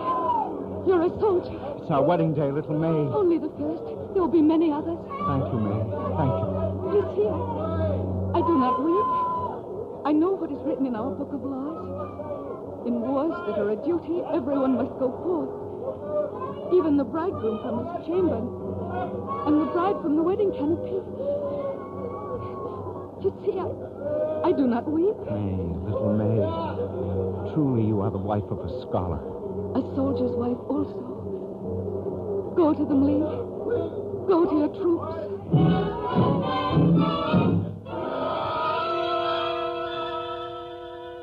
Tell, what do you see from the wall? They're withdrawing, Lee. Which way? Toward the south. Come down, Tekoah. I want to talk to you. Men, see that the gates are manned. You give orders. Give orders to guard the water. See that all the food supplies are carefully rationed. Tung, I'll expect you to take any action against hoarders in this section. If necessary, make an example. I understand, Lee Kwang. All right, men. Dismissed. There's nothing to worry about, Lee. I told you they're running away. Suppose they return, Tekoah. Why, we'll chase them again. On what? 2 days more of the siege and the food and water will be gone. As bad as that? Yes, as bad as that. What are you going to do? You take command, Tekoah. I'm going to see the general.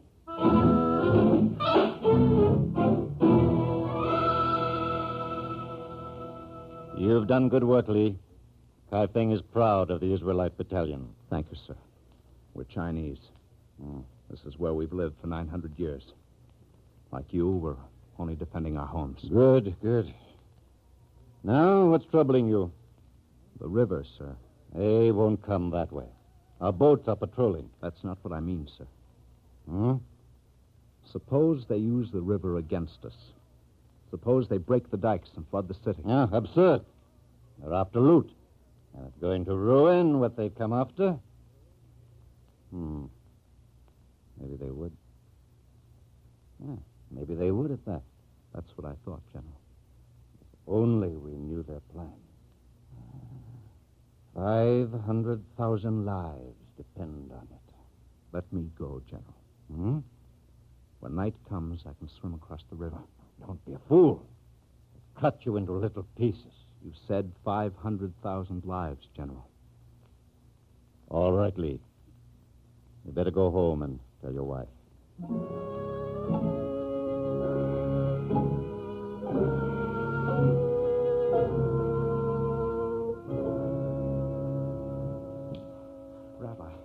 Rabbi, have you seen May? She's not at home. She's in the synagogue, Lee. The women have formed a brigade to guard the Holy Scrolls. Oh, I forgot all about the scrolls. Well, we didn't, Lee. May. Excuse me, my children. Rabbi, don't go. I'd rather you stay. As you wish, my son. May, I know, Lee. I know you're going. Tekoah told me. May, It's all right, Lee. I've cried already. I won't cry again. I don't know what to say. I ought to be full of speeches. You'd think I'd be able to say something fine, noble. You don't have to say anything. I wish I could go for you, Lee. I'm an old man. I'm not worth much anymore. Don't say that, Rabbi. Well, it's true, Lee. The young and the strong go out to die, and the weak and the old remain safe behind it. It's senseless. I am just a useless old man. All I can give is my blessing. Then give us that, Rabbi. No. What good are words? Please. I want it also. All right. I will give you Jacob's blessing. Blessed shalt thou be in the city, and blessed shalt thou be in the field. Blessed shall be the fruit of thy body, and the fruit of thy ground, and the increase of thy cattle, and the flocks of thy sheep. Blessed shall be thy basket and thy store. Blessed shalt thou be when thou comest in, and blessed shalt thou be when thou goest out. The Lord bless thee and keep thee. The Lord make his face to shine upon thee, and be gracious unto thee. The Lord lift up his countenance upon thee, and give thee peace, May. And thou, Lee Kwang, peace to you and to your generations.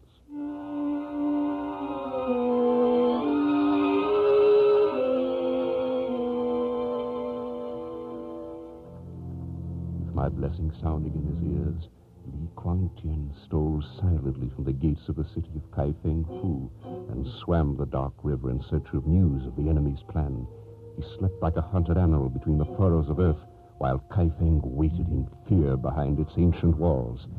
And then Li Guangqian was seized by the bandits, and the city of Kaifeng waited in vain.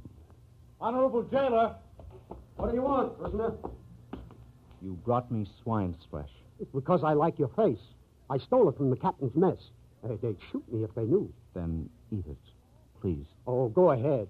I've had my share. Thanks, but I can't eat swine's flesh. Too bad. Stomach? No, it's forbidden. All flesh that is not of an animal with a cloven hoof is forbidden to me. That's queer. Are you one of these Mohammedans? No, I'm a Jew. Hey? I'm a Jew. Never heard of it. Well, thanks for the meat, anyhow. Wait a minute. What's a Jew? Well, it's pretty hard to explain. We've got plenty of time, both of us. Have you heard of Christians? Oh, sure. We killed one last week. Fine-looking man, yes, sir. Well, a Christian follows the holy teachings of a book called the Bible. So do the Jews. In fact, a Jew called Moses had a little to do with the Bible. Isn't it clear? Oh, of course it's clear. You take me for an ignoramus? Now go on and eat some of this meat. Fine stuff. I killed it myself.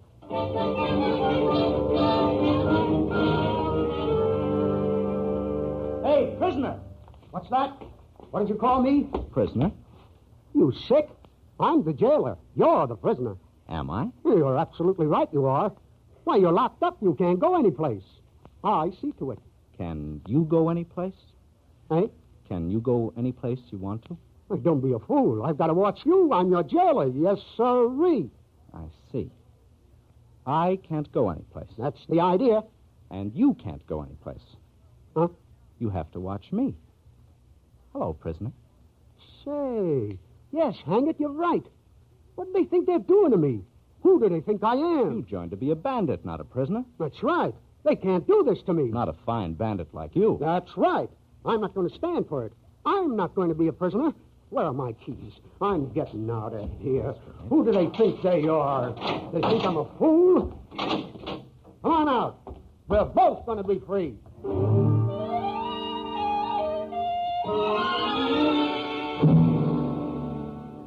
Li Guangqian escaped, but there was still no gladness in his heart, for 500,000 men and women waited behind the besieged walls of Kaifeng for a message.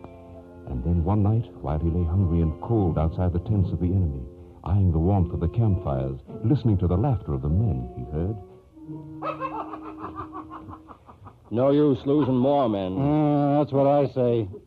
Let's break the dikes. Huh? Break the dikes. Yeah, serve them right. When? Maybe tomorrow, maybe the next day. We'll plan it carefully. That's right. You know, it's too bad, though. All those fine women. You know what they say. Fortunes of war.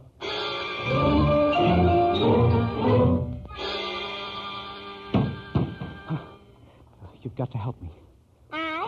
Old woman, you've got to help me. I must reach Kaifeng. Go away.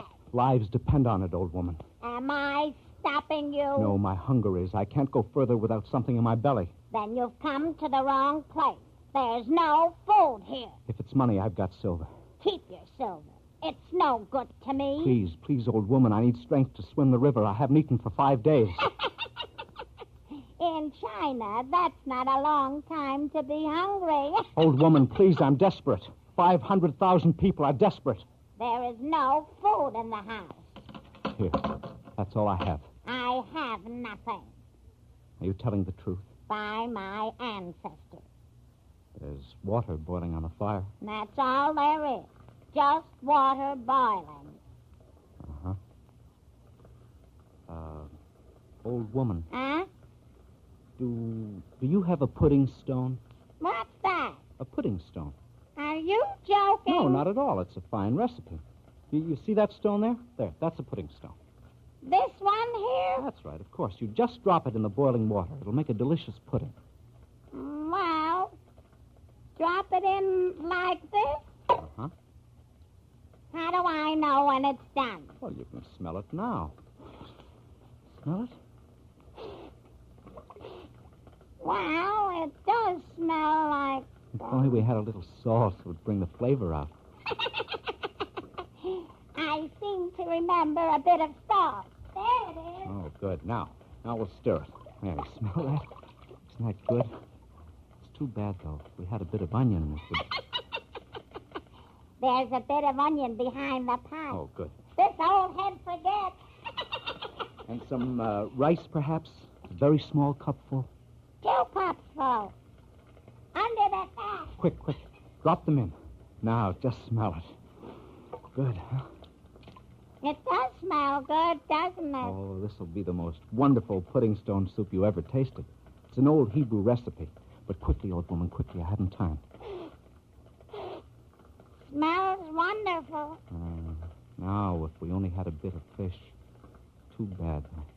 Right under the bamboo leaf. Ah, you're a brilliant woman. Drop it in. I can hardly wait. What a smell. Better than incense. Wait till you taste it.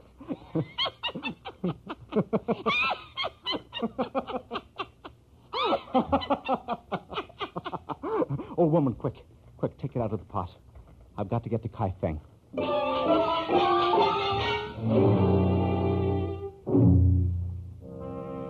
Li Guangchen left his silver and his Hangman and the pudding stone in the cottage of the old woman. There was strength in his body now for the swim across the Yellow River. The water was cold. The silt choked his eyes, but he did not stop swimming.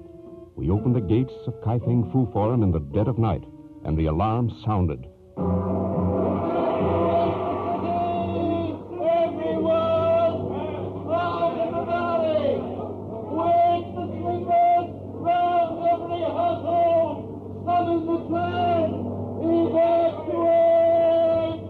On a cold night in the year 1642, the doomed city of Kai Feng Fu was evacuated by 500,000 men, women, and children.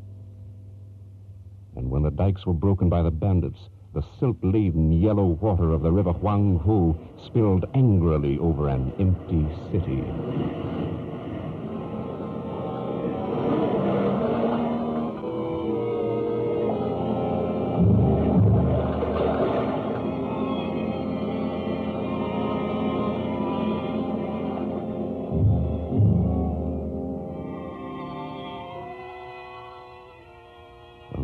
Had receded, the survivors of the siege of Kai Feng Fu returned, and among them the people of the Israelite sect, known to them as Chow Ching Chow, and an old man, and a hero, and a hero's wife stood among the ruins and surveyed a dead city.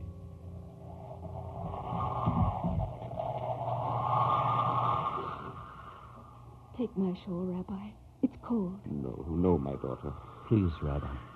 Temple is gone. The 13 rolls of the Pentateuch.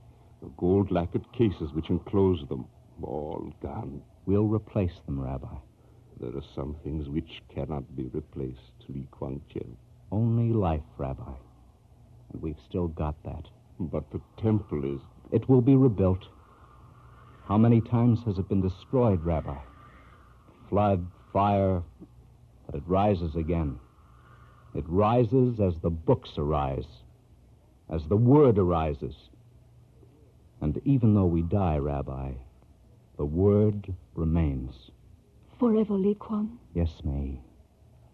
The word remains forever.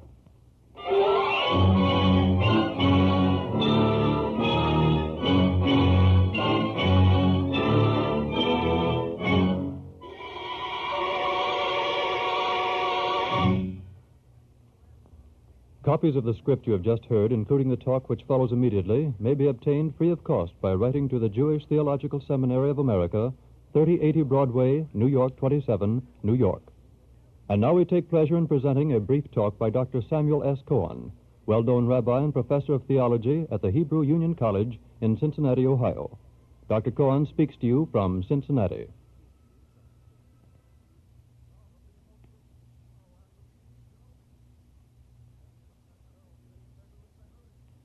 College are 59 Chinese manuscripts consisting of sections of the Pentateuch, rituals, and records. They represent most of the remains of the once flourishing but now vanished synagogue of Kai Feng Fu. That synagogue was built in 1163 and was reconstructed several times thereafter, following inundations and other disasters. In its form, ornaments, and equipment, it resembled a Chinese temple. It was a structure 60 by 40 feet. Together with other communal buildings, it covered a space of from 300 to 400 feet by 150 feet, containing 4 courts which proceeded from east to west. The place bore the name Temple of Purity and Truth. In the center of the synagogue stood a kind of pulpit or chair of Moses, from which the Torah was read. On a tablet in front of it was inscribed the emperor's name with a prayer that he may live forever. From the dome above were suspended the Hebrew words, "Hear, O Israel, the Lord our God, the Lord is one," and other appropriate verses.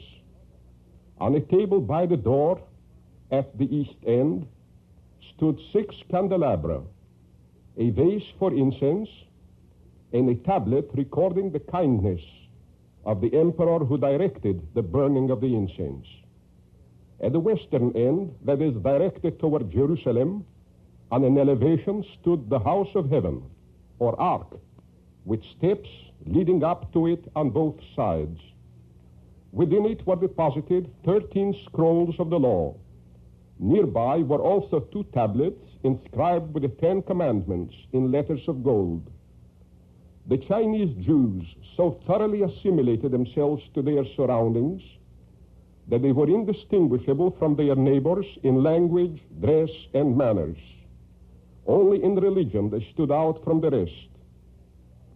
They were on their guard against idolatry, zealously professed the unity of God, observed the holy days, koshered their meat, and generally conformed to rabbinic teaching. About 1800, their last rabbi died. With the consequent disappearance of all knowledge of Hebrew and of Jewish tradition, the community rapidly disintegrated.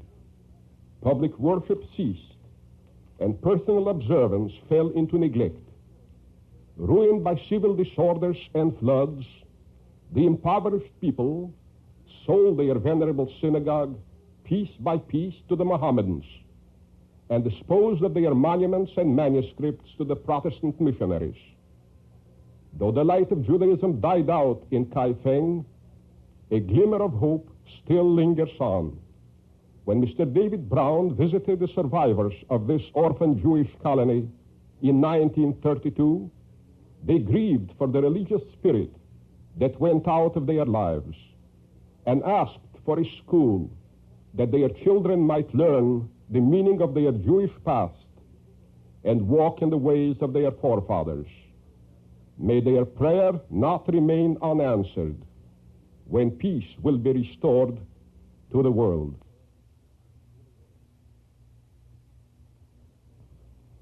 Thank you, Dr. Cohen. Cantor David Putterman and the choir now sing Adonai, Adonai, O Lord our God, a traditional prayer.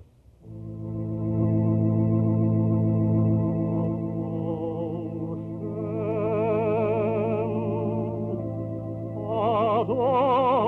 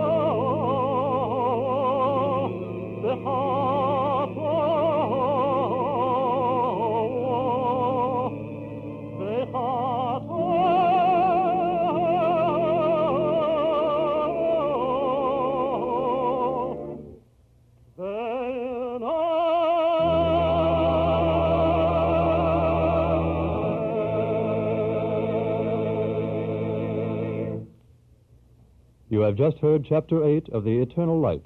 The script was written by Morton Wishengrad and featured Gregory Morton and Paul Mann. The music was composed by Henry Brandt and conducted by Henri Nosco. The liturgical music was sung by Cantor David Putterman in the choir, and Dr. Samuel S. Cohen was heard speaking from Cincinnati.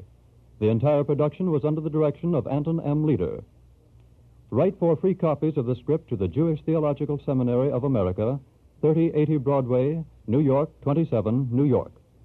This program has been a public service of the National Broadcasting Company and its affiliated independent stations, and was prepared under the auspices of the Jewish Theological Seminary of America. This program came to you from New York City. This is the National Broadcasting Company.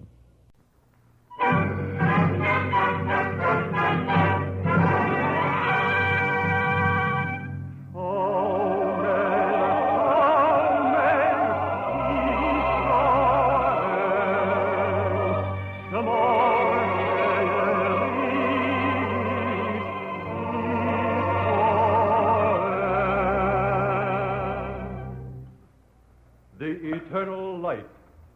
And the Lord spake unto Moses, saying, Command the children of Israel that they bring unto thee pure oil olive, beaten for the light, to cause the lamps to burn continually in the tabernacle of the congregation. And it shall be a statute forever in your generations.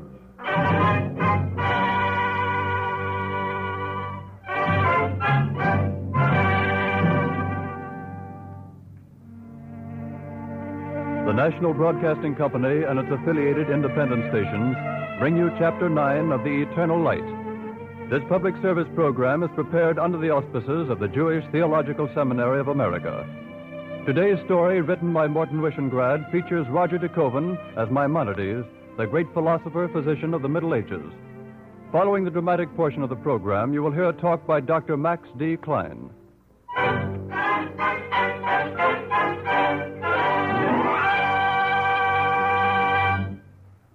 The lives of some men are a lens through which is visible the image of an entire people. This is the story of such a lens and such an image.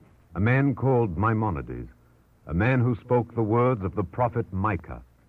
I will seek out the lost one, and that which has been cast out will I bring back, and the broken one will I cure.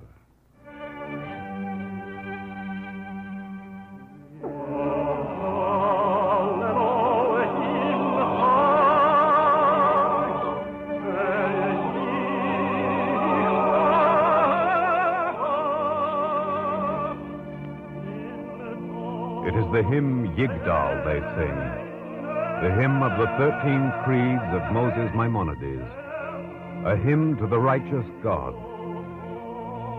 How many are the generations of Israel who have sung it? How many are the lips now stopped with earth? How many are the lands, and how many the melodies? Listen to the singers, hearken to the voices, for they render praise and honor unto the Lord. And also, perhaps unknown to them, they render praise to a philosopher, a rabbi, a physician, the man Maimonides.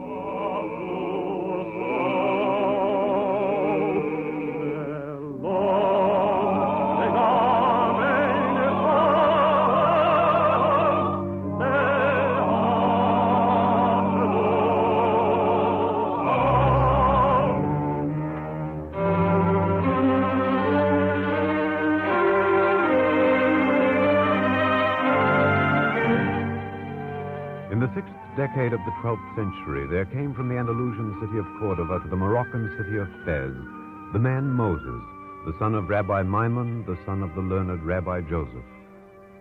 La ilaha la ilaha Allah wa Muhammad Rasul Allah. La ilaha. What do you want? Does Rabbi Judah ibn Shoshan live here? I don't know anyone by that name. They told me he lived here. They told you wrong. Please go away. You needn't be afraid. No? No. My name is Moses Maimonides. I'm a Jew. Prove it. Shouldn't my eyes prove it? There's pain enough there. Don't talk in riddles. I said prove it. Look, I wear the holy fringes. Fool.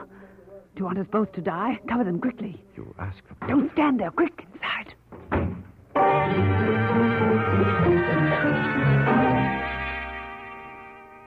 She shouldn't have let you in.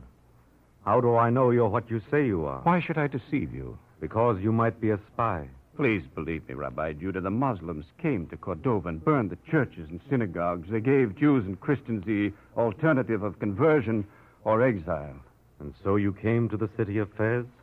That's right. I'm afraid I can't believe your story. In the name of heaven, why not? Because Fez is also a Muslim city. Only Muslims may live here. I know that. I know that every Jew lives in fear of his life. Don't you believe me? I can believe only what is proved. The fringes I wear, Rabbi Judah. A spy can wear fringes. Well, then open this box. You'll find my phylacteries in it. A Muslim spy could also carry phylacteries. I'm afraid I'm not convinced. Then test me. I told you I was a scholar of the law. Test me with Shavuos or Marcos, or if you will, Avos. A spy could learn the names of all the books of the Talmud. But a spy would not have in his heart what is in the books. No, that's true. All right. What did the men of the great synagogue teach? 3 things. To be patient in the administration of justice, to rear many disciples, and to build a fence around the Torah. Are you convinced, Rabbi Judah? Not yet, Maimonides. From whom did Antigonus of Soho receive the oral tradition? From Simeon the Righteous. Are you convinced now, Rabbi Judah? I don't know. Perhaps.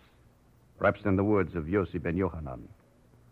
Let thy house be wide open, and let the poor be members of thy household. Forgive me, my son. Do you see how our enemies curse us? They render us suspicious.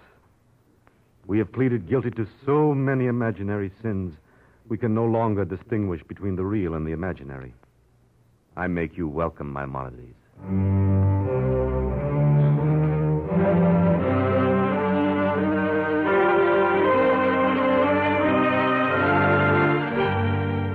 Thus it came about that Moses Maimonides sat in the house of Judah ibn Shoshan and was his pupil and his friend.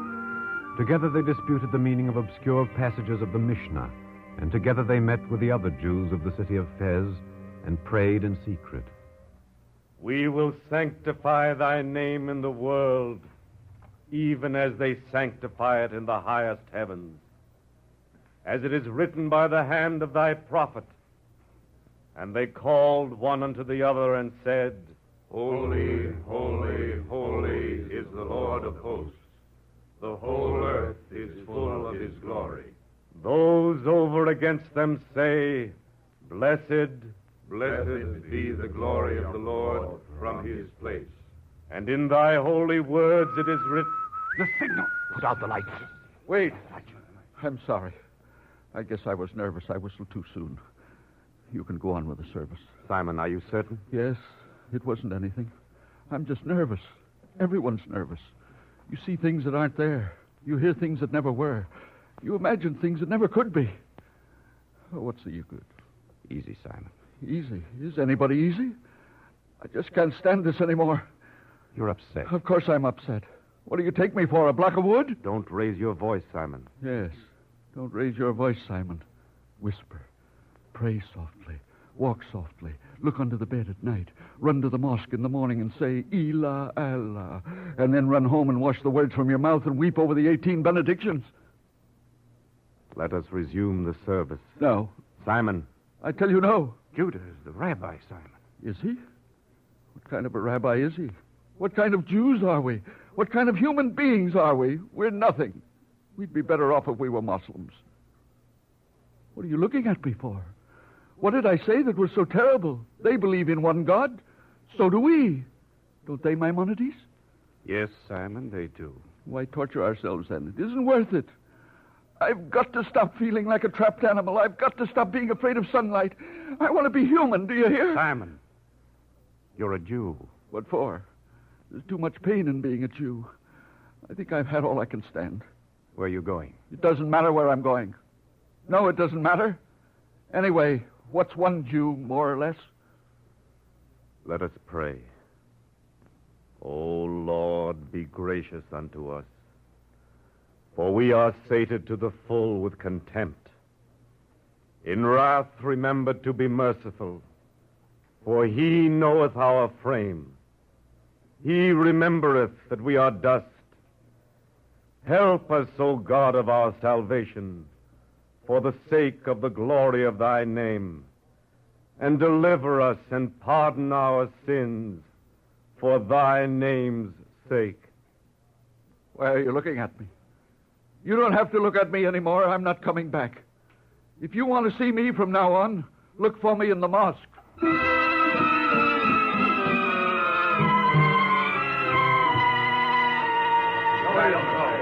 I tell you, please, everyone. Wrangling will not help. Anger will not help. Fear will not help. If we are befallen with evil, let us not meditate on iniquity. We waste our days in vanity. We hunt shadows. We think meanly of ourselves and of Simon.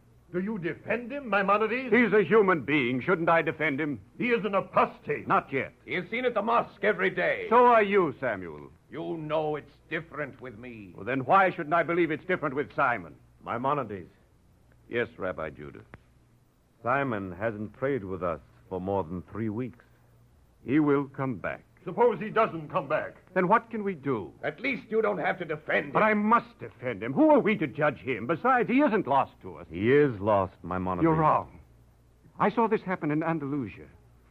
We cling to the faith with both hands. Perhaps we should cling with one hand and use the other to help those who cling by one finger. He is an apostate, Maimonides. Judah, you are a rabbi of Israel. It's your duty to teach, not to recriminate. Aren't you going to answer, Rabbi? Maimonides is right. Samuel. I say he's wrong. I say we're wrong to listen to him. Samuel. I won't listen to you. Then listen to the words of the prophet. I will seek the lost one, and that which has been cast out I will bring back, and the broken one I will cure. Quote until you're blue in the face. I'm not satisfied. If my own rabbi won't take a stand, there are rabbis in Syria or Jerusalem who will. What are you going to do, Samuel? Do what should have been done before. I'm going to write to the rabbi of Syria for his opinion.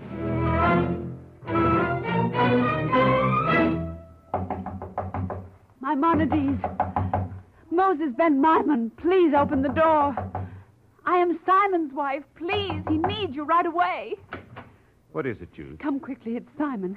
You? He's tried to take his life. Please, you know medicine. He let a viper bite him. He stood deliberately and let the snake bite him. Please come. Take me to him, Judith. There's no time to lose.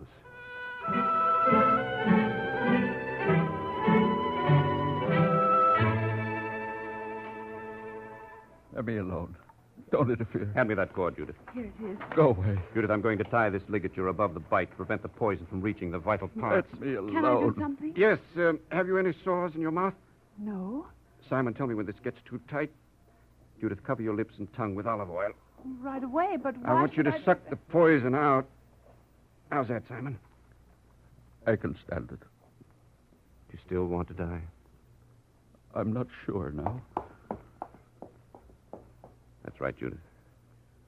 Don't be afraid. Draw as much out as you can. Why did you do it, Simon? Leave me alone. Please, I want to know. That's right, Judith. Keep on.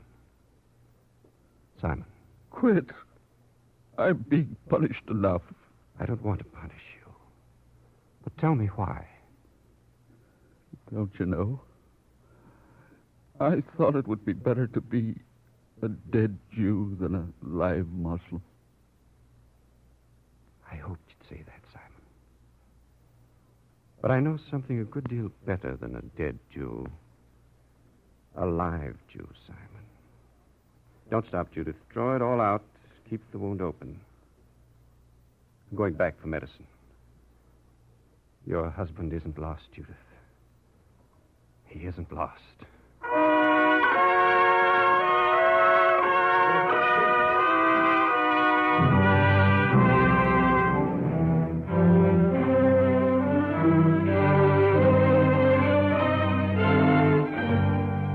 Simon lived. Maimonides returned with medicines and stayed by his side. He put cups upon the swollen leg and did not sleep through 3 days and 3 nights. On the 4th day, Maimonides returned to the secret synagogue of the Jews of the city of Fez. Not to triumph, but to face Samuel, who was now a more bitter foe than the bite of a viper. I have the letter of the rabbi of Syria. Yes? Shall I read it? I'm tired, Samuel. You can tell me about it. He says we're living a lie. Go on. That's enough, isn't it? What else does he write, Samuel? Maimonides doesn't want to hear it. I didn't say that, Samuel. You look it. But why should I spare you? Why should I spare any among us? Except for Maimonides, we're all alike. We all go to the mosque. We all say there is no God but Allah, and Mohammed is the prophet of Allah. And Maimonides, what good is it to us if you court martyrdom for yourself? Samuel, it's only a formula to save lives. It's idolatry. The rabbi of Syria says so. We aren't Jews. That isn't so. You are Jews in every respect by your devotion to the law, by your prayers, by your righteousness. Our prayers find no acceptance before God. Our secret performances are futile. Shall I read what the rabbi says? Yes. The only course for a steadfast Israelite is to accept martyrdom rather than yield. He's right.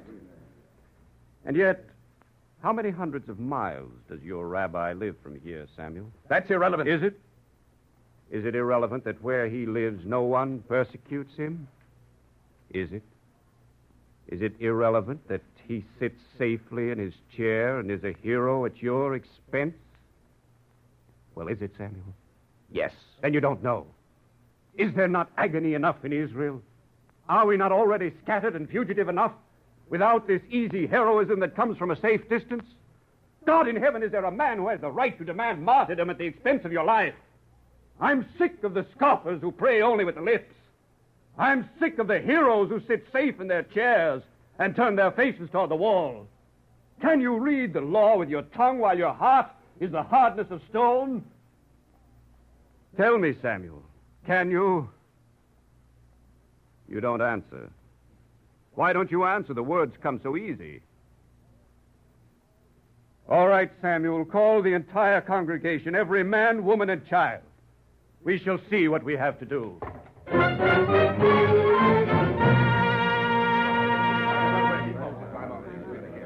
Moses Maimonides, the congregation wishes to hear you. Yes, Maimonides.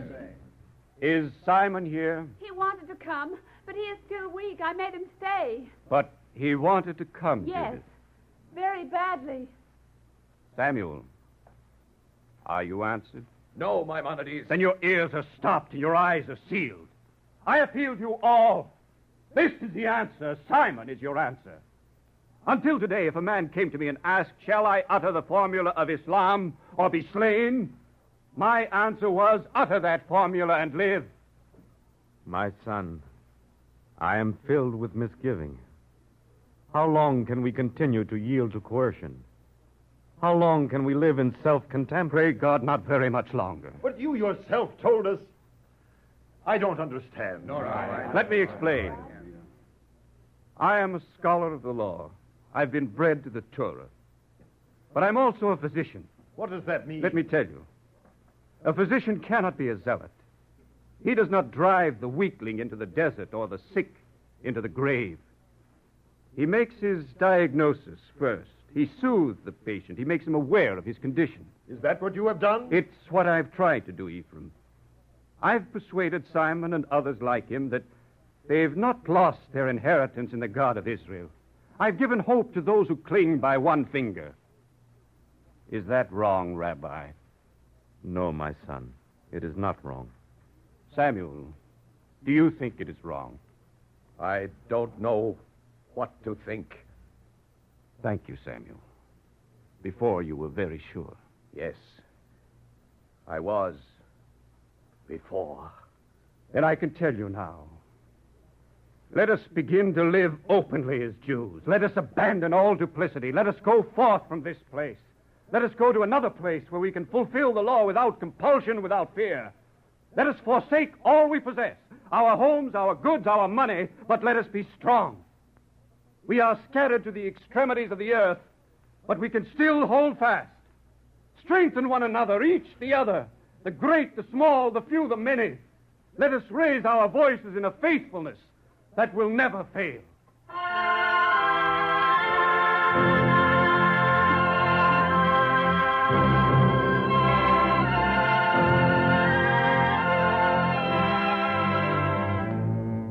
They sat in their secret congregation, this remnant of Israel in the 6th decade of the 12th century, and they wept over the words of Moses Maimonides.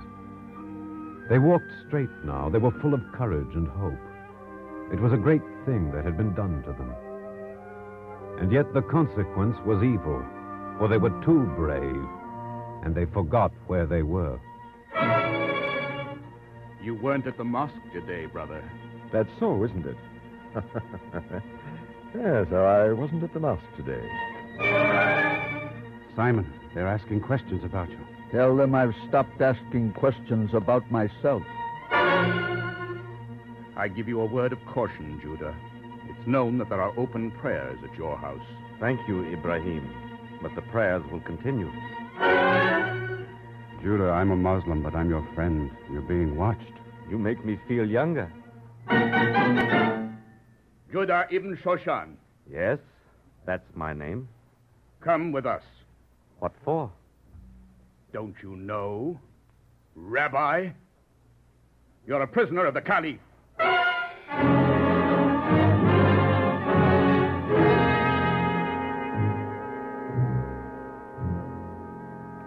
La ilaha illa Allah wa Muhammad Rasul Allah. There is no God but Allah, and Muhammad is his prophet. Say it, prisoner. I used to say it once, but I said only the words. In my heart I said, Shema Yisrael, Adonai Eloheinu, Adonai Echad. Do you realize what you've admitted? I have admitted that I have always been a Jew. You have admitted that you are a relapsed Muslim. No. I have never been a Muslim. Don't be insolent, prisoner.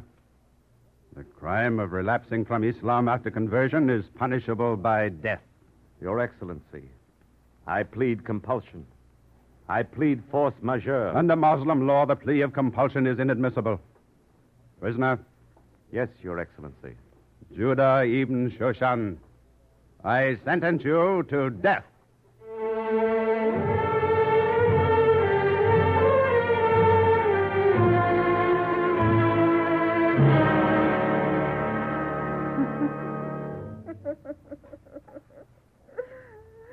Judah ibn Shoshan, the God in whom you trusted will deliver thee from the snare of the fowler and from the noisome pestilence. He will cover thee with his pinions, and under his wings shalt thou take refuge. His truth is a shield and a buckler.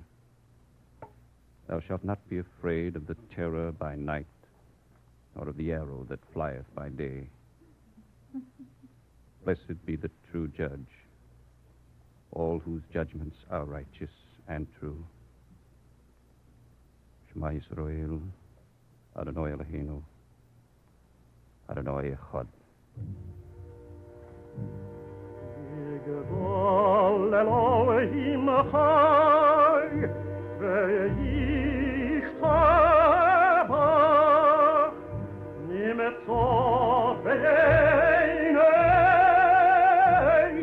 אל מציאותו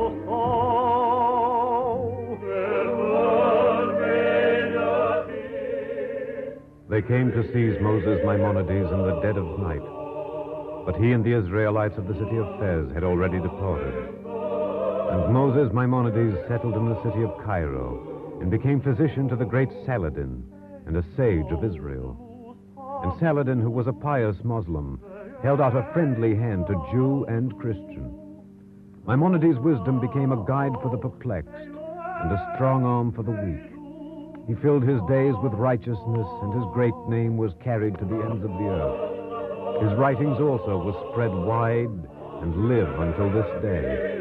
And the Lord gave him increase of knowledge until the 69th year of his life, when he was a perfect man, stricken in age and nigh unto death.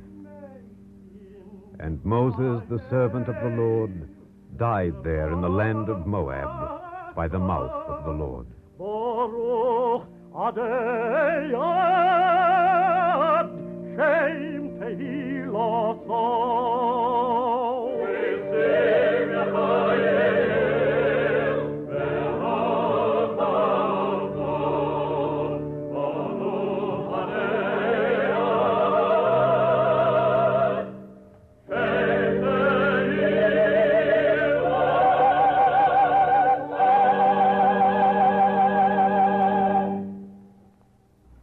Copies of the script you have just heard, including the talk which follows immediately, may be obtained free of cost by writing to the Jewish Theological Seminary of America, 3080 Broadway, New York 27, New York.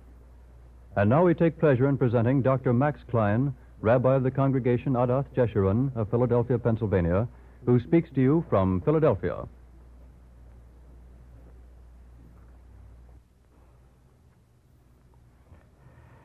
Freedom from fear, one of the great utterances of the President of our country, is an aspiration that gives heart to millions struggling in many lands today.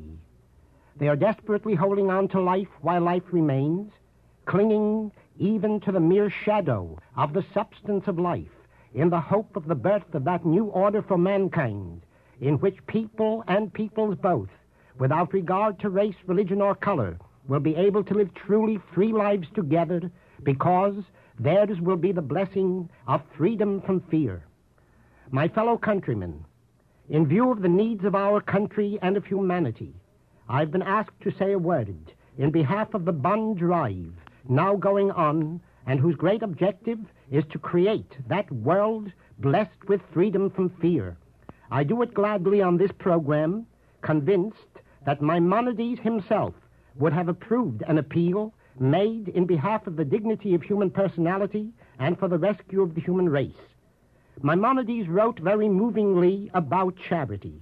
To quote, "One never becomes poor by practicing charity, and no harm or evil can be the outcome thereof.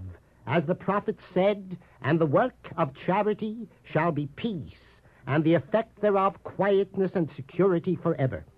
What would Maimonides have said of an appeal made not in the name of charity, without thought of material return, but in the name of humanity, country, and freedom, to be repaid with interest of two kinds? I am sure that Maimonides, who spoke so beautifully about charity, would speak to us today of an interest greater than a monetary return on our loans. Over and above all such material interest is the greater interest represented by the inheritance of a free world by our own children in coming decades. The true interest on our investment in this war bond drive will be the happiness of the next generation, which can be saved from the blight of war suffered by our own, will be the smiles of hundreds of millions of our fellow men who will be set free in our own days before our own eyes because of Lend-Lease made possible by our loans, and above all, in the happiness of our American homes and firesides, whose sons and daughters will be coming home sooner and in larger numbers, alive and unmaimed because of the speedier victory made possible by our loans.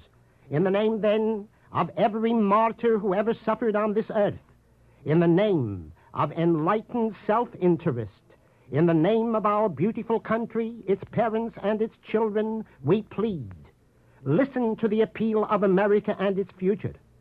Buy those bonds now, which will enable the world, under America's leadership, to see that age of peace, quietness, and security of which the prophets spoke and about which Maimonides wrote.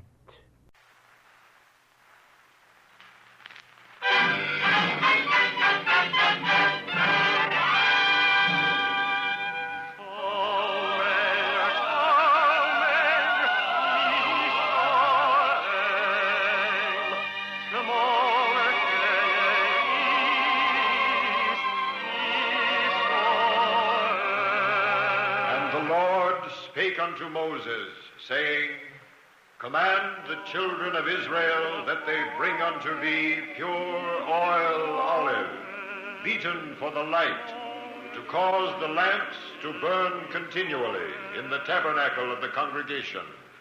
And it shall be a statute forever in your generation.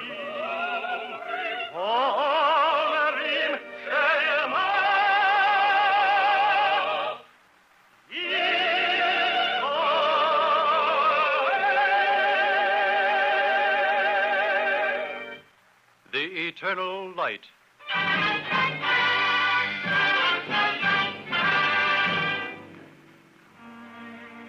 The National Broadcasting Company and its affiliated independent stations bring you Chapter 10 of The Eternal Light. This public service program is prepared under the auspices of the Jewish Theological Seminary of America.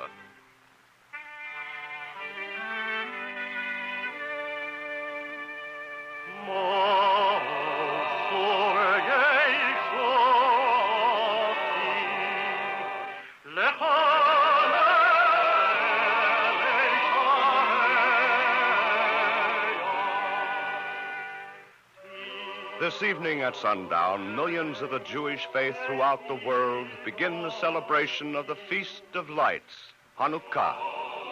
Our story today tells of the origins of this festival in a historic war of the Maccabees during the 2nd century before the Common Era.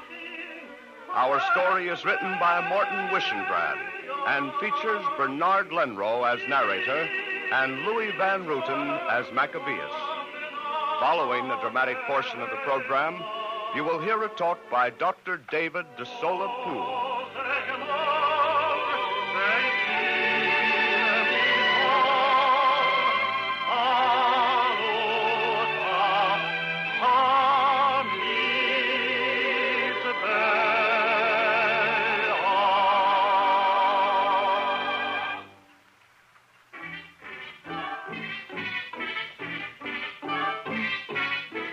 How far to the city of Modin? Half a league by the straight road. Rider, why are your garments rent? I bring tidings of evil. I come from Jerusalem. Jerusalem is laid waste. Children inside the house. Oh, where are you all of us inside, quickly? Rider, let me give your horse some water to drink. Rider, he'll fall. No time to lose. Thanks anyhow, my friend. What news, messenger? What is the news from the city? News of death. Thousands have been put to sword by the Syrians. Have they touched the temple? Can you hear me? What have they done to the temple?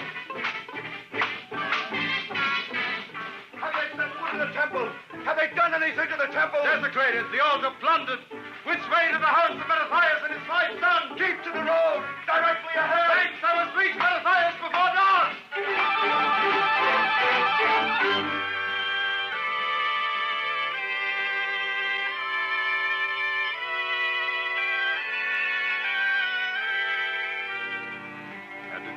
Pass in the days when Antiochus of Syria was king over a multitude of nations and ruler over Israel and Jerusalem, that a messenger raced toward the house of Mattathias the Hasmonean, who dwelt in peace at Modin with his 5 sons.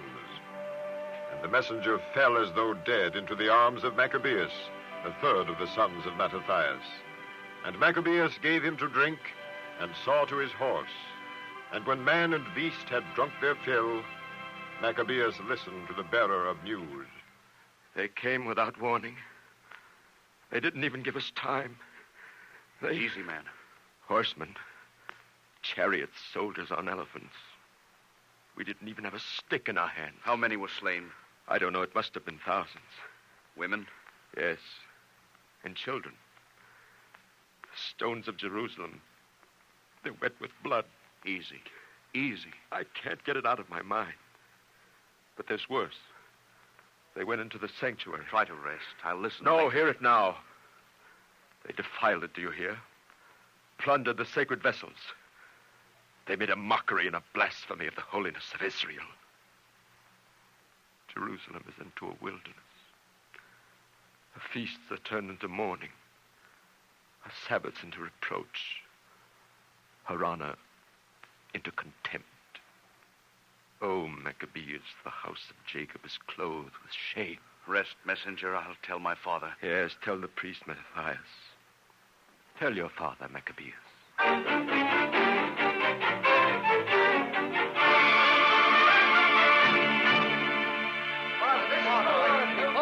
My sons, give me pause to think. There's a time for thinking, Father, but this is not the time. Perhaps you're right, Maccabees. This is a time for weeping. Let us lay aside our garments and put on sackcloth and cover our heads with ashes. Not weeping, Father. Not weeping, not wailing, not lamentation. Let there be lamentation among the enemies of Israel. Yes, let there be lamentation. Be still. Are these the sons of a priest of Israel who speak? Do we study war or do we study the law? Now we must study what our enemies make us study. After all, listen to me. Listen, all of you. You are my sons. You are the sons of the house of Jacob. Peace is your profession. If we are afflicted, let us render praise to the just God who afflicts us. It is his will. This is our punishment for evil. No. Maccabees. No, Father. Look at my hands. Unclench them, Maccabees. I will not. If I clench them, it is because God clenches them for me. Will you answer a curse with a kiss? I will bear no hatred in my heart. Will you see blood shed and lift no finger? Thou shalt not commit murder. Shall I see murder done? Father, murder must also be punished. Wait. Have I spoken wrong? No, Maccabees. But wait. All of you wait. It cannot be so bad. The messenger exaggerates. He is overwrought. But, Father... I command you. I am your father. I command you, wait.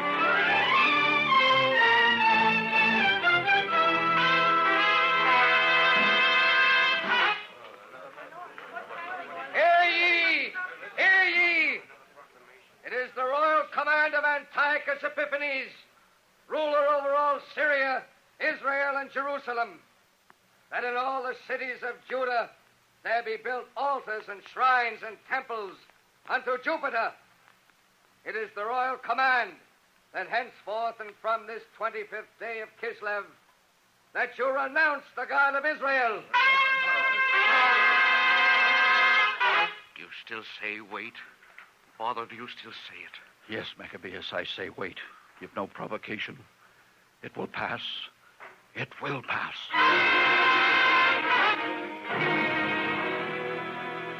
And we ordain that ye shall bring unto the altar the flesh of a burnt swine. Shall we still wait, Father?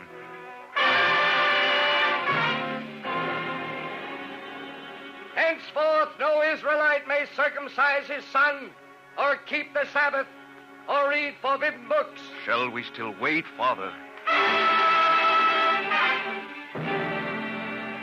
It is the royal commandment that those women who have circumcised their sons shall be put to death, and let their babes be hanged by the neck, and their houses be destroyed. How long shall we wait, Father? How long? The priest Mattathias bit his lip and rent his garments and put ashes upon his head. And he saw the blasphemies that were committed in Judah and in Jerusalem, and he spoke. Wherefore was I born to see the destruction of my people, and to see the holy sanctuary of Jerusalem given into the hand of the alien? Her vessels of glory are carried away in that captivity. Her infants are slain in her streets. O Lord my God, what nation hath not inherited her palaces and given possession of her spoils? Her adorning is all taken away. Instead of a free woman, she has become a bondwoman. Behold, our holy things and our beauty and our glory are laid waste and profaned. Wherefore should we live any longer? My sons, let us now mourn for Jerusalem.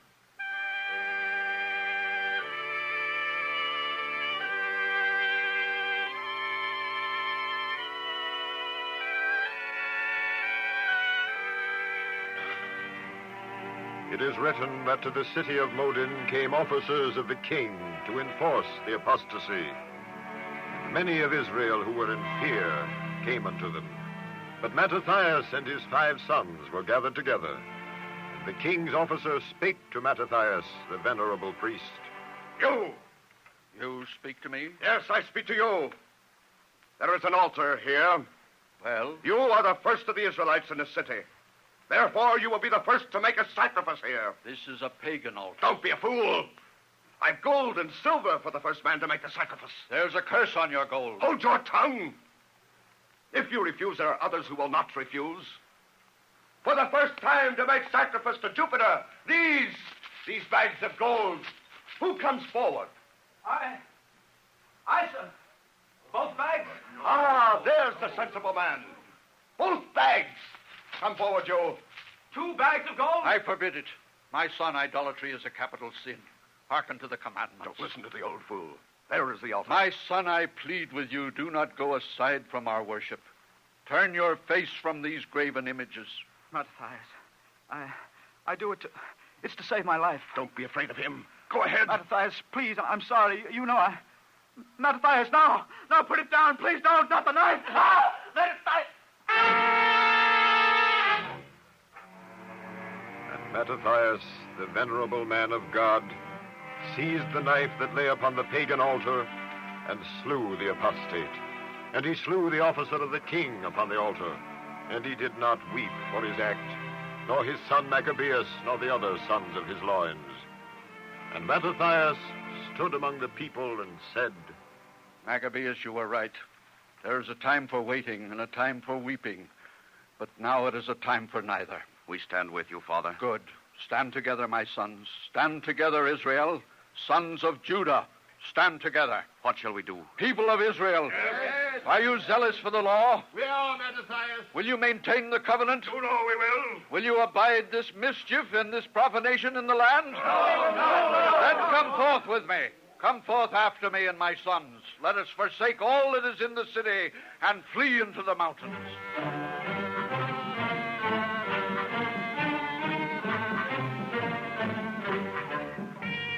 Then many who sought after justice and judgment went down into the wilderness to dwell there, they and their sons and their wives and their cattle, because evils were multiplied upon them. And the king's officers and the king's soldiers pursued them. They pursued them in their might, and while they did not overtake Mattathias and Maccabees, who had gone before, they came upon others in the secret places of the wilderness, and an officer of the king shouted a command. You there! In the caves, King Antiochus offers you clemency. We stay here. You're entirely surrounded. Come out, Jews. If we come out, will you let us go in peace? That's more like it. Yes, we'll let you go if you obey the commands of the king. No more of this stupid Sabbath observance. No more of your law. Today, the law is the law of Antiochus. Now think it over. We'll allow you to stay in your caves until dawn. Then we come after you. Think it over.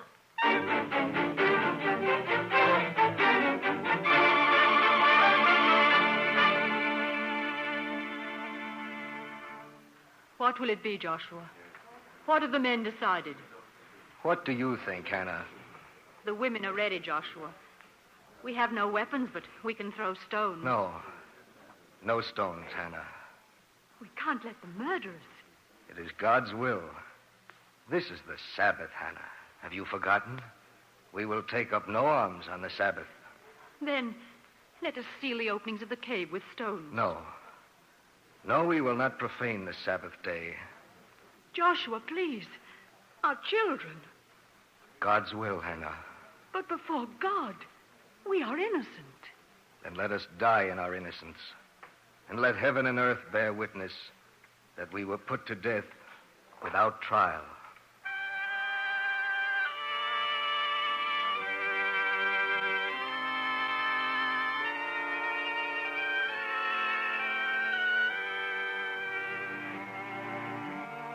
Thus, neither did they answer the Syrians, nor cast a stone at them, nor stop up the secret places of the caves.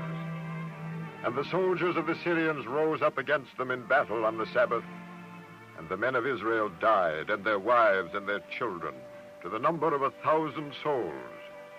And Mattathias and Maccabees and their men knew it, and they mourned exceedingly.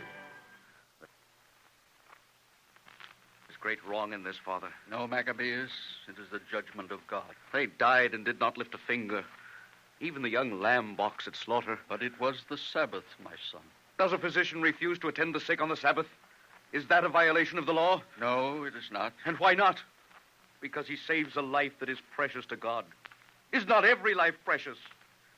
Shall we fight for ourselves and for our ordinances only 6 days in the week and submit to the sword on the 7th? I ask it of all of you. I say it is no violation of God's law to prevent ourselves from being destroyed. Very well. I cannot gainsay it. I am old and unto death. No, Father. Yes, it is so, and it is better. I know that the course you take is the true course. Israel, listen, hear me. I say, have pride. Have pride in yourselves. Rebuke the enemy. Submit no longer. Raise yourselves. Do not stifle your wrath. Kindle your indignation. I call to remembrance the deeds of our fathers which they did in their generations. Keep the covenant. Tremble not before the words of a sinful man. Be strong. Be firm. Show yourselves men in behalf of the law and avenge the wrong of your people. Render a recompense to the Gentiles and take heed to the commandments of Israel.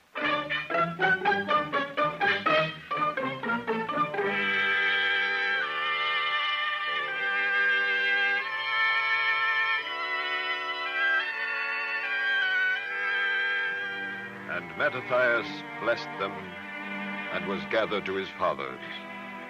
And his son Maccabeus rose up in his stead, and the people fought with gladness behind him.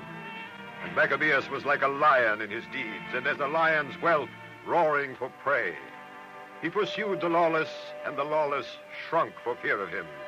And he angered many kings, and made Jacob glad with his acts. And he went among the cities of Judah, and destroyed the ungodly out of the land, and turned away wrath from Israel, while those who were ready to perish gathered together around him. They went forth together against a great host from Samaria, and they were victors. Great spoil fell to them, but Maccabeus would let none receive it. Take only the weapons. But there is gold here, Maccabeus. I say take only the weapons. You want it all for yourself? Put the gold down. I fought for it. Put it down, I say. Never. You'll have to take it from me. Oh! What a shame, Maccabeus. To strike your own soldiers. You're not my soldiers. No? No. You're soldiers of Israel. Soldiers of the law. Have you forsaken the words of the prophet? Woe to him who increases the possessions not of his own. The stone shall cry out of the wall, and the beam out of the timber shall answer it. Put it all down. You asked me to put it down so that you can take it up. Yes, I take it up. I take up the spoils, but not for myself. Have you forgotten the widow who weeps for her husband? Have you forgotten the old and the orphaned? I'm sorry, Maccabeus. I forgot. I'll remember now. Be sure you do. Be sure you remember who we are and what we are and why we are. Now help him up and go back to your tent.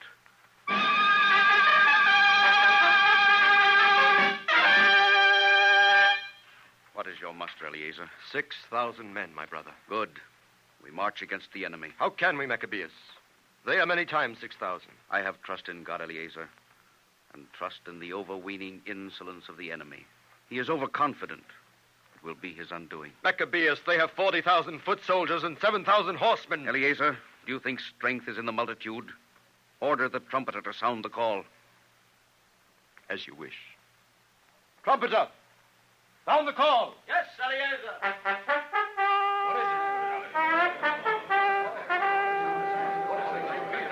Soldiers, my order of the day is written in the scriptures. Hear, O Israel, ye draw nigh this day unto battle with your enemies. Let not your heart faint, fear not, nor be alarmed, neither be ye affrighted at them. For the Lord your God is he that goeth with you to fight for you against your enemies, to save you. And the officers shall speak unto the people, saying, What man is there that hath built a new house and hath not dedicated it? Aye, Maccabeus. Then go forth and return to your house, lest you die in battle and another man dedicate it. If you please, Maccabeus, I will not go. I shall stay with my brethren. It is against the law. God forgive me, but I will stay. I give you thanks, Israelite. What man is there that hath planted a vineyard and has not used the fruit thereof? Let him also go and return to his house, lest another man use the fruit if he die in battle. None step forward, Maccabees. I see. What man is there that hath betrothed a wife and not taken her, or that is fearful and faint-hearted?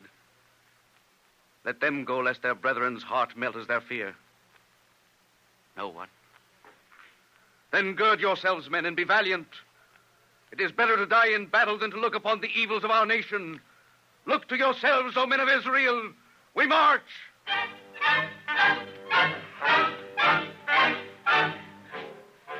The army of Maccabeus, the third son of Mattathias the priest, moved forth by night. And when the enemy came in his place and found no man, he laughed and said, "These men flee from us." And the enemy sought Maccabeus in the mountains.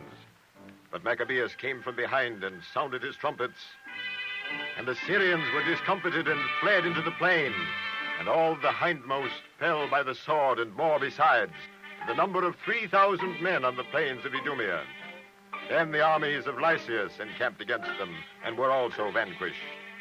And Maccabeus and the Israelites gave thanksgiving to God and went into Jerusalem, where the sanctuary lay desolate and the altar profaned and the gates burned up and the priests' chambers pulled down, and they mourned. Take the stones of the altar that is defiled and put them away until a prophet comes to give an answer concerning them. It will be done, my brother. Simon, you will see that they take whole stones according to the law and build a new altar. Yes, Maccabees.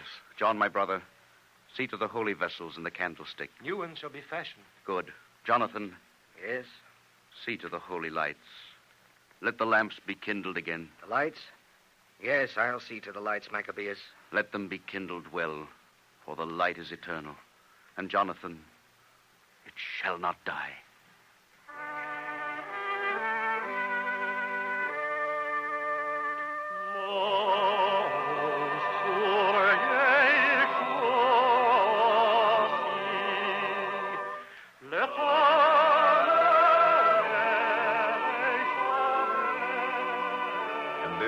Early in the morning on the 25th day of the 9th month, which is the month Kislev, and offered sacrifices according to the law.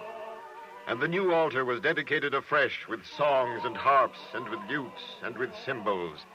And they kept the dedication of the altar 8 days, and there was exceeding great gladness among the people. And Maccabeus and his brethren and the whole congregation of Israel ordained that the days of the dedication of the altar should be kept in their seasons from year to year for the space of 8 days. And so has it ever been done with gladness and with joy.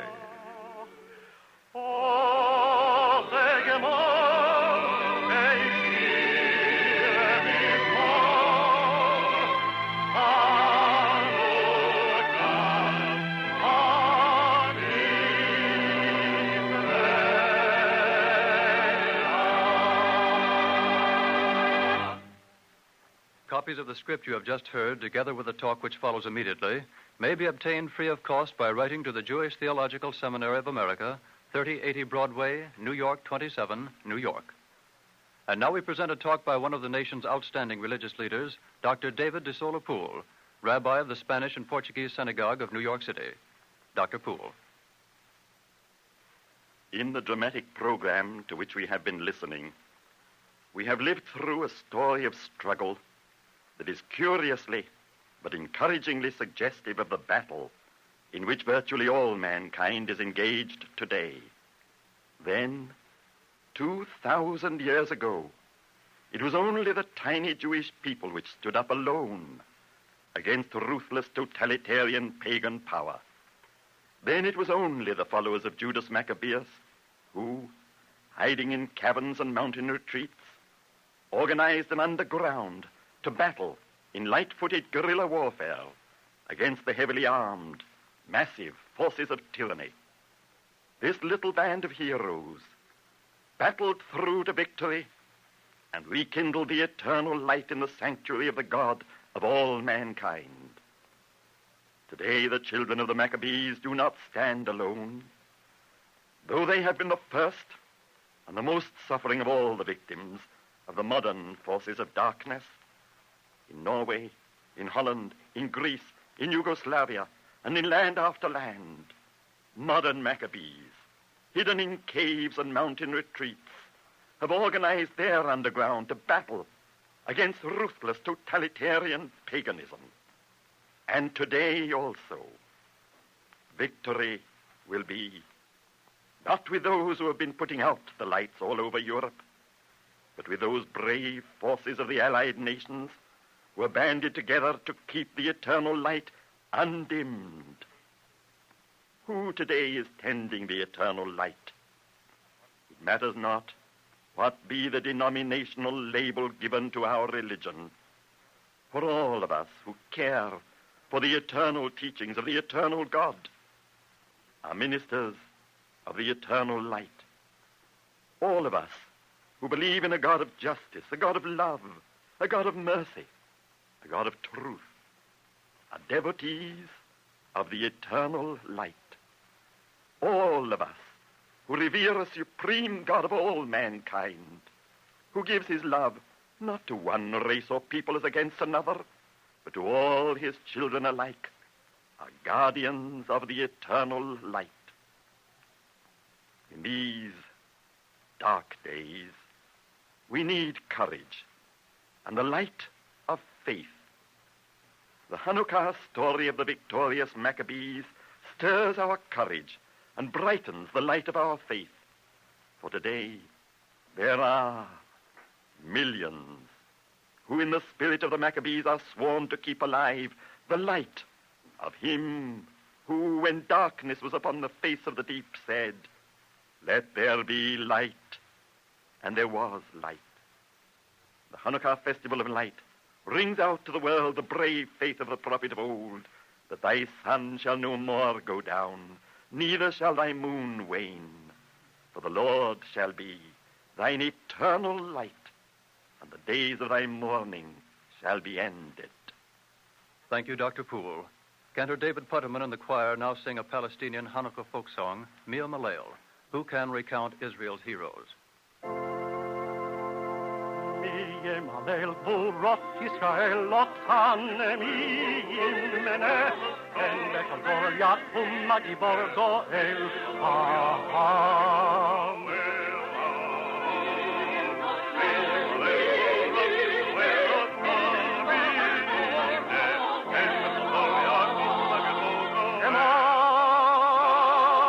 Bayamim Hohem Bagman Hazer,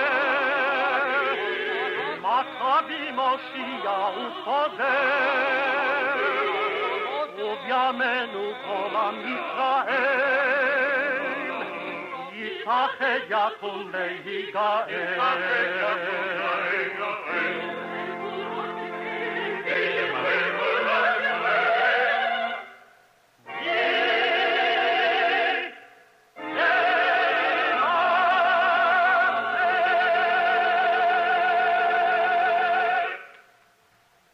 Today's script was written by Morton Wishengrad and featured Bernard Lenroe as the narrator and Louis Van Rooten as Maccabees. The music was composed by Henry Brandt and the orchestra was conducted by Milton Catums. Cantor David Putterman and the choir sang the liturgical music, and the speaker was Dr. David DeSola Poole. The entire production was under the direction of Ira Avery. This was Chapter 10 in the series, The Eternal Light, a public service of the National Broadcasting Company and its affiliated independent stations. This program was prepared by the Jewish Theological Seminary of America. Copies of the script may be obtained free of cost by writing to the Jewish Theological Seminary of America, 3080 Broadway, New York 27, New York. This program came to you from New York City. This is the National Broadcasting Company.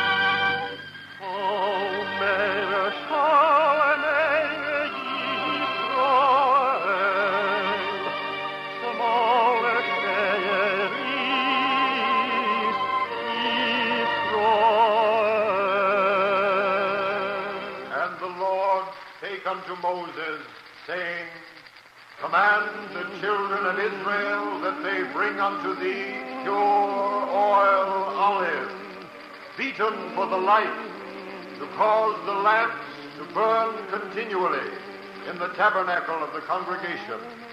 And it shall be a statute forever in your generation.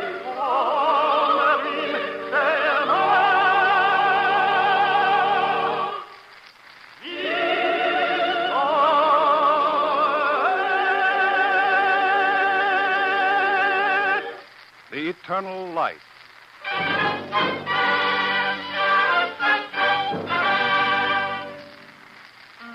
The National Broadcasting Company and its affiliated independent stations bring you Chapter 11 of The Eternal Light.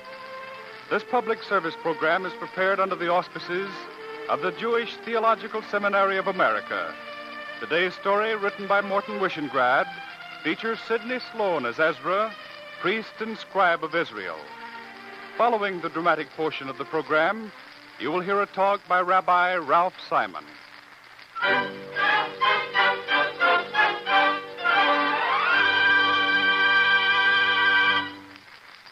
If I forget thee, O Jerusalem, let my right hand forget her cunning. If I do not remember thee, let my tongue cleave to the roof of my mouth.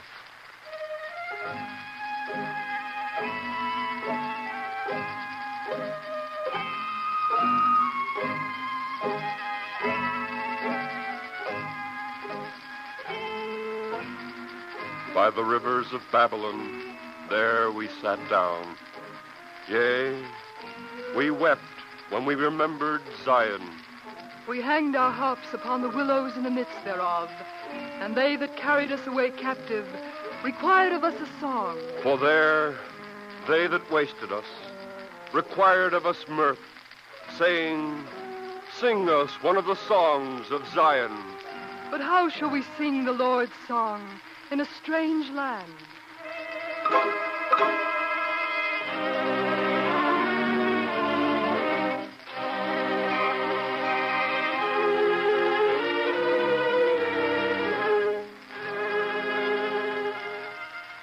I was a priest of Israel and a scribe of the law. Men called my name Ezra. I shall tell you a story of myself that you will not find written down. And yet it is a story that is not false. Only one thing must you know. In the court of the kings of Babylonia, under whose dominion the second Isaiah spoke, and the psalmist sang, and the book of Job was put on parchment, the tribes of Judah were captive and mourned for the glories of Jerusalem. I, Ezra, mourned also. Yet I found favor in the eyes of King Artaxerxes.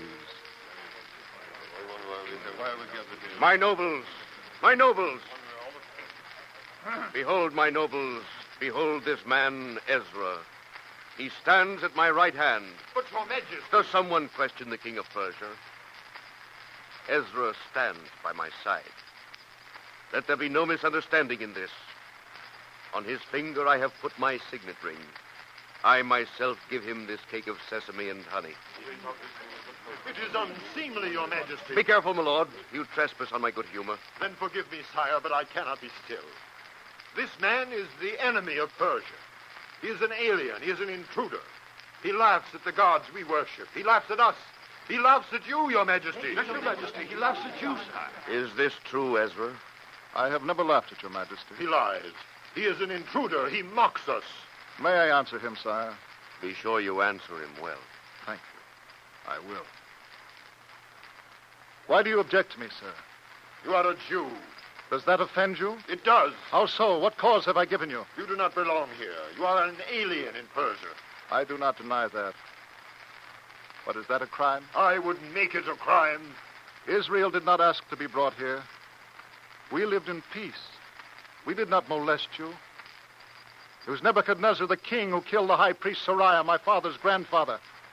Killed him in the temple of Jerusalem. Killed him and destroyed the temple. You see, Your Majesty, he has anger in his heart. What should I have? Your Majesty, is there greater cruelty than this? To hurt me, yet forbid me to cry out. Go on, Ezra. Once we were 4 million. Shall we thank you that the soldiers of Nebuchadnezzar put 3 million to the sword?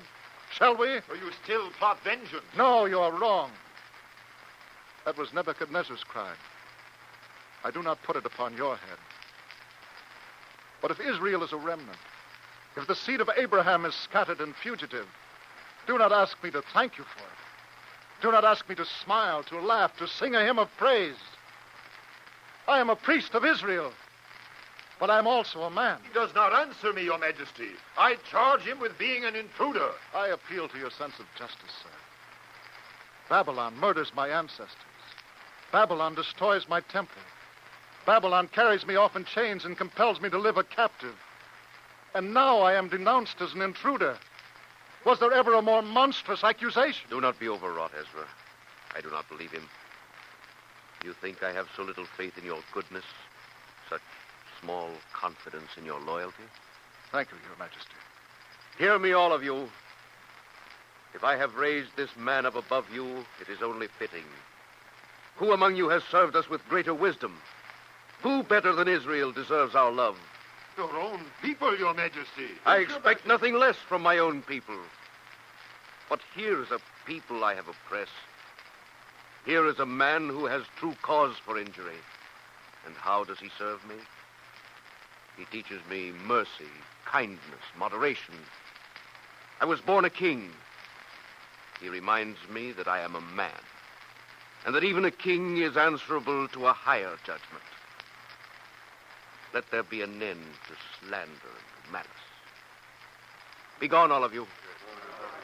Not you, Ezra. Stay. I would speak with you. I am grateful, Your Majesty. I am grateful to you, Ezra. We are better for your presence here, never doubt it. Thank you, sire. What is wrong, Ezra? Have I treated you badly? Your Majesty has been very generous. Then why do you look so? Persia's not such a bad place. The rains have stopped, the birds sing, the millet and the barley choke the fields. The river Euphrates is golden in the sun. What is wrong, Ezra? Your Majesty, a bird also sings on the ruins of the temple. Outside the gates of Jerusalem, there's also barley in the fields. And I could drink the waters of the Euphrates forever, sire, and still be thirsty for the Jordan. But, Ezra, you have everything here. Have I? I could have nothing in Jerusalem and be happier. Then you want to leave me, Ezra, is that it? I want my own home, Your Majesty. Persia's your home. My palace, my court, this is your place. No, Your Majesty. You know it is not. Can you know, sire, what it is to go on a road that leads away from the holiness of Israel? Can you know the misery of it, sire? But Ezra, my friend... I want Jerusalem, sire. Every bone in me cries out for Jerusalem. My eyes weep. My flesh craves her. My organs are numb with the longing. I want to stand in Jerusalem and lift the pebble in my hand and say, this is God's pebble. This is your place. These are your fields, your skies, your rain, your air. This is where you're no longer alone, cut off. This is where you must serve. This is where you must build. This is where you must teach. Oh, sire, Jerusalem is where I belong. I will not hold you, Ezra. Sire. No, I cannot hold you. Take whatever you want, whatever stores, gold if you wanted, anything. Go back to Jerusalem, yes. But Ezra, we shall miss you.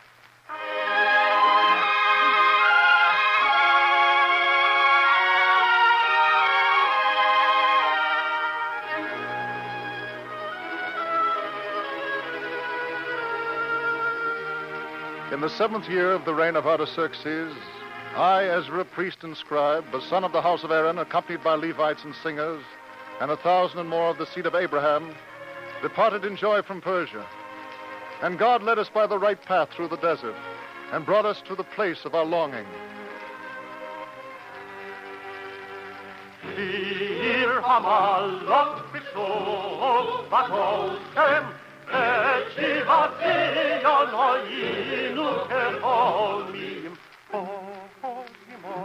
Do you wonder what they sang? We were like them that dream. Our mouth was filled with laughter and our tongue with singing. Oh, the Lord hath done great things for us, whereof we are glad. They that sow in tears shall reap in joy. He that goeth forth and weepeth, bearing precious seed, shall doubtless come again with rejoicing, bringing his sheaves with him. Oh, turn again our captivity, O Lord, as the streams in the south.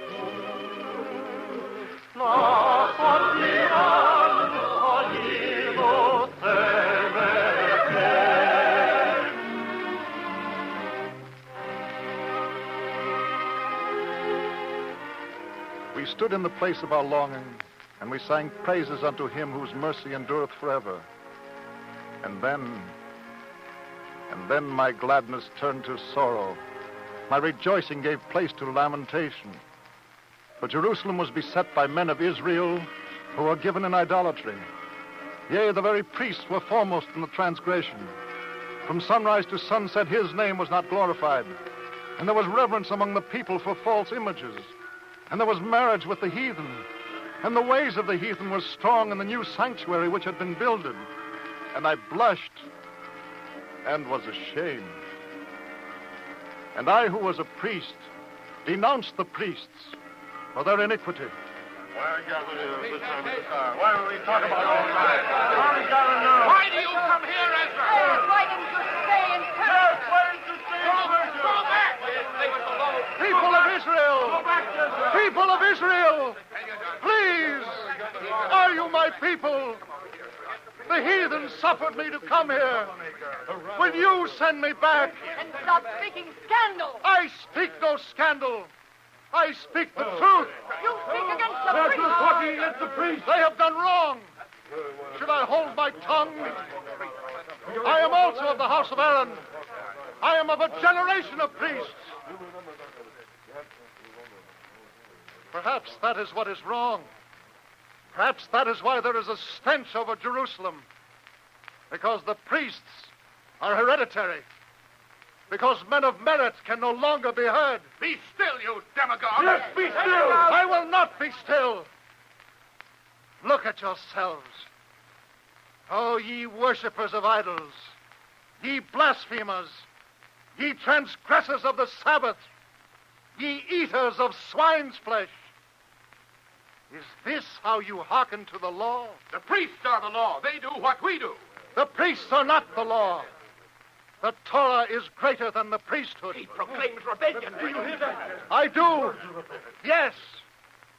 If to denounce the uncleanliness of Jerusalem is a proclamation of rebellion, I proclaim rebellion. I proclaim that the rich may not grow fat on the poor. I proclaim an end of wrongdoing, an end of injustice. I bring you a new dispensation. No more will the priests proclaim unto you the law.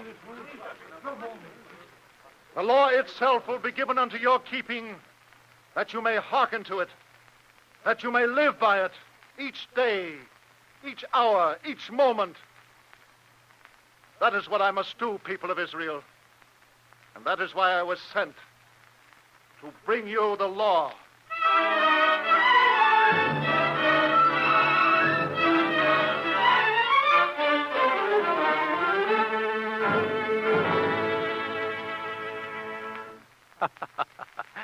Why, you're not a bad-looking fellow. What do you want? Oh, always suspicious, aren't you? They told me you had a tongue. I asked what you want. Oh, come now, my friend. Laugh. Stop scowling. It's a fine day. So I say. Ah, that's better, isn't it? Now, as one priest to another. So, you're a priest.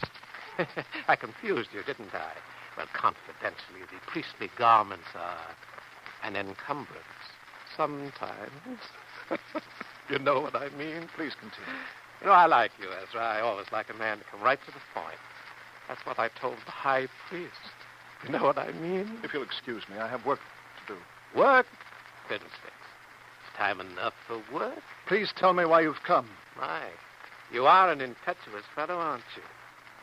You're more like some of these rabble-rousing prophets than a priest. You know what I mean? I'm beginning to. Yeah, I knew you'd see the point. What are you trying to do, Ezra?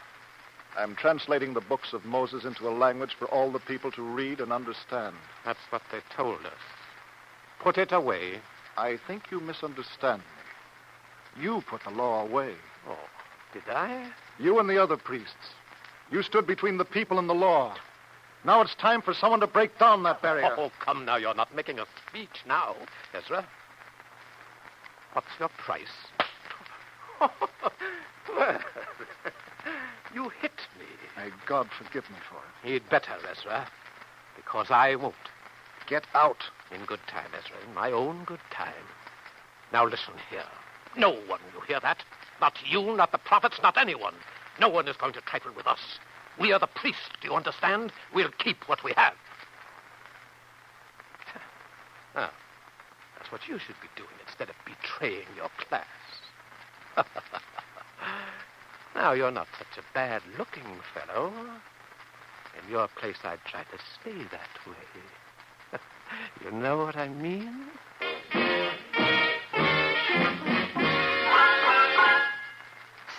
Ezra.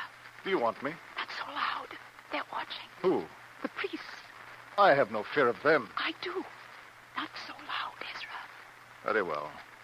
What do you want, woman? The people are with you, Ezra. And you whisper that? Don't whisper it. Shout it. Please. We're afraid. Maybe we shouldn't be afraid. All right, I'll tell you. The priests represent the rich men. They grow fat. They persecute us worse than the Persians. Go on, Ezra. Write the law for us in a language we can read. Go on, Ezra. Don't let them stop you.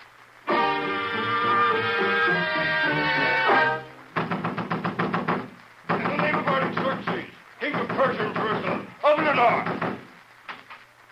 What do you want, officer? Your name, Esther? It is? It is reported that you are engaged in seditious enterprises against His Majesty.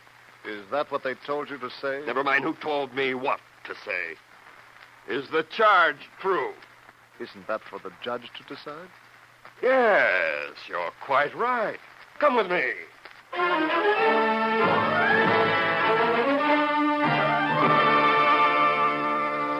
And you say that your entire time is devoted to a writing of the Hebrew law? I am only transcribing the law, Your Honor. It is the law handed down by Moses. That does not concern us. How can you prove that your writings are not subversive? I cannot, Your Honor. They are subversive. Ah, then you admit the charge. Only insofar as the Holy Scripture is subversive of wrongdoing and evil. Artaxerxes is my benefactor. I would do nothing against him. Can you prove that? Only my word, sir. Or, perhaps this parchment. Give it here. And Xerxes, King of Kings, unto Ezra the priest, the scribe of the law of the God of heaven, so forth, so forth. It is a safe conduct, Your Honor. Oh, I see. And whosoever will not do the law of thy God and the law of the king, well, then, Officer. Yes, sir. Arrest the accusers of this man. If you please, sir. How so? Leave them, sir. I have not used this paper until now. Pray God I shall never use it. What is between me and Israel shall remain between me and Israel. I ask you not to intervene, Your Honor. But these men would kill you. I despise them for it. Then you have them killed. It's in your power. No, Your Honor. Shall I do to them what I despise in them? Shall I become like them? I don't understand you. I'm sure I don't. But it's your affair. Next case.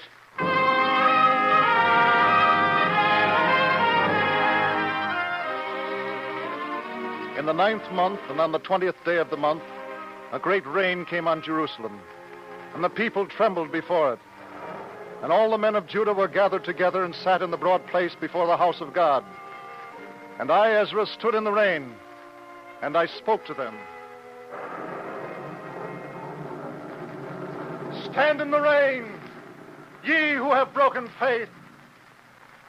Let the waters of heaven wash you clean of your guilt.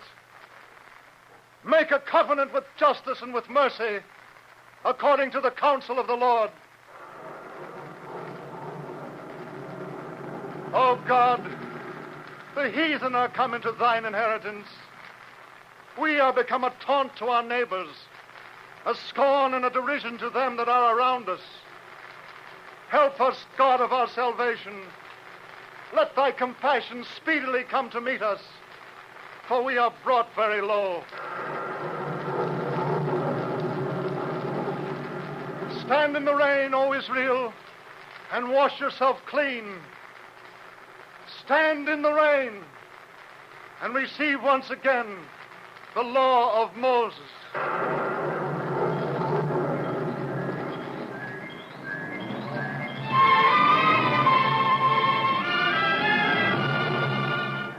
You can't keep me out of the temple. I'm an Israelite. I'm a priest of the temple. You don't enter. Go back to Ezra. How can we cling to Ezra? The temple is forbidden to us. Don't lose heart. I'll go to Ezra now.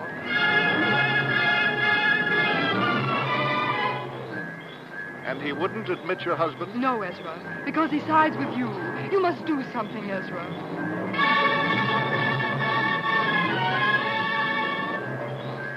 So you came, Ezra. I warned you you'd come to me.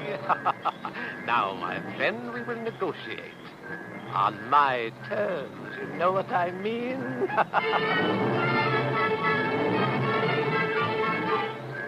Shall we stay away from the temple? Whatever you say, Ezra. I know what to do. Tell the people to assemble.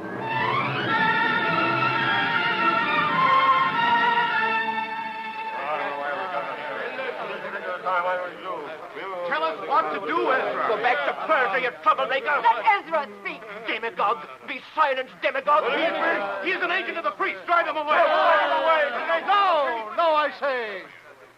Let him stay. Let everyone stay. Today, the people of Israel decide what to do. I came to Jerusalem and found great mischief. And I saw that the evil came from the hereditary priesthood. Now I have given you back the law of Moses. No priest will stand between you and the law from today. But the priests do not admit us to the temple. That's what you get for listening to demagogues. Right. Be quiet. No, let him speak. Well, speak. You see, he will speak only to interrupt, to confuse, to incite to riot. People of Israel, why do you lament? Can a priest shut God from you as you would shut a door? God is in you, or else you cannot know him. He needs no priestly intercession. If the temple is closed against you, open your hearts wider. And now there is something else you must do at once. What, Ezra? You will build a house of prayer. Not a house of sacrifice, but a house of prayer. You will build many such houses, and you will stand in them each morning and night, and on the Sabbath, and on the days of the festivals, and you will hold the law of Israel in your hand, and you will speak to your God with your own tongue from your own hearts. And you will call this place your synagogue, a place of leading together, a congregation, a place for the people. Thank you, Ezra. Today, the people come into their inheritance. Let it be so. Let it ever be so. For the inheritance of man is righteousness. And righteousness shall come to the just man who is free to walk as he wills in the path of his God.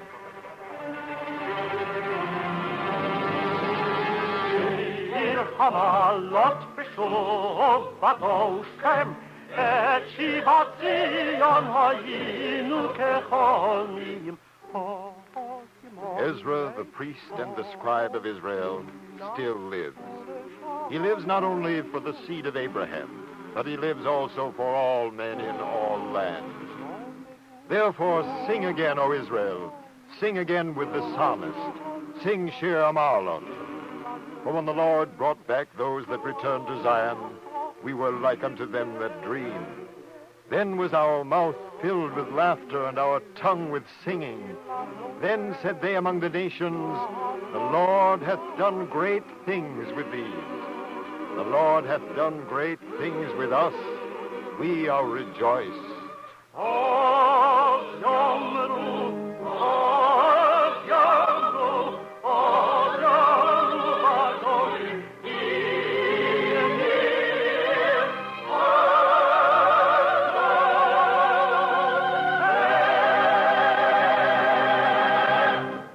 we take pleasure in presenting a brief talk by Rabbi Ralph Simon of Congregation Rhode Tzedek, Chicago, Illinois, who speaks to us from Chicago. It is difficult for modern men to realize that those institutions which we take for granted today are in reality the products of some great revolution that once took place in man's thinking and conduct. The synagogue and its spiritual descendants, the church and the mosque, represent a radical departure from ancient man's conception of a place of worship. The synagogue had no direct ties with king or state. It was one of the earliest democratic fellowships of men who recognized no higher authority than God. It was essentially a free assembly created for the purpose of maintaining a place where God could be worshipped in accordance with the dictates of the individual conscience. Its spirit was the divine promise given to Moses. In every place where I cause my name to be mentioned, I will come unto thee and bless thee. The house of prayer stands as the living symbol of the power of the free human spirit to reach out to God and to find him. It is for this reason that it was not always accorded the same treatment. Where men were oppressed and enslaved, their churches were likewise controlled or entirely suppressed. Where men enjoyed freedom, they also had the right to build for themselves churches of their own choosing. Our own country had its very beginnings in the search for a place where they could worship God without interference. What sought they thus afar? Bright jewels of the mine, the wealth of seas, the spoils of war?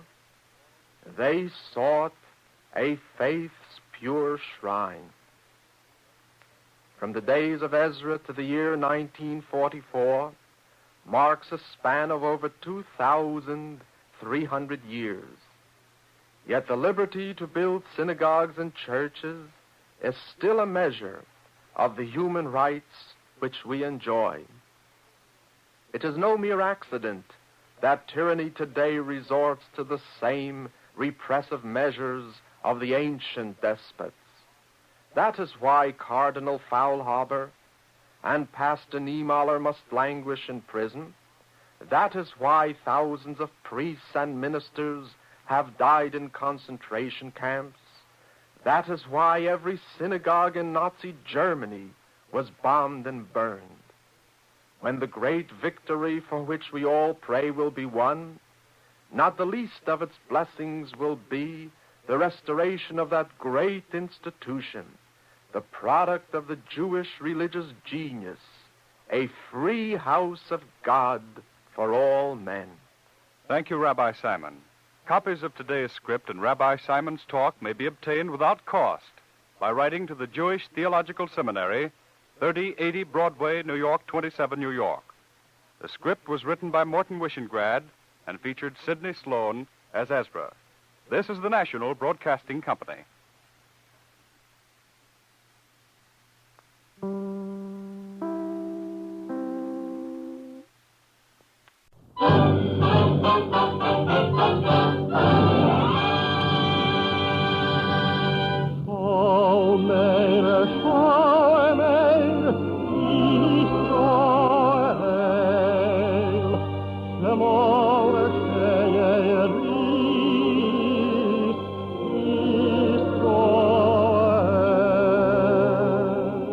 And the Lord spake unto Moses, saying, Command the children of Israel that they bring unto thee pure oil olive, beaten for the light, to cause the lamps to burn continually in the tabernacle of the congregation. and it shall be a statute forever in your generations.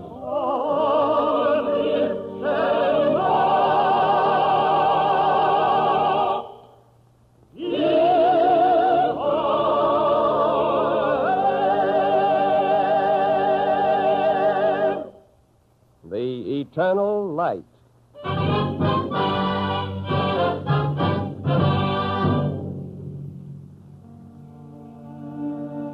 The National Broadcasting Company and its affiliated independent stations bring you Chapter 12 of The Eternal Light. This public service program is prepared under the auspices of the Jewish Theological Seminary of America. Today's story, written by Morton Wishengrad, is entitled The Vineyard of Yabneh and features Rod Hendrickson as Yochanan ben Zakkai. Following the dramatic portion of the program, you will hear a talk by the Honorable Louis E. Loventhal.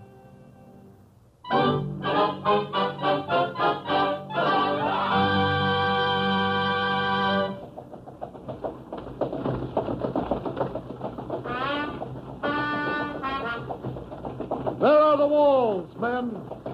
The walls of Jerusalem.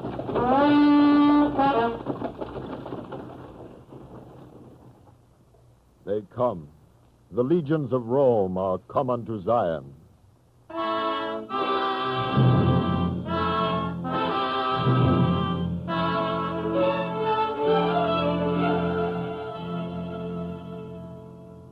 Proudly with banners, the Roman legions of Vespasian and Titus are come with the sword unto Jerusalem.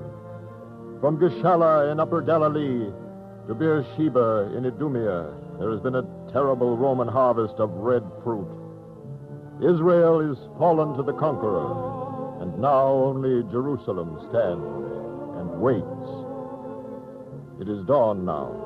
On Mount Moriah, the holy temple glitters in the sun like a hill of snow. The temple still stands.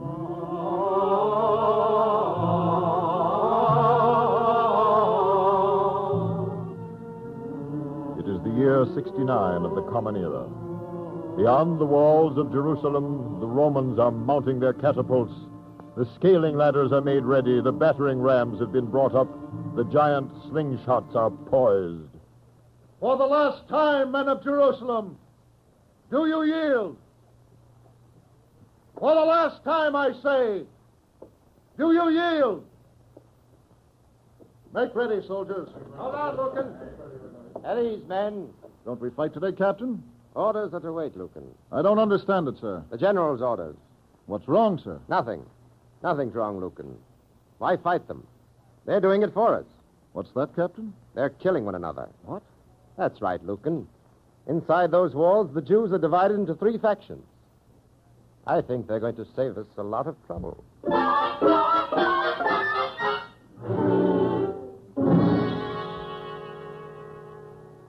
Yochanan ben Zakkai, where do you stand? This book, Eliezer. This is where I stand. Answer my question, Rabbi Yochanan. I thought I answered. Don't spout the Torah to me. You've got to take a stand. You're for the zealot cause, put a sword in your hand. You're with the pro-Roman patrician faction. Well... Then you'll put a sword in your hand. Is that what you mean, Eliezer? Exactly, Yochanan. We've killed 5,000 already. We'll kill 10 times 5,000 if necessary. I believe you would. Where do you stand, Yochanan? I have already told you. With the Scripture. That isn't good enough. Pacifists don't deserve to live. Only people who are ready to kill deserve to live. You find that in the Torah, Eliezer? Never mind where I found it. The Romans are outside the walls. We're fighting. What are you going to do? You have no objection. I'll stay right here and study the law. You seem to misunderstand, Yochanan. I do have an objection. If you're not with us, you're against us. No different from the Romans. Make no mistake about it, Yochanan. We're going to save Jerusalem. I'm afraid you can't, Eliezer. No? No, you can't save Jerusalem. Because Jerusalem is doomed.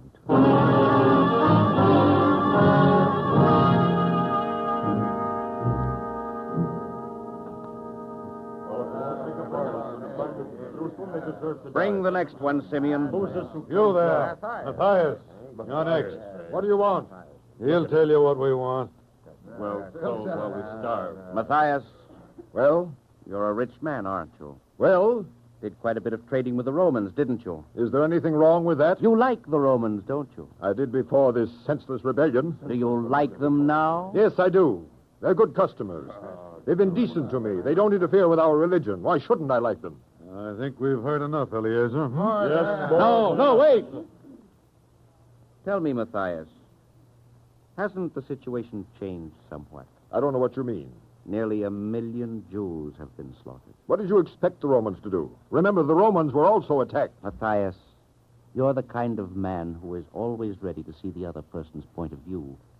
Don't you have a point of view of your own? You would not be interested, Eliezer. Come now, of course I am. We all are, aren't we, men? Yeah, all right, I'll tell you. You think I side with the pro-Roman patricians. You won't believe me, but I don't. I take a moderate point of view. I believe that the Romans are entitled to fair taxes. They build roads for us, they police our cities, build new harbors. It'd be better if they weren't here. Since they've been here for a long time, I say make the best of it. I see, Matthias. You're strictly impartial on the side of the Romans. You can laugh. I believe in our own homeland also. But I don't want to rebuild it with blood. I don't think that's the way. Just as you said, Matthias, you're a moderate. Yes, Eliezer. Just as I said. Simeon. It's right here, Eliezer. Attend to this moderate man, Simeon, like a good fellow. I'll do that. All right, Matthias. He'll be gentle. That's what I'm called. Gentle Simeon. Too bad, Matthias. The trouble with this world is that moderate people are too expensive a luxury. I hope it turns out better for you in the next world. Take him along, Simeon.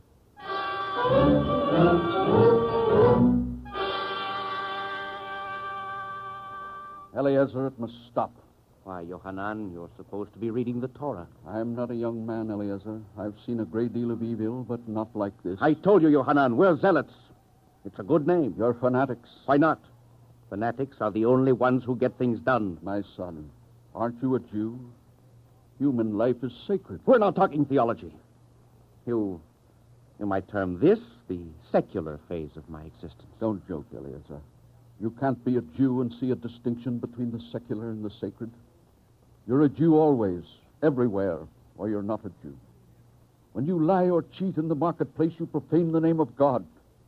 When you kill innocent men and women, you're a blasphemer and a murderer before man and before God. Be careful, Yohanan. No longer time to be careful with men like you. I said be careful. Your hands are covered with blood. Why not? I've done it to save the temple, to save Jerusalem, to save Palestine. You besmirched the temple. You traduced Jerusalem. I'm a patriot, you milksop. You wouldn't understand that. You're mistaken, Eliezer. I understand patriotism. It can be the most elevating impulse in the human heart. But with men like you, it has become something festering and malignant. Incurably evil. Yohanan, I've killed a man for less than that. Then why don't you kill me and be done? You're the great Hillel's disciple. You see, I'm still enough of a Jew to respect learning. It's all confused, isn't it, Yohanan? Nothing's white, nothing's black, everything's gray and dirty and not good. I think I'll go to the temple and offer a sacrifice. Perhaps that will help. You can't buy atonement, Eliezer. Perhaps not, Yohanan. But a man can always try.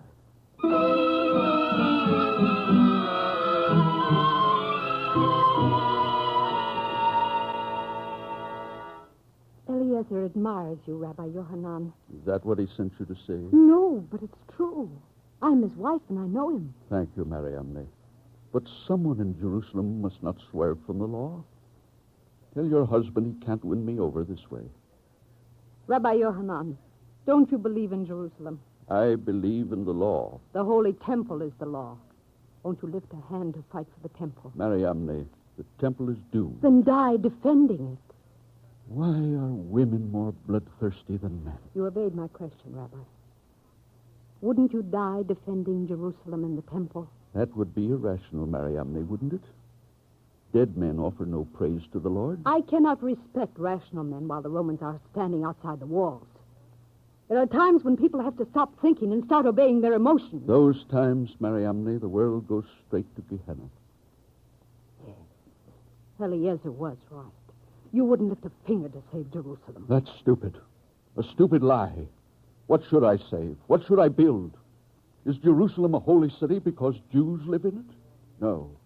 It's holy because the law of righteousness is observed in it. Every righteous city is a holy city.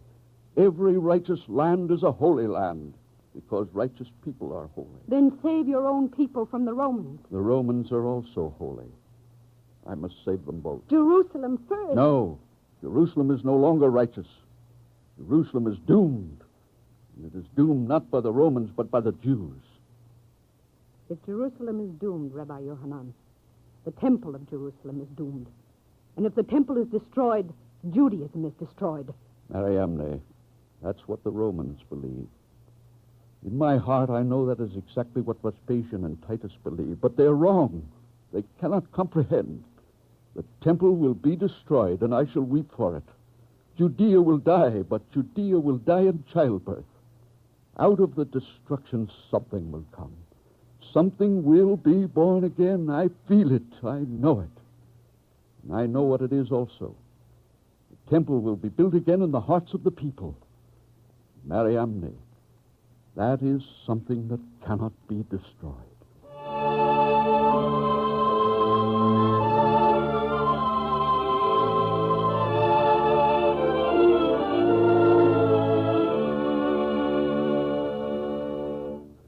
Yes, all right, Eliezer sent me. What I'm saying is true. There's no food left. The water's gone. My lips are dry, Simeon.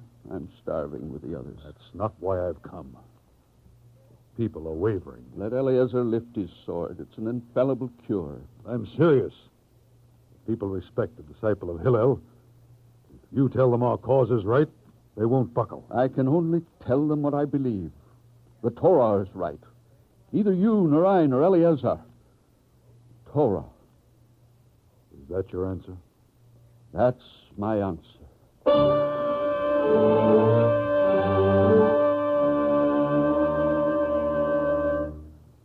I've killed so many waverers, Yohanan, my arm is weary. You come to tell me that? Yes, I've come to tell you that. Get out. I need your help. Get out. We're going to win, you hear? With your help or without it. Eliezer, I said get out.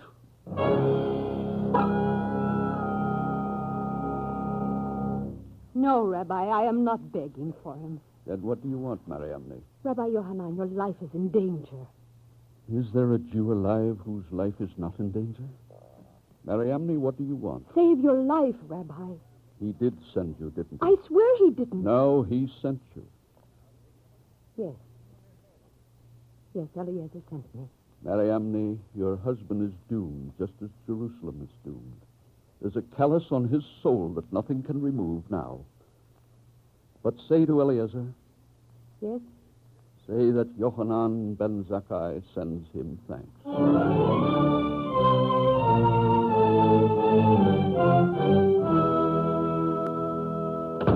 We came as quickly as we could. There's fighting in the streets. Sit down. I know about the fighting. Joshua. Yes, Rabbi Yohanan. Don't answer hastily. If I asked you what in all Jerusalem you would save if you could, what would your answer be? The Holy Temple. Do you think the temple can be saved? No. Do you, Ben Battaiah? No, the temple is surely lost. Then what would you save, Ben Battaiah? One thing? Yes, one thing above all else. The Torah. Because that is the one thing above all else. I prayed all night that would be your answer. It can be saved. To save it, a scholar of law must escape the city. You, Rabbi Yohanan? Yes, Ben Battaiah. I. The Romans respect the law of Israel. For the present, at least, they do not interfere with its study or its practice. But how can you leave? You'd be killed before you reach the first gate. Think, Joshua. There's nothing to think. The only ones who leave are the dead. Yes. Joshua, that is how I must leave. As a dead man. No, Rabbi Yohanan, you must live. Ben Battaiah, I can be dead yet alive. You mean... Yes. It's dangerous, but it's worth it. I shall pretend illness. Only you and Joshua will attend me. Then you will tell them I'm dead. You will take me for burial outside the gates of the city. It's dangerous. The slightest sign, and they'll... Then I shall be certainly dead. Will you help me? Yes, Rabbi Yohanan. And I. Good. I've debated this step with myself. I've asked myself if it is cowardice to flee a doomed city. I've been tortured by the thought that I'm deserting my people. My heart says stay. My mind says go. And for the good of Israel, I know I must follow my mind. Joshua ben Bettiah, be with me. I need your help. I must practice how to die and how to live in death.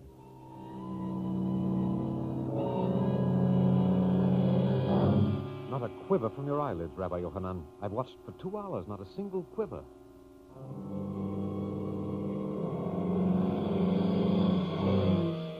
It's incredible, Ben Bettiah. Even the feather on his lip doesn't move.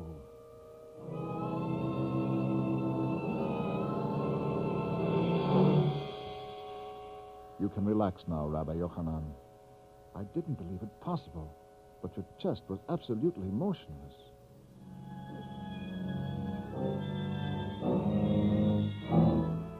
I must be completely trained.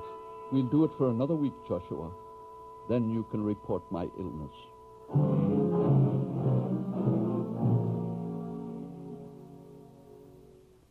I've brought some palm cabbage for Rabbi Yohanan. But you'll starve, Mariam. I am just another woman. He is a great man. He must not die. I'm afraid... Is it so bad? Yes, it's the cholera. Oh, let me see him, please. No. You'd take the contagion. I don't care. I thought I hated him once, but I don't care now. Let me help him. I'm a woman. I know about such things. No, Mariamne. We're grateful, but no one can see him. It's too dangerous.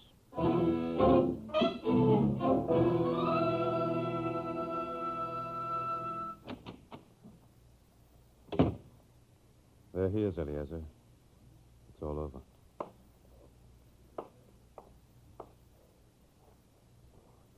He was the only man in all of Jerusalem who made me feel ashamed. He asked me to say that he forgives you. Did he? It's like him. We must say the scholars Kaddish for him, then. Not now, Eliezer. It isn't proper. I thought it... Very well, if you say so. There's something you can do for us, Eliezer. Yes? For him. His last wish was that he be buried outside the walls of Jerusalem. Did he wish that? Yes. He said he wanted to sleep where there would be peace, not bitter memories. Very well, Ben Bettiah. I'll give the order to let his coffin be carried out. How about the Romans? Don't worry, we'll signal them. This evening, Ben Bettiah, just before sundown, my men will let you through the gates.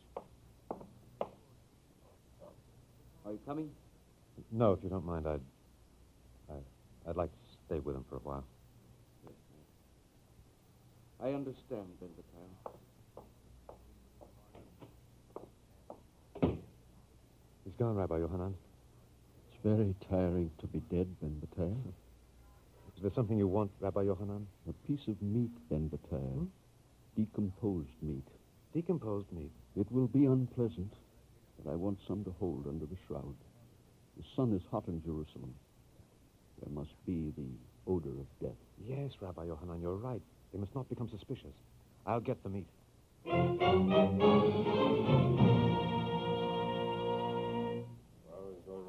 Stop right there! We have a pass to go through the gates. Nobody goes through these gates. Nobody, dead or alive. We have a pass from Eliezer himself. Hand it over. There it is. Now, this is his writing. What do you think of this, Mordecai? I don't like it. Well, it's his pass, isn't it? I still don't like it. Says here, black on white, safe conduct for one dead man and burial party. If he's dead, he doesn't need a safe conduct. He's got one already. This is a poor time for a joke. Oh, excuse me. Can we go through? Wait. You sure he's dead? You don't have to trust me. See for yourself. I think I'll make sure he's dead. Mordecai, your dagger. In God's name, here it is. What are you going to do? Stab him. Only once or twice. But why? Just to make sure he's dead. You can't do that. No? No, this is Yohanan ben Zakkai, the disciple of the great Hillel. I wouldn't care if he was the disciple of the great Moses. Get out of my way. But he's the great master of the law. I just want to make sure he's the dead master of the law. All right. That's how you feel? Yes, that's how I feel. But But what? think of the Romans. That's just who I am thinking of. Think what they'll say. They'll say the soldiers of Israel don't take chances with traitors. No, that's not what they'll say. No? Of course not. They'll say, see, these Israelites have reverence for nothing. They fight on their Sabbath, they kill one another, and they even violate the dead body of their greatest scholar. Yeah. Didn't think of that. Well, all right, take him through the gate, but you and this man... You mean me? Yes, both of you stay here. You're not dead. Mordecai and I are going to carry him through. On the tower there! Raise the truce banners! Here's a dead body we're going to leave for the Romans to bury.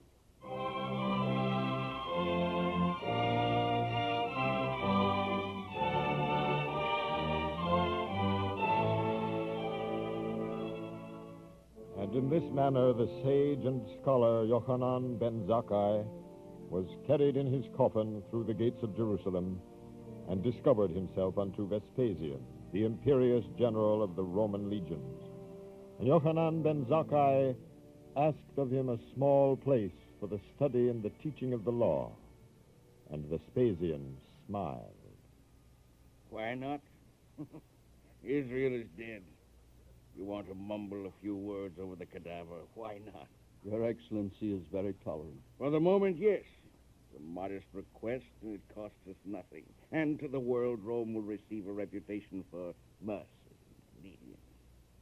That's how empires are built and preserved. And I will build and preserve another empire, Your Excellency. Personally, my dear fellow, I think you're a fool. But a harmless fool. You have my permission. Do what you want. Then I shall go to Yabneh, Your Excellency.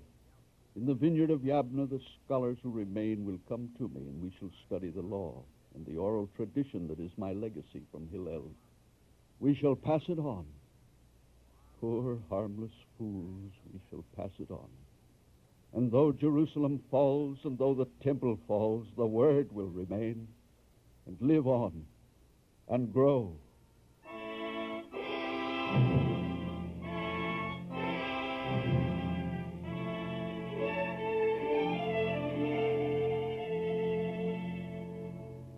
In the year 70 of the Common Era, the Romans battered through the defenses of Jerusalem. Titus, the son of Vespasian, gave orders that the temple be spared, but a Roman soldier flung a burning torch, and the temple burned to the ground. The temple burned, and there was weeping in Jerusalem and among the people of the diaspora. Yet in the vineyard of Yabneh, Rabbi Yochanan ben Zakkai preserved the law.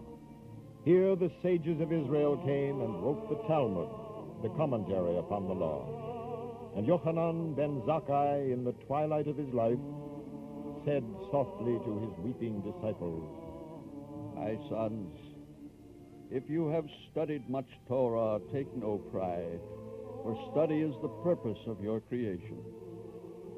Now remove the vessels from the house that they may not be defiled when I die. Hear, O Israel, the Lord our God, the Lord is one.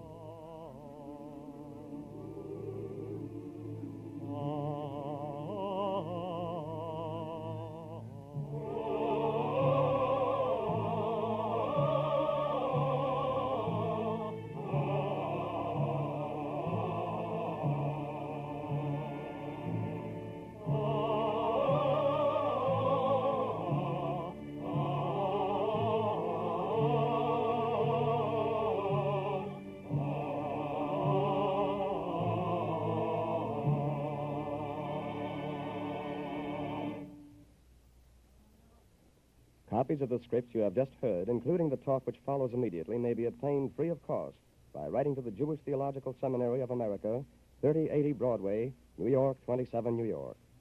And now we take pleasure in presenting a brief talk by one of the nation's prominent Jewish laymen, the Honorable Louis E. Leventhal, who speaks to us from Philadelphia.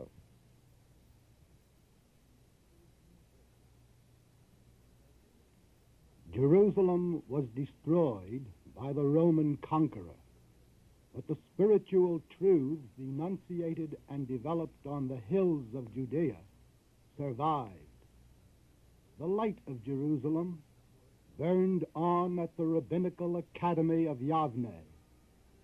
That light has ever since been faithfully and lovingly tended in Jewish schools, seminaries, and synagogues throughout the world. When we Jews stand in our houses of worship, we bow toward Jerusalem, the city of the kings and judges of Judea, the city of the prophets and sages of Israel.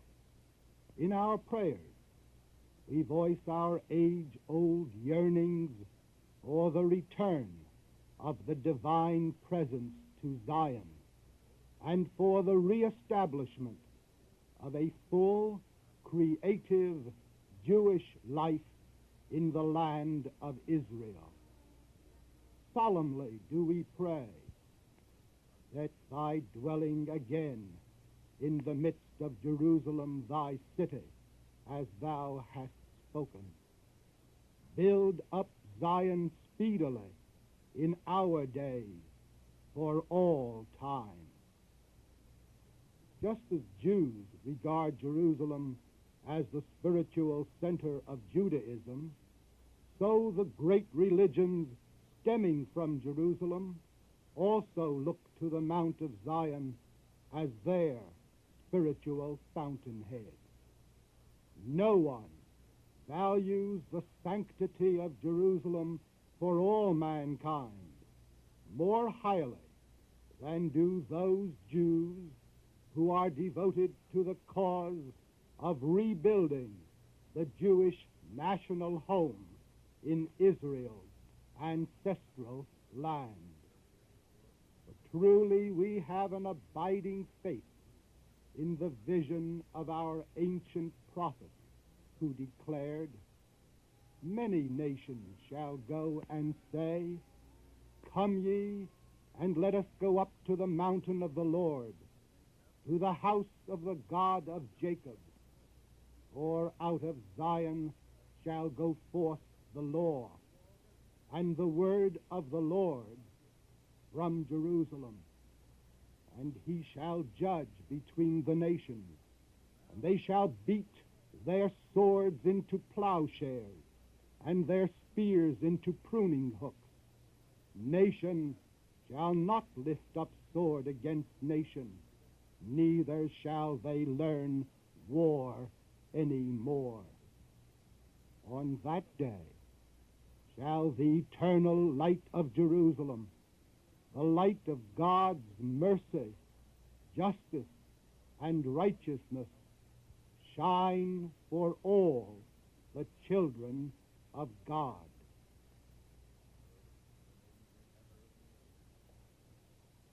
Thank you, Judge Leventhal. Copies of today's script and Judge Leventhal's talk may be obtained without cost by writing to the Jewish Theological Seminary of America, 3080 Broadway, New York, 27 New York.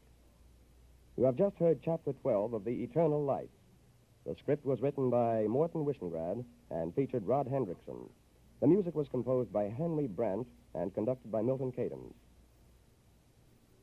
The speaker was the Honorable Louis E. Leventhal, and the entire production was under the direction of Ira Avery.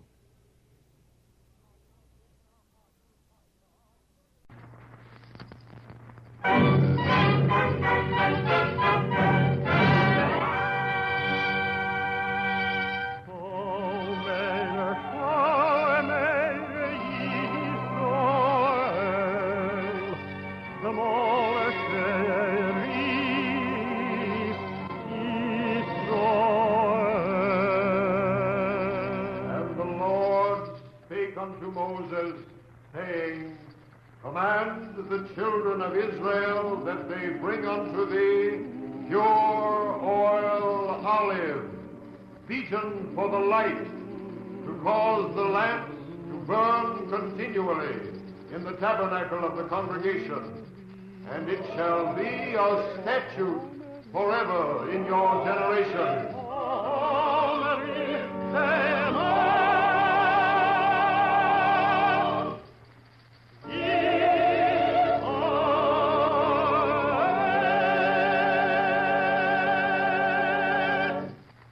The Eternal Light.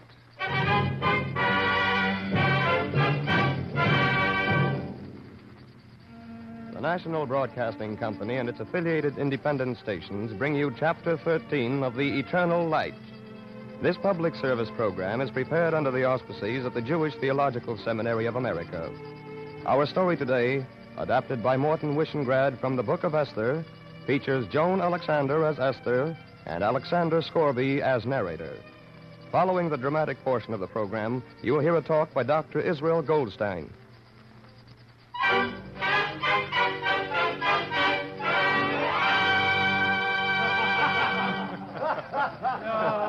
Esther, bring the wine to the table. The wine is already here. Today, Esther, you may bring more wine. We're an abstinent people, but all things in their place. More wine, Esther. Very well. I'll bring it. Don't have such a long face. We shall not drink much. Only enough so that we can no longer distinguish between cursed be Haman and blessed be Mordecai. Come, my friends, it's a day of festival. Sing. Let's all sing.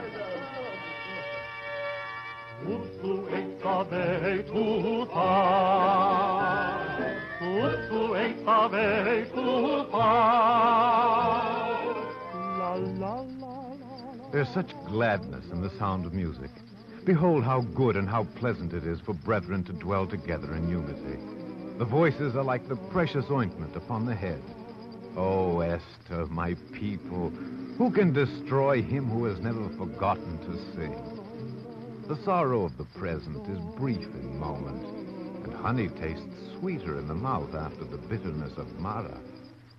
And if there has been much bitterness, surely there will be sweetness also, and kindness and love. Therefore, let me borrow from the past and make this a season of festival. I shall tell you a story of another Esther, a story of Esther the Queen. And pray, may you find it good.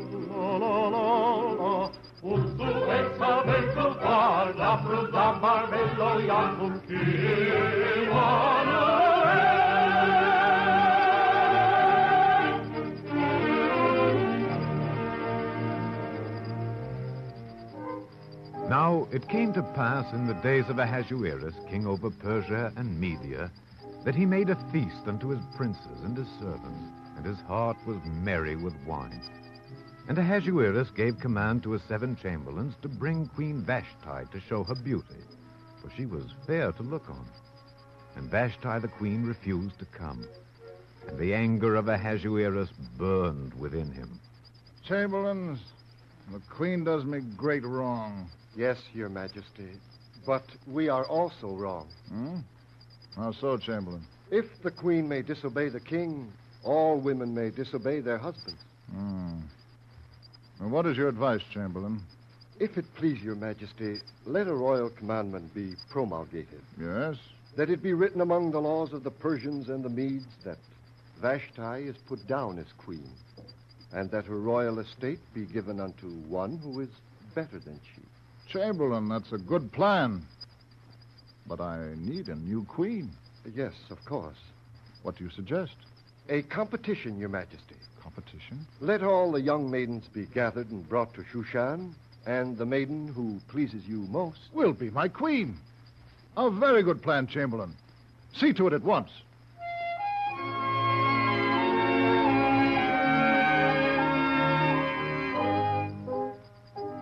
The thing pleased the king, and it was done.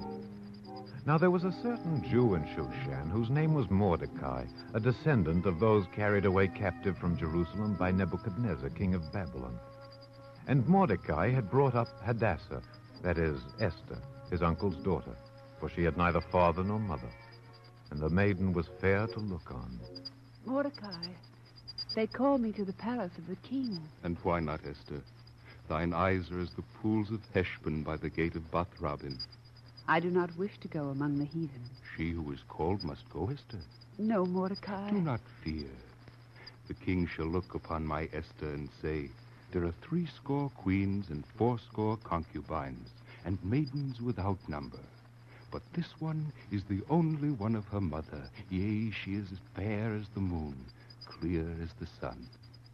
Very well. I shall go, Mordecai. May God be with you. But I charge you one thing. Do not reveal your people, Esther. Do not tell them you are a Jew.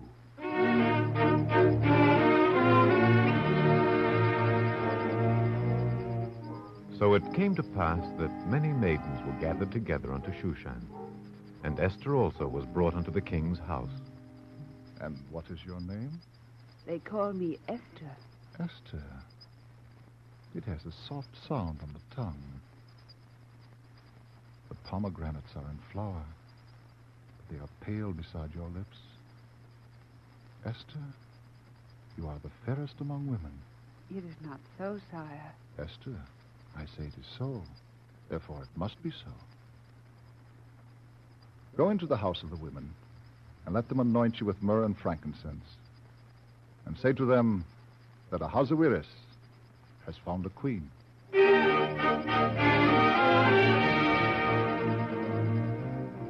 Now Esther had not showed her kindred nor her people according to the commandment of Mordecai, and she found grace and favor in the sight of the king.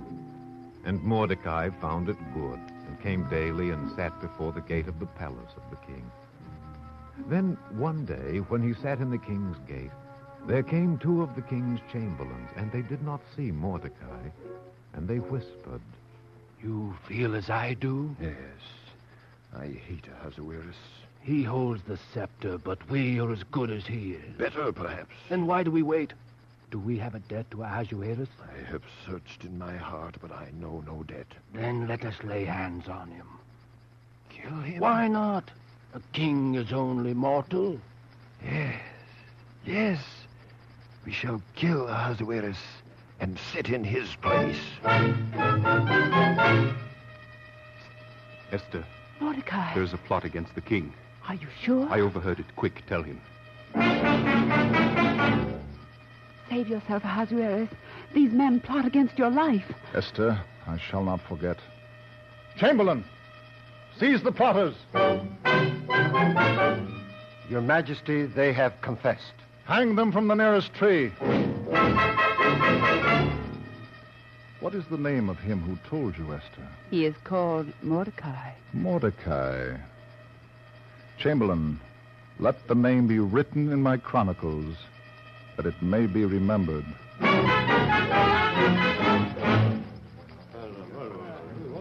Princess of Persia, I know now which of my nobles are loyal. But in order that this thing may not again occur, I have decided to promote one among you before all other princes, to sit at my right hand and be scrupulous in my interests. Is the son of Hammedatha, the Agagite, in our presence? I am, Your Majesty. Then come before me, Haman. Haman. I bow before the king of Persia. Rise, Haman.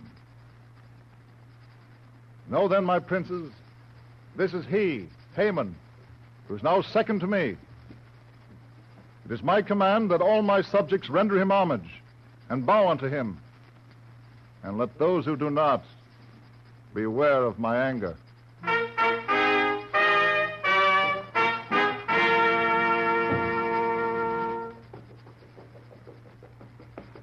Make way at the king's gate for Prince Haman.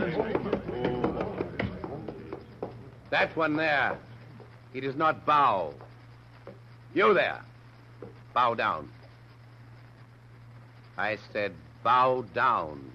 There is only one to whom I bow down. Careful, sir, you trifle with your life. My life is in the hands of God. Haman, this man is a Jew. So, a Jew, eh? Shall I seize him? Seize him?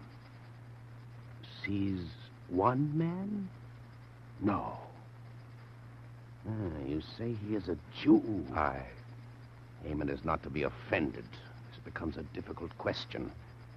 Come with me, crier. Come to the palace. We shall cast the pool.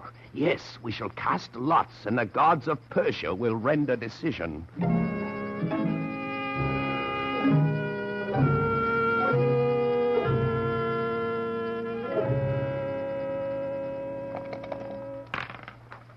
Now, Haman? No. Cast again. The day is not propitious. 7. It is a favorable number. Again, we must confirm it. 7. Confirmation, Haman. Still once more. Cast the dice, we must be sure. 7, a third time, Haman. Now I am sure. Wait for me. I go to King Ahasuerus.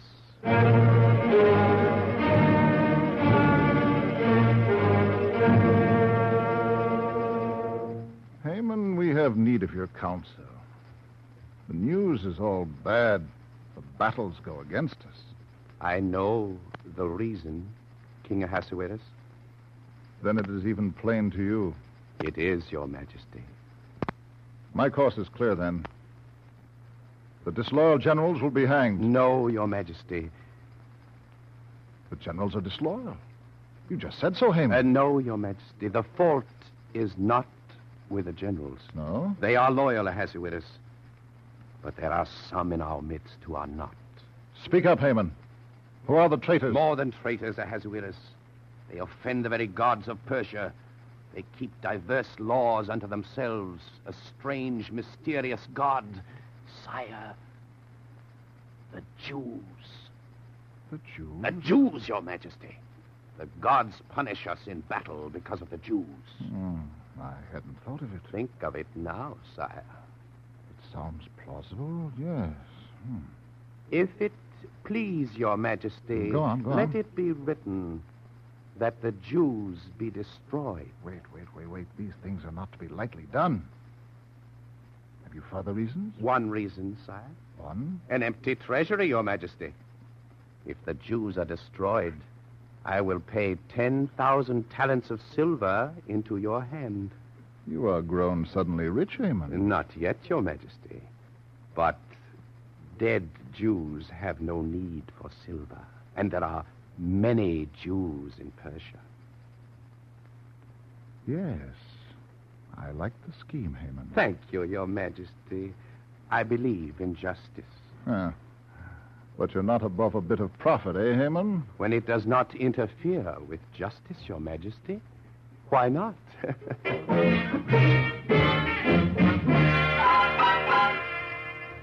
Now, when Mordecai knew all that was done, he rent his clothes and put on sackcloth with ashes and went out into the midst of the city and cried with a loud and bitter cry. And Esther was told of it and was exceedingly grieved. And she was told also that it was the charge of Mordecai that she should go in unto the king and make request before him for her people. You cannot do it, Queen Esther. But I must.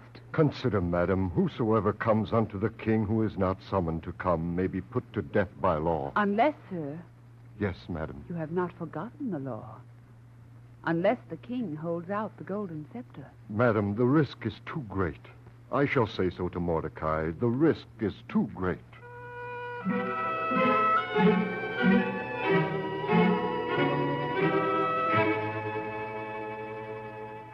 Why do you tell me this? Esther is also a Jew. If the Jews are slain, do you think even she will be spared? She is the queen. Queen or not, the law commands that all Jews are to be slain. But her identity is hidden. I charge her now to make it known. You condemn her to death. Or the Jews to life. Who knows? Who can read what is inscrutable?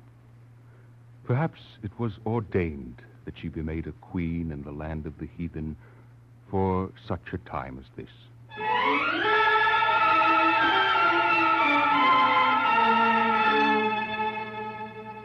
Mordecai spoke truly. I must do as he charged. Madam, you cannot. You must not. I must, and I can.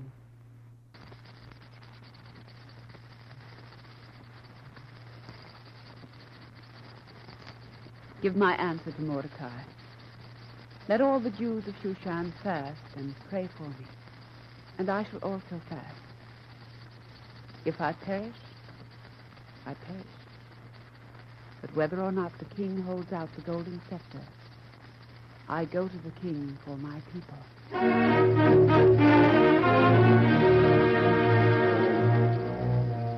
And it came to pass that Esther put on her royal apparel and stood in the inner court of the king's house. And the king sat upon his royal throne among his princes, and they jested and spoke loudly. And then Ahasuerus saw Esther. Ahasuerus, my husband. Haman, the scepter. I am always glad to see my queen. Thank you, Ahasuerus. Why do you come, Esther? Your Majesty, Yes? I have a request. And what is your request? If it seems good unto Ahasuerus, let him come with Prince Haman to a banquet that I have prepared. It will be done, Esther. I shall come with Haman.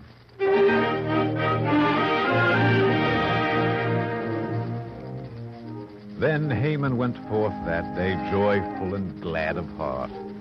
But when Haman saw Mordecai in the king's gate, and he stood not up nor moved for him, the joy of Haman was turned to bile, and he spoke bitterly to Zeresh, his wife. Yes, yes.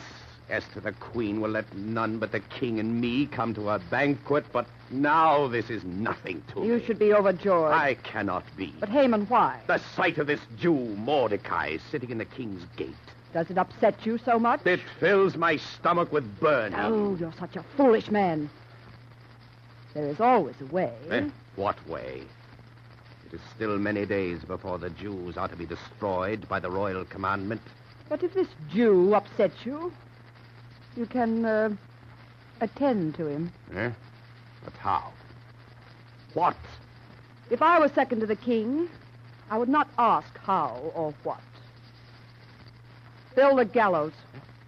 Of course. I'm a fool. Build a gallows 50 cubits high.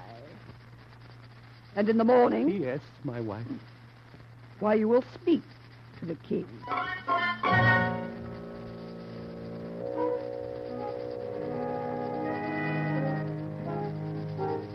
But on that night the king Ahasuerus could not sleep. And because there was something within him that withheld rest from him, he commanded his chamberlain to bring the royal chronicles. And they were read unto the king. And because of this loyal subject Mordecai, the plot was made known to Queen Esther, and the plotters were seized and dealt with. Chamberlain, the name of this subject. Mordecai, Your Majesty. What honor and dignity was done to him because of this? Nothing, Your Majesty. Am I then an ungenerous man? Does the king of Persia not know how to reward an act of loyalty? Chamberlain, which of my counselors is in the outward court? The Prince Haman, sire. He wishes to speak with you on a matter of much urgency. This morning I am also urgent. Summon the Prince Haman. At once, sire. Your Majesty? My Lord Haman, you come in good time. Haman, what shall be done to the man whom the king delighteth to honor? Your Majesty is very generous. Not generous enough, Haman. Speak up, my lord. What shall be done to such a man? I am overcome by modesty, Your Majesty. Speak, Haman. Speak up. Very well, sire. For the man whom the king delighteth to honor... Yes, yes. Let royal apparel be brought. Good. And the king's horse. Good. And let the horse and the apparel be delivered to the man whom the king delighteth to honor by one of the king's most noble princes. Excellent. Haman, you are the man. Oh, Your Majesty. Of course. What did you think? You are my noblest prince.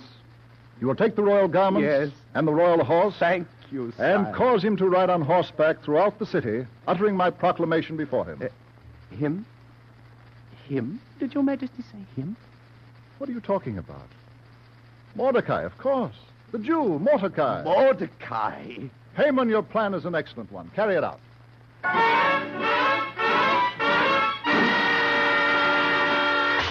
Haman, don't throw another thing. I would tear him to small pieces with my own hand. Haman, that is my best vase. Put it down. He triumphed. The Jew triumphed over Haman. Put it down. No! Oh, my best vase. Oh, shut up. I won't shut up. I'll make you, you shrew. I'll make you shut up. I'll see who it is. Haman, you are late. Queen Esther's banquet. Have you forgotten?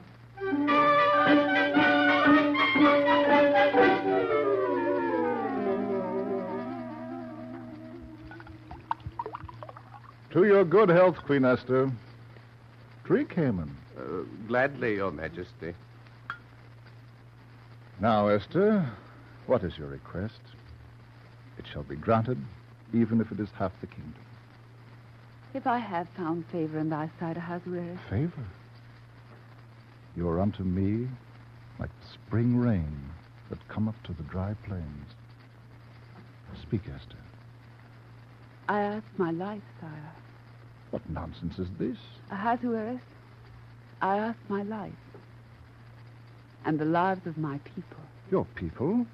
Who are your people? The people of Mordecai, Ahasuerus.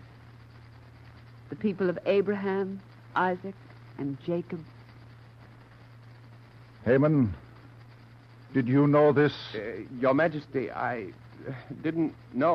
There must be some... Be still, sir. Esther, what is your petition? We are sold, Ahasuerus. I and my people, sold. For 10,000 talents of silver. Sold for bondsmen and bondwomen. Sold for destruction. To be slain and to perish.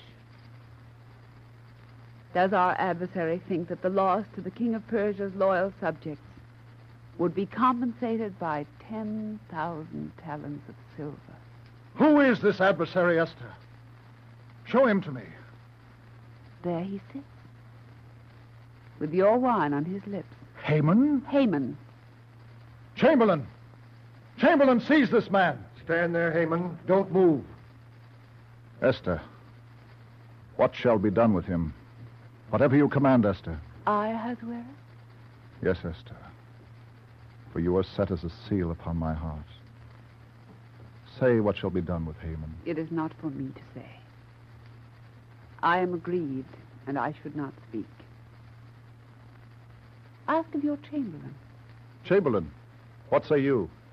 Behold, King Ahasuerus, there in the marketplace is builded a gallows 50 cubits high, which Haman has made for Mordecai.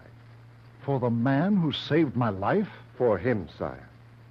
Let the gallows now be for Haman. Haman, the wheel has turned full course. As you have builded, so shall you live and die.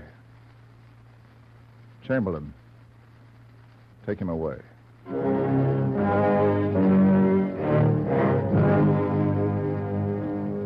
So they hanged Haman high on the gallows that had been prepared for Mordecai.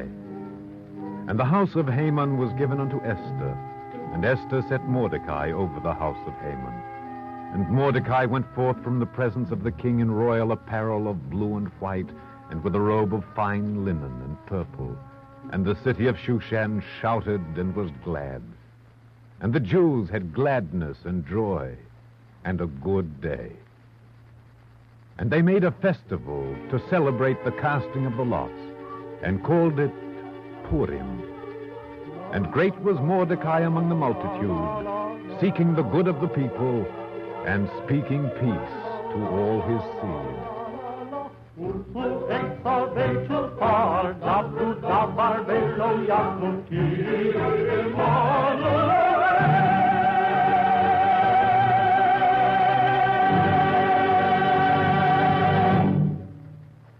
Copies of the script you have just heard, as well as the talk which follows immediately, may be obtained free of cost by writing to the Jewish Theological Seminary, 3080 Broadway, New York, 27 New York. And now, we take pleasure in introducing Dr. Israel Goldstein, Rabbi of the Congregation B'nai Jeshurun of New York City and President of the Zionist Organization of America. Dr. Goldstein. We are on the threshold of a new year.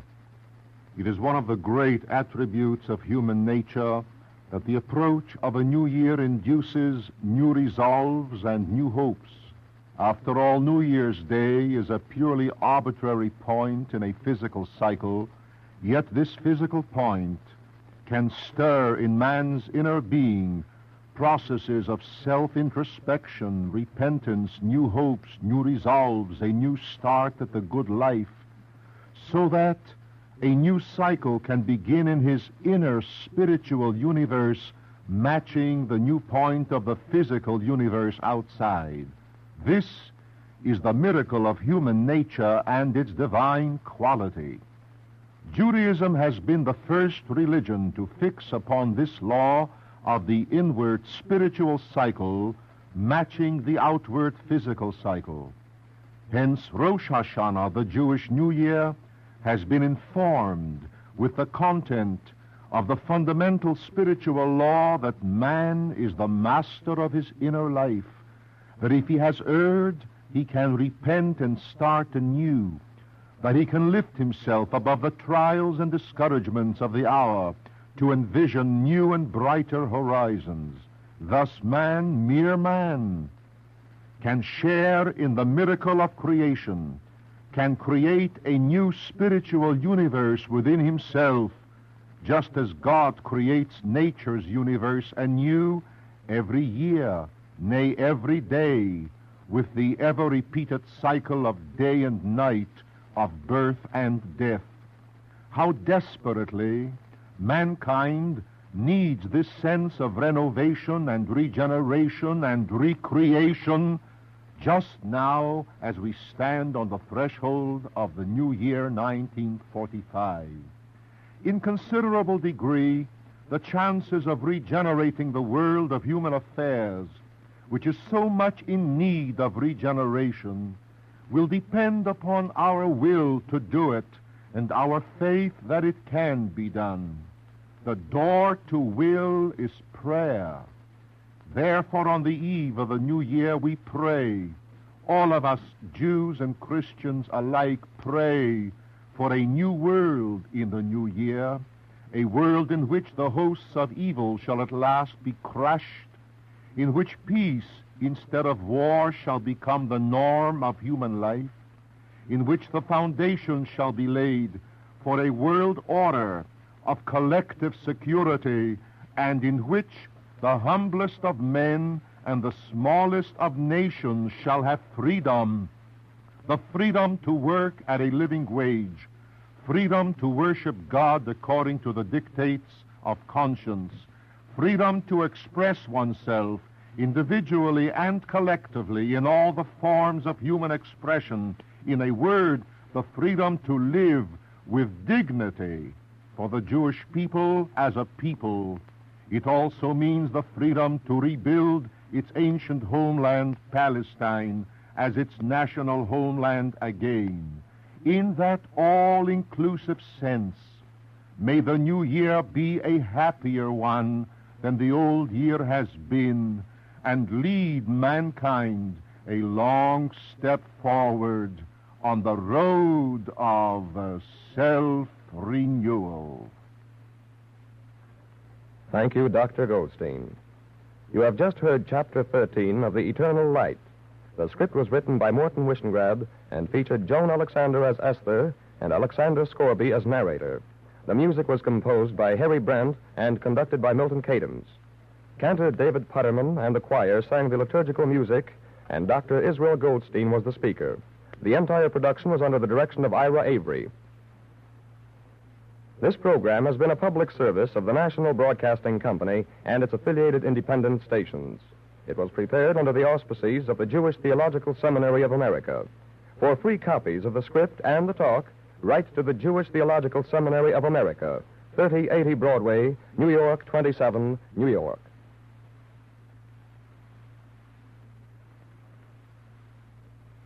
This is the National Broadcasting Company.